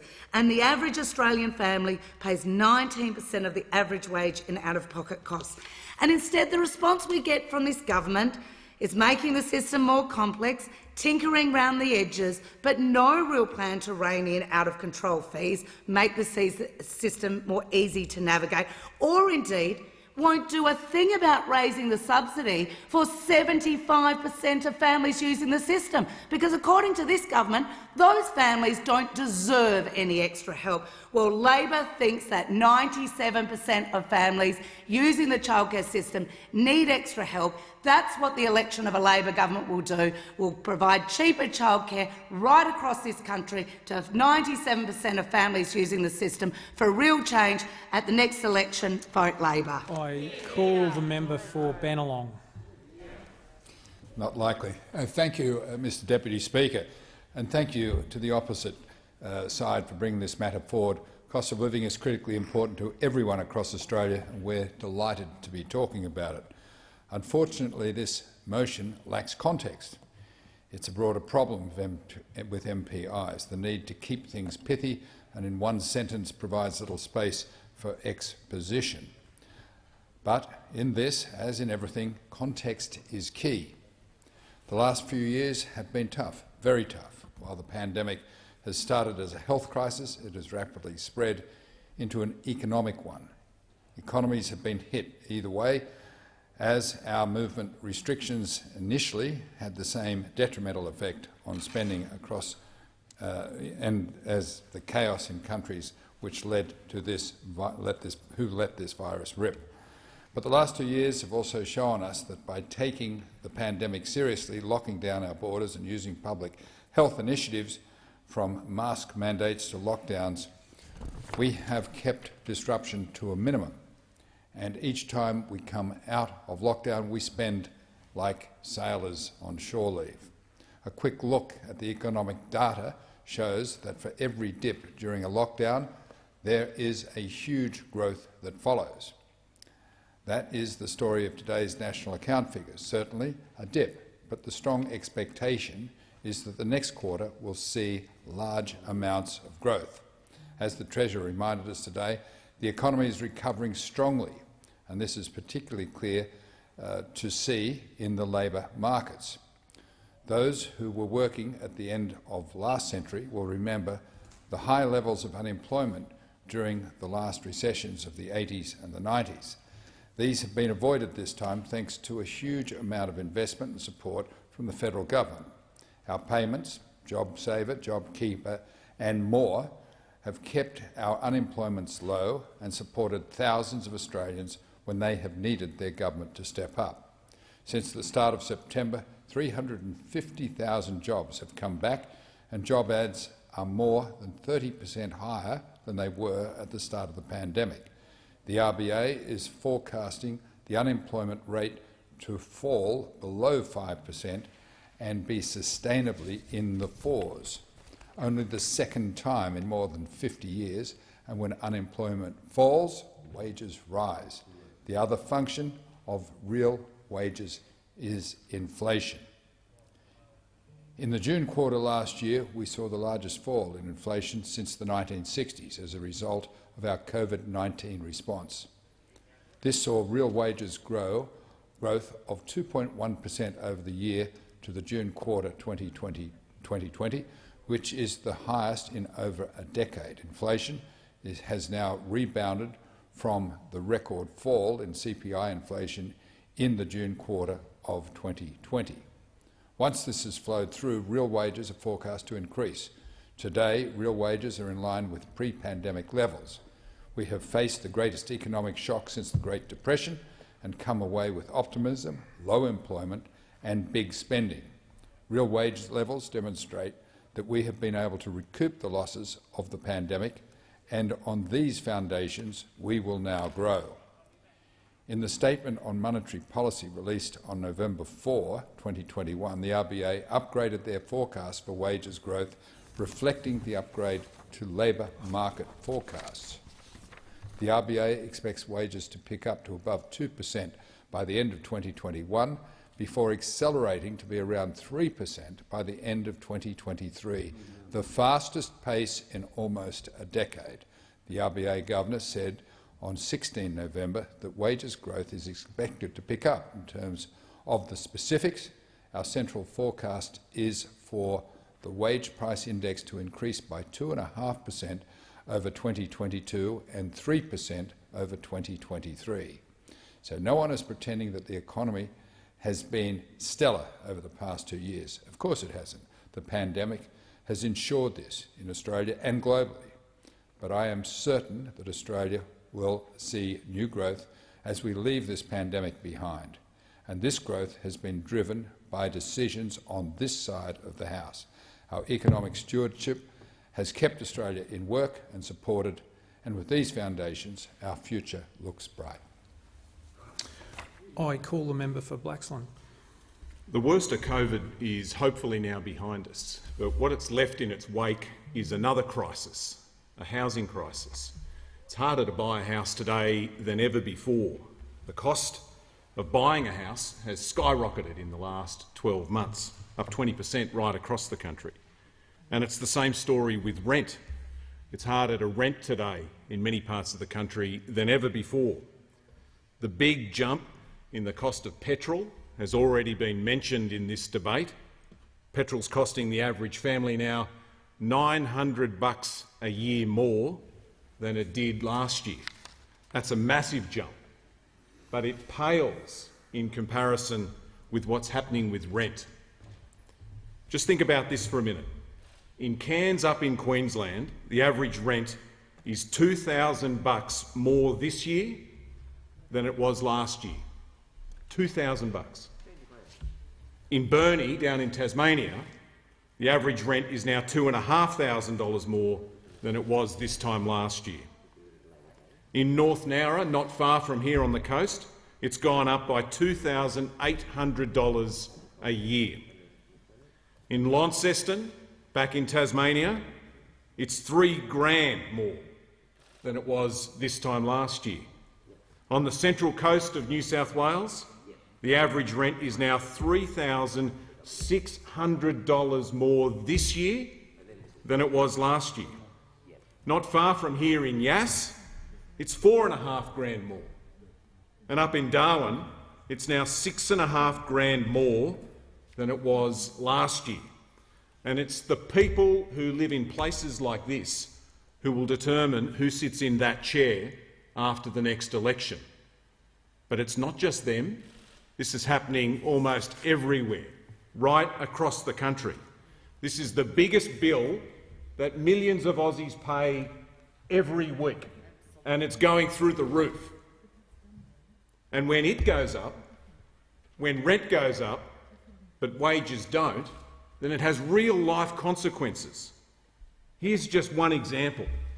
This is a photograph from the Cairns Post, a story from a couple of months ago.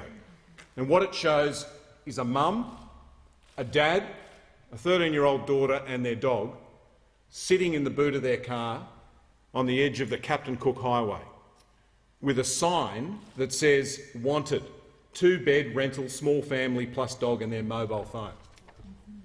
That shows you just how desperate and dire things are. These aren't backpackers looking to hitchhike up and down the coast. This is a family trying to find an affordable place to rent. Here's another story from Lake Macquarie about a bloke who hired a car to sleep in. Now, how in the hell does that happen? Hiring a car to sleep in because he couldn't find an affordable place to rent. Here's another story from the Newcastle Herald about a young woman named Chloe. She's 24. She's a nurse at a local hospital. She's sleeping in her car as well. Up the Pacific Highway in Coffs Harbour, I heard the story about a place that was up for rent. 50 people turned up to have a look. The person who eventually got the property had to pay the rent 12 months in advance. But that's not the worst part. She took out a personal loan just to do it. Further up the highway at Byron Bay, there's not even a women and children's refuge there. And I was told in Byron Bay that the local police commander reckons there are 400 women and kids sleeping in cars around the town. 400. And the charities in these places tell me that they're seeing as many as 3 times as many people coming in for help this time now as they were this time last year. And when we ask questions about this in Parliament, the Prime Minister tells us that there isn't a problem. How out of touch is this Prime Minister? He needs to get out of the lodge and get into the real world. He needs to visit his own electorate, where rents there are up on average by $3,800 a year. And on top of that, we've got a homelessness minister who's in the chair here at the moment, who's been the minister now for almost a year, for 344 days to be exact, and he's only even said the word homelessness on 8 of those days. He's spent more days running away from 60 Minutes cameras than he has even saying the word homelessness. We need action here, and we need it now. Give the call to the member for Nichols. Thank you very much, Deputy Speaker. Well, on the last Speaker's notes, all of those stories are horrendous. It's well and truly noted that there is nothing that this government has done in relation to its policies that has driven any one of those people out of their accommodation and forced them to live in their cars. That is simply, and the concept of housing that is now having prices going through the roof is purely and simply a matter that the cost of money in Australia has never been this cheap. So Australians everywhere are taking advantage of trying to get into the market. The market is heated beyond belief. However, this is not because of government policy.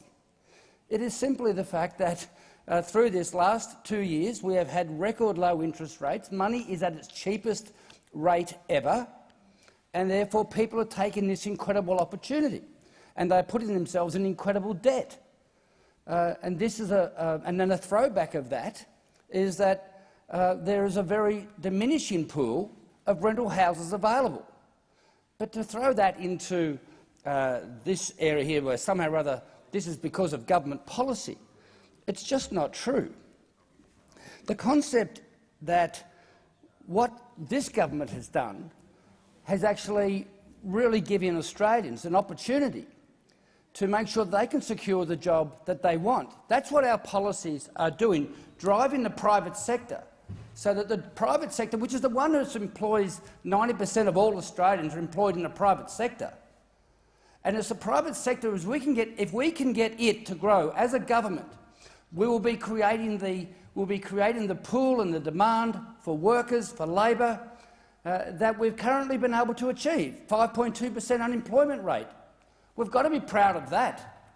And if we can keep the unemployment rate down, and this is what happens in my electorate, I'm sure it's happening in everyone else's electorate, jobs are getting harder to get. I mean, your jobs vacancies are everywhere. Workers are getting hard to get. Workers now hold the upper hand. Every cafe, every hospitality area is hiring. Jobs are available. Agriculture, jobs are on the land. In mechanics, diesel mechanics, jobs are available. The work that we are doing to try and encourage apprentices into the scheme, into apprenticeships, these schemes have been incredibly successful. But we've got a lot to do because at the moment there are so many trades that tradesmen are getting it very, very difficult to find apprentices that want to come in. Australians, for whatever reason, do not really want to take on many of the jobs that previously we've been very proud to take. So painters and decorators, there's huge vacancies. Plastering, tiling, roof tiling, plumbers. You look at a whole raft of trades that you'd normally be incredibly proud to say, that's what I do as a profession. And right at the moment, there's a genuine shortage.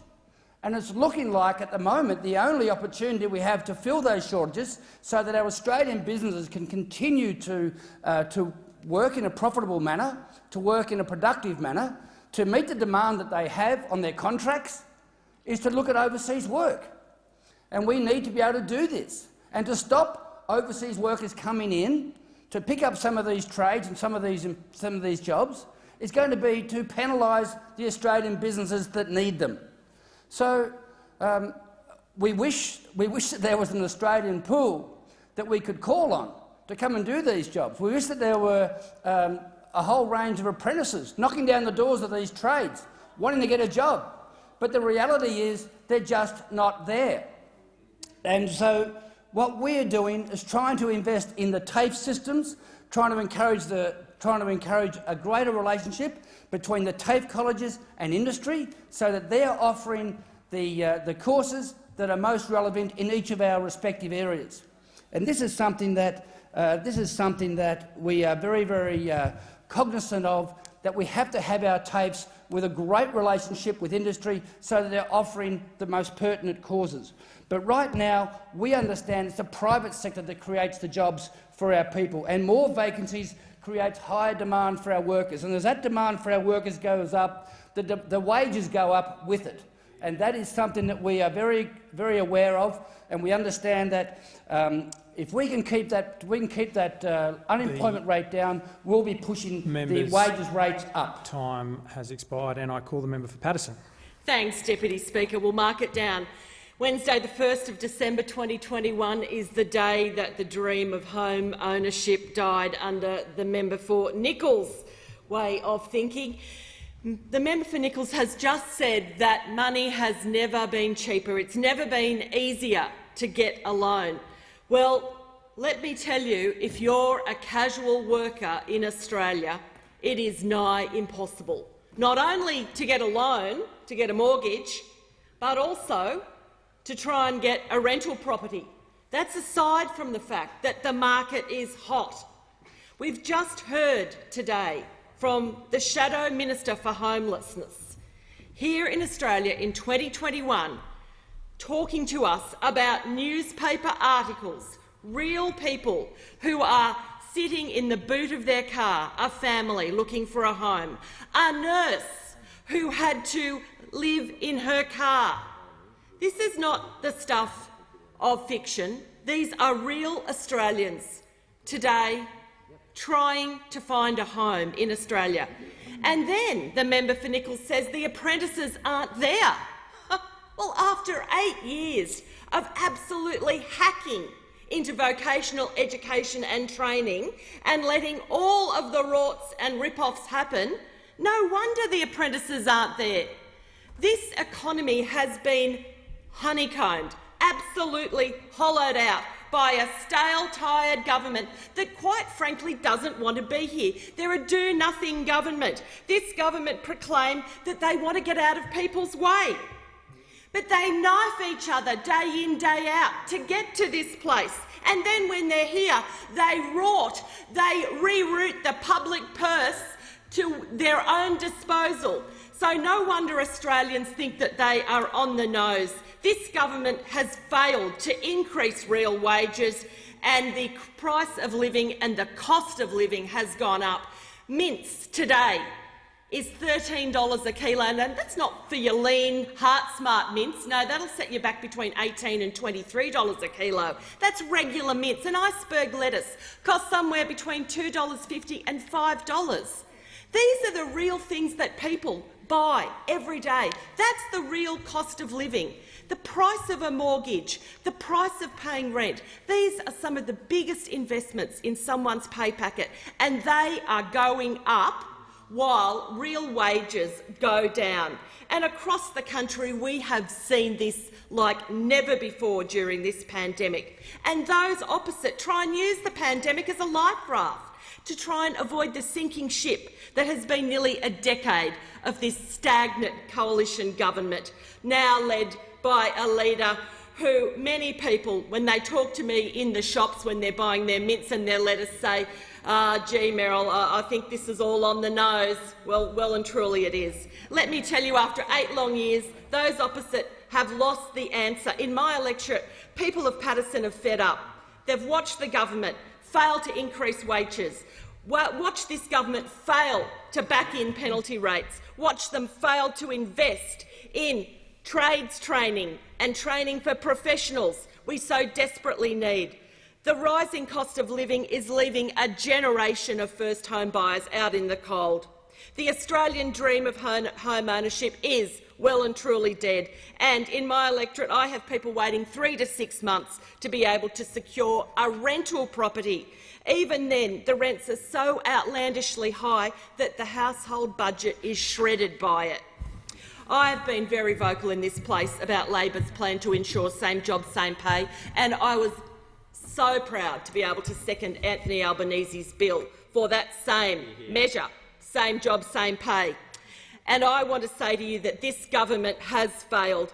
People of the Hunter, you have been ripped off by your government. You have been rightly confused when Senator Malcolm Roberts, who parades around the Hunter and says he backs workers in, votes with this government at every given opportunity. Let me tell you, One Nation might make a decent cartoon, but they cannot run roughshod over the people of Paterson, hand in glove with this government. So do not believe them when they tell you they stick up for you as well. They do not stick up for you. Labor stands for same job, same pay, and we will do that every day for you as a hard-working Australian.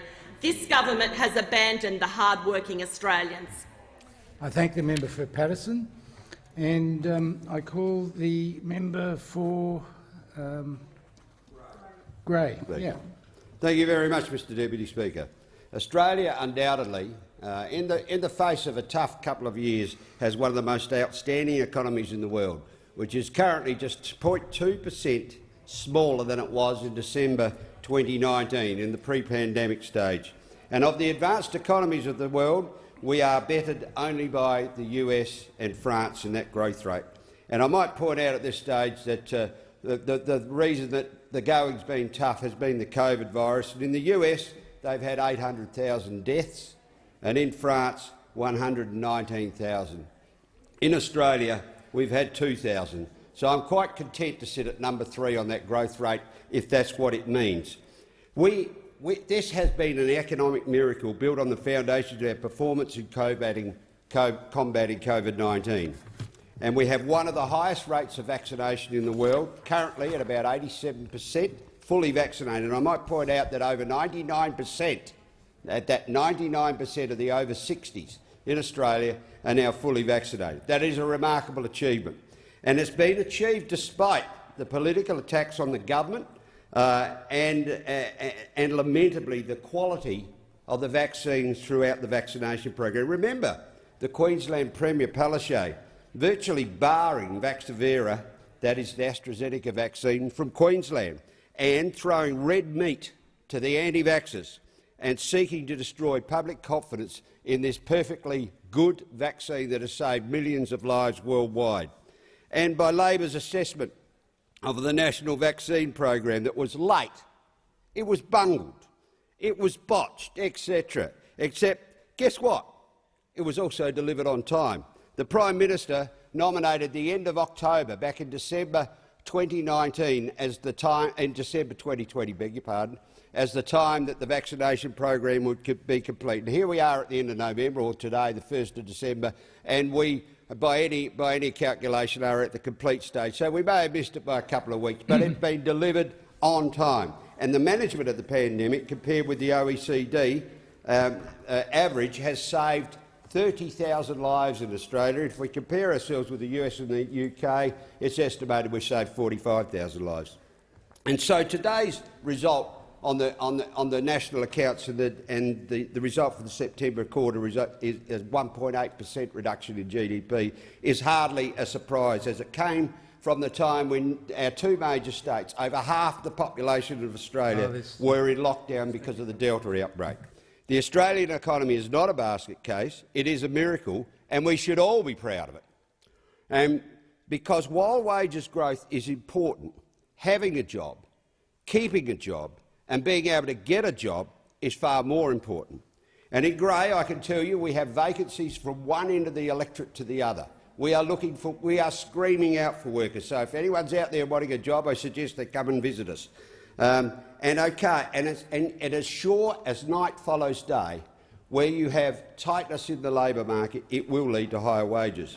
Unemployment is currently 5.2% in Australia, slightly up, 6.6% from the assessment before, but it is on the back of those lockdowns. And we already know that this lift in unemployment and the drop-off of the GDP is a blip, as all the economic indicators are already pointing on the up. And it was a mistake of the Labor-Rudd-Gillard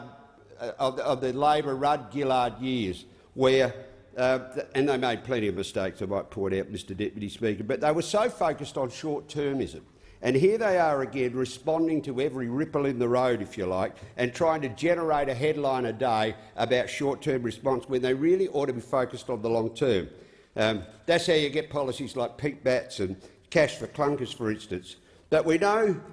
How do we know this is a blip? Because we already have the information in that tells us it is a blip. That 350,000 jobs have already been created since September. 350,000 since September. That we've seen a 4.9% lift in retail spending. That $100 billion has been invested in the non-mining sector. Accelerated tax write-offs and whatever, so that has generated that investment. So the predictions of the member for Rankin, for instance, when he said when JobKeeper was going to finish and hundreds of thousands were going to be thrown out of work, well, what we found out was no one was thrown out of work and the jobless rate continued to decline. And as it does, wages will increase. I thank the member for Grey. The discussion is concluded. The following message from the Senate has been received. The Senate returns to the House of Representatives a bill for an act to amend the law relating to taxation, dealing with consequential and transitional matters arising from the enactment of the Corporations Amendment, Corporate Insolvency Reforms Act 2020, make miscellaneous and technical amendments of the law in the Treasury portfolio and for related purposes, and informs the House that the Senate has agreed to the bill with the amendments in the annex schedule. The Senate requests the concurrence of the House in the amendments. And I call the Minister.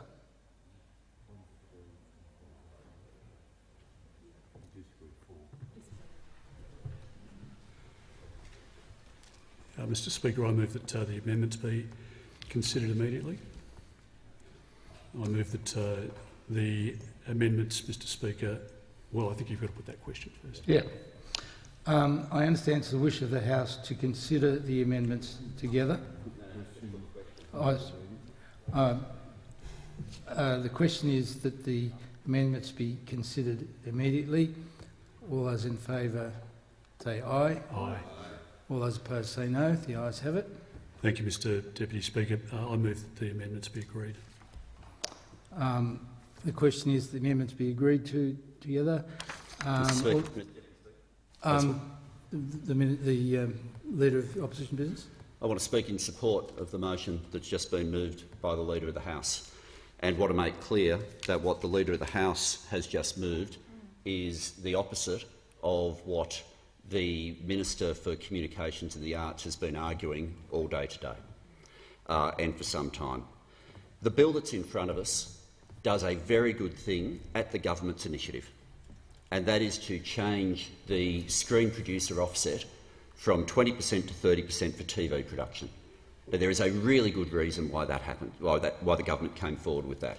Years ago, it would have been the case that the cost per minute of feature film production was way in excess of producing something for TV. That has changed fundamentally. And now, as we all know from the different shows we've binged on from time to time, the cost of producing television now is way in excess of what it used to be. That part of the bill has always been supported by both sides of the House. The Minister for Communications had also included some measures that were effectively a tax on small businesses operating within the film sector. That was to change the threshold from $500,000 to $1 million for post-production, effectively for documentary. It was having an impact on composers. It would have meant that if you're in charge of a very large production, this bill was very good to you. But if you're a smaller player, you were going to take a hit with small business tax. Now, when Labor moved these amendments in the Senate, with the support of all the crossbench, including the Green Party. I acknowledge the leader of the party here now. It didn't even go to a division. But immediately after, the minister was in contact with film production company one after the other, saying, "You need to stop Labor from doing this." He put out on Twitter, "Labor's political games are putting the Australian production sector at risk. I call on Labor to provide certainty to Australian businesses and pass our bill as it stands." What can I say? What the minister has now done is the position that he was saying was putting everything at risk, he's now adopted, and the government's now adopted. So I won't detain the House further, because what we have now is a really good outcome for the screen sector, a really good outcome for jobs, a really good outcome for Australian stories being told. I want to thank the Leader of the House for moving the motion, and note we could have got here so much earlier had the Minister for Communications not been determined to look after larger productions and have small businesses take a hit. I call the Leader of the Greens. Speaker, support this motion and support these amendments. By standing up to the government, the parliament has just helped save the Australian screen sector and save Australian stories. This is a very, very important amendment that the House is now agreeing to, and it shows the critical importance of having a range of voices in this parliament able to hold the government to account. As the member for Melbourne, as the former art spokesperson for the Greens, and now as the leader, can I say one of the ways that we will recover from the pandemic is by growing jobs, growing businesses, growing industries in Australia, and that includes the screen sector and it includes the post-production sector. We will do that by government getting behind them, not cutting their support. The government wanted to cut the support that was being given to small production and post-production companies and effectively targeting documentaries that would have meant it would be very, very difficult to tell our own stories to ourselves as a country here in Australia. This sector is very much reliant on getting the same kind of support that is handed out to the bigger end. But the government wanted to attack the smaller end of the sector, and the parliament took them on and held them to account and said no, and today the parliament has won. I want to acknowledge the amendments that were moved by the opposition, and which the Greens supported, and the Greens had similar amendments as well, which we would have moved, but we supported the opposition's amendments.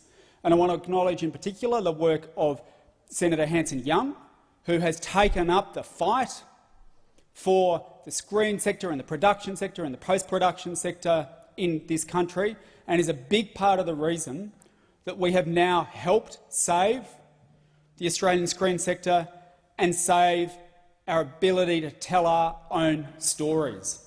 This will make a big difference. It will make a huge difference to our culture. It will make a big difference to jobs, make a big difference to the economic recovery, including in places like Melbourne. But it happened because we have a Senate and a parliament that isn't just dominated by the government, that has voices that are prepared to hold them to account. And when you take the government on, you can win. And today the parliament has had a big win, and I support the motion. I thank the Leader of the Greens. There being no further speakers, I put the question that the question is that the amendments be agreed to. All those in favour say aye. All those opposed say no. The ayes have it. The following message from the Senate has been received. The Senate returns to the House of Representatives a bill for an act to amend the law relating to agricultural and veterinary chemicals and for related purposes, and informs the House that the Senate has agreed to the bill with the amendments in the annex schedule. The Senate requests the concurrence of the House in the amendments, and I call the Minister. Thanks, Mr Deputy Speaker. I move that the amendments be considered immediately. The question is the amendments be considered immediately. All those in favour say aye.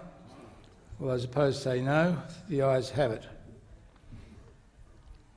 I understand it's the wish of the House to consider the amendments together, and I call the Minister. Thanks, Mr Deputy Speaker. I move that the amendments be agreed to.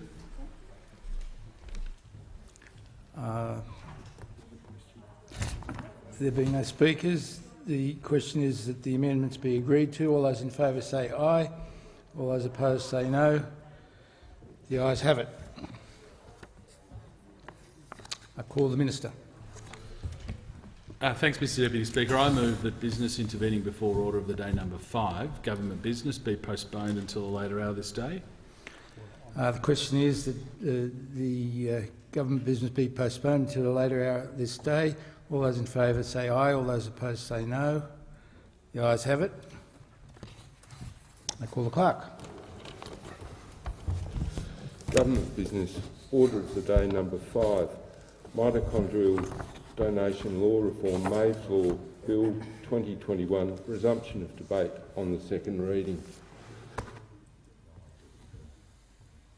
Call the Minister. Thanks very much, Mr Deputy Speaker. Look, on behalf of the Minister for Health, can I thank everybody who's contributed to this debate. And the bill has been named in honour of Maeve Hood and the tireless work of her family to raise awareness and build support for those people in our community suffering from mitochondrial disease. It's been named the Mitochondrial Donation Law Reform, Maeve's Law, Bill 2021. Maeve's a young child who suffers from a type of severe mitochondrial disease, meaning that she can't talk and she can't walk independently. Do you want to take over? I will. Mr Deputy Speaker, with your leave, I might invite the Health Minister to continue the summing up speech. Leave is granted. Yeah, no, leave is granted. Yep. Call the Minister for Health. Thank you very much, Mr Deputy Speaker. And I thank the member for Deakin. Mr Deputy Speaker, free votes are a rare thing in this House. And during the course of this debate, there have been fine speeches of high intent from those who will vote for the bill, those who will vote against the bill, and those who may choose to abstain. And whether it's been the member for Hindmarsh, whether it's been the work of the member for McMahon, who began this journey with me some years ago, whether it's been the words of the member for Robertson, the member for Mayo, whose speech was truly beautiful and agonising at the same time with the story of her grandson, whether it's been the member for Menzies, who will take a different position to myself and others. This has been the parliament at its absolute finest. So this bill has been named in honour of Maeve Hood and the tireless work of her family to raise awareness and build support for those people in our community suffering from mitochondrial disease. It's been named the Mitochondrial Donation Law Reform, Maeve's Law Bill of 2021 as a consequence. Maeve is a young child who suffers from a type of severe mitochondrial disease, meaning that she can't talk and she can't walk independently. It also means, heartbreakingly, that she may not see an adult future, and that time may come earlier. Despite these incredible challenges, she is a fiercely loved family member, a little sister, a daughter, a niece and a granddaughter. Her family describe her as the most beautiful and sensitive little girl. However, even with the challenges they face, Maeve's parents, Sarah and Joel, are paving the way for other families to avoid their heartache, to have a biological child who does not suffer the debilitating effects of this deed. This is what Maeve's Law is designed to do, and this is what, if passed, Maeve's Law will help achieve.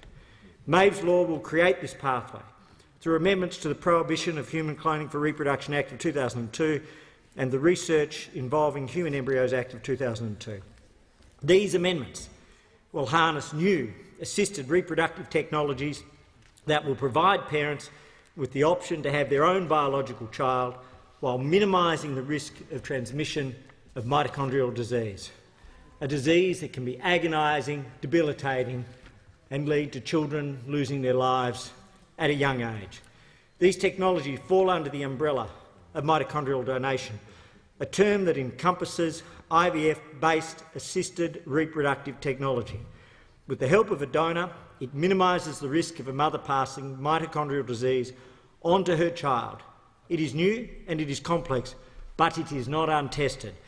Under Stage 1, mitochondrial donation will be legislated for lab-based research and training purposes.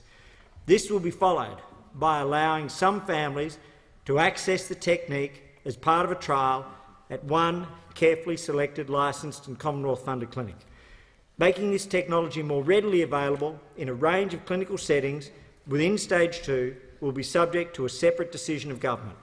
This decision will be informed by the success of Stage 1, expert opinion and community consultation. In developing Maeve's Law, we have looked to the experience of the United Kingdom, where mitochondrial donation was legalised in 2015.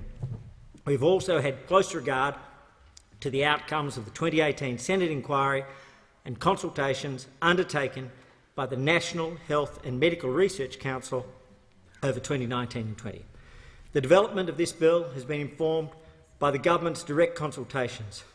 We've engaged extensively with experts, scientists, clinicians and researchers, members of the community more broadly, advocacy groups, our state and territory counterparts, and fundamentally families such as Sarah and Joel Hood.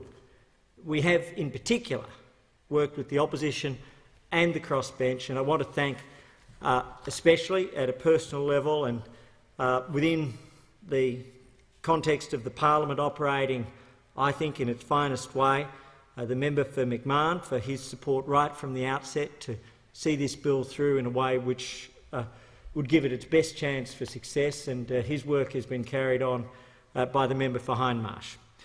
Collectively, this input of government, of opposition, of crossbench, the member for Mayo, who's been such a strong and passionate advocate, the member for Higgins, who has been a fine champion for this bill, collectively this input of the parliament, of expertise and direct experience has shaped the introduction of this technology through a careful two-staged process.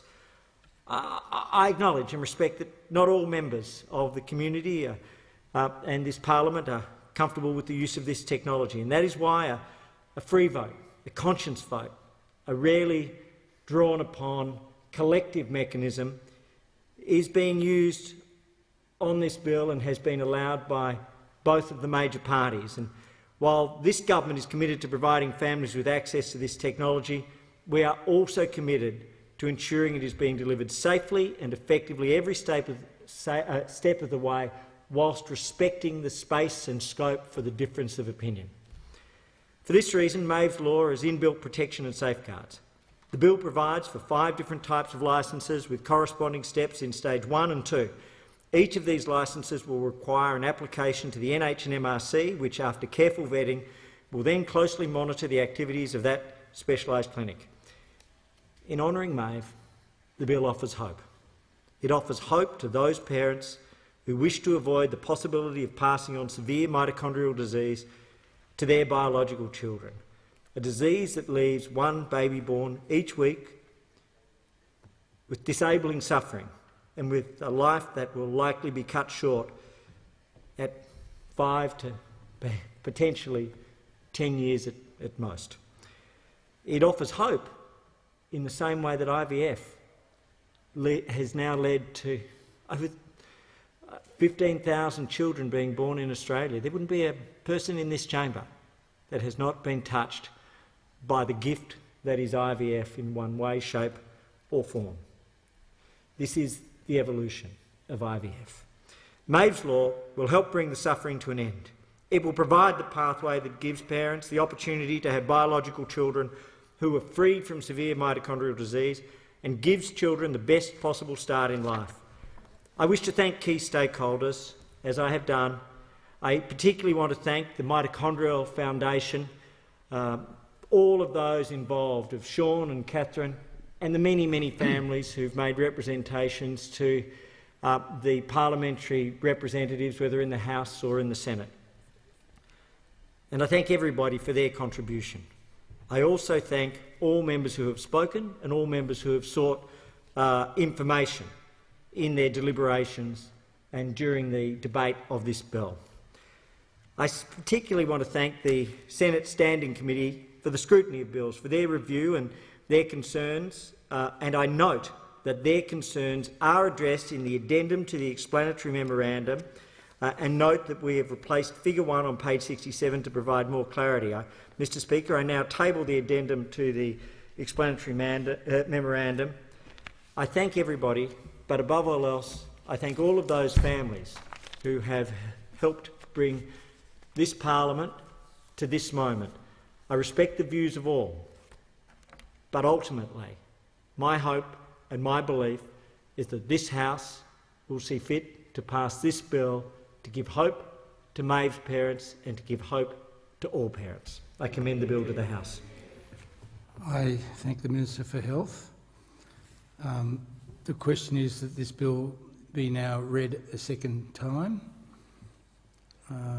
All those in favour say aye. All those opposed say no. I think the ayes have it. Division required. Ring the bells for 4 minutes.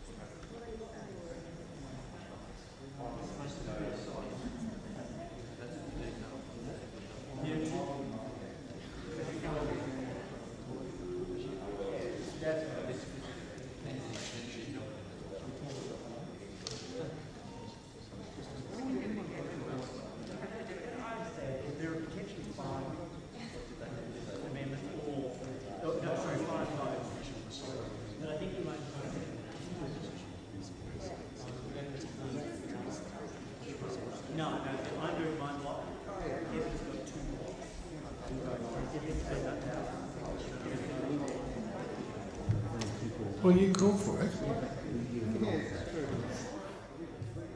Well, why don't you seek leave to cancel? No, it doesn't matter where you do it from there.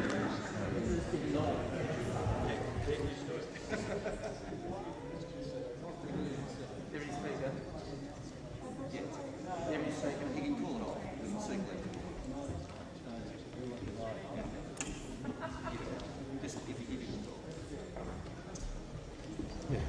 I call the Minister.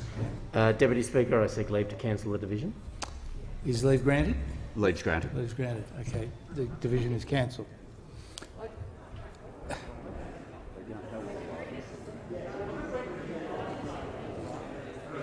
That means the secondary is carried, is that right? Yeah. And so the ayes. So put the question again? Yeah, put the question again. It's probably easier. Yeah. Okay. And am I, Tony? Minister Hawke was mistaken.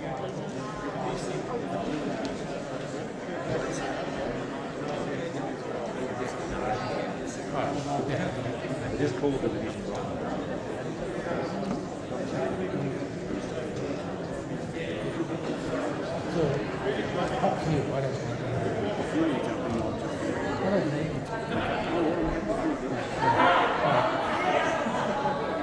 Right, so I'll put the question that the bill be now read a second time.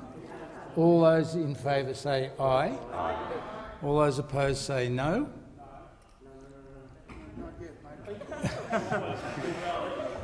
The ayes have it. Division not required. I call the clerk. Second reading, a bill for an act to amend the law relating to human cloning and research involving human embryos and for related purposes. So, the House will now consider the bill in detail. I understand it's the wish of the House to take the bill as a whole, and the question is that the bill be agreed to. I call the Minister. Thank you very much, Mr Deputy Speaker. I present a supplementary explanatory memorandum to the bill, and I ask leave of the House to move Government Amendments 1 to 16 on sheet QJ138 and Government Amendment 17 on sheet QJ149 as circulated together. Is leave granted? Leave's granted. Good. I call the Minister. Thank you very much. Mr Deputy Speaker, I move Government Amendments 1 to 16 on sheet QJ138 and Government Amendment 17 on sheet QJ149 as circulated together.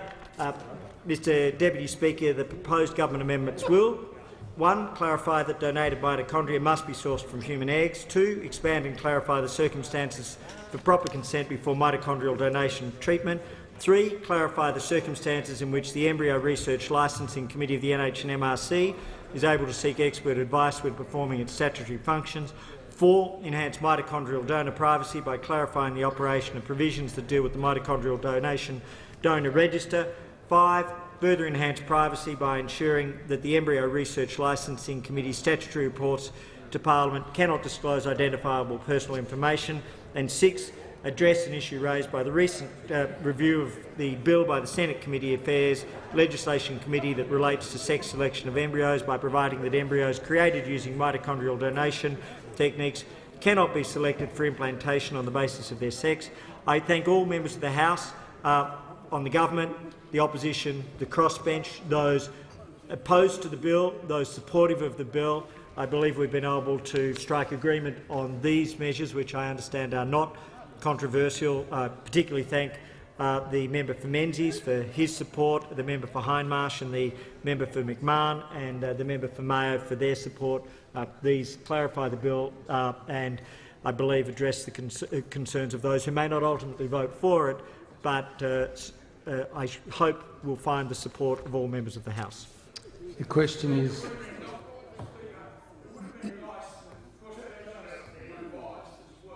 orders. Is the member for Kennedy seeking the call? No. Okay, good. The question is therefore that the amendments be agreed to. All those in favour. Sorry, I call the member for Cooper. Yeah. Thank you, Deputy Speaker. I rise to speak to these amendments to the Mitochondrial Donation Law Reform Bill 2021, or as we now know it, Mave's Law. As this is a conscious vote, I rise to speak not as the Shadow Assistant Minister but as an individual MP. Before I go to the amendments, I'd like to acknowledge every member of the House who has expressed their views in this chamber with respect and passion. It's been an honour to bear witness to this considered debate on an issue that raises age-old tensions between the advancements of technology and the deeply seated faith-based beliefs. I thank the community members and faith leaders, researchers and, of course, the Mito community and the Mito Foundation in particular for all their hard work and consultation. And, of course, we acknowledge and thank Maeve's family. To all the members of the commissions and parliamentary inquiries, I say thank you, especially the member for Macarthur for taking the time to sit with me and go over this with long explanations and discussions. Thanks. I pay tribute to the hard work of the Minister in bringing this important bill to this House and the enormous amount of work that he has done.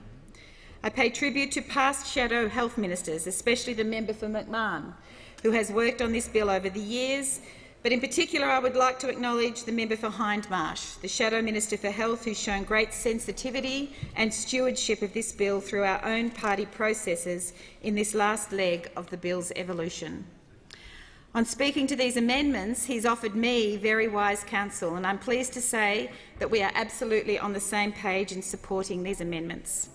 I thank him for his patience and clarity in explaining them not only to me but to all of the Labor MPs who sought his advice. The amendments, Deputy Speaker, will do a number of important things. They will clarify that donated mitochondria must be sourced from human eggs. This was already a feature of the bill, but due to its importance, the amendments put it beyond doubt. They expand and clarify the circumstances in which proper consent is needed before mitochondrial donation techniques are used. They clarify the circumstances in which the Embryo Research Licensing Committee of the NHMRC is able to seek expert advice when performing its statutory functions. They enhance mitochondrial donor privacy by clarifying the operation of provisions that deal with the mitochondrial donation donor registry. They further enhance privacy by ensuring that the Embryo Research Licensing Committee's statutory reports to Parliament can't disclose identifiable personal information. And finally, they address an issue raised by the recent review of the bill by the Senate Community Affairs Legislation Committee that relates to sex selection of embryos by providing that embryos created using the mitochondrial donation techniques cannot be selected for the implantation on the basis of their sex. This last point is a late addition to the amendments and is worthy of a little more explanation. Review of the bill by the Community Affairs Legislation Committee, which delivered its report on August 2021, recommended that additional clarification or an amendment may be appropriate in relation to embryo sex selection. In particular, the committee questioned whether the provisions of the bill that would enable a woman the option of selecting the sex of embryos is necessary and appropriate. This is especially the case as the inclusion of sex selection requires additional manipulation of embryos and can create additional risk to their viability. The government amendments omit this sex selection condition and inserts a new licence condition in its place, meaning the selection of an embryo cannot be on the basis of sex. Mr Deputy Speaker, on the basis of in-depth discussion with the member for Hindmarsh and other stakeholders in the mito community, it is clear this amendment does not impinge on the purpose and promise of this bill, and therefore I will be supporting them. So in conclusion, both the member for Hindmarsh and myself support these amendments and this bill because, as the member for Hindmarsh said in his speech on the second reading, for all of the technical and ethical issues that this bill raises for members, ultimately these pieces of legislation are about people. They're about patients. They're about very, very young children. They're about their parents, their grandparents and their families.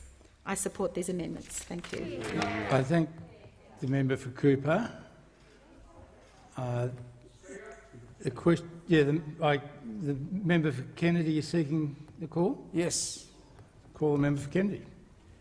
Speaker, I don't think there's anyone here that looks seriously at this bill that didn't spend a lot of time agonising over it.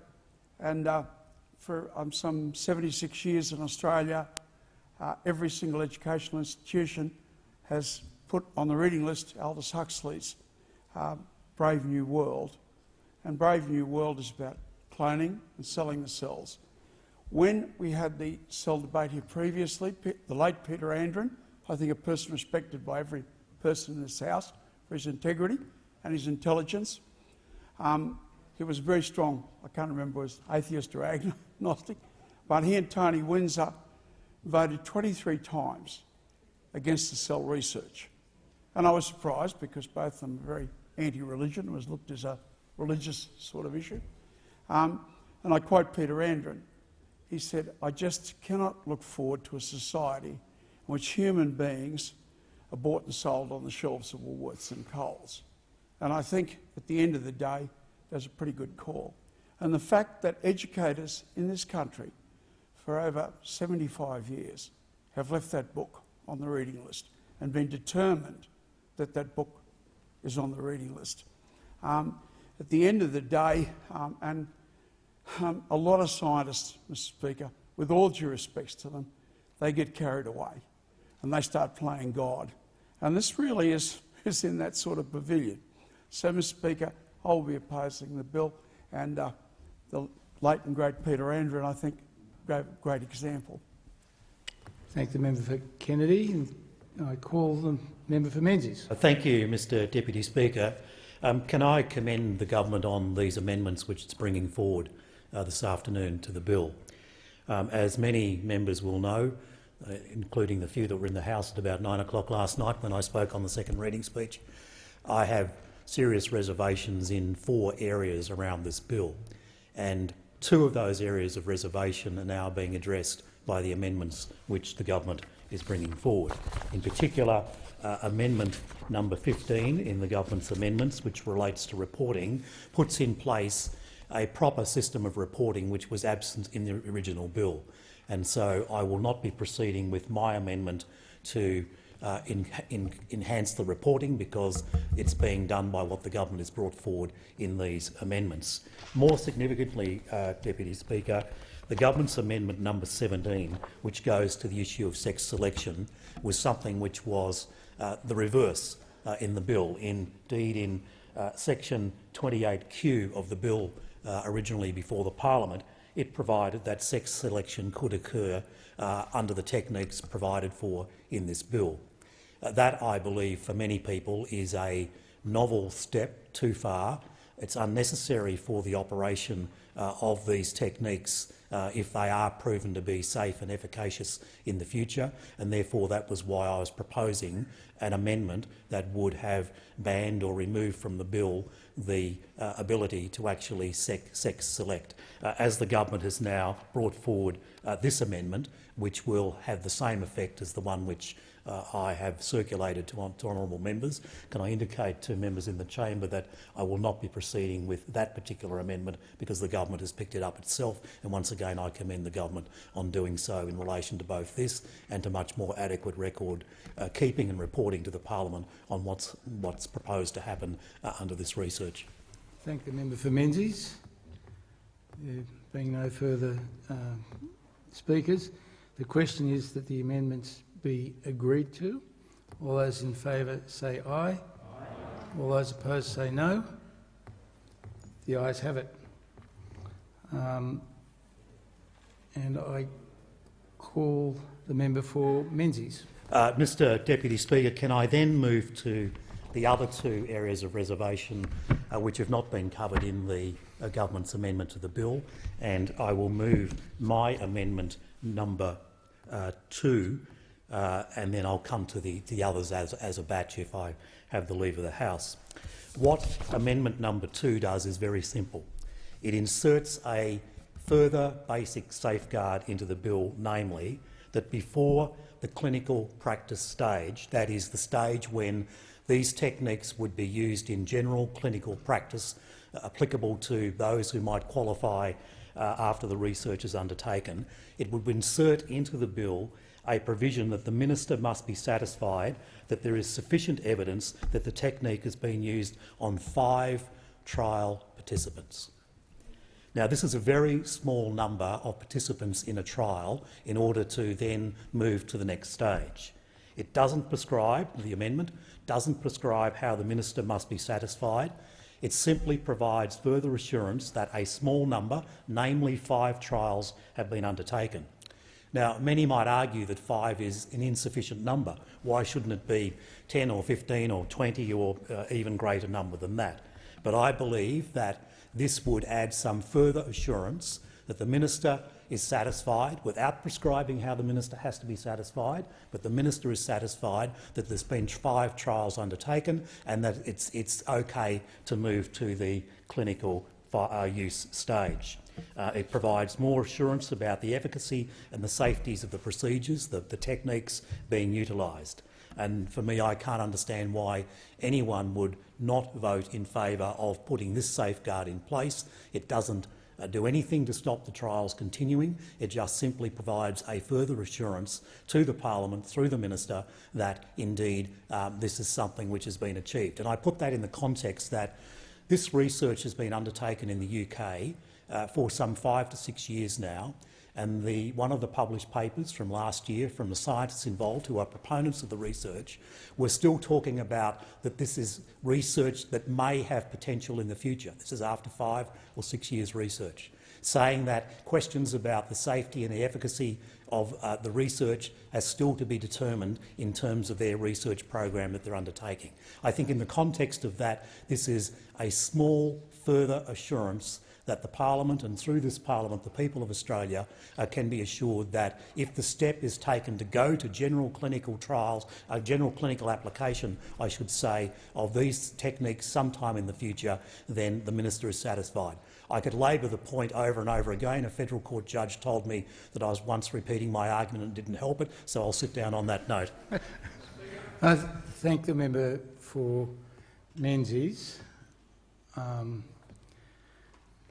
The member for Kennedy is seeking the call again. Yes, Mr Speaker.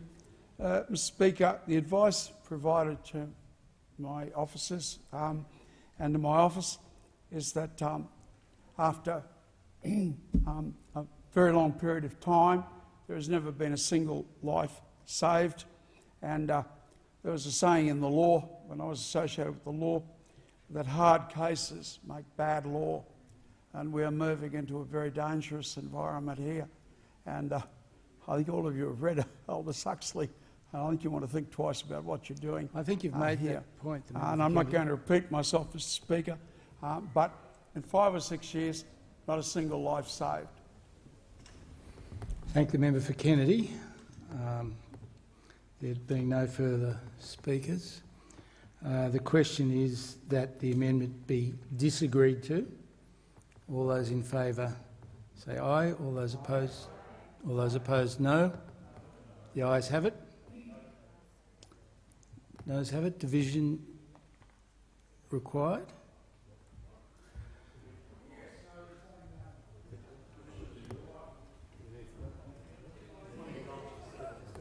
Member for Menzies, yep. On indulgence, as the mover of the motion, I'm happy for this to pass, however it's called on the voices. The ayes have it. I call the member for Menzies. Thank you, Mr Deputy Speaker. I ask leave of the House to move amendments 7 to 16 as circulated in my name together. The question is leave granted? Leave is granted.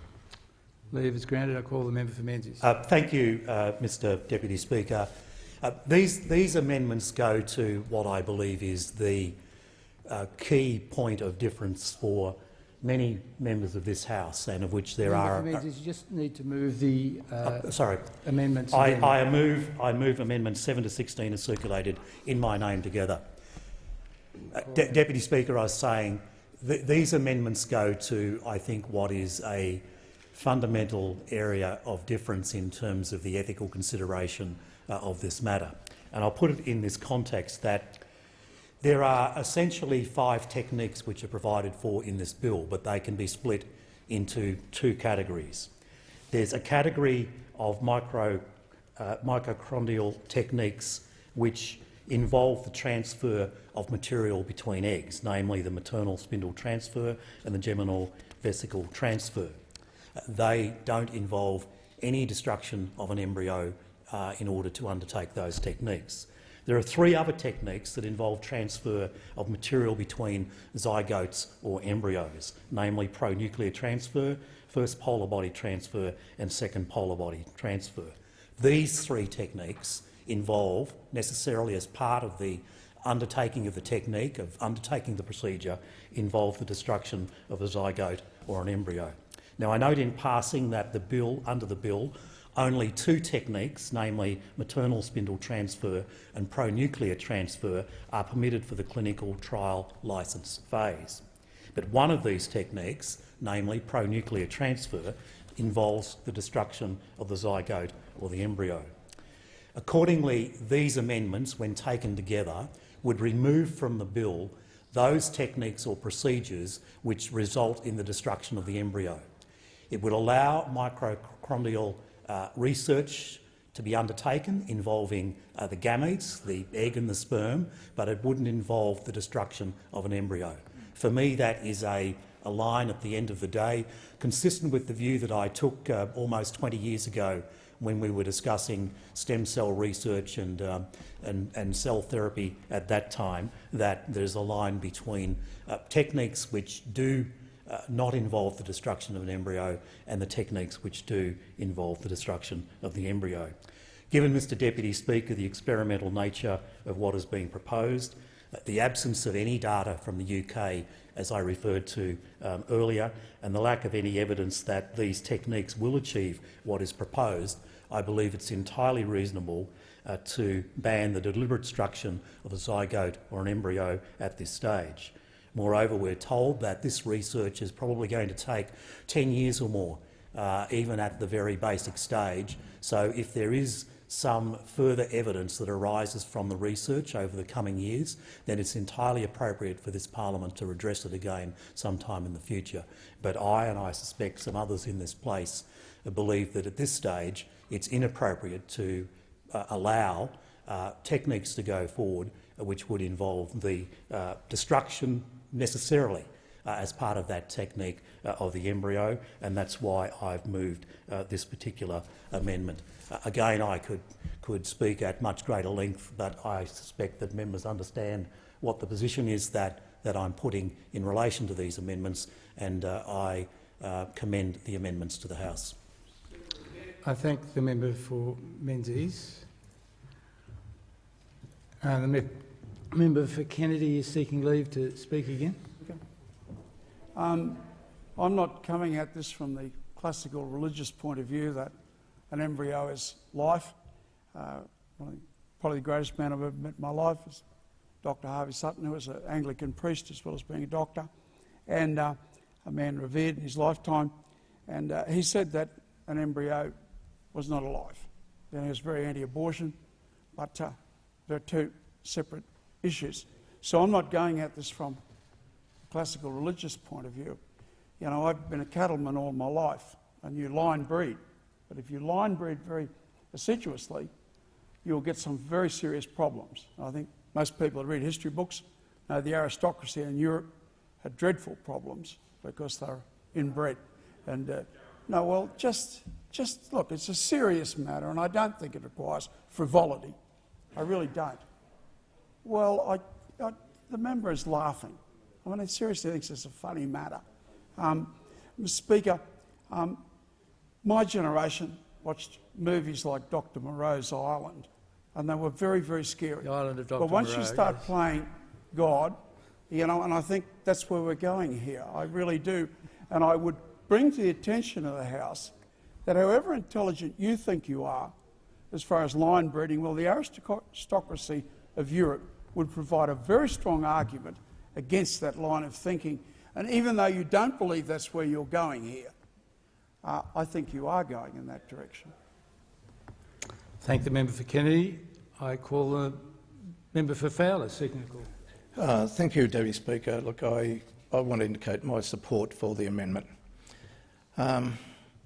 Last night, and I thank everyone who participated in this debate. I think it's been held and conducted, which in a way that brings great credit on this House. I, like many, was very disappointed at the outset of the whole aspect of mitochondrial donation to be simply advised that we can't get any information about the progress of this research that's been going on since 2015 in the United Kingdom. We're prevented from having any access to that on privacy grounds. So does that mean that we must now start from ground zero and starting to look at all these issues? It sort of takes me back a little bit. For those of us who were in the House in 2006, we had the therapeutic cloning legislation being argued here. And the big aspect then was that, and a lot of hype, I must say, associated with it, is that the demand for embryonic stem cell research. All these potential benefits were being discussed pretty openly by politicians, but you know, that's what we are. Not necessarily by all the researchers, other than those that ran the various research laboratories. Some laboratories ran and specialised in embryonic stem cell research, where others specialise in adult stem cell research. And yet, since 2006, the great gains for humanity came out of the adult stem cell research. Now, does that mean we're setting up research facilities to just try and experiment to see what happens? Surely if the UK was making progress, that there must be something that we would have known about it. I know that a lot of our research scientists are certainly getting very excited about these techniques. But the other thing I wanted to say is that in 2006, what I said about embryos then is that embryos should be afforded the same respect from the moment of creation, regardless of the method, intention and age. I've got to say that remains my position now. But my position could be challenged, internally challenged on my part, if it could be shown there is overwhelming benefits to humanity. And yet we can't, there's no information out there, so there's no justification to say there's an overwhelming benefit to humanity. We're going to just see what happens.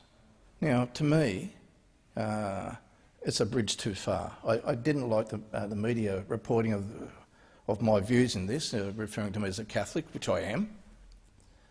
But I took great pains not to take briefings from the church, not to take briefings from all vested interest, although I must admit I spent a lot of time with Mike Freelander, a good friend of mine, but who explained to me a fair bit about, because he's treated people with children having mitochondrial disorders. But I thought this is a conscience vote. This has to be what you really believe. And my personal view and my strong belief is that simply conducting research on the basis that you will destroy human embryos in the process, that to me is a bridge too far. I thank the member for Fowler. The question is that the amendments be disagreed to, and I call the Deputy Prime Minister. Well, thank you very much, Mr Speaker. I rise to acknowledge my support of these amendments. I've given a speech on this already. I also concur with the views of the previous speaker. I think it's very limiting when people say, I don't know what's wrong with your argument, but I'm going to talk about your religion. I don't think that wins any argument. That just reinforces a sort of a previous conceit. I think the issue is probabilities, possibilities and risks. And there is no definite, and in fact there is no example of success through this process in the United Kingdom. They've been with it for 5 years. Yet we all understand the scourges of mitochondrial disease. We absolutely understand it. But there has to be some form of sort of a deliberate attachment to success that they've seen, and we haven't seen that yet. We are making, I believe, a large ethical step, saying that we will create human life for the sole purpose of destroying, and that is something that crosses a bound for many of us, and it calls on us to deal with the scourge of mitochondrial disease, but to not, by so doing, saying that it therefore doesn't avail itself of any other further mechanisms of prescribing, not prescribing, proscribing it. So, Mr Speaker, I won't delay the House, but I think it's incredibly important that we understand exactly what we're about to vote on here. Yeah, I thank the Deputy Prime Minister. The question is that the amendments be disagreed to, and I call the member for line. Thank you, Mr Deputy Speaker. This is probably one of the most difficult speeches I will make in this House because of the import of it. And I rise to say this, I've got so many conflicted interpretations of why I'm saying this. It's not because I'm in the health portfolio or that I am a Christian and a Catholic, but my concern about this technology, which this bill will enable, is potentially creating a whole new blended germline of human life. As the member for Kennedy outlined, it is amazing technology. The doctor in me, having worked in paediatrics and seen unfortunate kids with these mitochondrial diseases, it is a horrible disease. I understand that. All of us understand that. And we want people not to go through that suffering. But the technology here it is still experimental. It is very experimental, but it's dealing with well, there's cells for everything, but your germline cells go down through generations. So if it goes wrong, you might be creating something that is an unintended bad outcome. And it crosses to my ethics, which are independent but aligned with Christian thinking, is that we shouldn't be doing this. If a family is afflicted by this disease and a mother wants to bear a child, we do have technology where a donor egg can be implanted, but it doesn't involve the destruction of experimental embryos, basically, and it's not going to potentially enable cloning technology of humans to advance with unintended consequences to the germline mutation. So I support the amendments brought by the member for Menzies, but I won't be supporting the bill. Thanks. Thank the member for Lyne. The question is that the amendments be disagreed to. And I call the member for Dawson. Well, thank you very much, Mr Deputy Speaker. I wanted to commend the amendments that have been put to the House. There are many bioethical dilemmas with the bill that is before us. I, for one, had met with a sufferer of this horrific ailment, and I do feel massive sorrow around the fact that I cannot vote for the bill if the bill doesn't have this amendment, because it is a serious affliction. I've spoken to this girl at length about that affliction and what it has caused to her life, and I realise right here and now that those people do deserve some form of hope. And so there's two bioethical dilemmas, one being the issue of essentially 3 sets of DNA being in a new human being. I'm willing to put my concerns on that to the side, but where I can't put my concerns to the side is around the destruction of human life. I just do not believe that we can destroy human life to alleviate the suffering or the potential suffering of another human life. And knowing that this process, this treatment, hasn't resulted in anything that is successful as yet, it leads me to say that we probably shouldn't destroy human life. So I do commend the amendments, and I hope the amendments are supported, because if the amendments were supported, I would support the bill, and I suspect there might be other people that would support the bill. Thank you very much, Mr Deputy Speaker. Thank the member for Dawson. The question is that the amendments be disagreed to, and I call the member for Macon.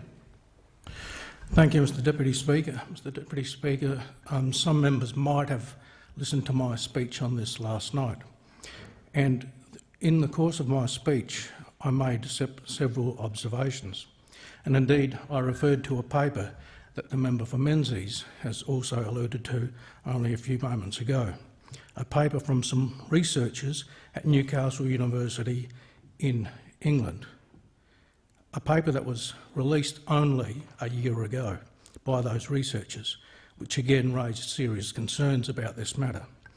But in particular, I'm guided by the submission from the Robinson Research Institute in Adelaide. I have visited that institute. I have spoken to the researchers there, not recently, but some time ago. It's a research institute that is associated with the University of Adelaide. It's a research institute that focuses on these very issues, and one that I have considerable confidence in, having visited their facilities and been taken through all of the work that they do. and I quoted a particular passage of their submission to the Senate committee inquiry, which I want to repeat for the benefit of those members who might not have listened to my speech. And it says this, and I quote, "In summary, our primary concerns with the currently proposed mitochondrial donation law reform are that, 1, it allows genome modification in human embryos, and 2, the possibility that children conceived in this manner could have developmental defects because the technology has not been tested and refined to a level appropriate for clinical use. We believe that is essential to answer the above questions by conducting further research before mitochondrial donation be permitted for use to treat carriers of mitochondrial DNA disease." Mr Deputy Speaker, I believe that their concerns are ones based on some of the best researchers we have in this country. And in particular, when they talk about developmental defects, that is a matter that concerns me. The technology has not been proven, and indeed, if it was, I suspect that we would have had some reports coming out of the UK to confirm that. The fact that we haven't raises those concerns. My concerns are not based on ethical, religious reasons or otherwise. They are based on the research, and I've done a fair bit of reading on this, that points me in a direction that says that there are still untested and untried processes involved in all of this. For those reasons, I believe the amendments are quite reasonable and should be supported. I thank the member for Macon. The question is that the amendments be disagreed to, and I call the member for Wright. Thank you, Mr Speaker. Thank you, Mr Speaker. My question just goes to the amendment put forward by the member for Menzies.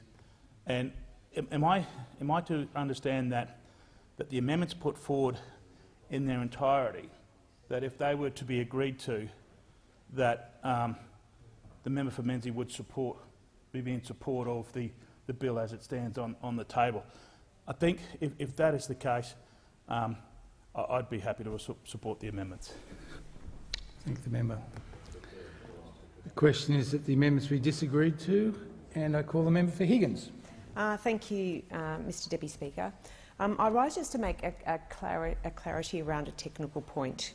As a paediatrician and someone who's worked in stem cell research, and in fact worked for a long time at the Murdoch Children's Research Institute, where Professor David Thorburn, who's one of the preeminent scientists in the area, I have a significant amount of background in this area, and have also worked in the area of the ethics of new technology. And we know that over history, new technology has been something that has benefited Australia and indeed the world over and over again. And every time new medical technology that has an ethical dimension to it, it comes to places like this, parliaments, to make important decisions. And it is probably worth reminding that at each point it's important that the conversation and the debate is had right across the broad spectrum of belief systems, but that sometimes there can be some technical things that people are confused about. So I thought, based on that, particularly when 40 to 50 years ago there was a lot of concerns, for instance, about organ transplantation, organ donation. In fact, some faith-based communities believed that it would create monsters of humans. There was many debates and ethical concerns about whether indeed we would have Frankenstein people as a result, because where is the soul based, and is it based in the soul of an organ or is it based in the soul of a person? So there's been a lot of changes over many decades, and IVF is another example where there's been a change in technology. But when it comes to the question raised by the member for Menzies, the distinction between the two types of techniques that are being discussed do make a big difference to whether this technology is likely to be successful or not. And that is because the PNT technology, the pro-nuclear transfer, is the one that is leading the way with regards to the technology discoveries that are being talked about. So if we were to support the MST, the maternal spindle transfer, that has been less likely to be successful. So if you were to vote for one over the other, then you are more likely to vote against the technology being able to be supported and therefore being successful for the treatment of this condition. So I just want to make that technical point. I'd also like to finally make the point that as a doctor, and I know Mr Deputy Speaker, you as well will have had this experience, over and over again I find that people will be very clear about their views until they have to face those medical ethical questions themselves. And organ donation is a great example. So often people will say it's incredibly distasteful to think about organ donation for a loved one. But if you ask, would you like to receive an organ donation, their views can often change. So I'd like to just point out that the member for Mayo made a very wonderful speech last night, and I think anyone who would like to ever have a look at it, it's a beautiful speech expressing how it's impacted her family. But as paediatricians, I know, Mr Deputy Speaker, you feel like me about this, it is very important that the theories that we're talking about here have direct effect on individuals, and it could be one of us in the room at some point. And I'm very supportive of the fact that we are talking about these different techniques, but the technique that we're talking about with the member for Menzies is not the technique that would be likely to be successful for this technique going forward. Thank you, Mr Deputy Speaker. I thank the member for Higgins. Call the member for Menzies. Mr Deputy Speaker, just very briefly. The analogy with organ donation, I think, is misplaced. There is no transference in terms of what might happen in the future when an organ is donated in terms of the DNA from that organ, and that is a difference in this regard. I'm tempted to... I can't comment on that, I'm afraid. But okay. The question is that the amendments be disagreed to. Is it anyone else seeking the call? All right, well, the question is that the amendments be disagreed to. All those in favour say aye. Aye. All those opposed say no. No. I think the ayes have it. Aye. Noes have it. Division required. Ring the bells for 4 minutes.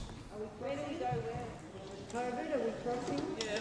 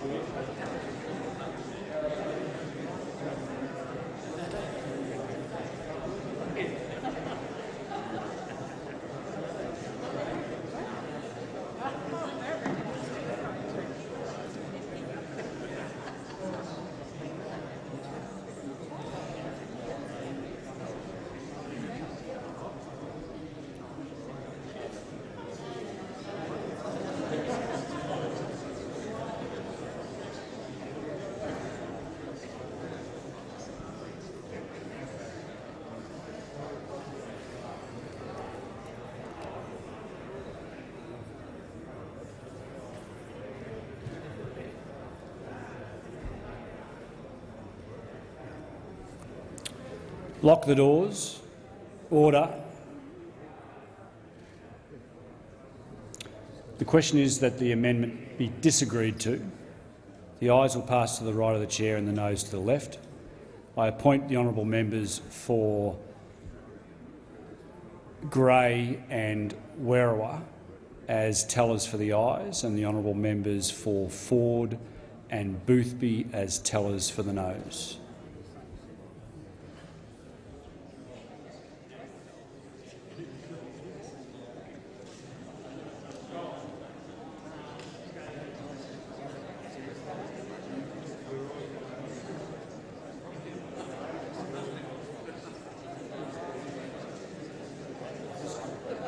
I'll just correct that. Tellers for the ayes are Gray and Lawler.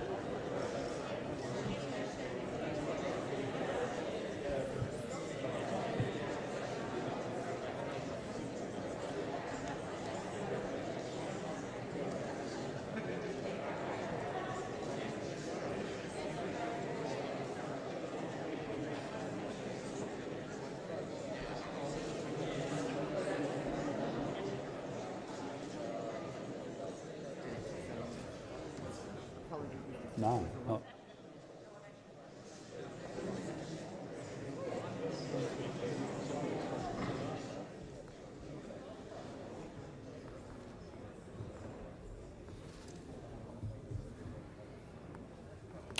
Order. The result of the division is ayes 92, noes 29. The question is therefore resolved in the affirmative. The question now is that this bill as amended be agreed to. All those of that opinion say aye. The contrary, no. I think the ayes have it. The ayes have it.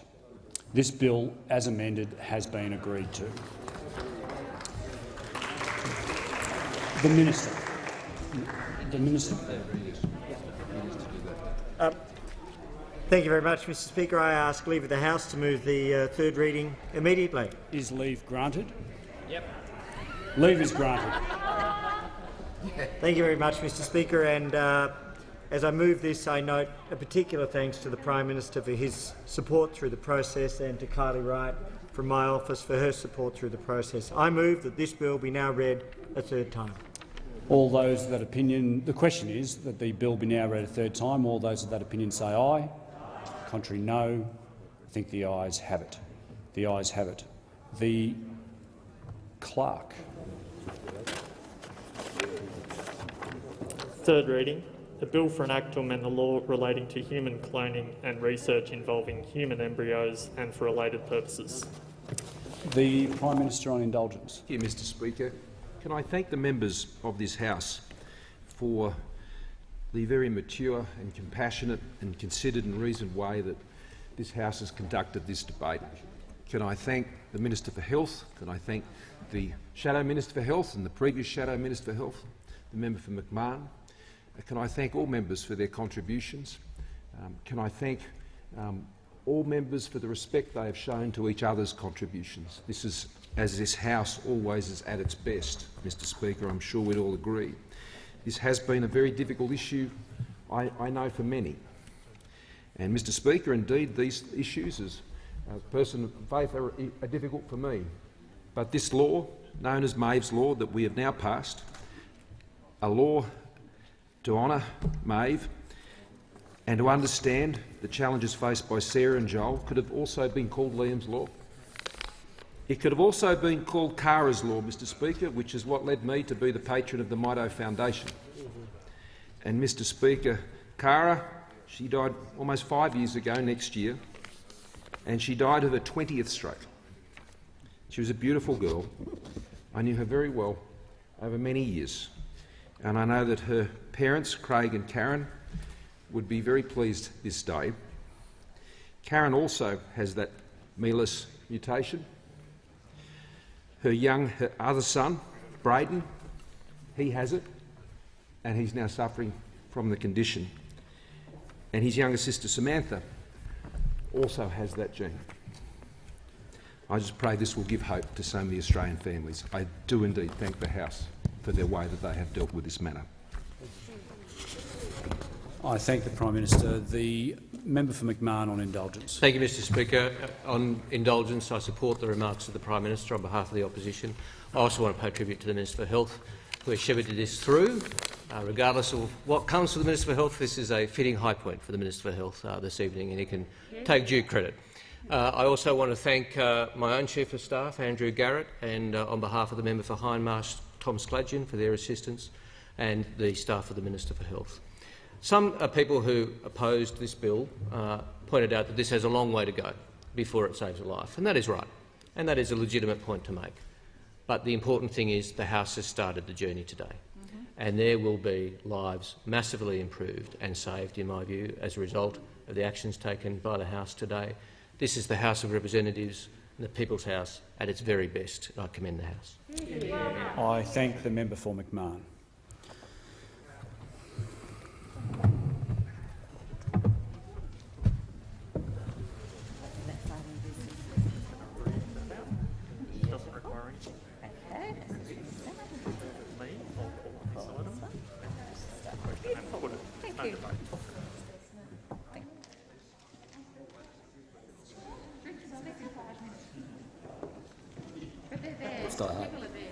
Thank you.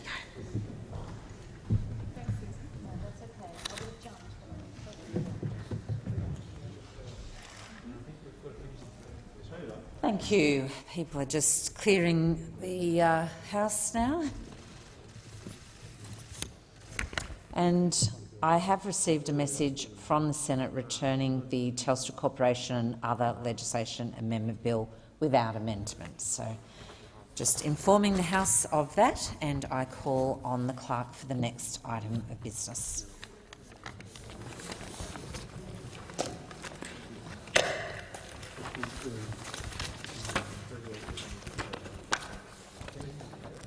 Government business. Order of the day number 3. Electoral Legislation Amendment Contingency Measures Bill 2021. Resumption of debate on the second reading and on the amendment moved by the member for Scullin. Thank you. The original question was that this bill be now read a second time, and to that the honourable member for Scullin has moved as an amendment that all words after that be omitted with a view to substituting other words. The immediate question is that the amendment be disagreed to, and I'm giving the call to the Minister. Thank you, Deputy Speaker. I present a supplementary explanatory memorandum to the bill. My apologies. I did explain what the question was, but I didn't put it, so my apologies there. So I will put the question that this amendment be disagreed to. Oh, the question is that this bill be now read a second time. No, we're going to do the amendments first. Thank you. So that the amendment be disagreed to. All those in favour say aye. Against no. The ayes have it.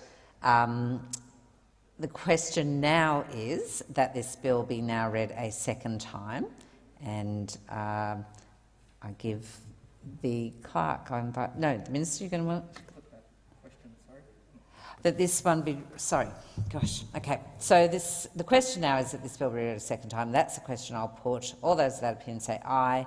Against no. The ayes have it. And I'll call on the clerk. Second reading. The bill for an act to amend the law relating to elections in respect of postal votes, adjournments and emergencies, and to provide for the application of the amendments. Thank you. And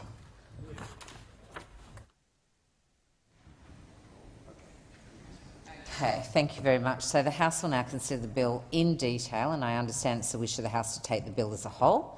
So the question is that the bill be agreed to. And now I give the call to the Minister. Thank you, Deputy Speaker. I present a supplementary explanatory memorandum to the bill. Thank you, Minister. Thank you, Deputy Speaker. I move that government amendment as circulated.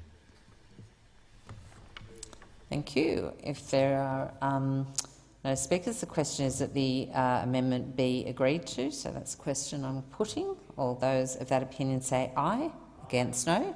Declared carried. And the question now is that this bill as amended be agreed to. All those of that opinion say aye. Against no. The ayes have it. The bill as amended has been agreed to. And I give the call to the Minister. Thank you, Deputy Speaker. I ask leave of the House to move the third reading immediately. Is leave granted? Leave granted. Thank you. And Minister. I move that this bill be now read a third time. And that is the question I will put, that this bill be read a third time. All those that opinion say aye. Against no. Declared carried. And I ask the clerk. Third reading. The bill for an act to amend the law relating to elections in respect of postal votes, adjournments and emergencies, and to provide for the application of the amendments. Thank you.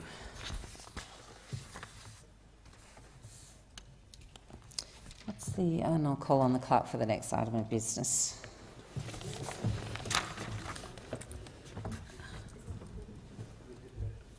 Government business. Order of the day number 4. Investment Funds Legislation Amendment Bill 2021. Resumption of debate on the second reading and on the amendment moved by the member for Whitlam. Thank you. And I give the call to the member for Cooper. Thank you, Deputy Speaker. I rise to speak to the Investment Funds Legislation Amendment Bill 2021 and to support the amendments moved by the member for Whitlam. This bill makes several changes to the Future Fund and the investment funds that it manages. In summary, the bill would implement a new employment framework for staff of the Future Fund Management Agency, the agency that is responsible for the administration of the Future Fund. Staff of the agency would no longer be employed under the Public Service Act, but be directly employed under the Future Fund Act. The bill will make documents with respect to the future funds and future fund management agencies' investment activities exempt from the operation of the Freedom of Information Act. It will implement a cap of $650 million as the annual maximum distribution allowed for the Medical Research Future Fund, along with other changes to the operation of the MRFF. It will shift administrative responsibility for the Emergency Response Fund from Home Affairs to the National Recovery and Resilience Agency, which follows the change to the Administrative Arrangements Order that shifted responsibility for emergency management from Home Affairs to the Prime Minister and Cabinet portfolio. The staff of the Future Fund Management Agency, Deputy Speaker, are currently employed under the Public Service Act. This means that they are subject to the general employment framework that governs the public service. Schedule 1 of the bill will provide for a new employment framework for employees of the Future Fund Management Agency, where they would no longer be employed under the Public Service Act and instead be directly employed under the Future Fund Act. Labor does recognise that the Future Fund Management Agency is a different kind of public service entity, and it operates in quite a unique employment market, similar to other Commonwealth entities such as the RBA and ASIC, which have arrangements to directly employ specialist staff. We note that this proposal is not a new one. Former Labor Finance Minister Lindsay Tanner, in a speech to the National Press Club in November 2009, said that the then government would be working with the Future Fund to examine options for the alternative employment framework, recognising the unique nature of the agency. However, Labor also notes that the Morrison-Joyce government has engaged in 8 years of diminishing the capability of the Australian public service, including through its arbitrary staffing cap policy, resource and staffing cuts, and a growing and wasteful over-reliance on private consulting firms, contractors and labour hire to perform core public sector work. This is privatisation of the APS by stealth. And it does tell you something about the employment and bargaining framework that this government has presided over, that you have to staff out of the Public Service Act in order to retain high-quality staff and provide them with requisite pay and conditions. The Australian public service and the wider public sector have a crucial role to play in serving our community and shaping the future of our nation. However, years of cuts and outsourcing has undermined the capacity and capability of the public service. Labor is committed to building a stronger public service that delivers better outcomes for the community, contributes to building a fairer and more inclusive Australia, and is a better place to work.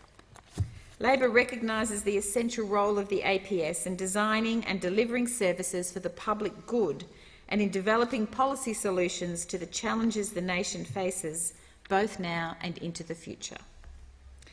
Now, with respect to the FOI exemption, Schedule 2 of the bill will exempt documents relating to the investment activities of the Future Fund Board of Guardians and the Future Fund Management Agency from the operation of the Freedom of Information Act. It would mean it would join the list of similar exemptions for documents in respect of the commercial activities of entities such as the Attorney-General's Department, Australia Post, the CSIRO, the National Housing Finance and Investment Corporation and NBN Co.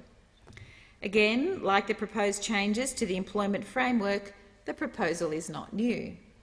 Former Minister Lindsay Tanner, in that very same speech in 2009, said that Future Fund Board documents in respect of acquiring, realising or managing investment of the Future Fund Board would be provided with the exemption under the FOI Act. Former Minister Tanner said that this was on the basis that the Future Fund is of the view that some of its information, which if made publicly available, would place at risk the return that could be earned for the funds, or limit the range of investments the board can access. The possibility of disclosure of sensitive information under the FOI Act has created some uncertainty for other entities entering into arrangements with the Future Fund. Now, we understand that the rationale for the change that is before us today is still the same. Labor understands the importance of ensuring particular documentation relating to commercial activities has a requisite degree of protection. However, the government's track record on transparency and freedom of information in the last 8 years it has been in office is not something that should fill anyone with hope. The Morrison government has systematically abused Australia's freedom of information laws and has resorted to repeatedly breaking the law to hide from the Australian public information they have a right to know. They abuse claims for cabinet confidentiality, unlawfully claim documents in a minister's office cease to exist when they switch roles, and they make sweeping claims for exemptions totally at odds with the spirit and letter of FOI laws. They deliberately starve the Office of the Australian Information Commissioner of funding and resources, exacerbating delays in releasing information that they're forced to make public. A recent report found 41% of requests for non-personal information were refused outright in 2019-20, and just 26% were granted in full. A recent report found that 41% of requests for non-personal information were refused outright in 2019-20, and just 26% were granted in full. This is a government addicted to secrecy. Notwithstanding all this, we do recognise that a balance needs to be struck between transparency that is in the public interest and the protection of commercially sensitive information that's important for the operation of the Future Fund. Now, with respect to the Medical Research Future Fund, Schedule 3 of the bill makes a series of changes to the administration, and the most significant change is the proposal to implement a maximum annual distribution of $650 million from the MRFF from 2022-23. Now, this amount will be set in legislation, but it will be open for the Treasurer and Finance Minister to set another amount by disallowable instrument, and the legislated amount will be subject to a 5-yearly review. A key point to make about this amount is that it represents yet another broken promise from the government. In fact, it's one of those occasions where it's a broken promise built upon another broken promise. We all remember on the eve of the 2013 election, the opposition leader, Tony Abbott, promised a whole number of things, including that there would be no cuts to health. But what did we get? Cuts and cuts. And now we are seeing cuts to the Medical Research Future Fund. Of course, the government is spending the whole $20 billion it has in the fund in the 5 financial years from 2016 to 17. Since money has gone out of the fund, a total of $1.2 billion to the 30th of June has been spent on medical research. Australians know now more than ever the benefits of medical research, and so does Labor. The government's response is not to deliver on the initial promise to the MRFF to the medical research community and to all Australians. We heard at the Senate inquiry the consequences of locking in this broken promise, and Labor will not support that. There are other changes that are proposed for the MRFF in this bill which we do support, however, allowing for the direct transfer of funding from the MRFF to states and territories and extending the duration of the Australian Medical Research and Innovation Strategy and Australian Medical Research and Innovation Priorities, which are used to assist the Health Minister in deciding how the MRFF is provided. Financial assistance from the fund is provided. And we support allowing for grants to be provided by instalments. With respect to the Emergency Response Fund, Labor hopes that the transfer of responsibility over the ERF to the newly established National Recovery and Resilience Agency will finally see some funding get out to communities that need it. For most of its existence since it was formed in December, this $4 billion fund, in December 2019, this $4 billion fund has been earning the government hundreds of millions of dollars in interest, and it finally spent $50 million in the last financial year. However, its net earnings as of the 30th of June this year far exceed what's gone out. $726 million in net earnings versus $50 million spent. Deputy Speaker, we support the amendments. I support the amendments made by the member for Whitlam to this bill. Thank you. And I thank the member for Cooper. The original question was that this bill be now read a second time, and to this the honourable member for Whitlam has moved as an amendment that all words after that be omitted with the view to substituting other words. So the question now is that the amendment be disagreed to, and I give the call to the member for Sturt. Thank you, Acting Deputy Speaker. I rise to support the second reading of the bill, though not the amendment being moved by the opposition. And of course, this does a range of important administrative things for the operation of the Future Fund. And to begin with, I just comment on how lucky we are to have the Future Fund and what an amazing legacy it is of the Howard government, particularly then Treasurer Peter Costello, who quite fittingly now chairs the Board of Governors of the Future Fund. They have just shy of $250 billion funds under management. 200 of that is within the Future Fund structure initially envisaged back in 2006. Of course, at that time, after many surplus budgets delivered by Treasurer Costello, the debt left to the Howard government by the previous Labor administration was paid down, and future surpluses coupled with the final stages of the privatisation of Telstra allowed for the creation of a future fund, which was, of course, in particular necessary given the unfunded liability that was in existence because of future Commonwealth Public Service superannuation payments that were not provisioned for as a balance sheet item by the Commonwealth Government prior to that. And of course, those future liabilities were going to continue to put pressure on the budget if a decision like creating a future fund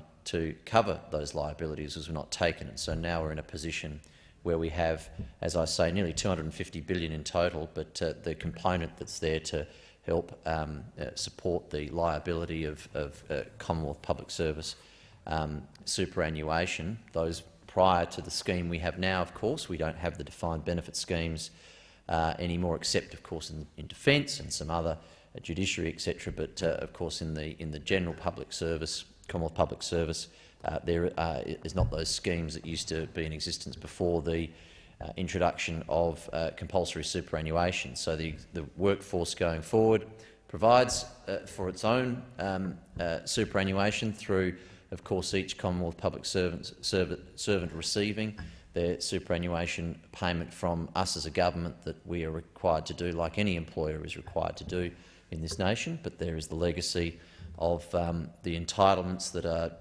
fairly owed to people who are on those old defined benefit schemes, and the first responsibility and priority of the Future Fund is to provide for that. But the $200 billion that we've got to provide for that future liability is something very reassuring, and it reminds us the challenges that we've had, the fiscal challenges that we've had over the last 20 months or so, and the important necessary decisions to borrow money to invest in our economy, invest in supporting businesses and individuals because of the challenges of meeting the COVID pandemic health response and economic impacts. It's a great relief to have the legacy of decisions like the creation of the Future Fund back in 2006, because that $200 billion, an enormous amount of money that we have because of those decisions, to think of where we would be if we didn't have that money provisioned and we had those unfunded liabilities still in place,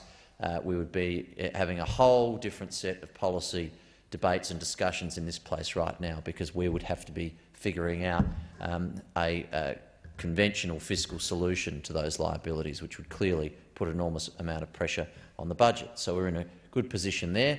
And I also just note and commend the Future Fund for their investment performance over the years. I think their average return, long-term return, is sitting up at over 8%. I think it's 8.8%. Their objective is about 6.6%, and so they're continuously exceeding that each and every year. And that, of course, means that the size of that pie continues to grow, and not only can it provide for what it was initially intended to, but as its investment performance is more successful than their targets, that opens up new opportunities for investing in other worthy future interests of our government, and the Medical Research Future Fund, which sits within the Future Fund's management responsibilities, is a good example.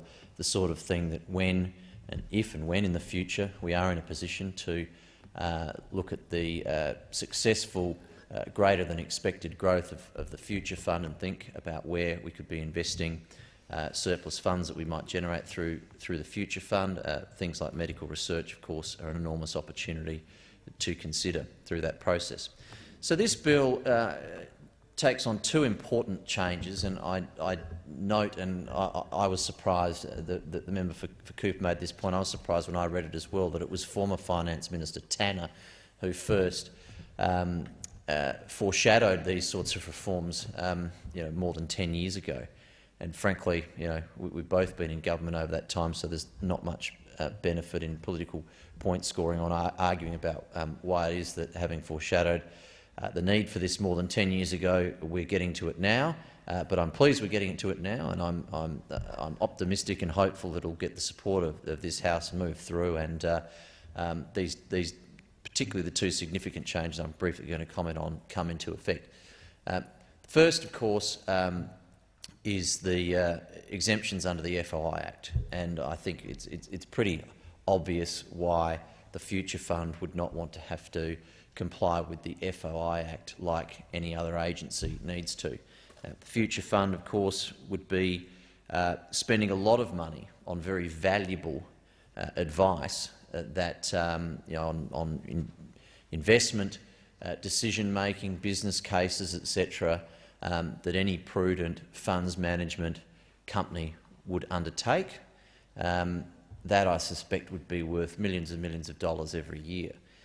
And commissioning that sort of advice and paying for it, equally, it's in the interests of we who are the ultimate beneficiaries of the Future Fund, that when they spend that money, that they are the only beneficiary of that advice that they commission. And you could foresee circumstances where, if they don't have these exemptions from the FOI Act and they're put in a position where legally they're required to release information, that could be millions and millions of dollars of private investment advice that they've commissioned, they've paid for, and it fairly belongs to them and shouldn't be something that someone else can get access for. A potential competitor investor, for example, can get access to at no cost, because merely the technicality is that the Future Fund has to comply with the FOI Act. And I think we would all find that regrettable, because I think that we could all agree, if the Future Fund are paying for that using the money that we've provisioned,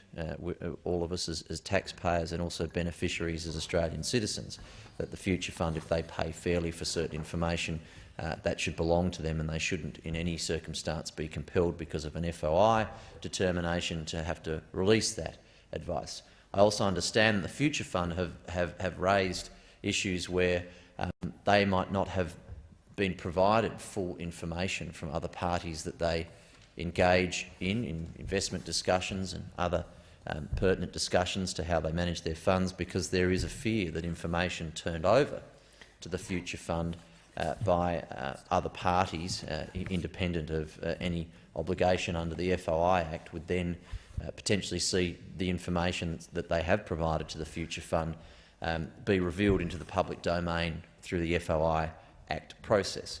And again, this is all very sensible commercial in confidence information that we could all agree should be protected, and we don't want the Future Fund in any way, shape or form to not be able to achieve and pursue the best investments possible that they believe will achieve the investment profile that they determine as a board of governors, and that they in any way are limited in the avenues that they can pursue to put the funds that they have custody over in the best possible place to get a strong and safe return for the people of Australia. So this certainly seems a commendable change, that we remove the risk of them having to turn over information that any other business that's operating any comparable funds management firm would never have to do, because they themselves are not subject to the FOI Act. And I stress that, of course, there are still an enormous number of safeguards, governance safeguards, probity safeguards in place in overseeing the operations of the Future Fund, and this is a sensible change that means that they won't have that risk of information that shouldn't be in the public domain or accessible to competitors, etc., that should remain as commercial in confidence. And I think we can all agree that that is a sensible, necessary suggestion, first raised by Labor Minister Lindsay Tanner more than a decade ago.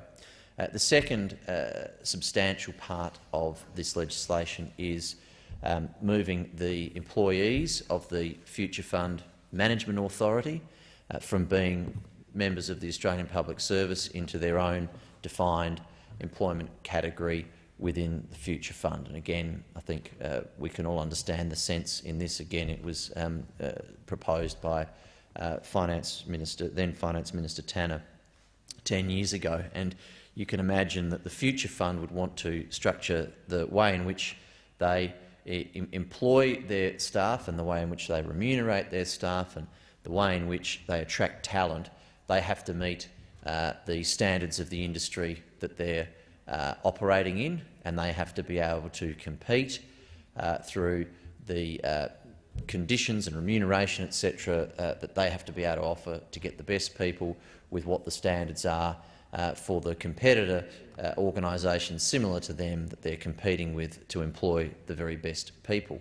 And so we should empower them to be able to operate in that free environment, not be constrained by the structures of the Australian Public Service around these things. It's been noted already in these debates that there are other Commonwealth agencies that have the same set of circumstance in place for exactly the same reasons. They have to be able to compete for the best staff possible in an environment where there are other competitors that are structured in a very different way in the way in which they employ people than some of the rules around the Australian Public Service. So I think that's a very commendable objective as well, and it's something that we should support so that we can make sure the people that are managing this $250 billion of our money that we're lucky to have, that the best people are in charge of the custody of that. And that's not to say that the people at the Future Fund that we already have are not the best people. They are. Of course, they are performing exceptionally well, and I've outlined the success of the performance of the investment returns of the fund since their creation. But it's clearly something that we need to make sure, looking forward, they've got the most flexibility that we can provide them to employ the best people, and we want the best people looking after that amount of money.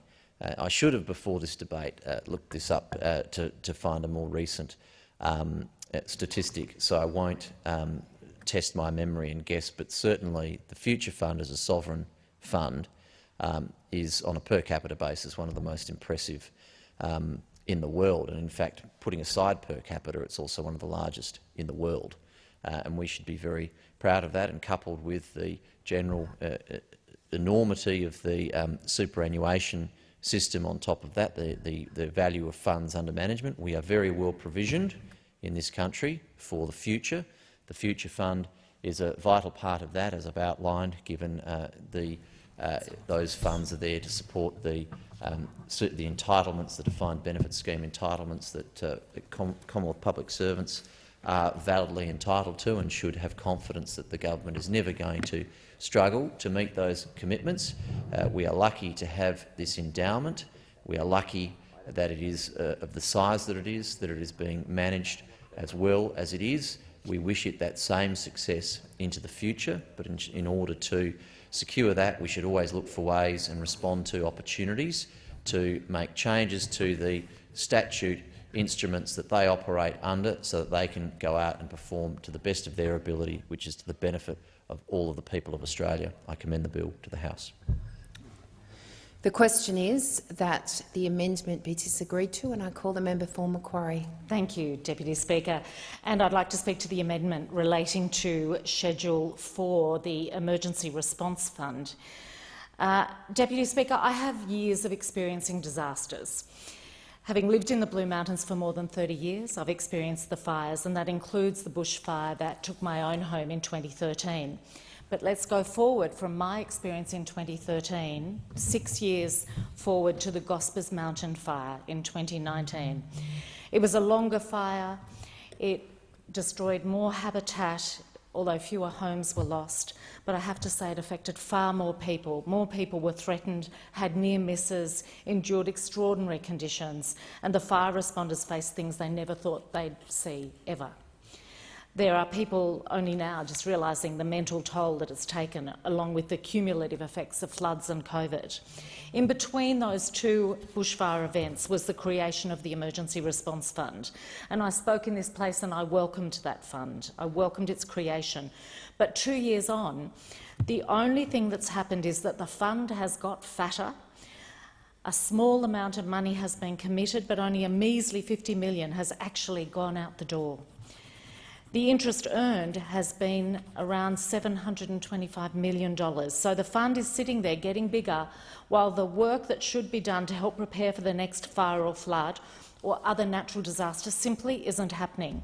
And now we know that there's a round of funding opening up in just a few days' time, with the applications closing in early January, the 6th of January. And community groups are expected to be able to whip up a proposal to spend $20,000 to $10 million in that time. I think what puzzles me most is that the Hawkesbury, the home of the Gospers Mountain fire, is not being given priority points for bushfire, only for flood. So under this funding coming from the Emergency Response Fund, only projects targeting flood will get priority. And without the bonus points in this competitive round, it's hard to see what fire preparation projects or strategies might be successful. The timing of this grant round is appalling. It's at a time when people want to relax with family and friends as we head towards Christmas.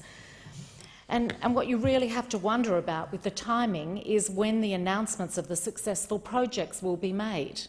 No doubt perfectly timed to suit a Morrison election campaign.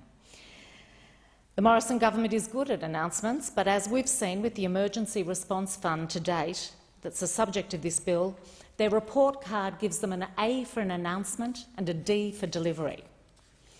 And when I ask community members who were deeply involved in the fires and the floods that we've had in the last 2 years about what fundamental things have changed that would make something similar much easier to bear, there is a fairly unanimous shrug of the shoulders and a shake of the head. In fact, the last couple of weeks have been ones of intense anxiety for people who live on the river as they watch the Hawkesbury water rise from the Warragamba spilling. There is no sense of urgency from this government about the Emergency Response Fund, nor the New South Wales government, in terms of making changes to laws so water can be better managed from Warragamba Dam. That is causing enormous anxiety, as are all the other things this fund could have been used for. The Bells line of road is easily cut during heavy rain. The bridges go under, and we could still easily find ourselves loading boxes of carrots into helicopters to get across the river, should we see something similar to the floods that we had in March this year. Greens Road at Lower Portland remains unrepaired. People cannot get through. They are still travelling a dangerous dirt road. The Upper Colo Bridge is a long way from being replaced. Cornwallis has barely been looked at, and the riverbanks still have massive, great big holes in them. It is no clearer to me or others what's been done to improve the evacuation routes out of the Hawkesbury, or what's been done to ensure that people know where the evacuation centres are. This fund could have done that. And if there's a fire, the same thing applies. It's not clear to anyone that when the RFS rightly says to people in Upper Colo or Colo Heights that now is the time to leave and you should head to Wilberforce, that there is anywhere to actually go in Wilberforce that would be a safer place. In fact, there are no additional safer places in either the Blue Mountains or the Hawkesbury, other than things that have been done through the efforts of local communities to upgrade their locally run facilities. So these are the things that this fund could have done, but it has failed to do that. Nor do we have improved mobile coverage or good NBN. The government did nothing to prepare for the 2019 Black Summer bushfires, despite warnings. And once again, we're in another disaster season with nothing built, no jobs created and no communities better protected. I know this Prime Minister doesn't hold a hose, but he should be doing everything possible to help my community hold that hose and fight the next fire, or be ready to fight and deal with the next inevitable flood. So this is the lost opportunity from this emergency response fund to which this bill refers today. I want to take a moment to go into a little bit more detail about what residents at Greens Road in Lower Portland are experiencing. This is a road that was wiped out, let me remind you, 8 months ago. 8 months ago, the floods took sections of this road. Yet in that time, Hawkesbury Council and the state government have been unable to deliver any sort of temporary solution for people to keep the road open. All they've done is had plans. They open the road for a moment, they close it when there's 10 millimetres of rain. Of course, we've had weeks of rain now, and residents are profoundly affected by that. We have people living in this area in Lower Portland who are trying to do repairs still to homes that were damaged during the March floods. And yet here we are, they are unable to do those repairs. This is emblematic of the failure of every level of government to recognise the urgency that my community feels in getting action. Now, you might say that this is the responsibility of council and state government, yet the funding comes from this place. The funding comes through the things that we agree, and this parliament cannot ignore its responsibilities. When you are in government, you have a responsibility to ensure that the funds you allocate are properly spent and spent in a timely way. So I would urge the Morrison government not to step away from its responsibilities and say, there's the cash, it's over to you. I would urge them to step up and work with the New South Wales government and demand that the Hawkesbury Council speeds up the process so that people can get back onto their road and have a way to be able to get to their homes safely without causing even more trauma and anxiety for their families. Thank the member for Macquarie. The question is that the amendment be disagreed to, and I call the member for Moncrieff. Thank you, Madam Deputy Speaker. I'm going to continue on my speech from a few days ago and outline a few key points around this amendment. And this bill gives rise to a range of regulatory impacts on businesses, as set out in the PJCCFS and ALRC reports. The PJCCFS and the ALRC reports have been certified as independent reviews which involved process and analysis equivalent to a regulation impact statement. To address the gap in analysis between the PJCCFS and the ALRC inquiries and the government's consideration of options for class action and litigation funding reform, supplementary analysis on the costs, benefits and risks associated with the new measures was prepared, consistent with the Australian Government Guide to Regulatory Impact Analysis. And a number of those key impacts were identified, Madam Deputy Speaker.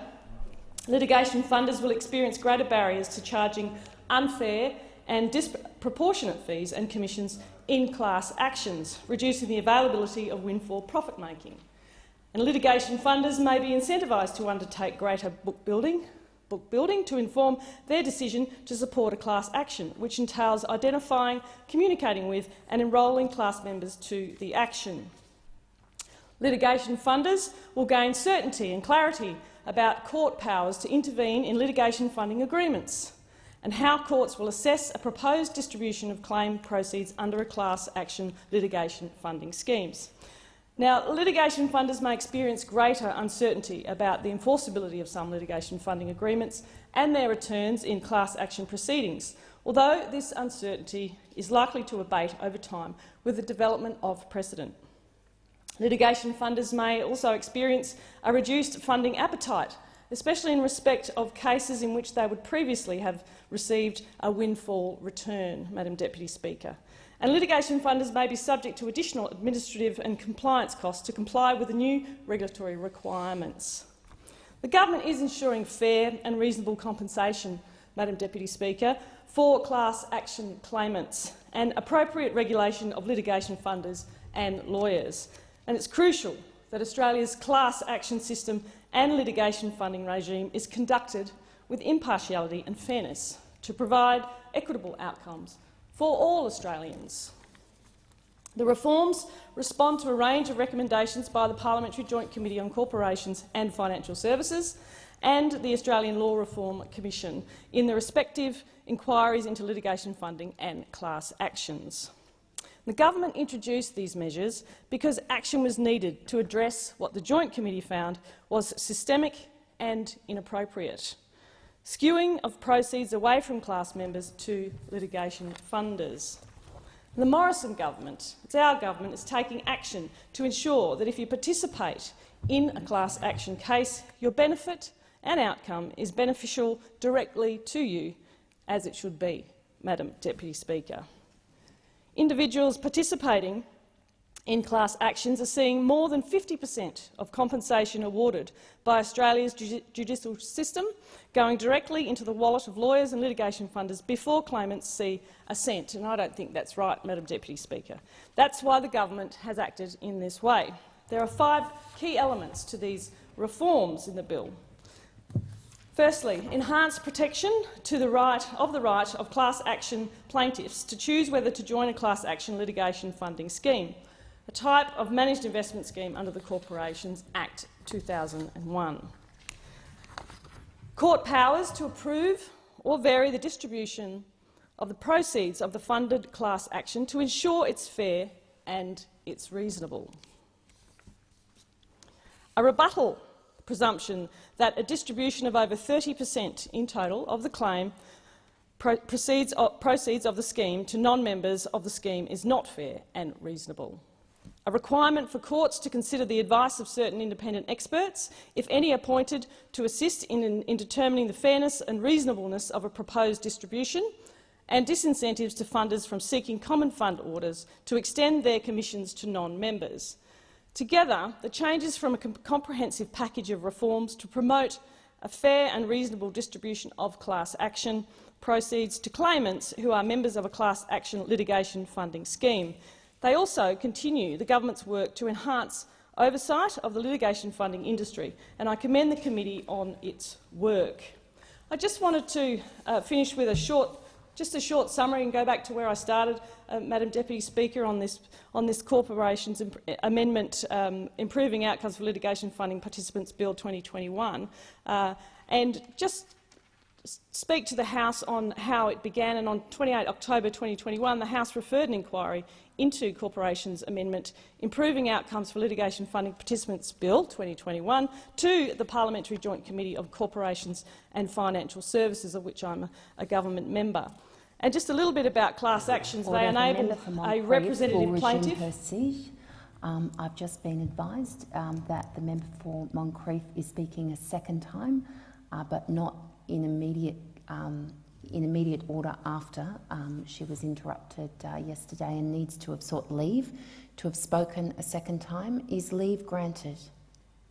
Member for Kingsford Smith. I'm happy to grant leave, Speaker, but I believe that the member's speaking about the wrong bill at the moment. I believe that we're debating a different bill. Investment Funds Legislation Amendment Bill 2021. Yes, that's right. Is that the bill that the member's referring to? I'm happy for her to speak on this, but just listening to the speech, it appeared that it was a different bill. Continuance of the last speech that I came to the House with, which my understanding was the Amendment 2021 bill. Madam Deputy Speaker, I had completed actually my speech. I thank the member for Moncrieff. One moment, please. The speech is completed. We'll move on to the next speaker.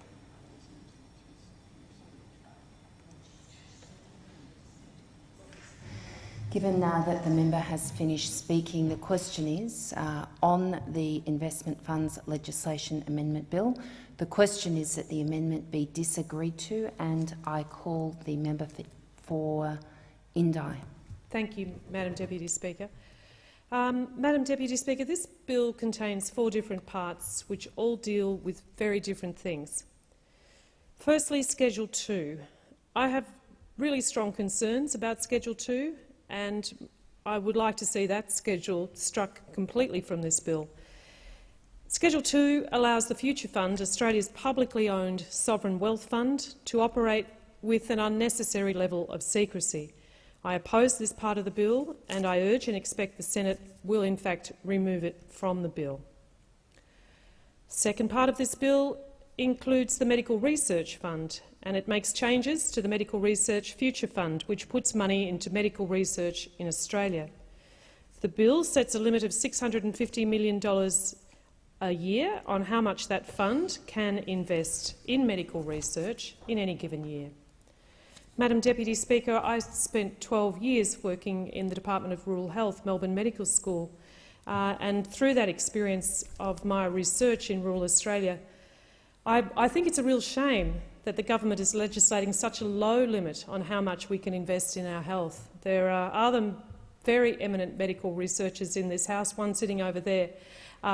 It's an expensive business, it's an important business, and I'm really disappointed that this bill is legislating for such a small amount when there's such a great need. And in particular, a great need in rural and regional Australia, where the comorbidities of chronic disease, where the outcomes of people's health are so much worse than other parts of more populated metropolitan Australia. There's a lot of work to be done there, and I think the government is being a bit lousy on that. The government originally, of course, had envisaged that this fund would spend $1 billion per year, and instead this bill is drastically cutting that amount. The reality is even worse. The government's own policy is to spend an average of just $500 million a year on medical research over the next decade, half of what was proposed, and that's really not good enough. Less money into medical research means poorer health outcomes for Australians, and as I said, regional Australians are particularly disadvantaged by this. We have such a great burden of disease that really needs addressing, and we need to get our fundamental research in place in order to address the structural reasons for this, and indeed some of the other key components that have been long-standing in rural health. And yet, when I'm looking at the projects that the Medical Research Fund has invested in, I see that this particular need in rural and regional Australia has simply not been addressed in any substantive way. Only 8% of research funding is going into regional health research in Australia. Yet we have 20% of the population of this nation, and as I said, a much greater burden of disease than any other population. 8% of the funding, absolutely not good enough. Rural and regional health professionals and researchers have been calling for a better deal for a long, long time. Madam Deputy Speaker, another part of this bill relates to bushfires. Schedule 4 makes administrative changes to the Emergency Response Fund, making it easier for the Minister for Emergency Management to access and distribute money from the fund. As an MP from a region that was heavily impacted by the Black Summer bushfires, and as someone who has closely scrutinised the government's bushfire response to make sure it's done effectively and fairly, I want to address these provisions directly. The $4 billion Emergency Response Fund, or ERF, was set up in September 2019 by an Act of Parliament. The point of the ERF is to finance emergency response and recovery following natural disasters in Australia that have a significant or catastrophic effect. Under the original legislation, the government can spend up to $200 million a year from the fund, $150 million for emergency response and recovery, and $50 million for resilience measures. The ERF can only be accessed when the government determines there is a need for additional support following a natural disaster. Any spending from the fund requires formal government approval, and under the ERF, the Minister for Emergency Management and National Recovery and Resilience has broad discretion over how the funds are allocated. Under the original legislation, it was Emergency Management Australia that held administrative responsibility for expenditure of the fund.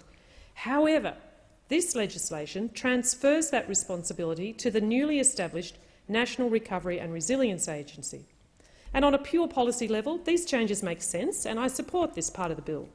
But in doing so, I must register my concerns at the way the government has and continues to politicise bushfire recovery spending. Madam Deputy Speaker, this bill makes it easier for the Minister for Emergency Management to oversee the distribution of enormous sums of public money for national disaster recovery. And of course, we do that while this nation is still without a Federal Integrity Commission that might provide reassurance to the public about the integrity of government grant schemes, particularly when there is so much oversight by the Minister. So it's essential to consider the government's record on this issue to assess whether the legislation involves appropriate safeguards to prevent misappropriation or indeed abuse of any funds. And from day dot, I've held serious concerns about how the government has allocated bushfire recovery funding. And I've raised public concerns. Firstly, that the funding was delivered too slowly. Secondly, that funds earmarked for bushfire recovery were used to fund projects hundreds of kilometres away from where the bushfires actually were. And that some bushfire recovery schemes simply excluded areas that had been affected by fire. And recently, I raised concerns about a massive new bushfire recovery program that is directly relevant to this legislation. Since it was established, the NRRA has introduced two grant programs, the Black Summer Recovery Grants and the Preparing Australia program. With the Black Summer grants, there is $280 million available, but there are some serious problems with the program. First, any local government area that the government declares was affected by Black Summer fires is eligible for funding. But the list it's provided includes some locations which were just miles, kilometres, so far distant from the nearest fire. And the government has given no explanation for how it came up with this list of eligible locations. And there seems to be no safeguard against pork barrelling the whole pot of money. Consider this. The locations that are eligible for grant funding have been put into two groups. The most affected places, called Category 1, have a funding envelope of $4.5 million. The less affected places, Category 2, have a funding envelope of $1.6 million. So in theory, a heavily affected locality like the Alpine Shire in my electorate should receive around $4.5 million, and a less affected one, like Wangaratta, should receive around $1.6 million. Except that's not how it actually works. If you read the guidelines closely, those funding envelopes aren't actually real. Anyone in either Category 1 or Category 2 location can apply for a grant of up to $10 million, which is more than double the total funding envelope for the most affected places.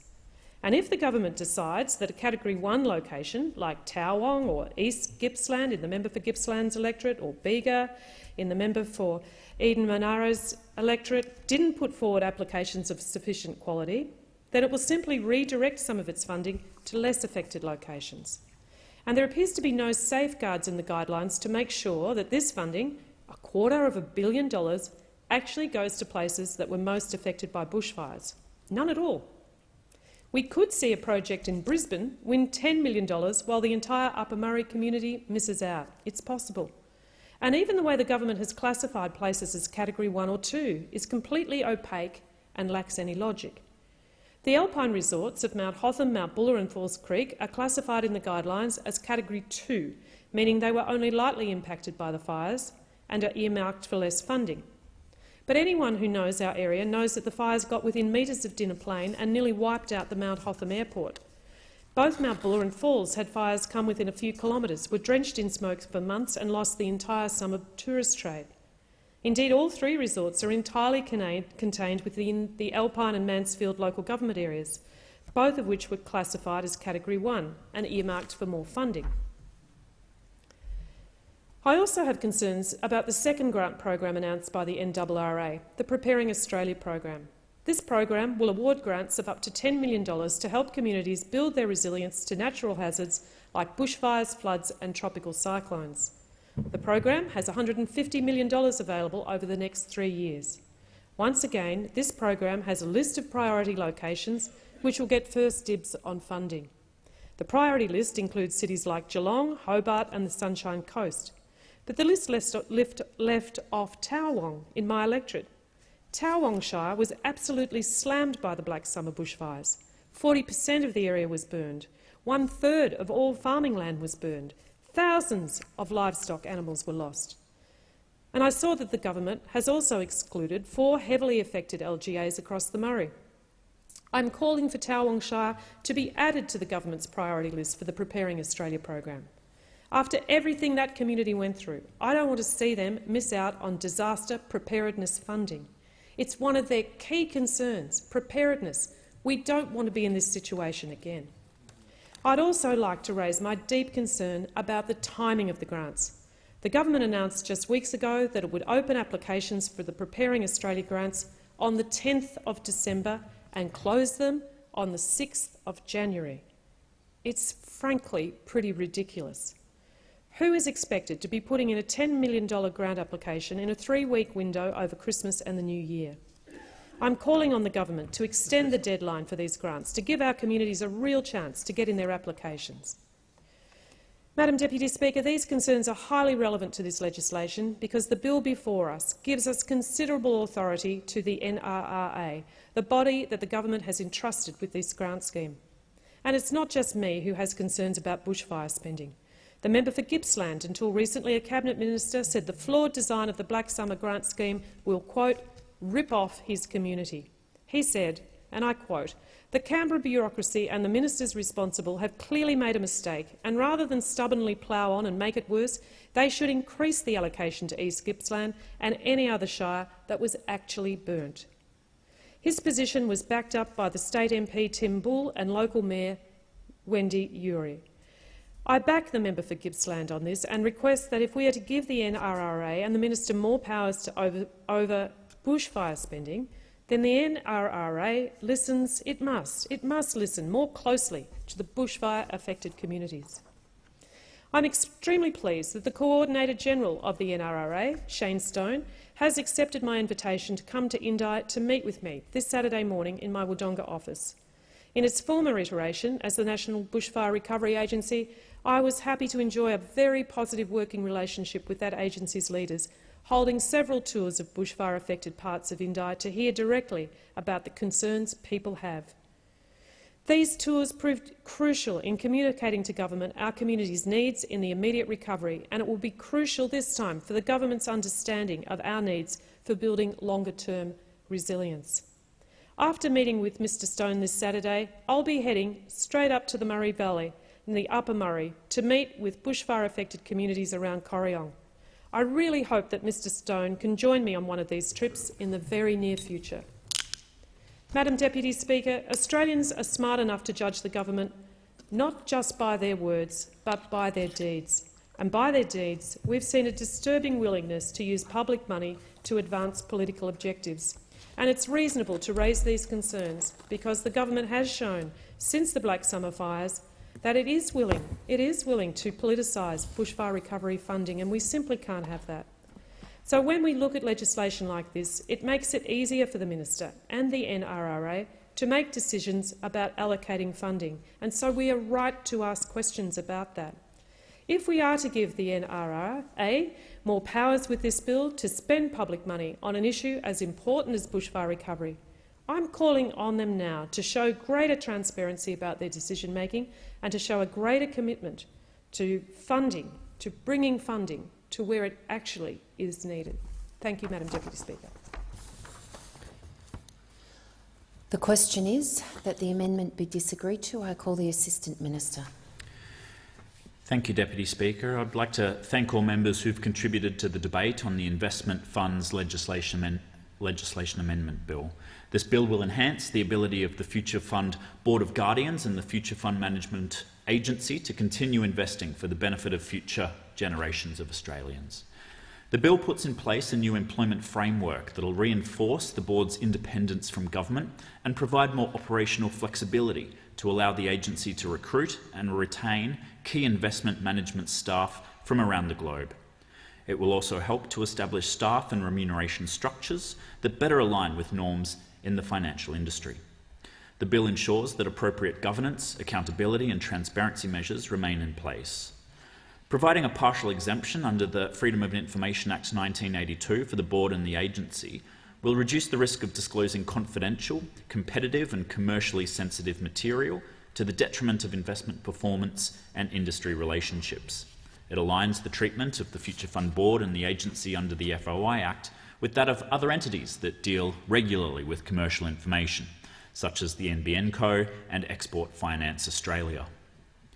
The new disbursements framework for the Medical Research Future Fund will provide greater certainty to assist in the forward planning of grants programs and allow the important commitments under the Medical Research Future Fund 10-year investment plan to be met. It will also isolate the level of disbursements from financial market fluctuations while supporting the perpetual funding objective of the MRFF.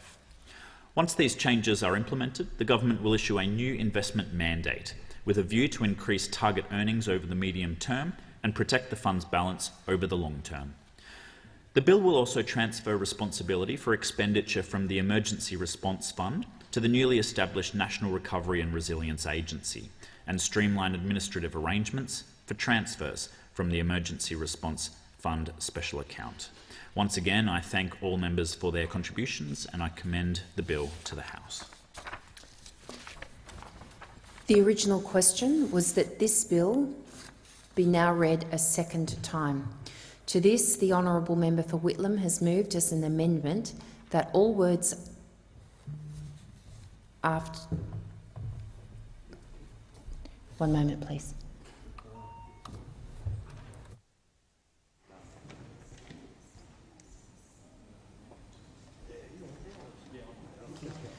Thank you. I'll read that again. The original question was that this bill be now read a second time. To this, the honourable member for Whitlam has moved as an amendment that all words after that be omitted with a view to substituting other words. The immediate question is that the amendment be disagreed to. All those of that opinion say aye. Those against say no. I think the ayes have it. The question now is that this bill be now read a second time. All those of that opinion say aye. Those against say no. I think the ayes have it. I call the clerk. Second reading. A bill for an act to amend legislation relating to the Future Fund, the Medical Research Future Fund and the Emergency Response Fund, and for other purposes. I have received a message from His Excellency the Governor-General recommending, in accordance with 56 of the Constitution, an appropriation for the purposes of this bill. The House will now consider the bill in detail. I understand it is the wish of the House to take the bill as a whole. The question is that the bill be agreed to. I call the member for Melbourne. Thank you, Deputy Speaker. I ask leave of the House to move amendments 1 and 2 as circulated in my name together. Is leave granted? Assistant Minister. Leave is granted. Member for Melbourne. I move amendments 1 and 2 as circulated in my name together. These amendments remove Schedule 2 of the bill. What does Schedule 2 do? Well, Schedule 2 provides an exemption for the Future Fund from FOI laws, quote, in relation to documents in respect of their investment activities. So it seeks to keep secret how the Future Fund is spending public money. It goes on to say in the explanatory memorandum that this is apparently to reduce the risk of the Future Fund disclosing, quote, highly sensitive commercial and proprietary material, and, quote, given to it by private investment managers. And it says that apparently the current application of FOI laws present, and I quote, the risk of negative impacts on investment outcomes, reduced access to investment opportunities, and it could also prejudice investment managers in their dealing with other market participants, end quote. So apparently the current application of Australia's FOI laws to the Future Fund is the weak link in global capital markets that might lead to sensitive information being released and everyone losing money. What nonsense. What nonsense. This introduces new protections that are completely unnecessary. And I'll come in a moment as to why the government is actually moving to introduce this cover-up about how the Future Fund invests its money. But we can dispense with the so-called reason for the amendments right now, because Section 47 of the FOI Act already provides government bodies, including the Future Fund, with an exemption for releasing information that would have the effect of, quote, disclosing trade secrets or commercially valuable information, end quote. And that's why in its 15 years of existence, the Future Fund has never released any commercially sensitive information in response to an FOI claim. So what Schedule 2 does is provide a wholesale exemption to say you don't have to release any information, when at the moment they've already got the exemption from releasing commercially sensitive information. So this is about giving them a protection to say we don't have to tell you about all sorts of other information. Forget what you might hear from the government, if they bother to defend the existing bill, about this is about so-called commercially sensitive information. What rot? You've already got that exemption. You're introducing a whole new layer of secrecy over the Future Fund with this Schedule 2. Now, why do they want to cover up where the Future Fund is investing $250 billion in public money? What is the bill really about, given that it can't be about commercially sensitive information because they've already got that protection? It's about stopping the Future Fund and the government, by extension, from being embarrassed about investments they have made in dodgy corporations. Schedule 2 is about hiding from the public things such as the Future Fund's investments in Adani ports. Last year, the Australian Centre for International Justice obtained, through FOI documents showing that the Future Fund had invested $3.2 million of the public's money in Adani ports. This is the same Adani ports that struck a $290 million deal with generals in the Myanmar military to build and operate a commercial port in Rangoon. Late last month, the day before the ASEAN summit, and in response to a public campaign against them, including by the likes of the Australian Centre for International Justice, and they're highlighting the Future Fund's activities, Adani announced that they were walking away from this deal with the Myanmar military.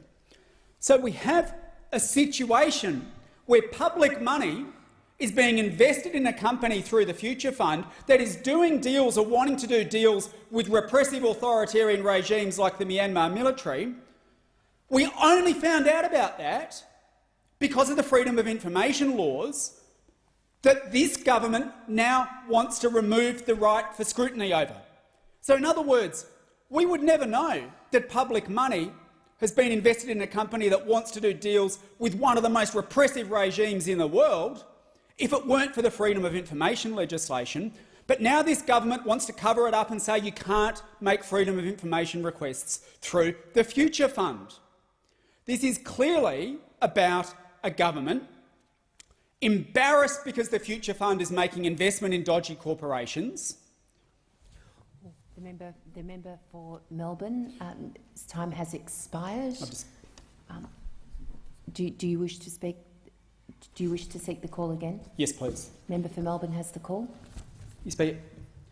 This is a perfect illustration of why we need the FOI to apply to the Future Fund. This is the public's money that you're investing.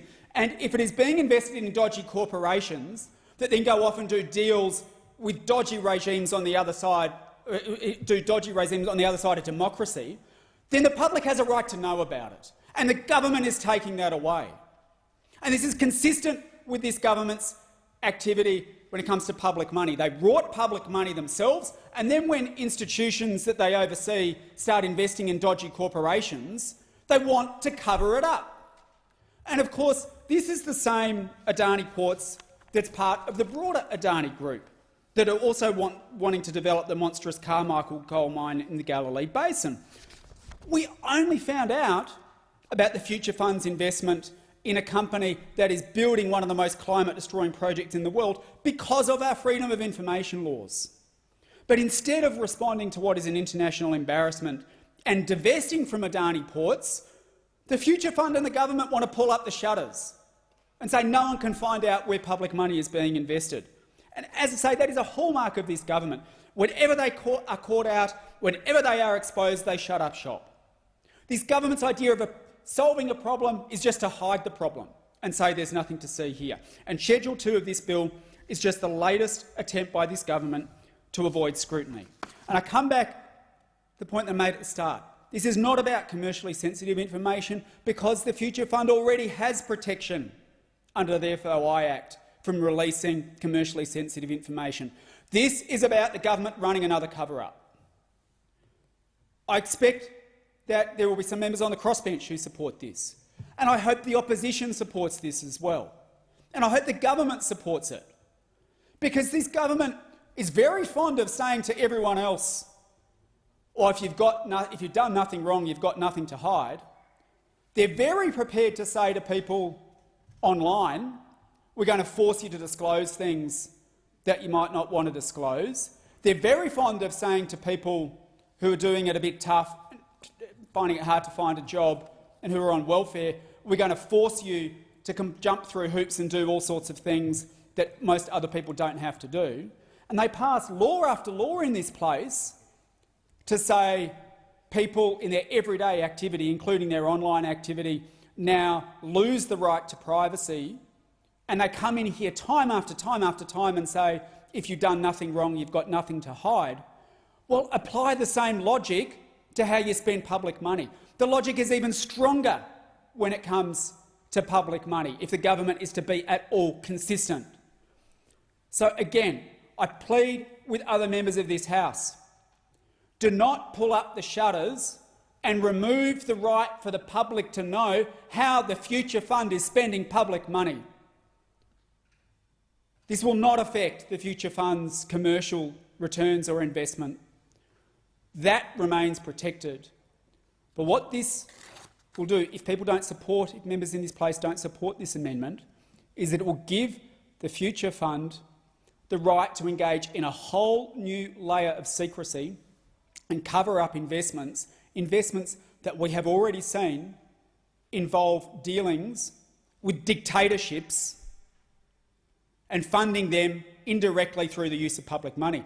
And if that is one thing that has been disclosed through FOI, what else is there? What else is there that the Future Fund is doing? We do need an overhaul of the Future Fund's investment mandate. But until that time, when we stop the Future Fund by law from investing in dodgy corporations or perhaps assisting dictatorships, then we should at least have the right to know where public money is going. We should at least have that right to know. Because if they were assisting the Myanmar military indirectly, then who knows who else the Future Fund is assisting.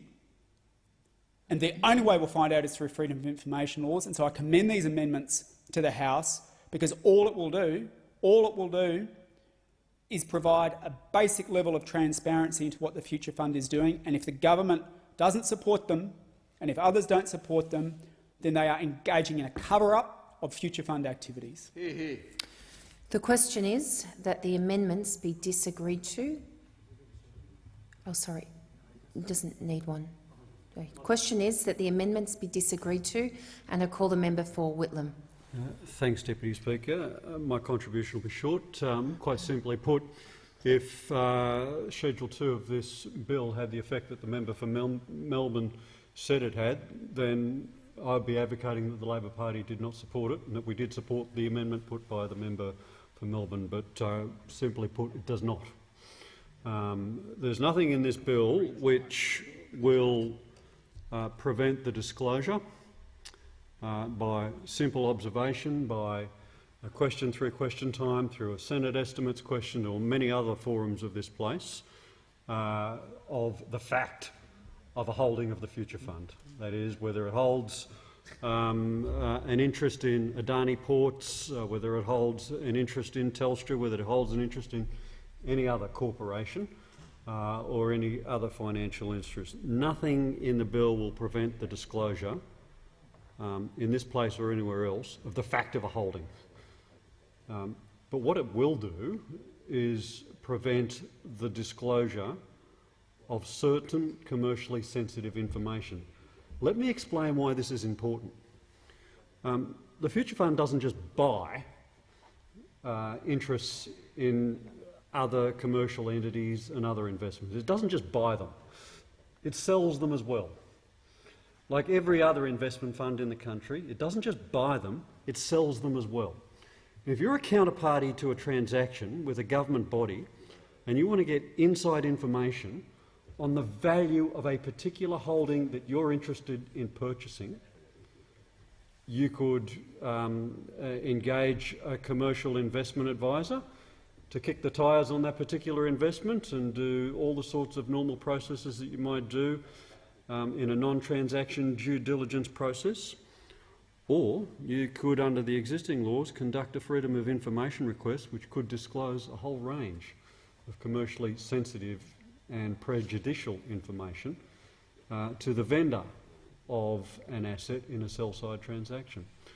And it is for this reason that we did not support a proposition put by the government which would have applied to every private sector superannuation fund, registered superannuation fund in the country, except themselves, in what was known as the Portfolio Disclosure Holding Proposition, which was intended by the government to be introduced by way of regulation.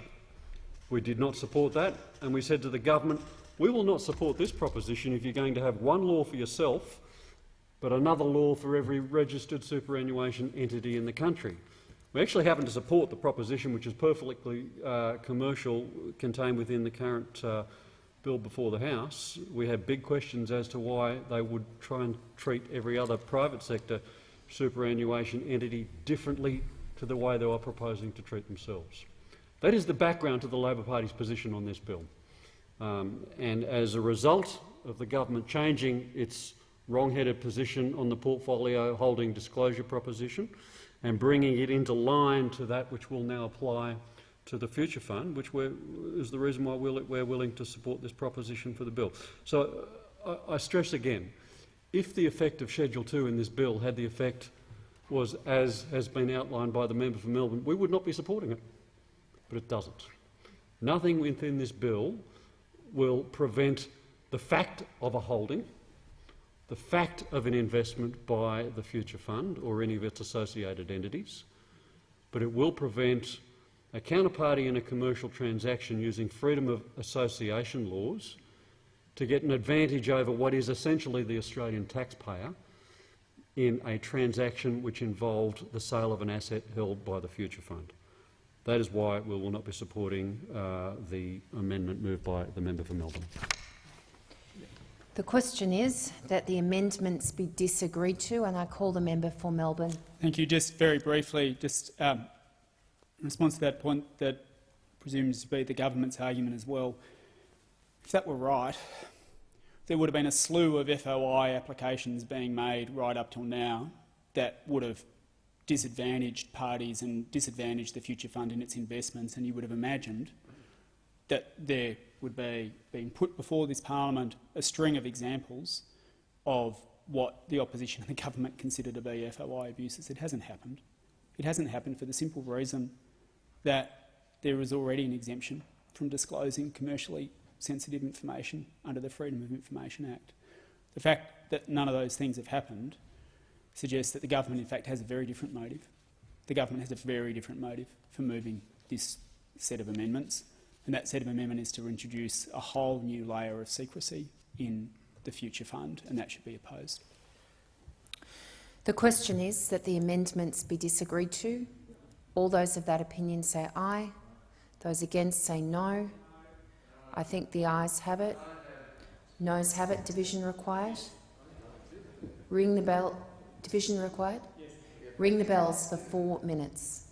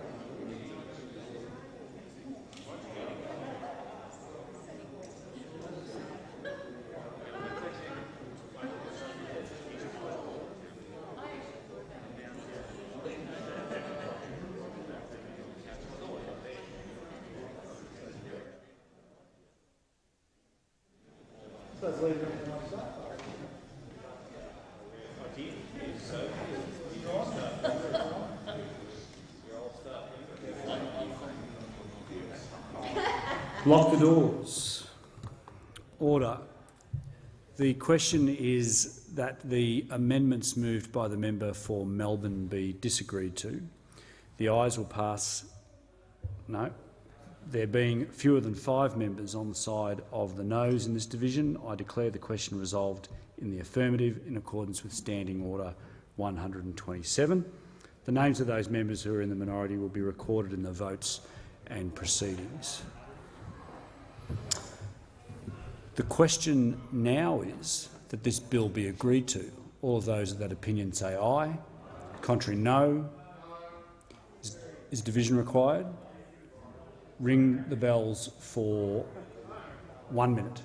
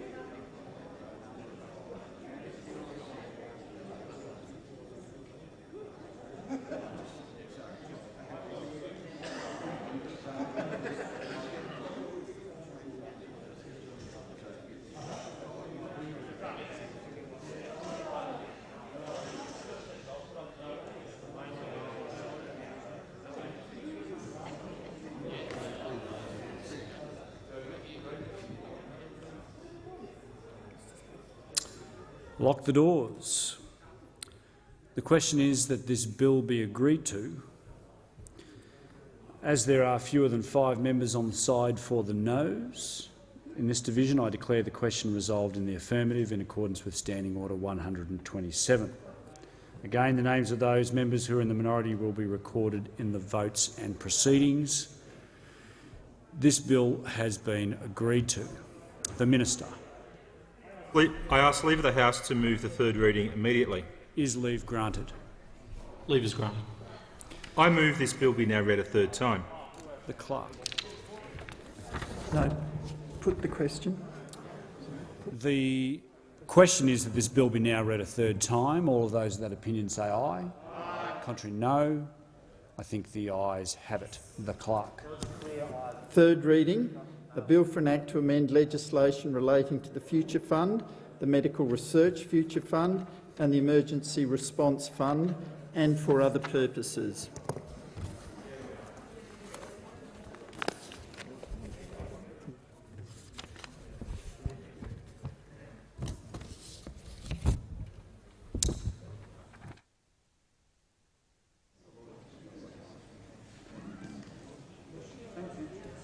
The Minister. I move that business intervening before order of the day number 18, government business, be postponed until a later hour this day. Question is the motion be agreed to. All of those of that opinion say aye. Contrary, no. I think the ayes have it. The ayes have it.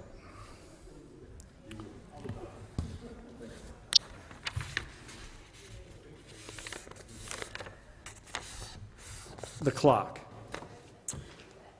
Government business, order of the day number 18, Biosecurity Amendment, Enhanced Risk Management Bill 2021, resumption of debate on the second reading and on the amendment moved by the member for Dobell. The original question was that this bill be now read a second time. To this, the honourable member for Dobell has moved as an amendment that all words after that be omitted with a view to substituting other words. The question now is that the amendment be disagreed to, and I give the call to the— is the member for Burt seeking the call? Yep. Member for Burt. I am seeking the call. Thank you, Mr. The member for Burt has Thank you, Mr. Deputy Speaker. Mr. Speaker, sorry. I rise to speak on the Biosecurity Amendment Bill, a bill that I've been waiting some time to speak to, indeed, and was very happy to see that I'll finally get an opportunity to make some brief remarks on this bill at this time. The federal government has primary responsibility over biosecurity matters relating to Australian borders, but only when it suits them, Mr. Speaker.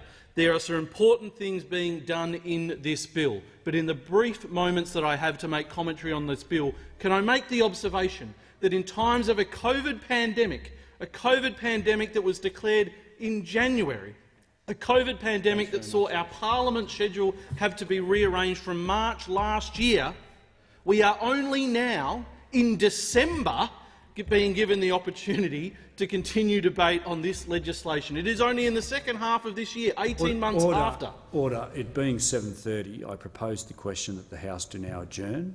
The Minister. I require the question to be put immediately without debate. If it suits the House, I'll state the question in the form that the House do not adjourn. Those that are of that opinion say aye. The contrary, no. I think the ayes have it. The member for Burt has the call. Thank you, Mr. Speaker. As I was making the observation just earlier, this is very important legislation that is before us, the Biosecurity Amendment Enhanced Risk Management Bill. The federal government, as I said, has primary responsibility over biosecurity matters relating to Australian borders, but only when it suits them. Sometimes the Prime Minister passes responsibility to the states. Sometimes he doesn't hold a hose. But this is also the Prime Minister who has a boat trophy in his office that says, "I stopped these." Pity he couldn't stop the one boat that really mattered, the Ruby Princess. Our international borders are a federal responsibility. They always have been and they always will be.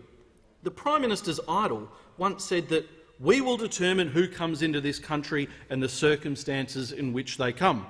The Ruby Princess was a Morrison government border failure, and thousands of Australians paid the price, some the ultimate price. It is vital our appropriate national border staff have the legislated powers to manage our biosecurity risks at the border.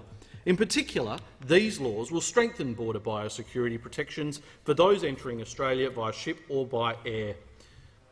By expanding pre-arrival reporting requirements for aircraft and vessels, strengthening penalties for non-compliance with negative critique requirements, and creating a mechanism to make a human biosecurity group direction, increasing civil and criminal penalties for contraventions of Chapter 3 of the Biosecurity Act, which deals with managing the biosecurity risks relating to goods, streamlining the process for making certain determinations, specifying prohibited, conditionally non-prohibited and suspended goods, or granting permits based on risk assessments, and increasing efficiency and ensuring transparency of expenditure on biosecurity-related programs and activities by permitting the Agriculture Minister and Health Minister to authorise the expenditure directly through the Biosecurity Act.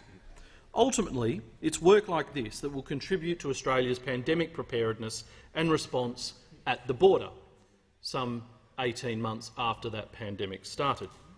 So it has to make one wonder, how on earth is it that now, more than 18 months into this COVID-19 pandemic, that the Morrison government is only now getting around to introducing this legislation to strengthen border biosecurity protections?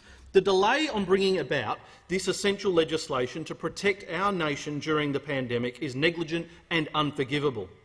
We must get this right for the health of our nation. We've seen how this can be managed well. The management of Western Australia, where there was a COVID-19 outbreak on the MMV Aratania cruise ship off our coast last year. The WA Police were shocked to discover that there was no Australian Border Force presence for our ports. This was a typical I don't hold a hose situation. The Morrison government failing to help in Western Australia. So the Western Australian government had to take things into their own hands. While the federal government completely stuffed the handling of the outbreak on the MV Ruby Princess, the WA government had the health and welfare of the crew, passengers and the Australian public at the forefront. By keeping ship occupants on board, rather than letting potentially unwell people off the ship to mix with the wider community and Western Australian medical staff. The whole scenario was resolved in just over 15 days between making a decision about how to manage the situation and the vessel then departing, with no crew hospitalisations and no deaths. This is greatly contrasted to the damning report outlining the serious inadequacies that exist across Australia's biosecurity system. Remember, the Ruby Princess disaster occurred in March 2020. It is now December 2021. You have to acknowledge the swiftness of this Morrison government in dealing with pressing issues.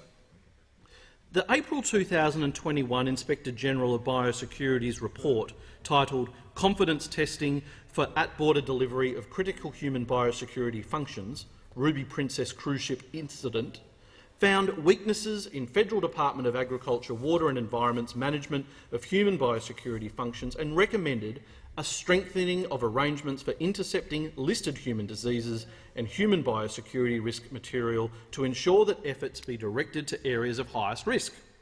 The review also found that information systems that underpin its human health activities need to be transformed. The Inspector-General made 42 recommendations that went to improvements around the management of human biosecurity in the vessel's pathway.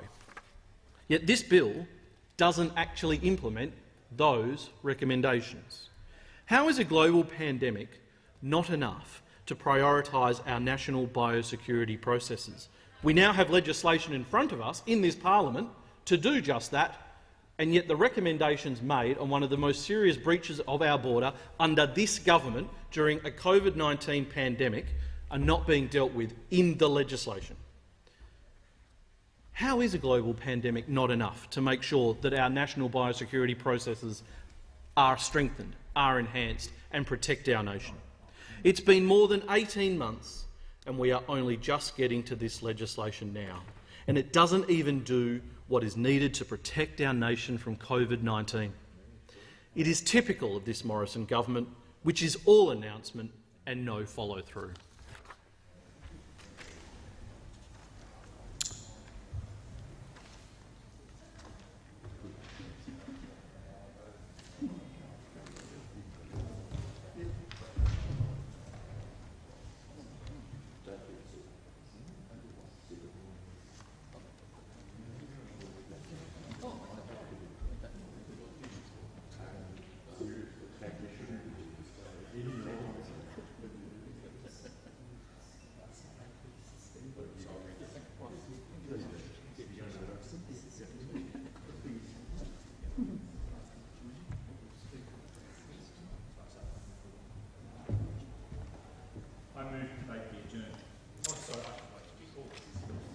The Minister has the call.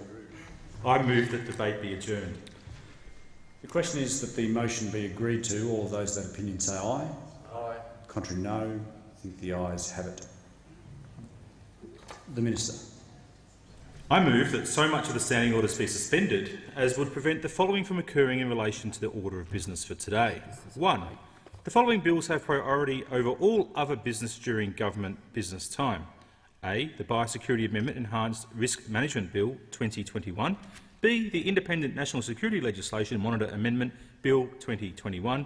And C. The Crimes Amendment Remissions of Sentences Bill 2021. 2. Following the third reading of the Treasury Laws Amendment Enhancing Superannuation Outcomes for Australians and Helping Australian Businesses Invest Bill 2021, the House to adjourn until 9:30 a.m. on Thursday the 2nd of December 2021, and 3, from 8 p.m. until the adjournment of the House, that A. Any division called shall be deferred until 9:30 a.m. on Thursday the 2nd of December 2021, and B. If any member draws attention of the Speaker to the state of the House, the Speaker shall announce that he or she will count the House at 9:30 a.m. on Thursday the 2nd of December 2021. The question is that the motion be agreed to. All of those of that opinion say aye. Contrary, no. I think the ayes have it. The Clerk. Government business, order of the day number 18, Biosecurity Amendment Enhanced Risk Management Bill 2021. Resumption of debate on the second reading and on the amendment moved by the member for Dobell. I give the call to the Minister.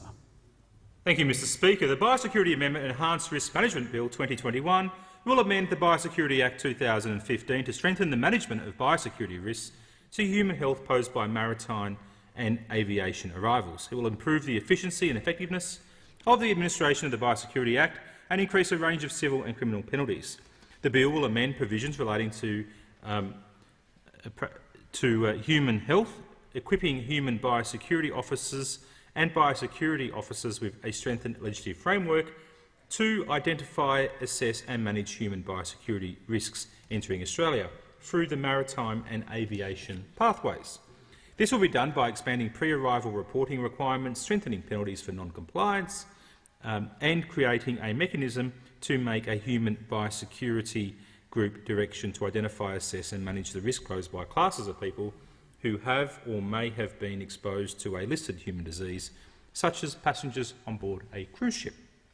These amendments address many of the recommendations made by the Inspector-General of Biosecurity in his review of the Ruby Princess incident. The bill will increase the maximum financial penalties that are applied to several civil and criminal penalty provisions under the Biosecurity Act concerning managing the biosecurity risks relating to goods. These increases relate primarily to regulated entities such as commercial importers and to operators and persons in charge of aircraft or vessels, all of whom have a particular responsibility to know and understand their obligations under the Biosecurity Act. The increased civil penalties will serve as a deterrent to anyone considering undermining our biosecurity laws, and the criminal penalties will allow appropriate and proportionate punishment for offences under the Biosecurity Act. The bill also streamlines the processes for making certain determinations specifying prohibited, conditionally non-prohibited and suspended goods or granting permits based on risk assessments.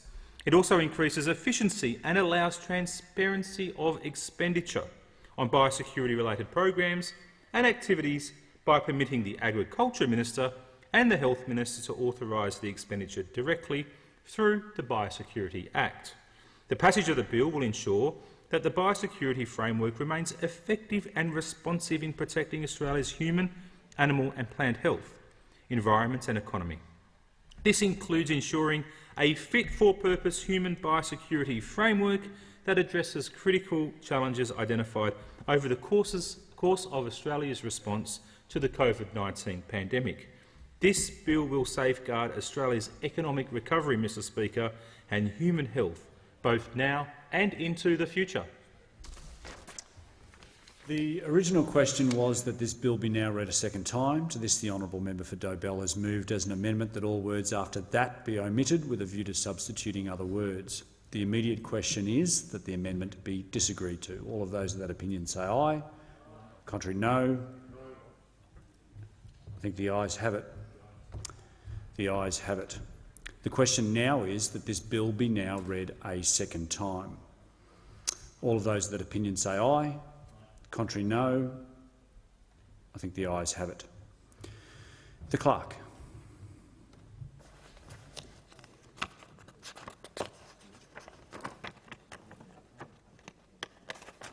Second reading, a bill for an act to amend the Biosecurity Act 2015 and for related purposes. Is leave granted for the third reading to be moved immediately? Leave is granted. The leave is granted. The Minister. I move that this bill be now read a third time. The question is that the motion be agreed to. All of those of that opinion say aye. The contrary, no. I think the ayes have it. The Clerk.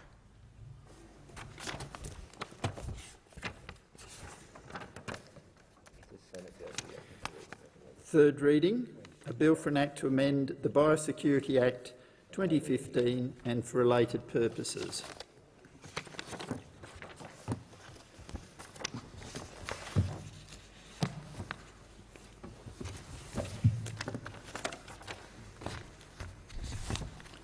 You write for this bill.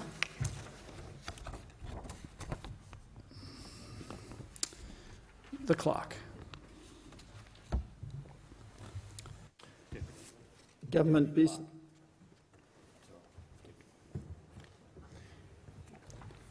business, order of the day number 13, Independent National Security Legislation Monitor Amendment Bill 2021.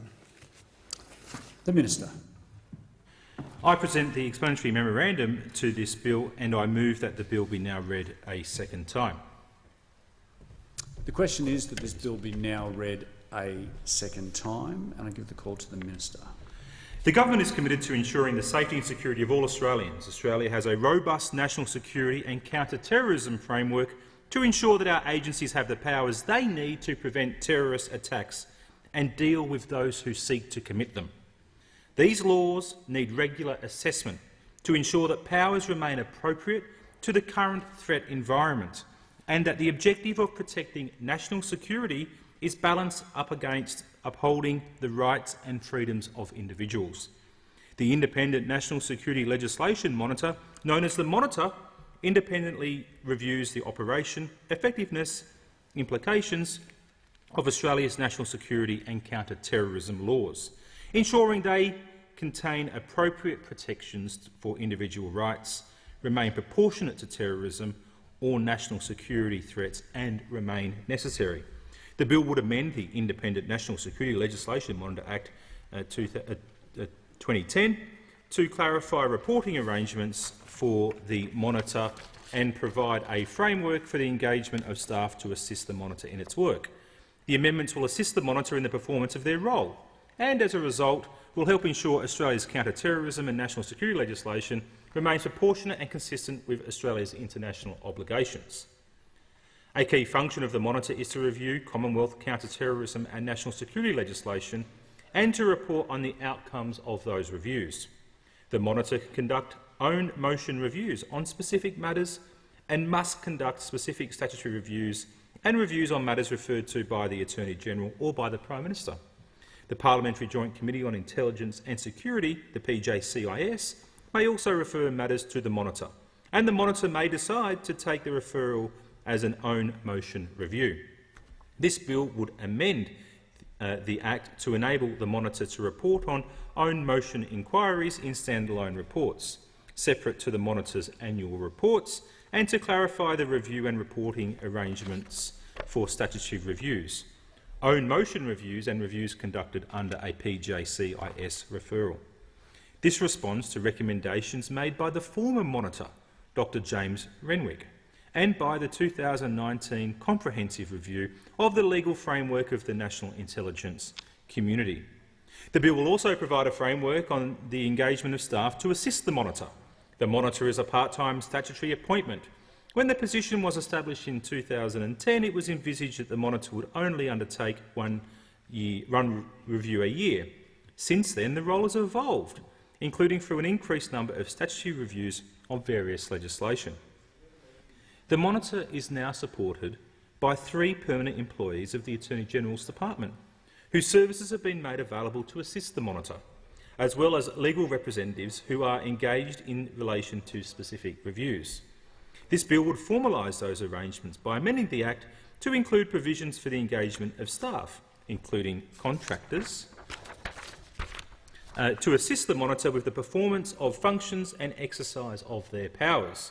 The bill also provides current and former staff of the Monitor with appropriate protections for any acts or omissions done by that person in good faith during the course of assisting the Monitor in the performance of their functions or the exercise of its powers. These protections are similar to arrangements for the staff of other statutory oversight office holders, such as the Commonwealth Ombudsman, the Integrity Commissioner and the Inspector-General of Intelligence and Security. The Government acknowledges and appreciates the Monitor's ongoing role in reviewing the operation, effectiveness and implications of Australia's national security and counter-terrorism legislation. If passed, this bill will assist the Monitor in the performance of their role, helping to ensure Australia's counter-terrorism and national security legislation remains necessary, appropriate and proportionate. The question is that this bill be now read a second time, and I give the call to the member for Isaacs. Thank you, Mr Speaker. I rise to speak in support of this bill, which was introduced into the Senate and then amended following negotiations between the Attorney-General and me. I thought the original bill introduced by the Attorney-General into the Senate was good legislation. However, when the Attorney-General contacted me to seek Labor's support, I took the opportunity to suggest a range of improvements which, in Labor's view, would make the bill even better. To her credit, the Attorney-General engaged constructively with me and my office on those suggestions and ultimately agreed to many of the amendments we suggested, either in whole or in part. Moreover, while she did not agree to 2 of Labor's suggestions, in both cases the Attorney-General did agree to workable compromises. I would like to thank the Attorney-General for working with the opposition to improve the bill in the national interest. The Independent National Security Legislation Monitor was established by the Rudd Labor government in early 2010 under the Independent National Security Monitor Act 2010. Labor created the Independent National Security Legislation Monitor to review and report on the operation and effectiveness of Australia's national security and counter-terrorism laws. Since then, the Monitor has produced a number of significant reports recommending improvements to a range of counter-terrorism and national security laws. The Monitor helps to maintain the confidence of the Australian people in our security and intelligence agencies by ensuring that our laws remain effective, are fit for purpose and contain appropriate safeguards for protecting the rights of individuals. The position is modelled on a similar institution in the United Kingdom which has operated successfully for 2 decades.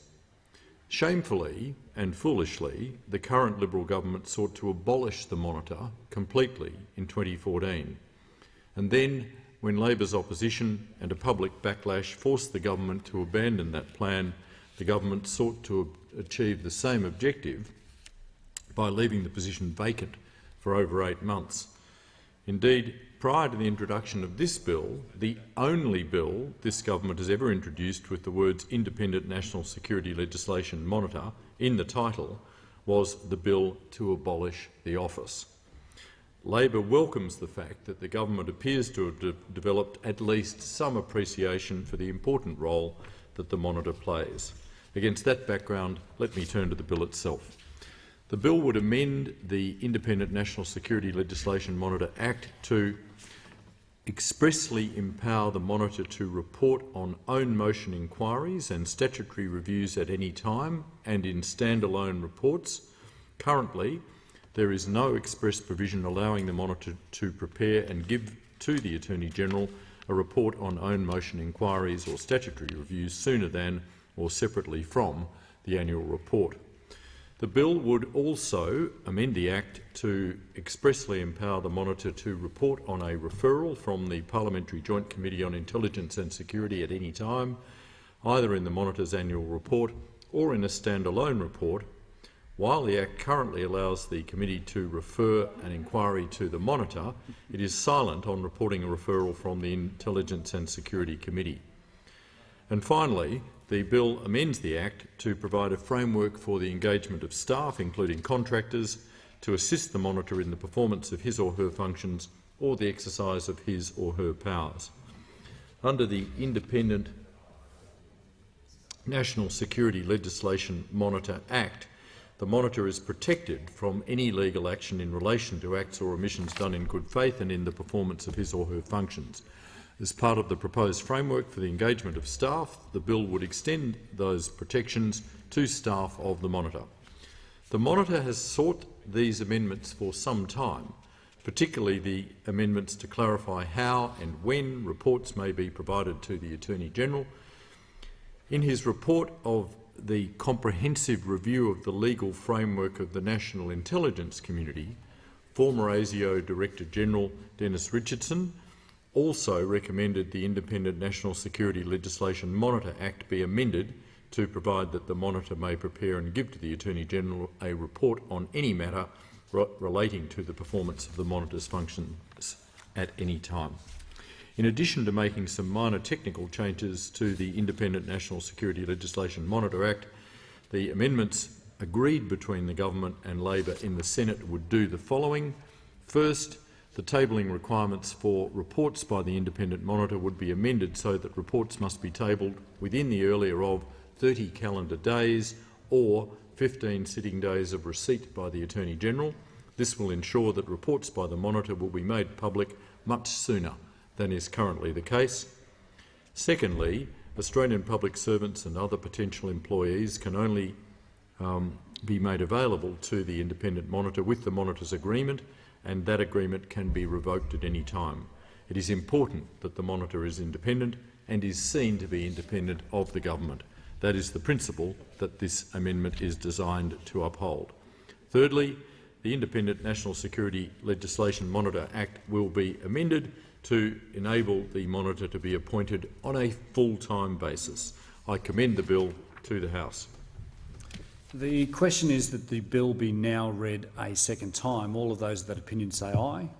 Or is the Minister seeking to sum up? The Minister has the call. Thank you, Mr Speaker. I thank my parliamentary colleague for their contribution to the debate on the Independent National Security Legislation Monitor Amendment Bill 2021. This bill reflects the government's ongoing commitment to ensuring Australia has a robust national security and counter-terrorism framework. It will assist the Independent National Security Legislation Monitor in the performance of their role, helping to ensure Australia's counter-terrorism and national security legislation remains necessary, appropriate and proportionate. The bill implements the recommendations made by the former monitor and the 2019 Comprehensive Review of the Legal Framework of the National Intelligence Community to allow the monitor to report on matters more urgently or particularly than in the annual report.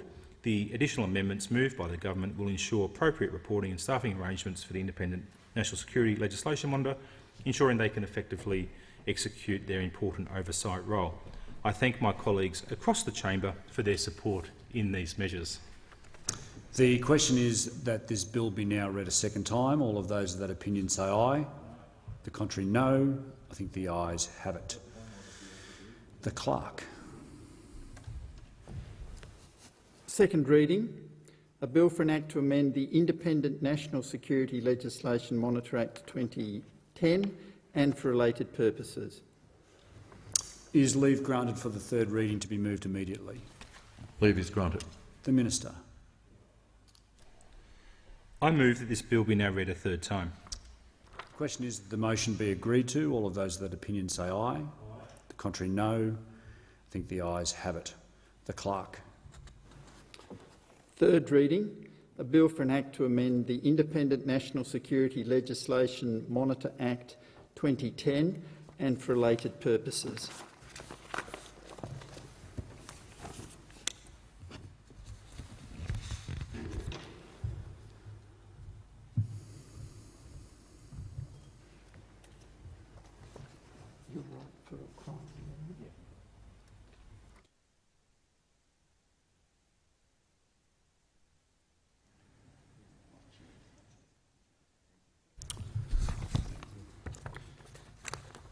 The Clerk.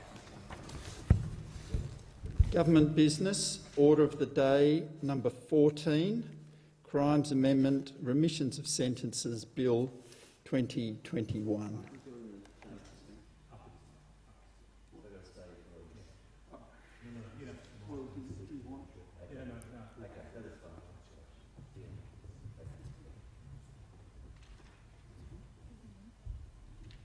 The Minister. I present the explanatory memorandum to this bill and I move that this bill be now read a second time. The Minister.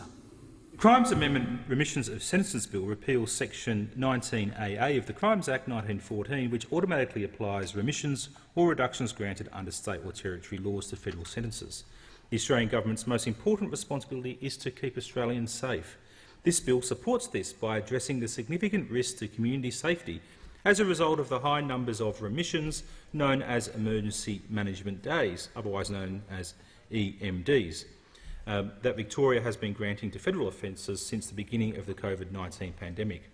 Most states and territories have abolished remissions. Victoria is the only jurisdiction with laws providing remissions or reductions that are resulting in significant discounts for federal offences under Section 19AA of the Crimes Act. Under Section 19AA of the Crimes Act, the Commonwealth has no discretion about the application of remissions and reductions to federal offenders.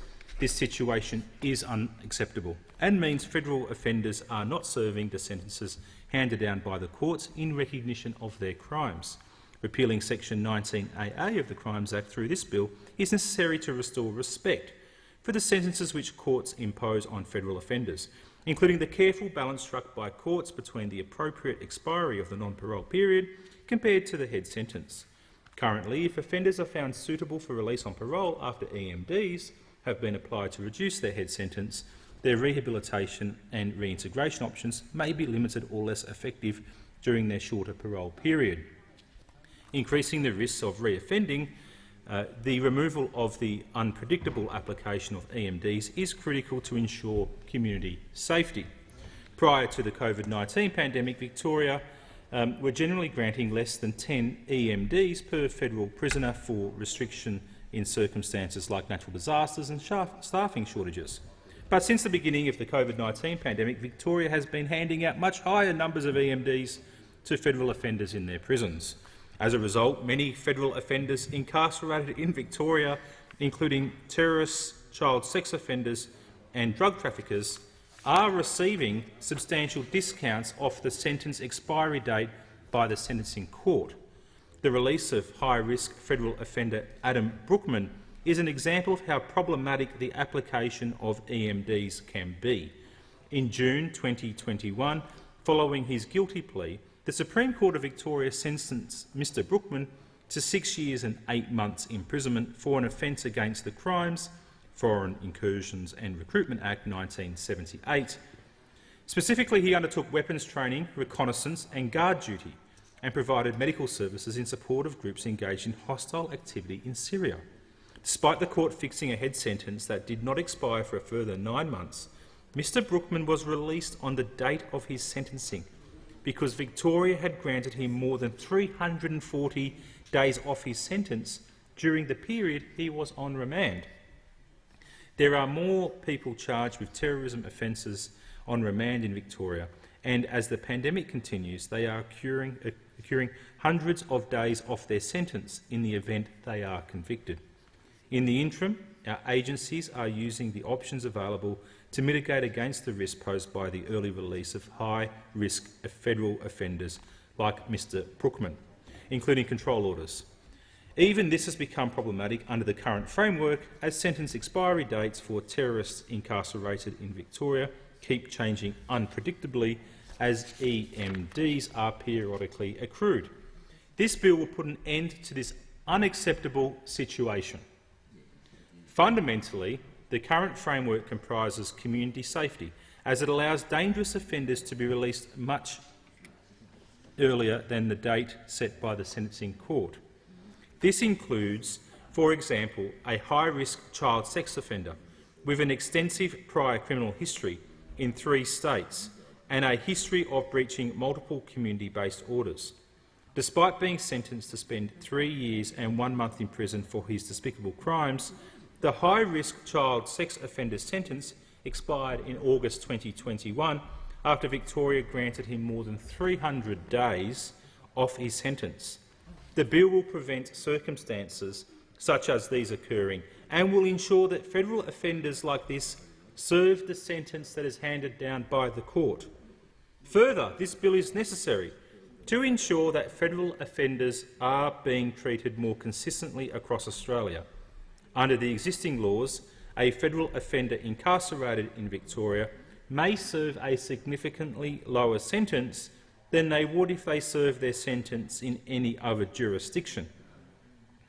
In addition, Mr Speaker, where an offender has been sentenced since the beginning of the COVID-19 pandemic, courts have taken into account additional hardships and restrictions imposed on prisoners. So offenders are already receiving consideration of the impact of COVID-19 when they are being sentenced. The subsequent granting of EMDs by Victoria can lead to the impacts of COVID-19 being double counted, with offenders effectively receiving 2 discounts off their sentences. In the interest of community safety, remissions and reductions applied by states and territory before commencement of the bill will be taken to have no effect. This does not apply to anyone released from prison prior to commencement of the bill, This ensures that offenders who are still in prison at the time the bill commences will not receive hundreds of days off their sentences and will instead serve the sentence that the court considered was appropriate for them. This bill addresses the significant risks to community safety as a result of the discounts that Victoria is handing out to its prisoners during the pandemic. The bill enables the community to be satisfied that federal offenders will serve the sentence as handed down by the sentencing court, regardless of the state or territory in which they are imprisoned. The question is that the question is that the bill be now read a second time, and I give the call to the member for Isaacs. Thank you very much, Mr Speaker. Labor supports this bill. The bill would repeal Section 19AA of the Crimes Act, which applies remissions granted under state or territory laws to head sentences for Commonwealth offences. A remission is a reduction in the term of a prison sentence. The upshot of Section 19AA in the Crimes Act is that any such reduction to a prisoner's sentence under a state or territory law is applied automatically to the head sentence of individuals who have been convicted of Commonwealth offences. The laws of states and territories vary in this area, which means that individuals who are handed the same sentences in different states may ultimately end up serving a different term of imprisonment depending on the state or territory in which he or she is sentenced. The other aspects of Section 19AA of the Crimes Act, subsections 19AA2 and 3, would also be repealed. Subsection 19AA2 applies any state or territory law crediting what is known as clean street time as a reduction of a federal offender's sentence in the same way as clean street time would apply to reduce the sentence of a state or territory offender in the same jurisdiction. Subsection 19AA3 ensures that clean street time is taken into account where an offender breaches their parole in a state or territory that does not provide for reductions in sentences based on clean street time.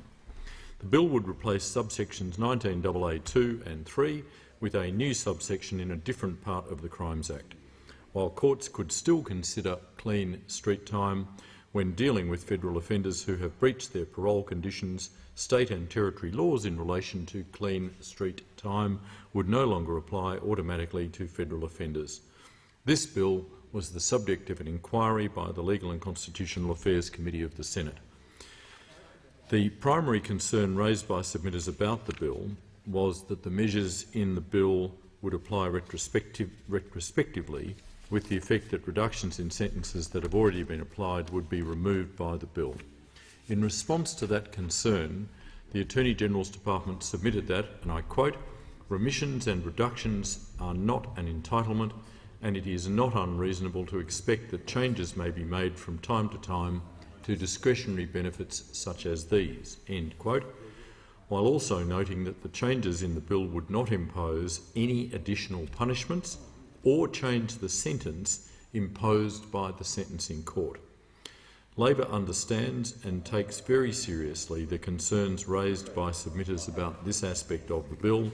However, on balance, we do not think those concerns outweigh the clear advantages associated with ensuring greater certainty and consistency when it comes to the length of federal sentences and the interests of community safety.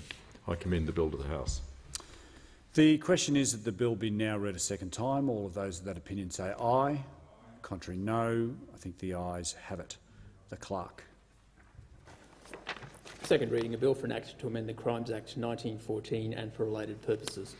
Is leave granted for the third reading to be moved immediately? Leave is granted. I thank the member for Isaacs. The Minister. We could wait. I move that this bill be now read a third time. The question is that this motion be agreed to. All of those of that opinion say aye. The contrary, no. I think the ayes have it. The clerk. Third reading, a bill for an act to amend the Crimes Act 1914 and for related purposes. The Minister has the call. Thank you, Mr Speaker. Reluctantly, I seek leave to move a motion to suspend standing orders. Is leave granted? Reluctantly, leave is granted. The Minister has the call. I move that so much of the standing orders be suspended as would prevent the following from occurring in relation to business for today. 1. The following bills have priority over all other business during government business time. A. The Biosecurity Amendment Enhanced Risk Management Bill 2021. B. The Independent National Security Legislation Monitor Amendment Bill 2021. And C. The Crimes Amendment Remissions of Sentences Bill 2021. That 2. Following the third reading of the Crimes Amendment Remissions of Sentences Bill 2021, the House to adjourn until 9:30 a.m. on Thursday the 2nd of December 2021. And 3. From 8 p.m. until adjournment of the House, any division called shall be deferred until 9:30 a.m. on Thursday the 2nd of December 2021. And B. If any member draws attention of the Speaker to the state of the House, the Speaker shall announce that he or she will count the House at 9:30 a.m. on Thursday the 2nd of December 2021. The Manager of Opposition Business. Thanks very much, Mr. Speaker. I rise in support of the motion that has been moved by the Special Minister of State. But in doing so, I need to acknowledge and to explain to anyone who might be listening and paying attention that they are paying far more attention than the government has been paying attention during the course of today. There's a reason that these mistakes have happened, and today has been littered with them. But the reason these mistakes are happening is really simple. This government has decided to be the first government where ministers do not take responsibility for their own legislation. So whoever is rostered on is just in charge of whatever's in front of us. There's been a few outcomes from that today. We've had this one where the motion that was moved, because of the wording of what was moved, and it hadn't been negotiated back and forth with the opposition, so we let it through in good faith, had actually said that the House would adjourn after we got to the third reading stage of a bill that we weren't going to deal with. That meant that this House earlier today resolved that it was going to meet forever. That's what was decided. You had a motion. You had a look, I'll admit, I like it when Parliament sits, but even that was too much for me. Even that was too much for me. So the House resolved, and this is why leave had to be granted for a fresh suspension to be moved. The House had resolved that it was going to meet forever. And we try to be cooperative on occasions like this, but the bizarreness of that happened because there is no planning and order to the program, and ministers don't take responsibility for their own legislation. So in one day, we've had the Minister for Communications put out a media release after a bill was amended in the Senate, saying he didn't like the amended bill. It was either going to pass in full or not at all. 3 hours later, there's another minister in here, the Leader of the House, adopting all the amendments that Labor had carried in the Senate. So effectively the minister's position became it's either going to get through in full, not at all, or exactly as Labor has requested. And then we have another bill where the member for Moncrieff speaks on a completely different piece of legislation, and then we end up with a suspension of standing orders being moved to have the parliament sit forever.